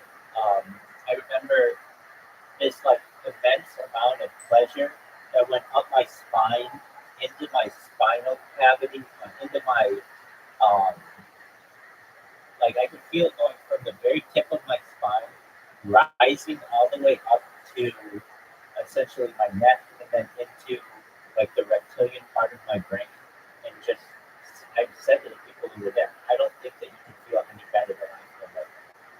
And it was just the best feeling I've ever had physically. It was wonderful. That's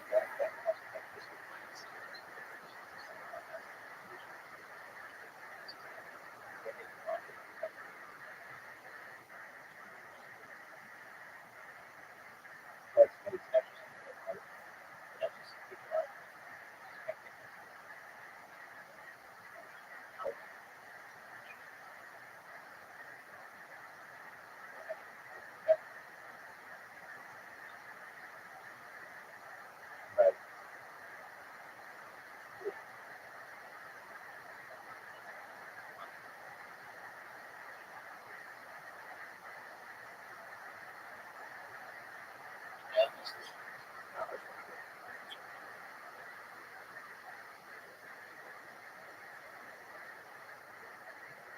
Generally, if I'm going to do drugs, I like to stay in, just simply because I know I'm safe and I won't, nothing will happen to me. Not to say I haven't been out and about when I do it. Uh, like I, yeah, I mean, like I'll go out and smoke on camera, like at the little park by my house, and but I don't want to. I don't want to be on like an LSD trip for a long period of time, just because you never know what's going to happen. Yeah, I know that's what's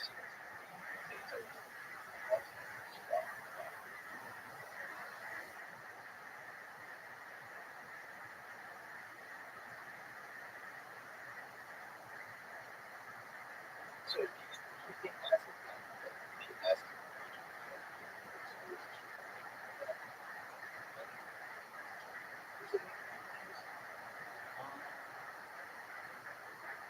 No, it wasn't drug related. It started with the,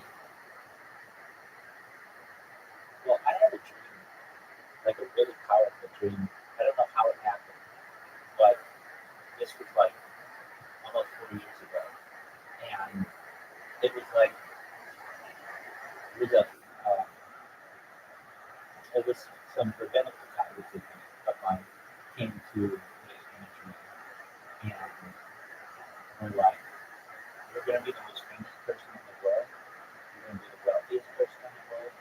You're gonna live stream your life for the rest of your life, like the Truman Show. And I remember, like, there's all kinds of really specific about this dream. Now, has everything in the dream come true? No. So it could have just been a powerful dream that I had. But I would, um, I just did what they told me to do in the dream.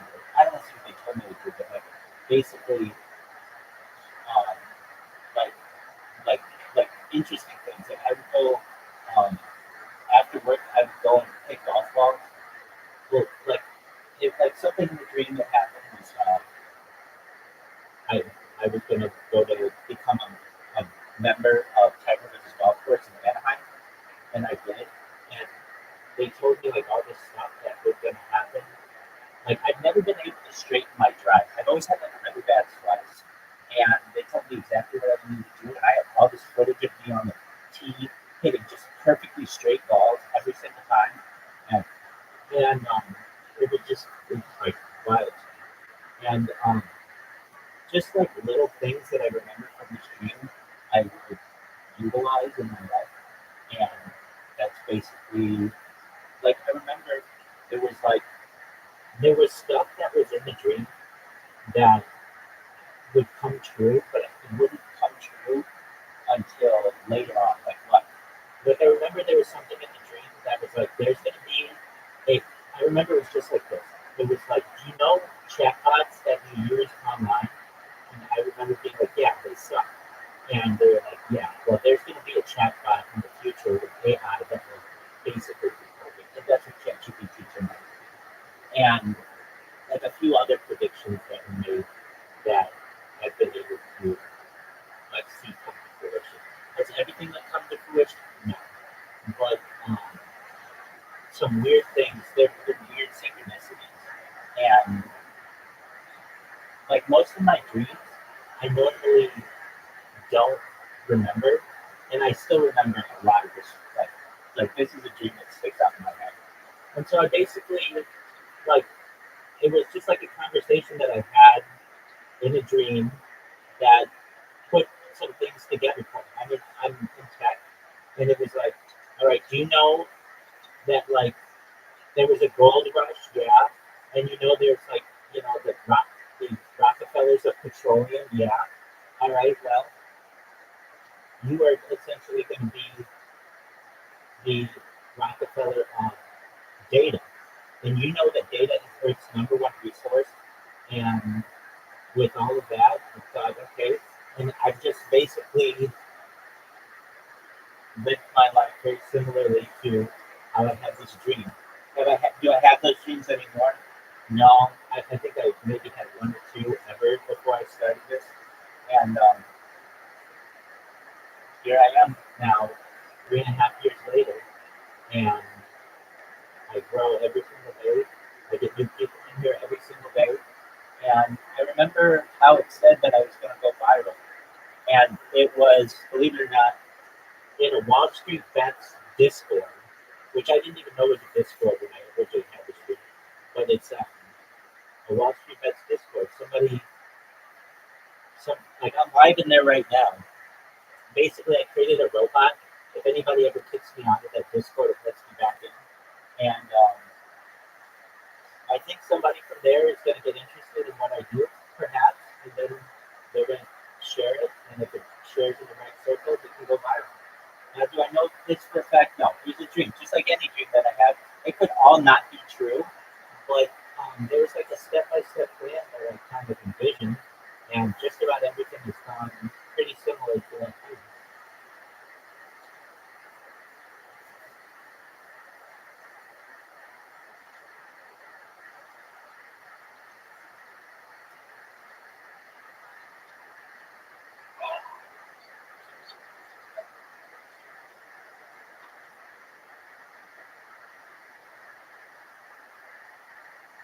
First round knockout. Yeah, just Yeah. Yeah, I got it. They don't, to my knowledge, they don't even know that.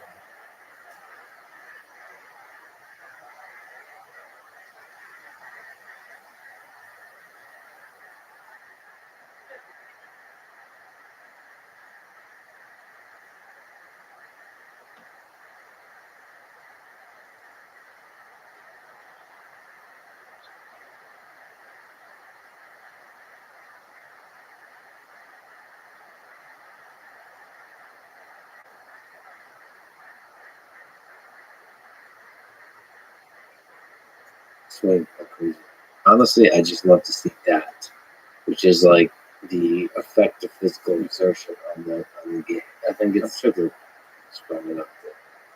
yes, but I think we definitely underestimate the effect of being punched, maybe bleeding out of your nose or something like that. It's no joke.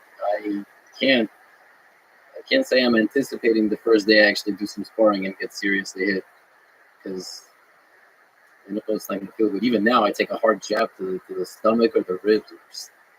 This is rough. I mean, I had to do 3 minutes on heavy bag, and when I finished, my I had been like slacking on my form because my arms were tired, and I hit with my fingers instead of my knuckles, and my hands are like, you can see the red skin, like completely pink meaty skin under. I didn't realize when I was hitting, and only today the pain is unbearable.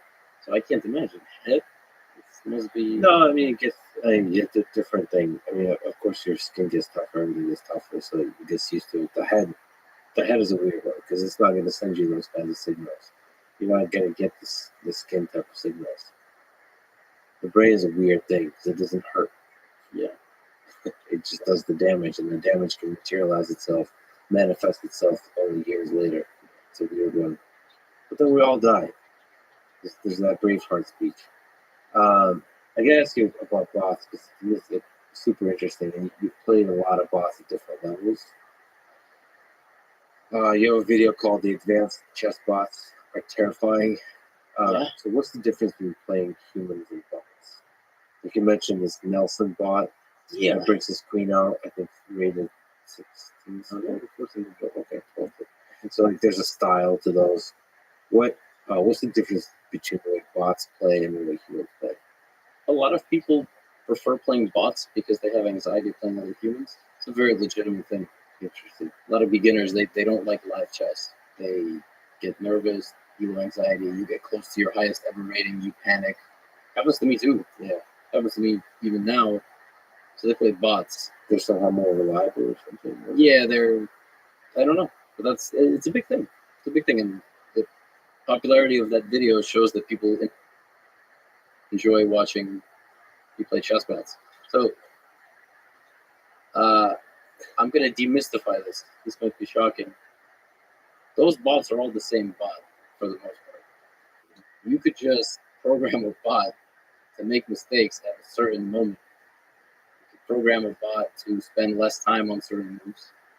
and it's gotten sophisticated enough that you can basically program it to play at whatever more or less level that a human plays at. So I'll play at an 1800 level.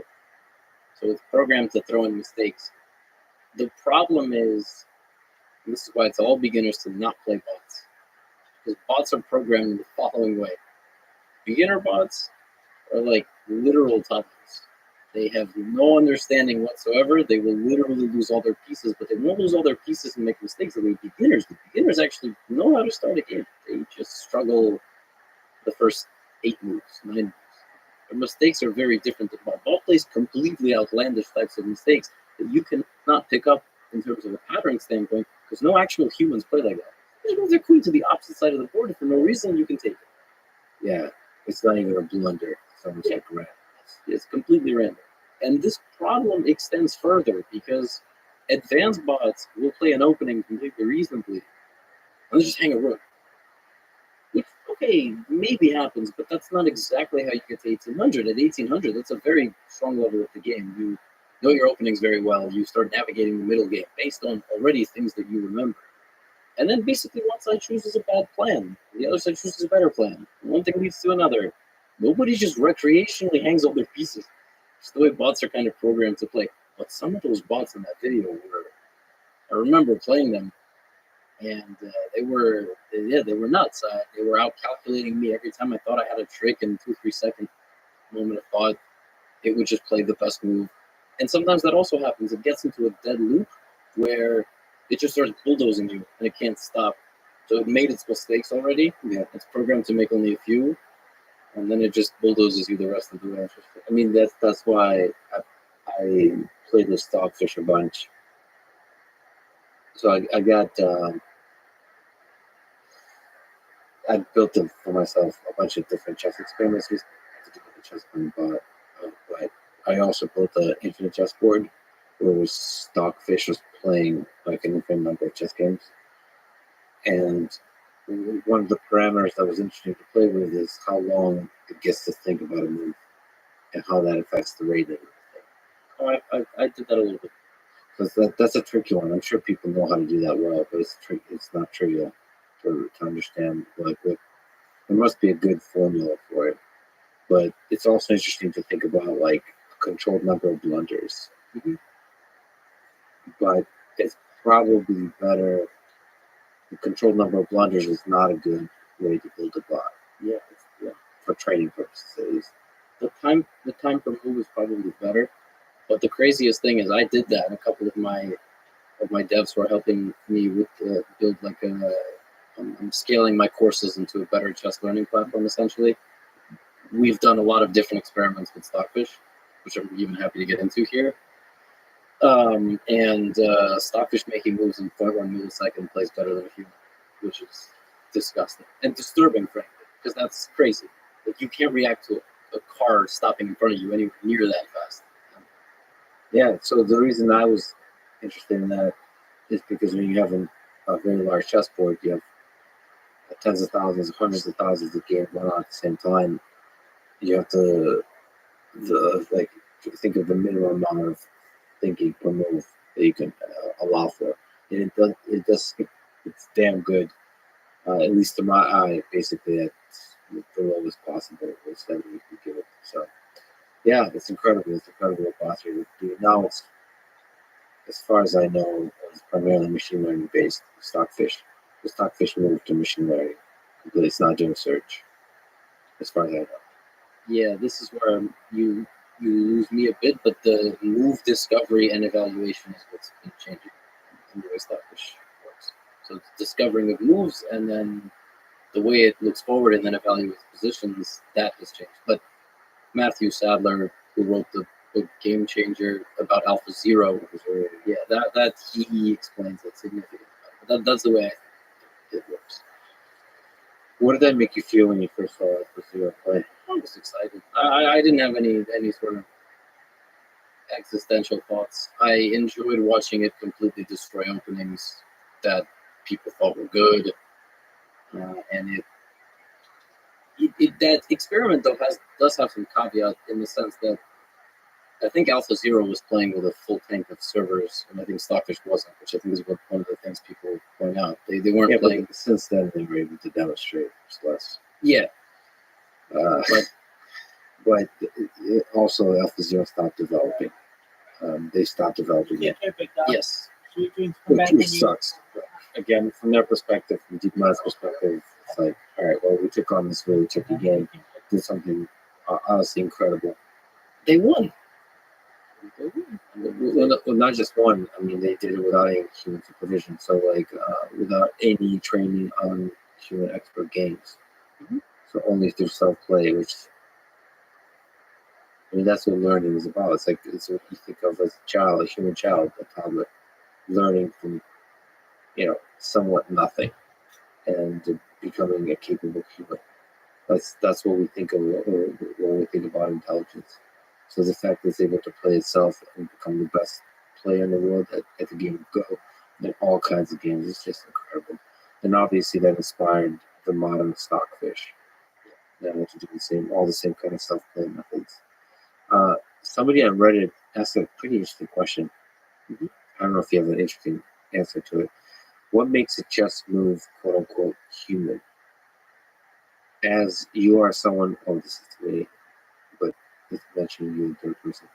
As you are someone working in AI, this idea of humanness would seem incredibly interesting. Yes, sir, it is. Especially since most cheat detection relies on humanness as a way to detect cheaters. I think since children being born right now will have the advantage of engine training their whole life, they will start to see the game the way an engine does. Will a person be considered a cheater if they play like an engine? There also seems to be a discrepancy, especially with Levy, about who can play what appears to be a non-human move. He often says things like, quote, if you were a normal player, normal in quotes, if you were a normal player, I would think you were cheating. But since it's madness, I don't doubt madness is great, but if humanness is our benchmark, what is the ELO rating where your moves can start to look like an engine without critique? There's a bunch of questions in there.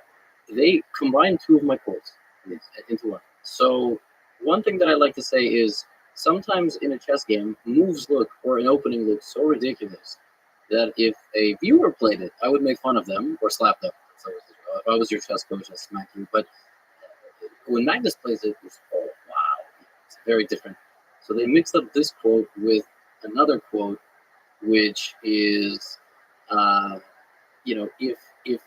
if I'll be explaining something, and I'll say, oh, and here the engine says you should play like this. If one of your opponents plays like this, report them for cheating. Because they fused two quotes. They said, oh, human can't play like that, but because it's an engine move, but because Magnus is... So they mix kind of two things. But there's interesting levels of humor and insight there on both of those. Yeah, the difference between human move and engine, and like what an engine move is I think two things. Number one, a computer move is outlandish in its concept and its idea. So the best example that I can give of that is if you gave 100 grandmasters a position and told them, what do you think the best move here is for black? Not in this position, right here we have nothing, but an overwhelming amount of them would look at the position, evaluate everything they know about the game of chess, which is relatively similar, but obviously slightly imbalanced based on their skill level, and they would come up with a sample size of 2 or 3 moves. And in comes the computer with a fucking haymaker, and suddenly everybody goes, oh, everything we know about chess has gone out the window. So they all start looking at that move, and they know it's the best move. So now they start adding the evidence behind the verdict, as opposed to getting to the verdict while first looking at the evidence. So the concept of it and the idea of it is so outlandish based on a certain type of position that you can't fully grasp it. You have to continue to beg the engine to tell you what the variation is. A move is only good if its extension is good. That's the way chess works. So, like a move is good, it's because the computer has seen the various branches of things going forward are also good. So you bring all that back. And no human could have even conceptualized that initial thing. But the second thing about computer moves is they look counterintuitive. So if you might be in a position where it looks like the demands of the position are A, B, C. And then the computer is like, nope, it's not, because I've seen the future way more than you possibly could have, and I don't have emotions. So like dumb moves and brilliant moves can mix together. Yes, and oftentimes do. And this is actually back to the Hans thing. A lot of people now are dissecting these games they're playing, and they're basically saying, like, even Fabiano Caruana, one of the best players in the world, presents on his podcast yesterday, basically saying, okay, this is beyond my level. Saying, out of my league. What's out of your league? You play for the World Championship. And we get what we can read between the lines, right? Is it possible that Hans is not level of genius? Is there like different kinds of genius? Like where one you could be out of each other's league? I don't think. Maybe. In the case of Magnus, it's understanding of endgames. It's just somehow he understands that last phase of the game and the complexities and the problems he can pose better than anybody else. So you can see Magnus do poor looking moves in the end game.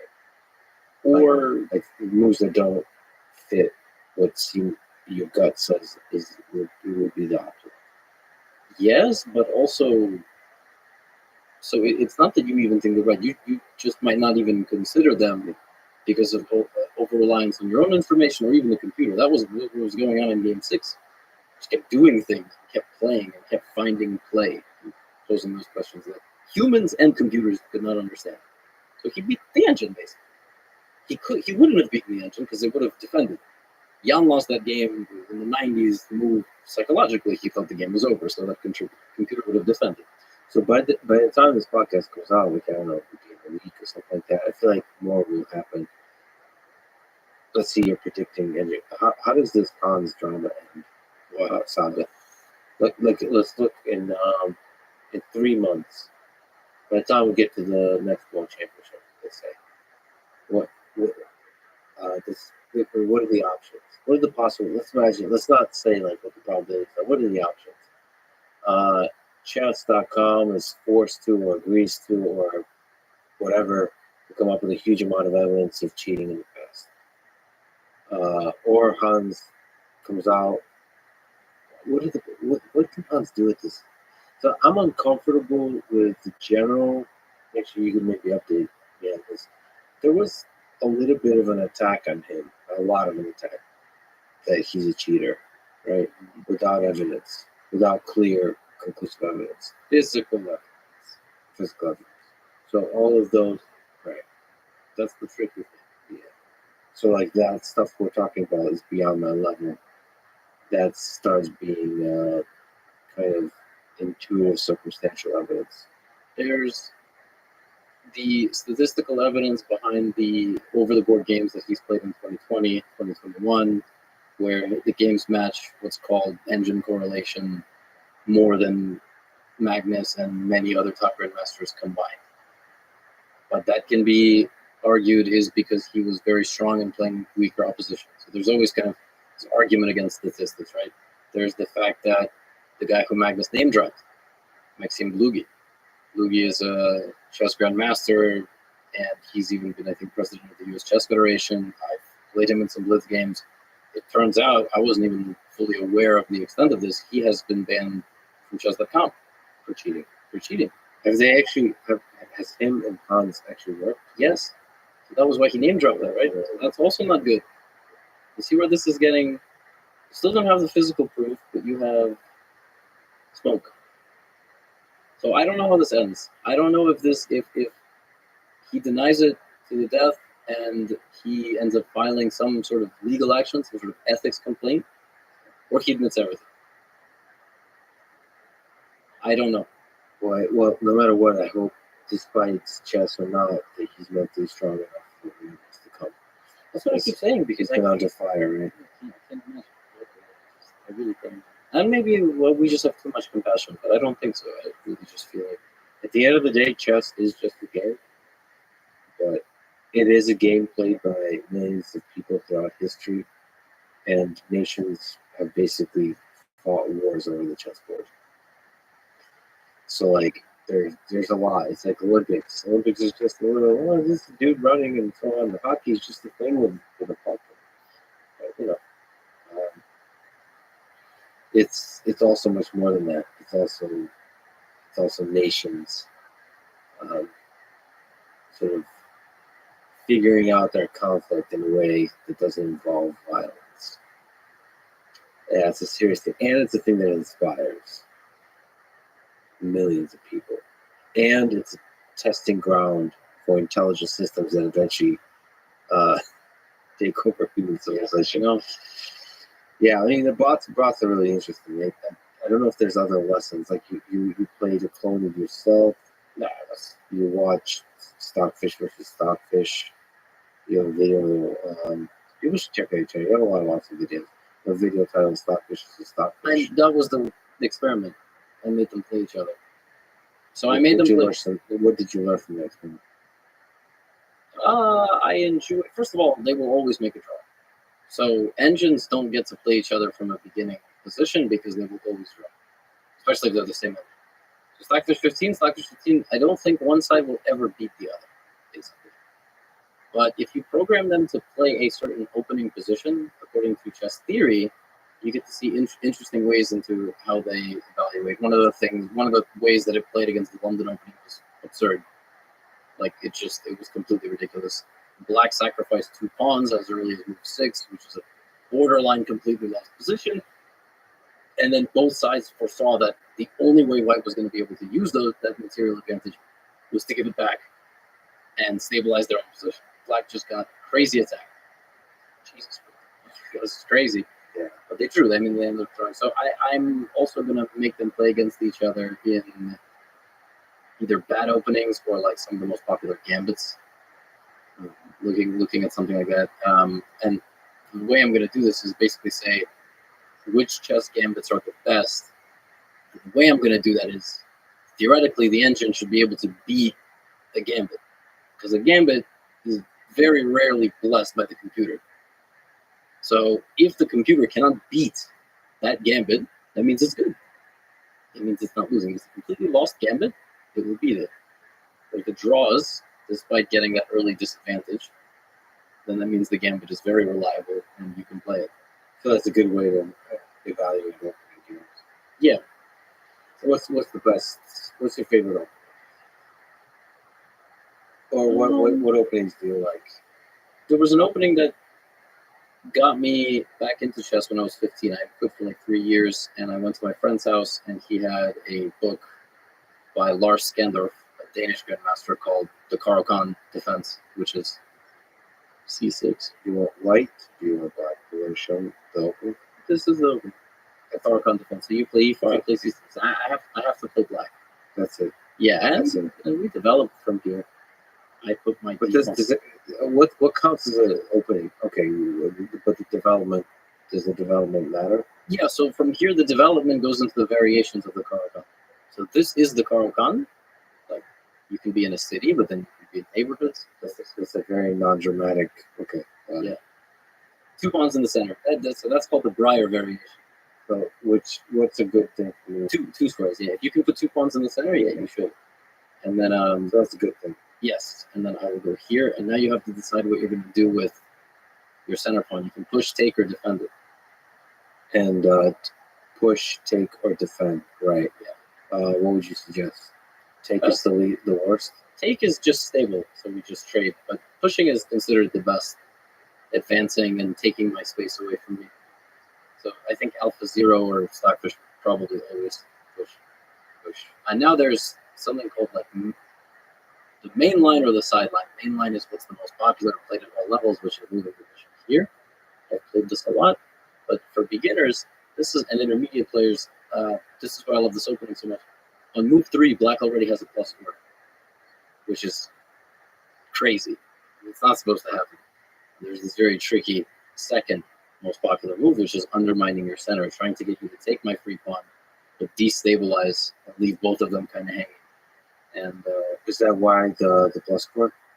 It's because you're susceptible to the destabilization. Yes, because people at 99% of the rating ladder do not understand how to deal with what's coming, basically.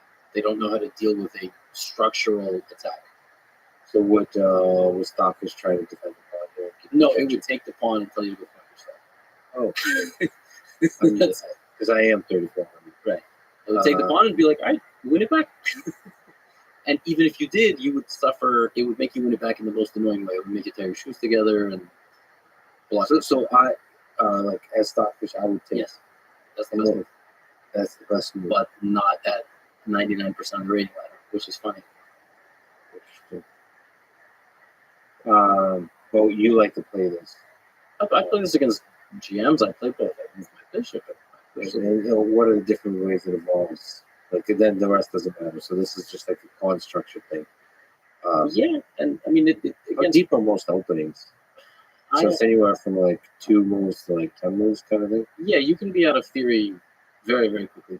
Move 2, move 3. Like basically on your own, you have a general idea, but you don't remember games. I mean, I know Caro-Kann games from start to finish because I've played it since 2011.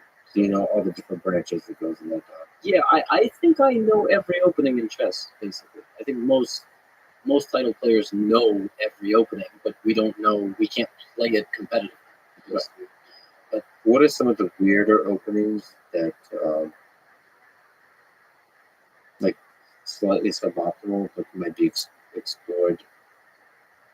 Like, Magnus might play that just to fuck with the opponent.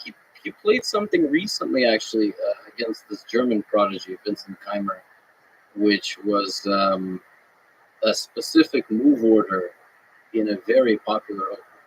So it was basically a position that had been reached thousands of times. But the move order Magnus chose with white was played maybe 0.05% of the time, which is crazy, thousands of games. And it's supposed to be not good, meaning it allows black to equalize. Because that's what black is going for. Not winning the game, but equalizing, because you go second. Magnus says, I don't care about equalizing. I just want a position. I don't want my opponent to know the answers to the test. That's so interesting. Yeah, too, because it also fucks you psychologically. It throws you off and just almost keep you on your toes. He's in a weird position, but he also has the advantage of being able to intimidate. Mm-hmm. I wonder how many people. How much is that a role of it? Like being scared of the other person. I think some of the top guys would deny it, but when you're in the 7th hour and you're playing Magnus, it's a very different feeling than some of the other. When Magnus is messing around in the opening, it's very different than another person messing around in the opening. Just expects for something to be there. We'll see if it translates to poker for him, but I think he gets a little bit maybe less respect in the poker world. The chess world is sort of he gets a lot of respect. I just talked to Daniel Negreanu. He gets the only person that doesn't respect Magnus Carlsen, honestly, either in chess or poker, is Magnus Carlsen. But like Magnus is hilarious. I mean, when he talks about his rating, he's like, it's pretty good. When he talks about how good he's this poker, I suck. But I think that self-critical view that I think he honestly believes, to a degree, is probably part of the engine that fuels it to get better and better and better and better. Yeah, well, what I'm saying is, if you're face to face with Magnus at a chessboard, it's not the same as being in a 9-handed poker table. You can keep an eye on him, maybe, he's a mysterious guy. Chess is different because you're like, this is the man. Yeah, there's very few people. Yeah, so in poker they talk about Phil Ivey. Yeah. It's like this super intimidating. I think that's it's probably harder to intimidate in poker. Yeah. There's something intimidating about like excellence in a deterministic game that's just terrifying. Like you're fucked. I mean, it's like playing stockfish. Like you're fucked. Mm-hmm. This thing will suffocate you. Mm-hmm. And especially when you make moves that you don't understand. To me, the most beautiful thing, honestly, is the sacrifices that the engines do. Just it's such a fuck you. Yep. Like I could sacrifice pieces, and I'll get them back, and I'll get them back more, and I don't even have to get them back. Your position is so bad. I give you full material, and there's nothing you can do about it. Yeah, that's terrifying. Yeah. It's terrifying. It's like that transfers to AI systems in general, like a system that plays weak, just to fool you. For people who are trying to get better at chess, beginners or at any stage of their development, what advice would you give about getting better? Except to watch YouTube. Yeah, of course, watch my videos. Check out chessday.com. That's where you scale the courses. But no, on a serious note, you have to be prepared to lose way more than win. My mom gave me advice when I was maybe 13 or 14, and I just discovered that I liked girls. She said, you're going to get a lot more no's in life than yeses. That even happened with my wife, actually. Our whole journey is quite fascinating. It's paved with rejection. Paved with, yes, various ghostings over the course of years, but we got married and we love each other very much. So it's a wonderful tale, but it's the same in chess. You're gonna lose a lot, and you have to be, for adults. I noticed kids and adults learn chess very differently. Kids yell out in class and they're very excited and they don't realize how many times they get something wrong. Adults never want to talk during lessons because they're afraid of being wrong. Adults will preface correct answers with, this is probably wrong, but like, shut up, you're paying for a private lesson. This is the place to be wrong. So adults especially think that being dominant in a career where they've dedicated a lot of their brain power, a lot of their work ethic, a lot of their study time, it's going to translate to chess. They do it to their own kids. They helicopter their own kids because they try to apply a lot of the same stuff. Studying chess is different than studying anything else. Anything else.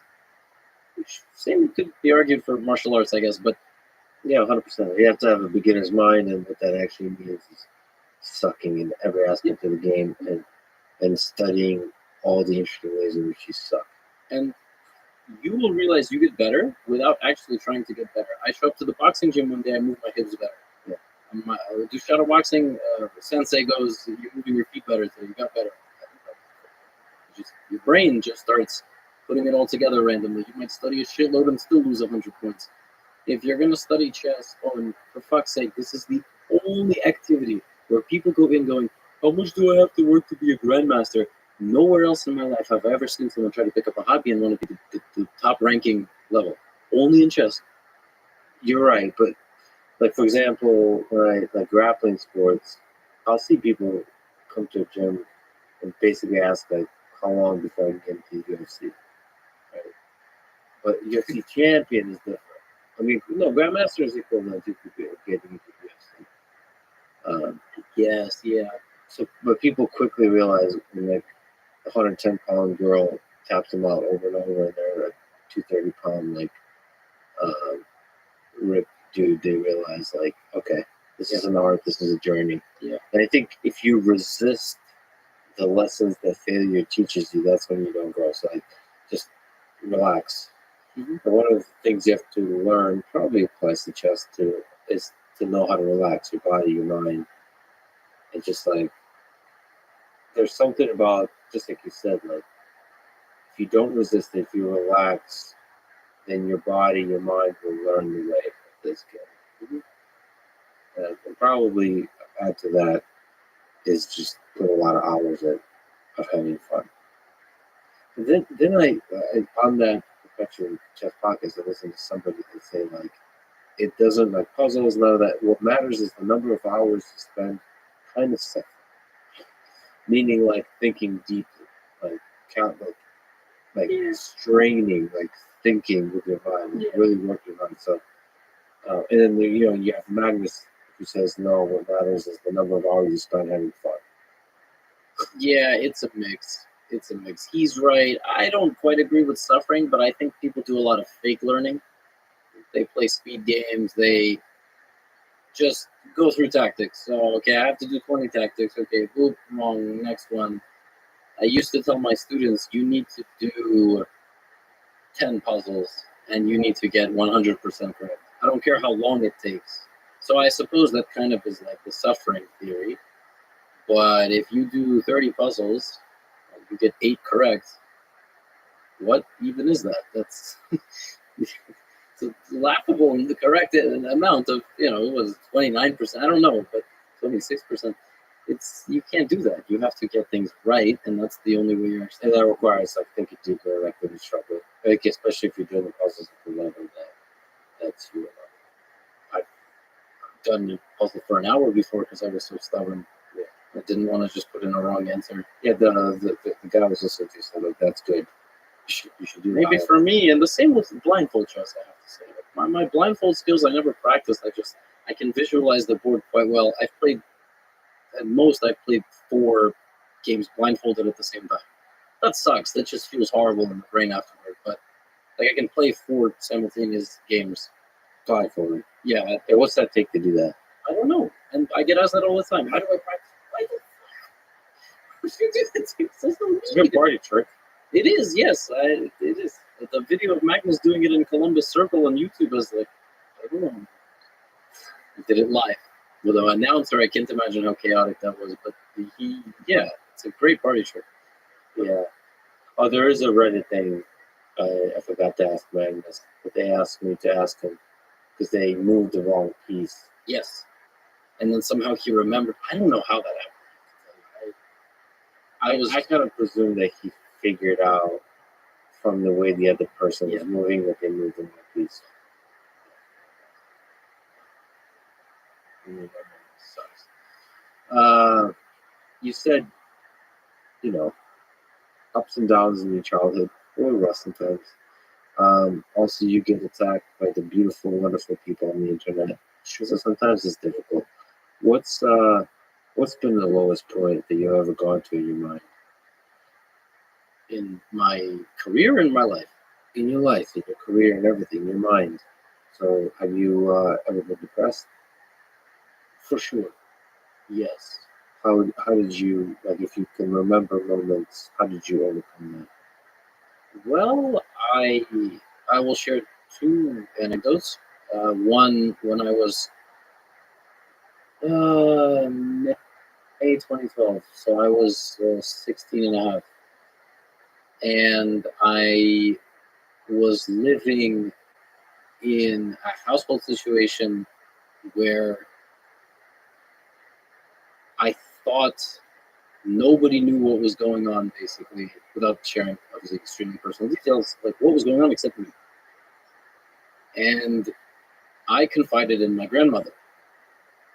I was, imagine living in a house where you basically feel like a prisoner. You don't want to interact with anybody in the house. You don't know how you're supposed to bring these things up. Of course, this sounds extremely vague, and I don't feel like exposing all of my entire family drama to the audience, but I lived this way for probably something like 8 months. I don't know, something ridiculous. It was the junior year of high school. I was supposed to take my SATs. That was the year I was supposed to finish up my portfolio for college, because you only get really a few months of senior year to start applying. It was a nightmare, complete nightmare, and I don't know how I got through it. Time went by. I listened to sad music and tried to spend as little time at home as possible. I would pretend to fall asleep at my friends' houses so that my mom was like coming for dinner, and I would just pretend to be asleep. it? It was just a grind. Yeah, it was a grind. I don't remember a whole lot from that period. Just sort of finding what made me happy and trying to focus on it. And I was a teenager now, so I wasn't going to run away. I still had a roof over my head, so I'm not saying I had it better or worse than others. I just had it different. And actually, recently, this is much more on my memory. I more or less tore up a very happy life my wife and I had. And I've talked about this in bursts on stream, but essentially what happened was we had just been living in. It's actually funny that the way we got into this apartment was also very bad, but we were living in just a very nice little apartment, high-rise apartment, safe. And the reason we moved into a high-rise was because we had lived in a house for 2 weeks that got broken into. Not because of who I am, but because we suspect we had people moving in mattresses, and they went, "Oh shit, these 2 people live here? That's it?" And basically, there was 3 apartments. My upstairs neighbor let in somebody that they didn't expect. And the guy cracked our door open with a crowbar. Thank God that was the first day. In 2 years, my wife went to work. Did they know? Did they not know? I don't know. Everything happens for a reason. So nobody got hurt. Hmm? Nobody Nobody got hurt. Yeah, they stole some couple of important things, but nobody was hurt. And Cubs did nothing. So you moved into a high rise. Moved into a high rise. In New York. Yeah, in New York for safety, and we're away from things, and we have our own nice little nook. And somewhere, some months into it, I started hearing noises from above, our neighbors. And it started in the morning, 7 a.m. It started in the afternoon, and I picked up on it, and I expected it every day for weeks, and it was driving me crazy. And I was like, okay, we're gonna go have a civil conversation with who's ever up there. Sounds like kids. We go knock. Lady gaslit the shit out of us. I've never been gaslit that hard in my life. She went, noise, what noise? It's probably our other neighbor who's a boxer. Lady, you have kids. We can hear you through the vents. Hear you talking to your kids. Went to the front desk of the building. They did not come into the leasing office. They did not. And basically, over time, I just let this drive me nuts. There was, back to the stubbornness thing, I decided we were leaving. We were going to live somewhere there was no noise. Because we can't beat these people. There's nothing we can do. Right? And my wife, I dragged her around to a bunch of different viewings. I was dead set. I decided I was completely miserable. And we found a house to rent, like a nice house. The family had just moved away. House, standalone house. Not going to have neighbors. But we decided that it's too big. It's too big for us. So we're going to get a dog. We always wanted an animal, so we're going to get a dog. So we get an absolute lunatic puppy who just doesn't let us sleep at all. This is on top of everything else in mental health crisis that's going on. And the day we are moving to this house, I realized I fuck up. Like, I realized that this whole thing was in my head, and I don't want to leave. I don't want to leave. This could have all been avoided. And the guilt and I didn't want to exist. Like, it's not that it wasn't suicide, but the feeling of just, you want to just observe yourself from a distance. And I couldn't sleep. I thought my wife was going to leave me. And that's what anxiety does. It also takes everything you feel to an absolute dread. And that I experienced for a good chunk of 2 weeks. And then we kind of settled down and decided, like, we're going to live. Did you tell her about it? Like, were you able to talk through it? Yeah. Did she know the levels of madness that could be inside your mind? I don't know if she'll ever know, but I tried to tell her that. And glimpses. Yes, I'm not sure you I kind of support. Yeah, I try to. That's why I try to keep busy.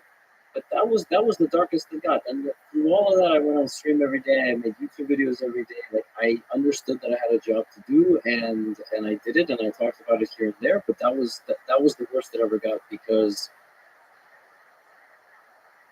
I'm learning that the emotions I experience are guilt, remorse, and your brain just goes in circles, basically, about things that you've done or haven't done.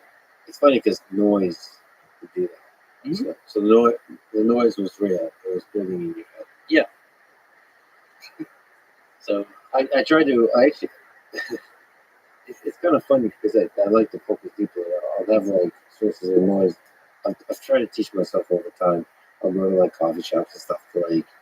I almost try to put myself next to annoying situations. So I get like trained. Really, maybe I should do that.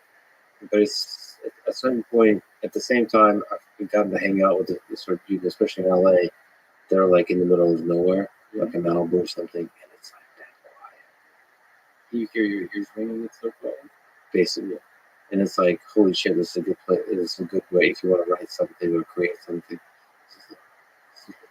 So my mom does. My mom's a science journalist, science author. She just published her first book, actually, on poop, of all things. Yeah, fecal the waste management. It was actually a very fascinating concept to look through history.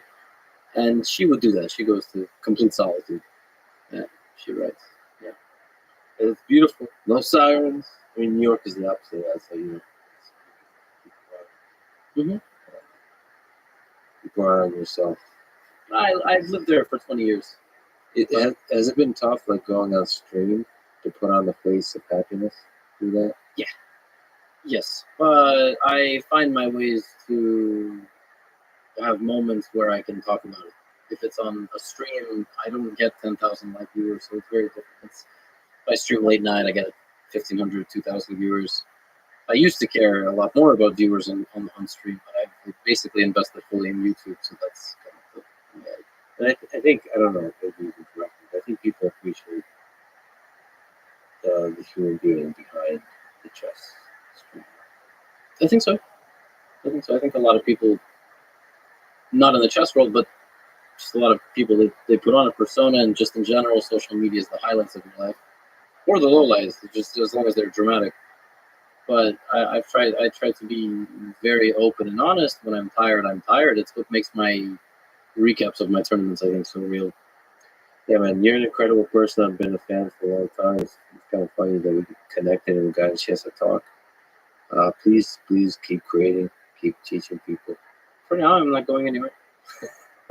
Well, it could end at any moment, as we talked about. So yeah, thank you so much for talking today, man. Thank you for everything you do. It was an honor. It was great. Thanks for having me on. Thanks for listening to this conversation with Levi Rosman. To support this podcast, please check out our sponsors in the description. And now, let me leave you with some words from Irving Chernev. Every chess master was once a beginner. Thank you for listening, and hope to see you next time.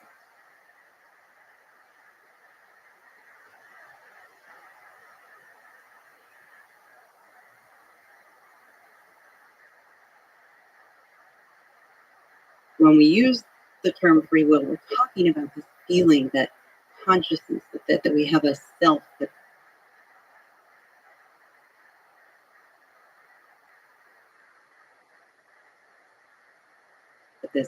there's this concrete thing that's separate from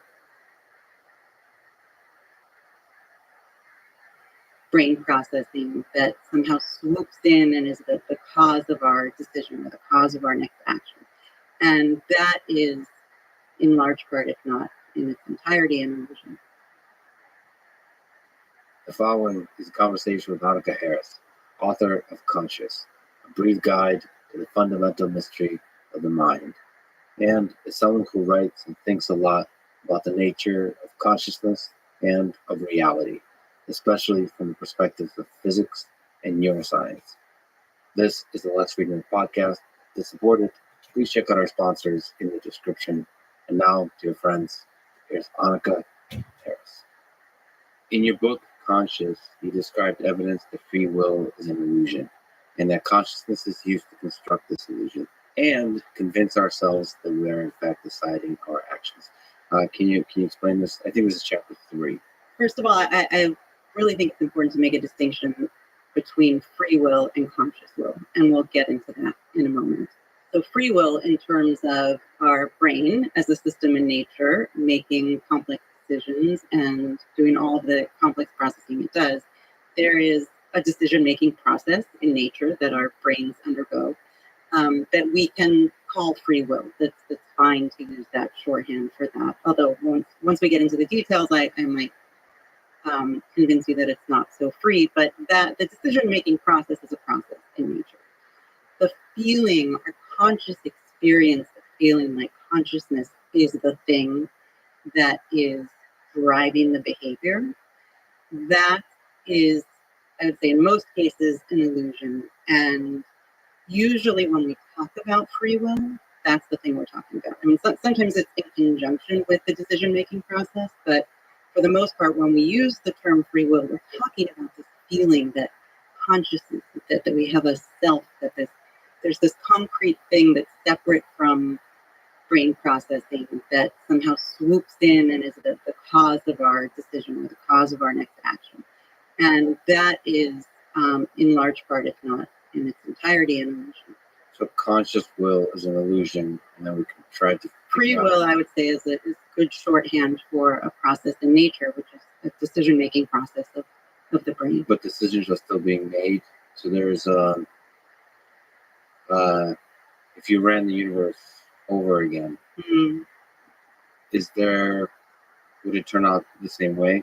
I mean, maybe trying to sneak up to like, what does it mean to make a decision in a way that's almost, that means something? So this is where our intuitions get challenged.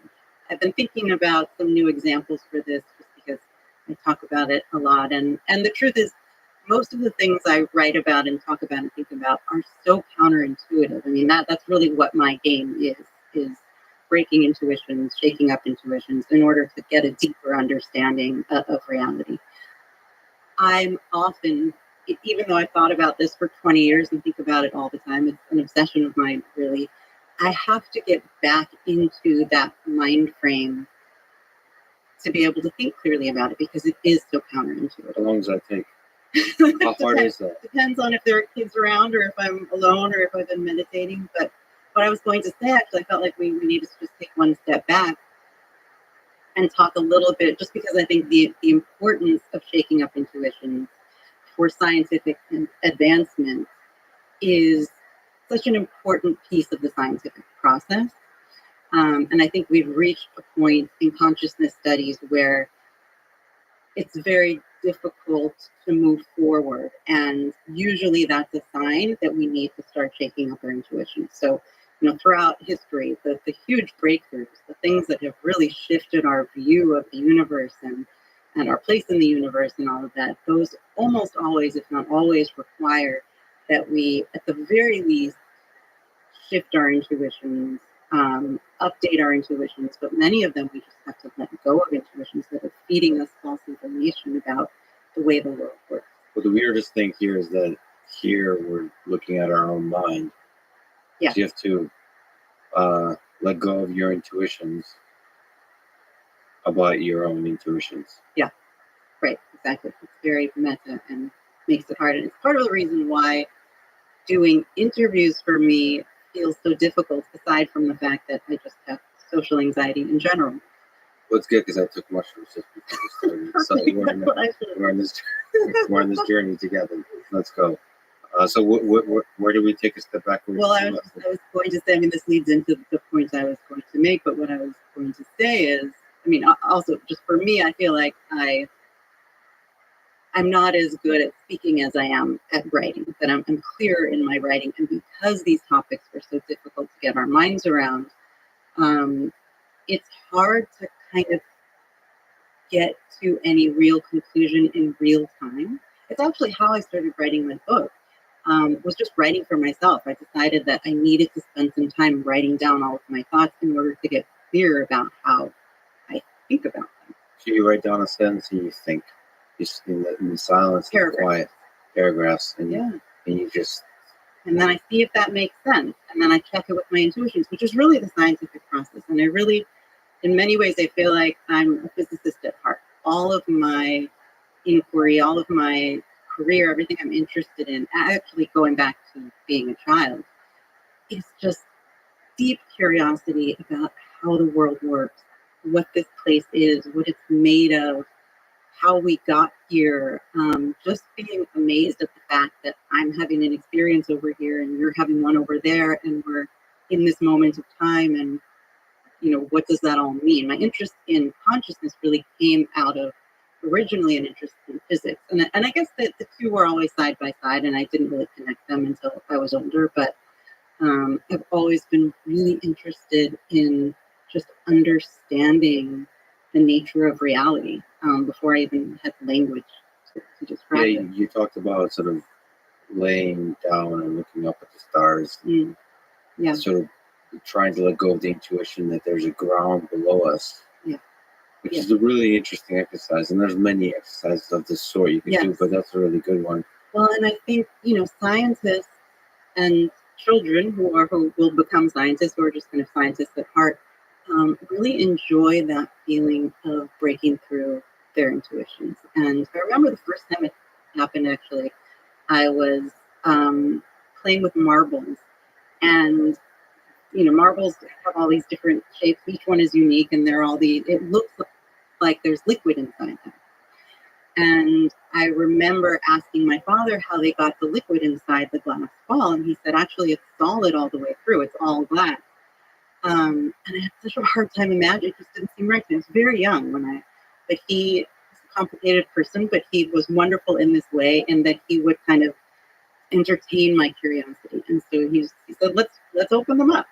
And he got a towel, and we put the marbles on the towel, and got a hammer, and he smashed them all. And lo and behold, it was all glass. And I remember it's like the first time I had that feeling of realizing, wow, the truth was so different from what I expected.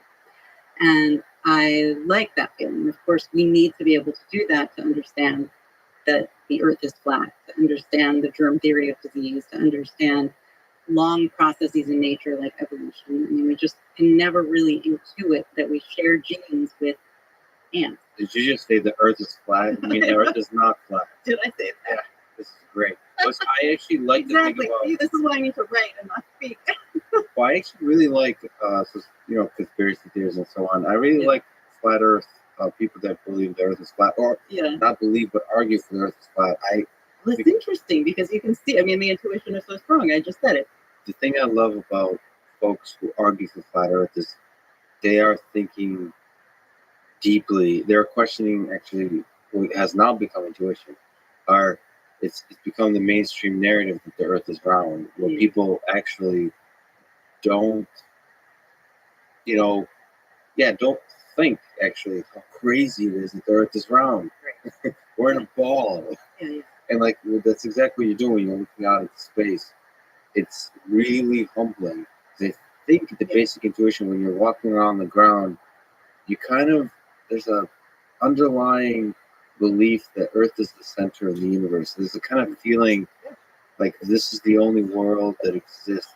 And you kind of know that there's a huge universe out there, but you don't really load that information in. Right. And I think flat earthers are really contending with those big ideas. Yeah. No, and I think, the truth is that when those observations were first made, when the celestial observations were made that revealed this fact to us, I can't remember how long it took, but I think it was close to 100 years before it was actually accepted as common knowledge that we're no longer the center of the universe, or of course we never were. But and that's true almost every time we have a breakthrough like that challenges our intuitions.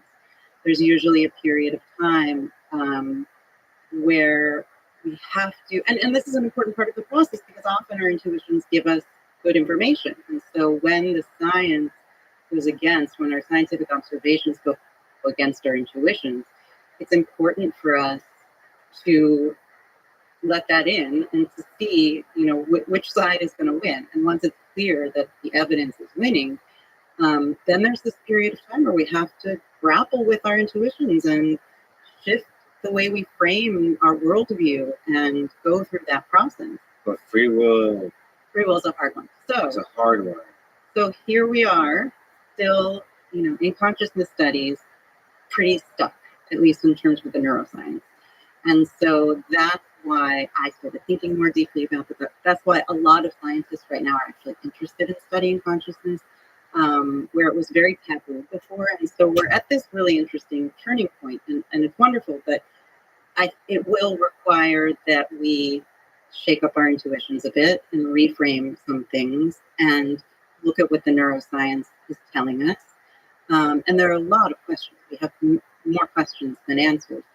But I think it's time. I think if we're going to make progress in consciousness studies, we need to start really looking at the illusions and false intuitions that are getting in the way. Do you think studying the brain can give us clues about free will, like some of these? Oh, yeah, absolutely. I think it already has. And I think many facts that have come out of neuroscience are still barely seeping into the culture. I mean, I think this is going to be a long process. So part of my work is really just looking at areas where we already know some of our intuitions are wrong and starting to accept them and starting to let them in and starting to ask questions about, well, what does this mean then about the nature of consciousness?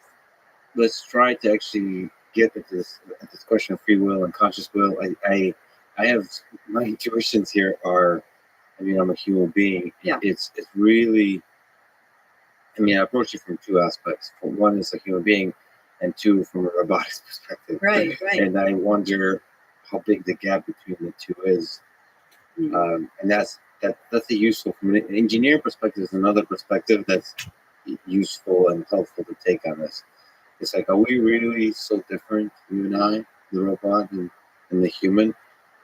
You'd like to believe so, but you don't exactly see where the difference is. research into AI and just the fact that it's entered our consciousness at the level of stories and film and all of these questions that it's raising is facing us with that. It's almost like the zombie experiment is coming to life for us. We're more and more looking at human-like systems and wondering, is there an experience in there, and how can we figure that out? When you were talking about your experience of looking at robots, it reminds me of how I, for many years, have been looking at plants.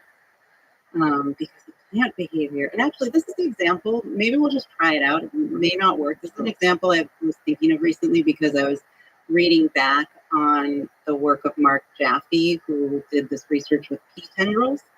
I'm sure he did many other plant studies, but this is the one I was reading about.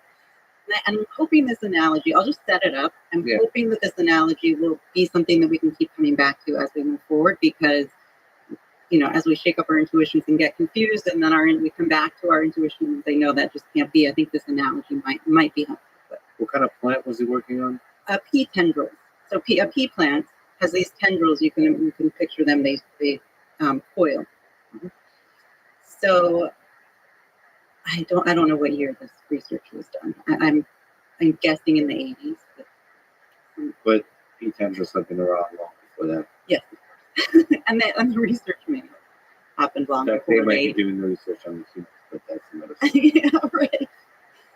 Pea tendrils, as a system, generally, there are a few more things they can do, but generally they can behave in two ways. They can grow in a straight line slowly, or they can grow in this coil form more quickly. And what happens is when they are growing in a straight manner and they encounter a branch or a pole or something else that it can wrap itself around to gain more stability, when it senses a branch there, that gives it the cue to start growing at a more rapid pace and to start coiling instead of growing straight. So it has these two behaviors. As a system, it's capable of growing straight and it's capable of coiling. One interesting thing, actually, I'll just add this, it's not totally relevant, but one interesting thing is Mark Jaffe's work. So he cut a pea tendril. He was curious to see if it could do this on its own, separate from the rest of the plant. So he cut a pea tendril off the plant. If you keep it in a moist, warm environment, it will continue to behave in these ways. So it will continue to coil. If he noticed that if he touched one end of it, if he rubbed one side of it, that gave it enough of a cue that it would start to coil. And then he noticed that it needed light to perform this action. So in the dark, when he rubbed the edge of the tendril, it did not coil.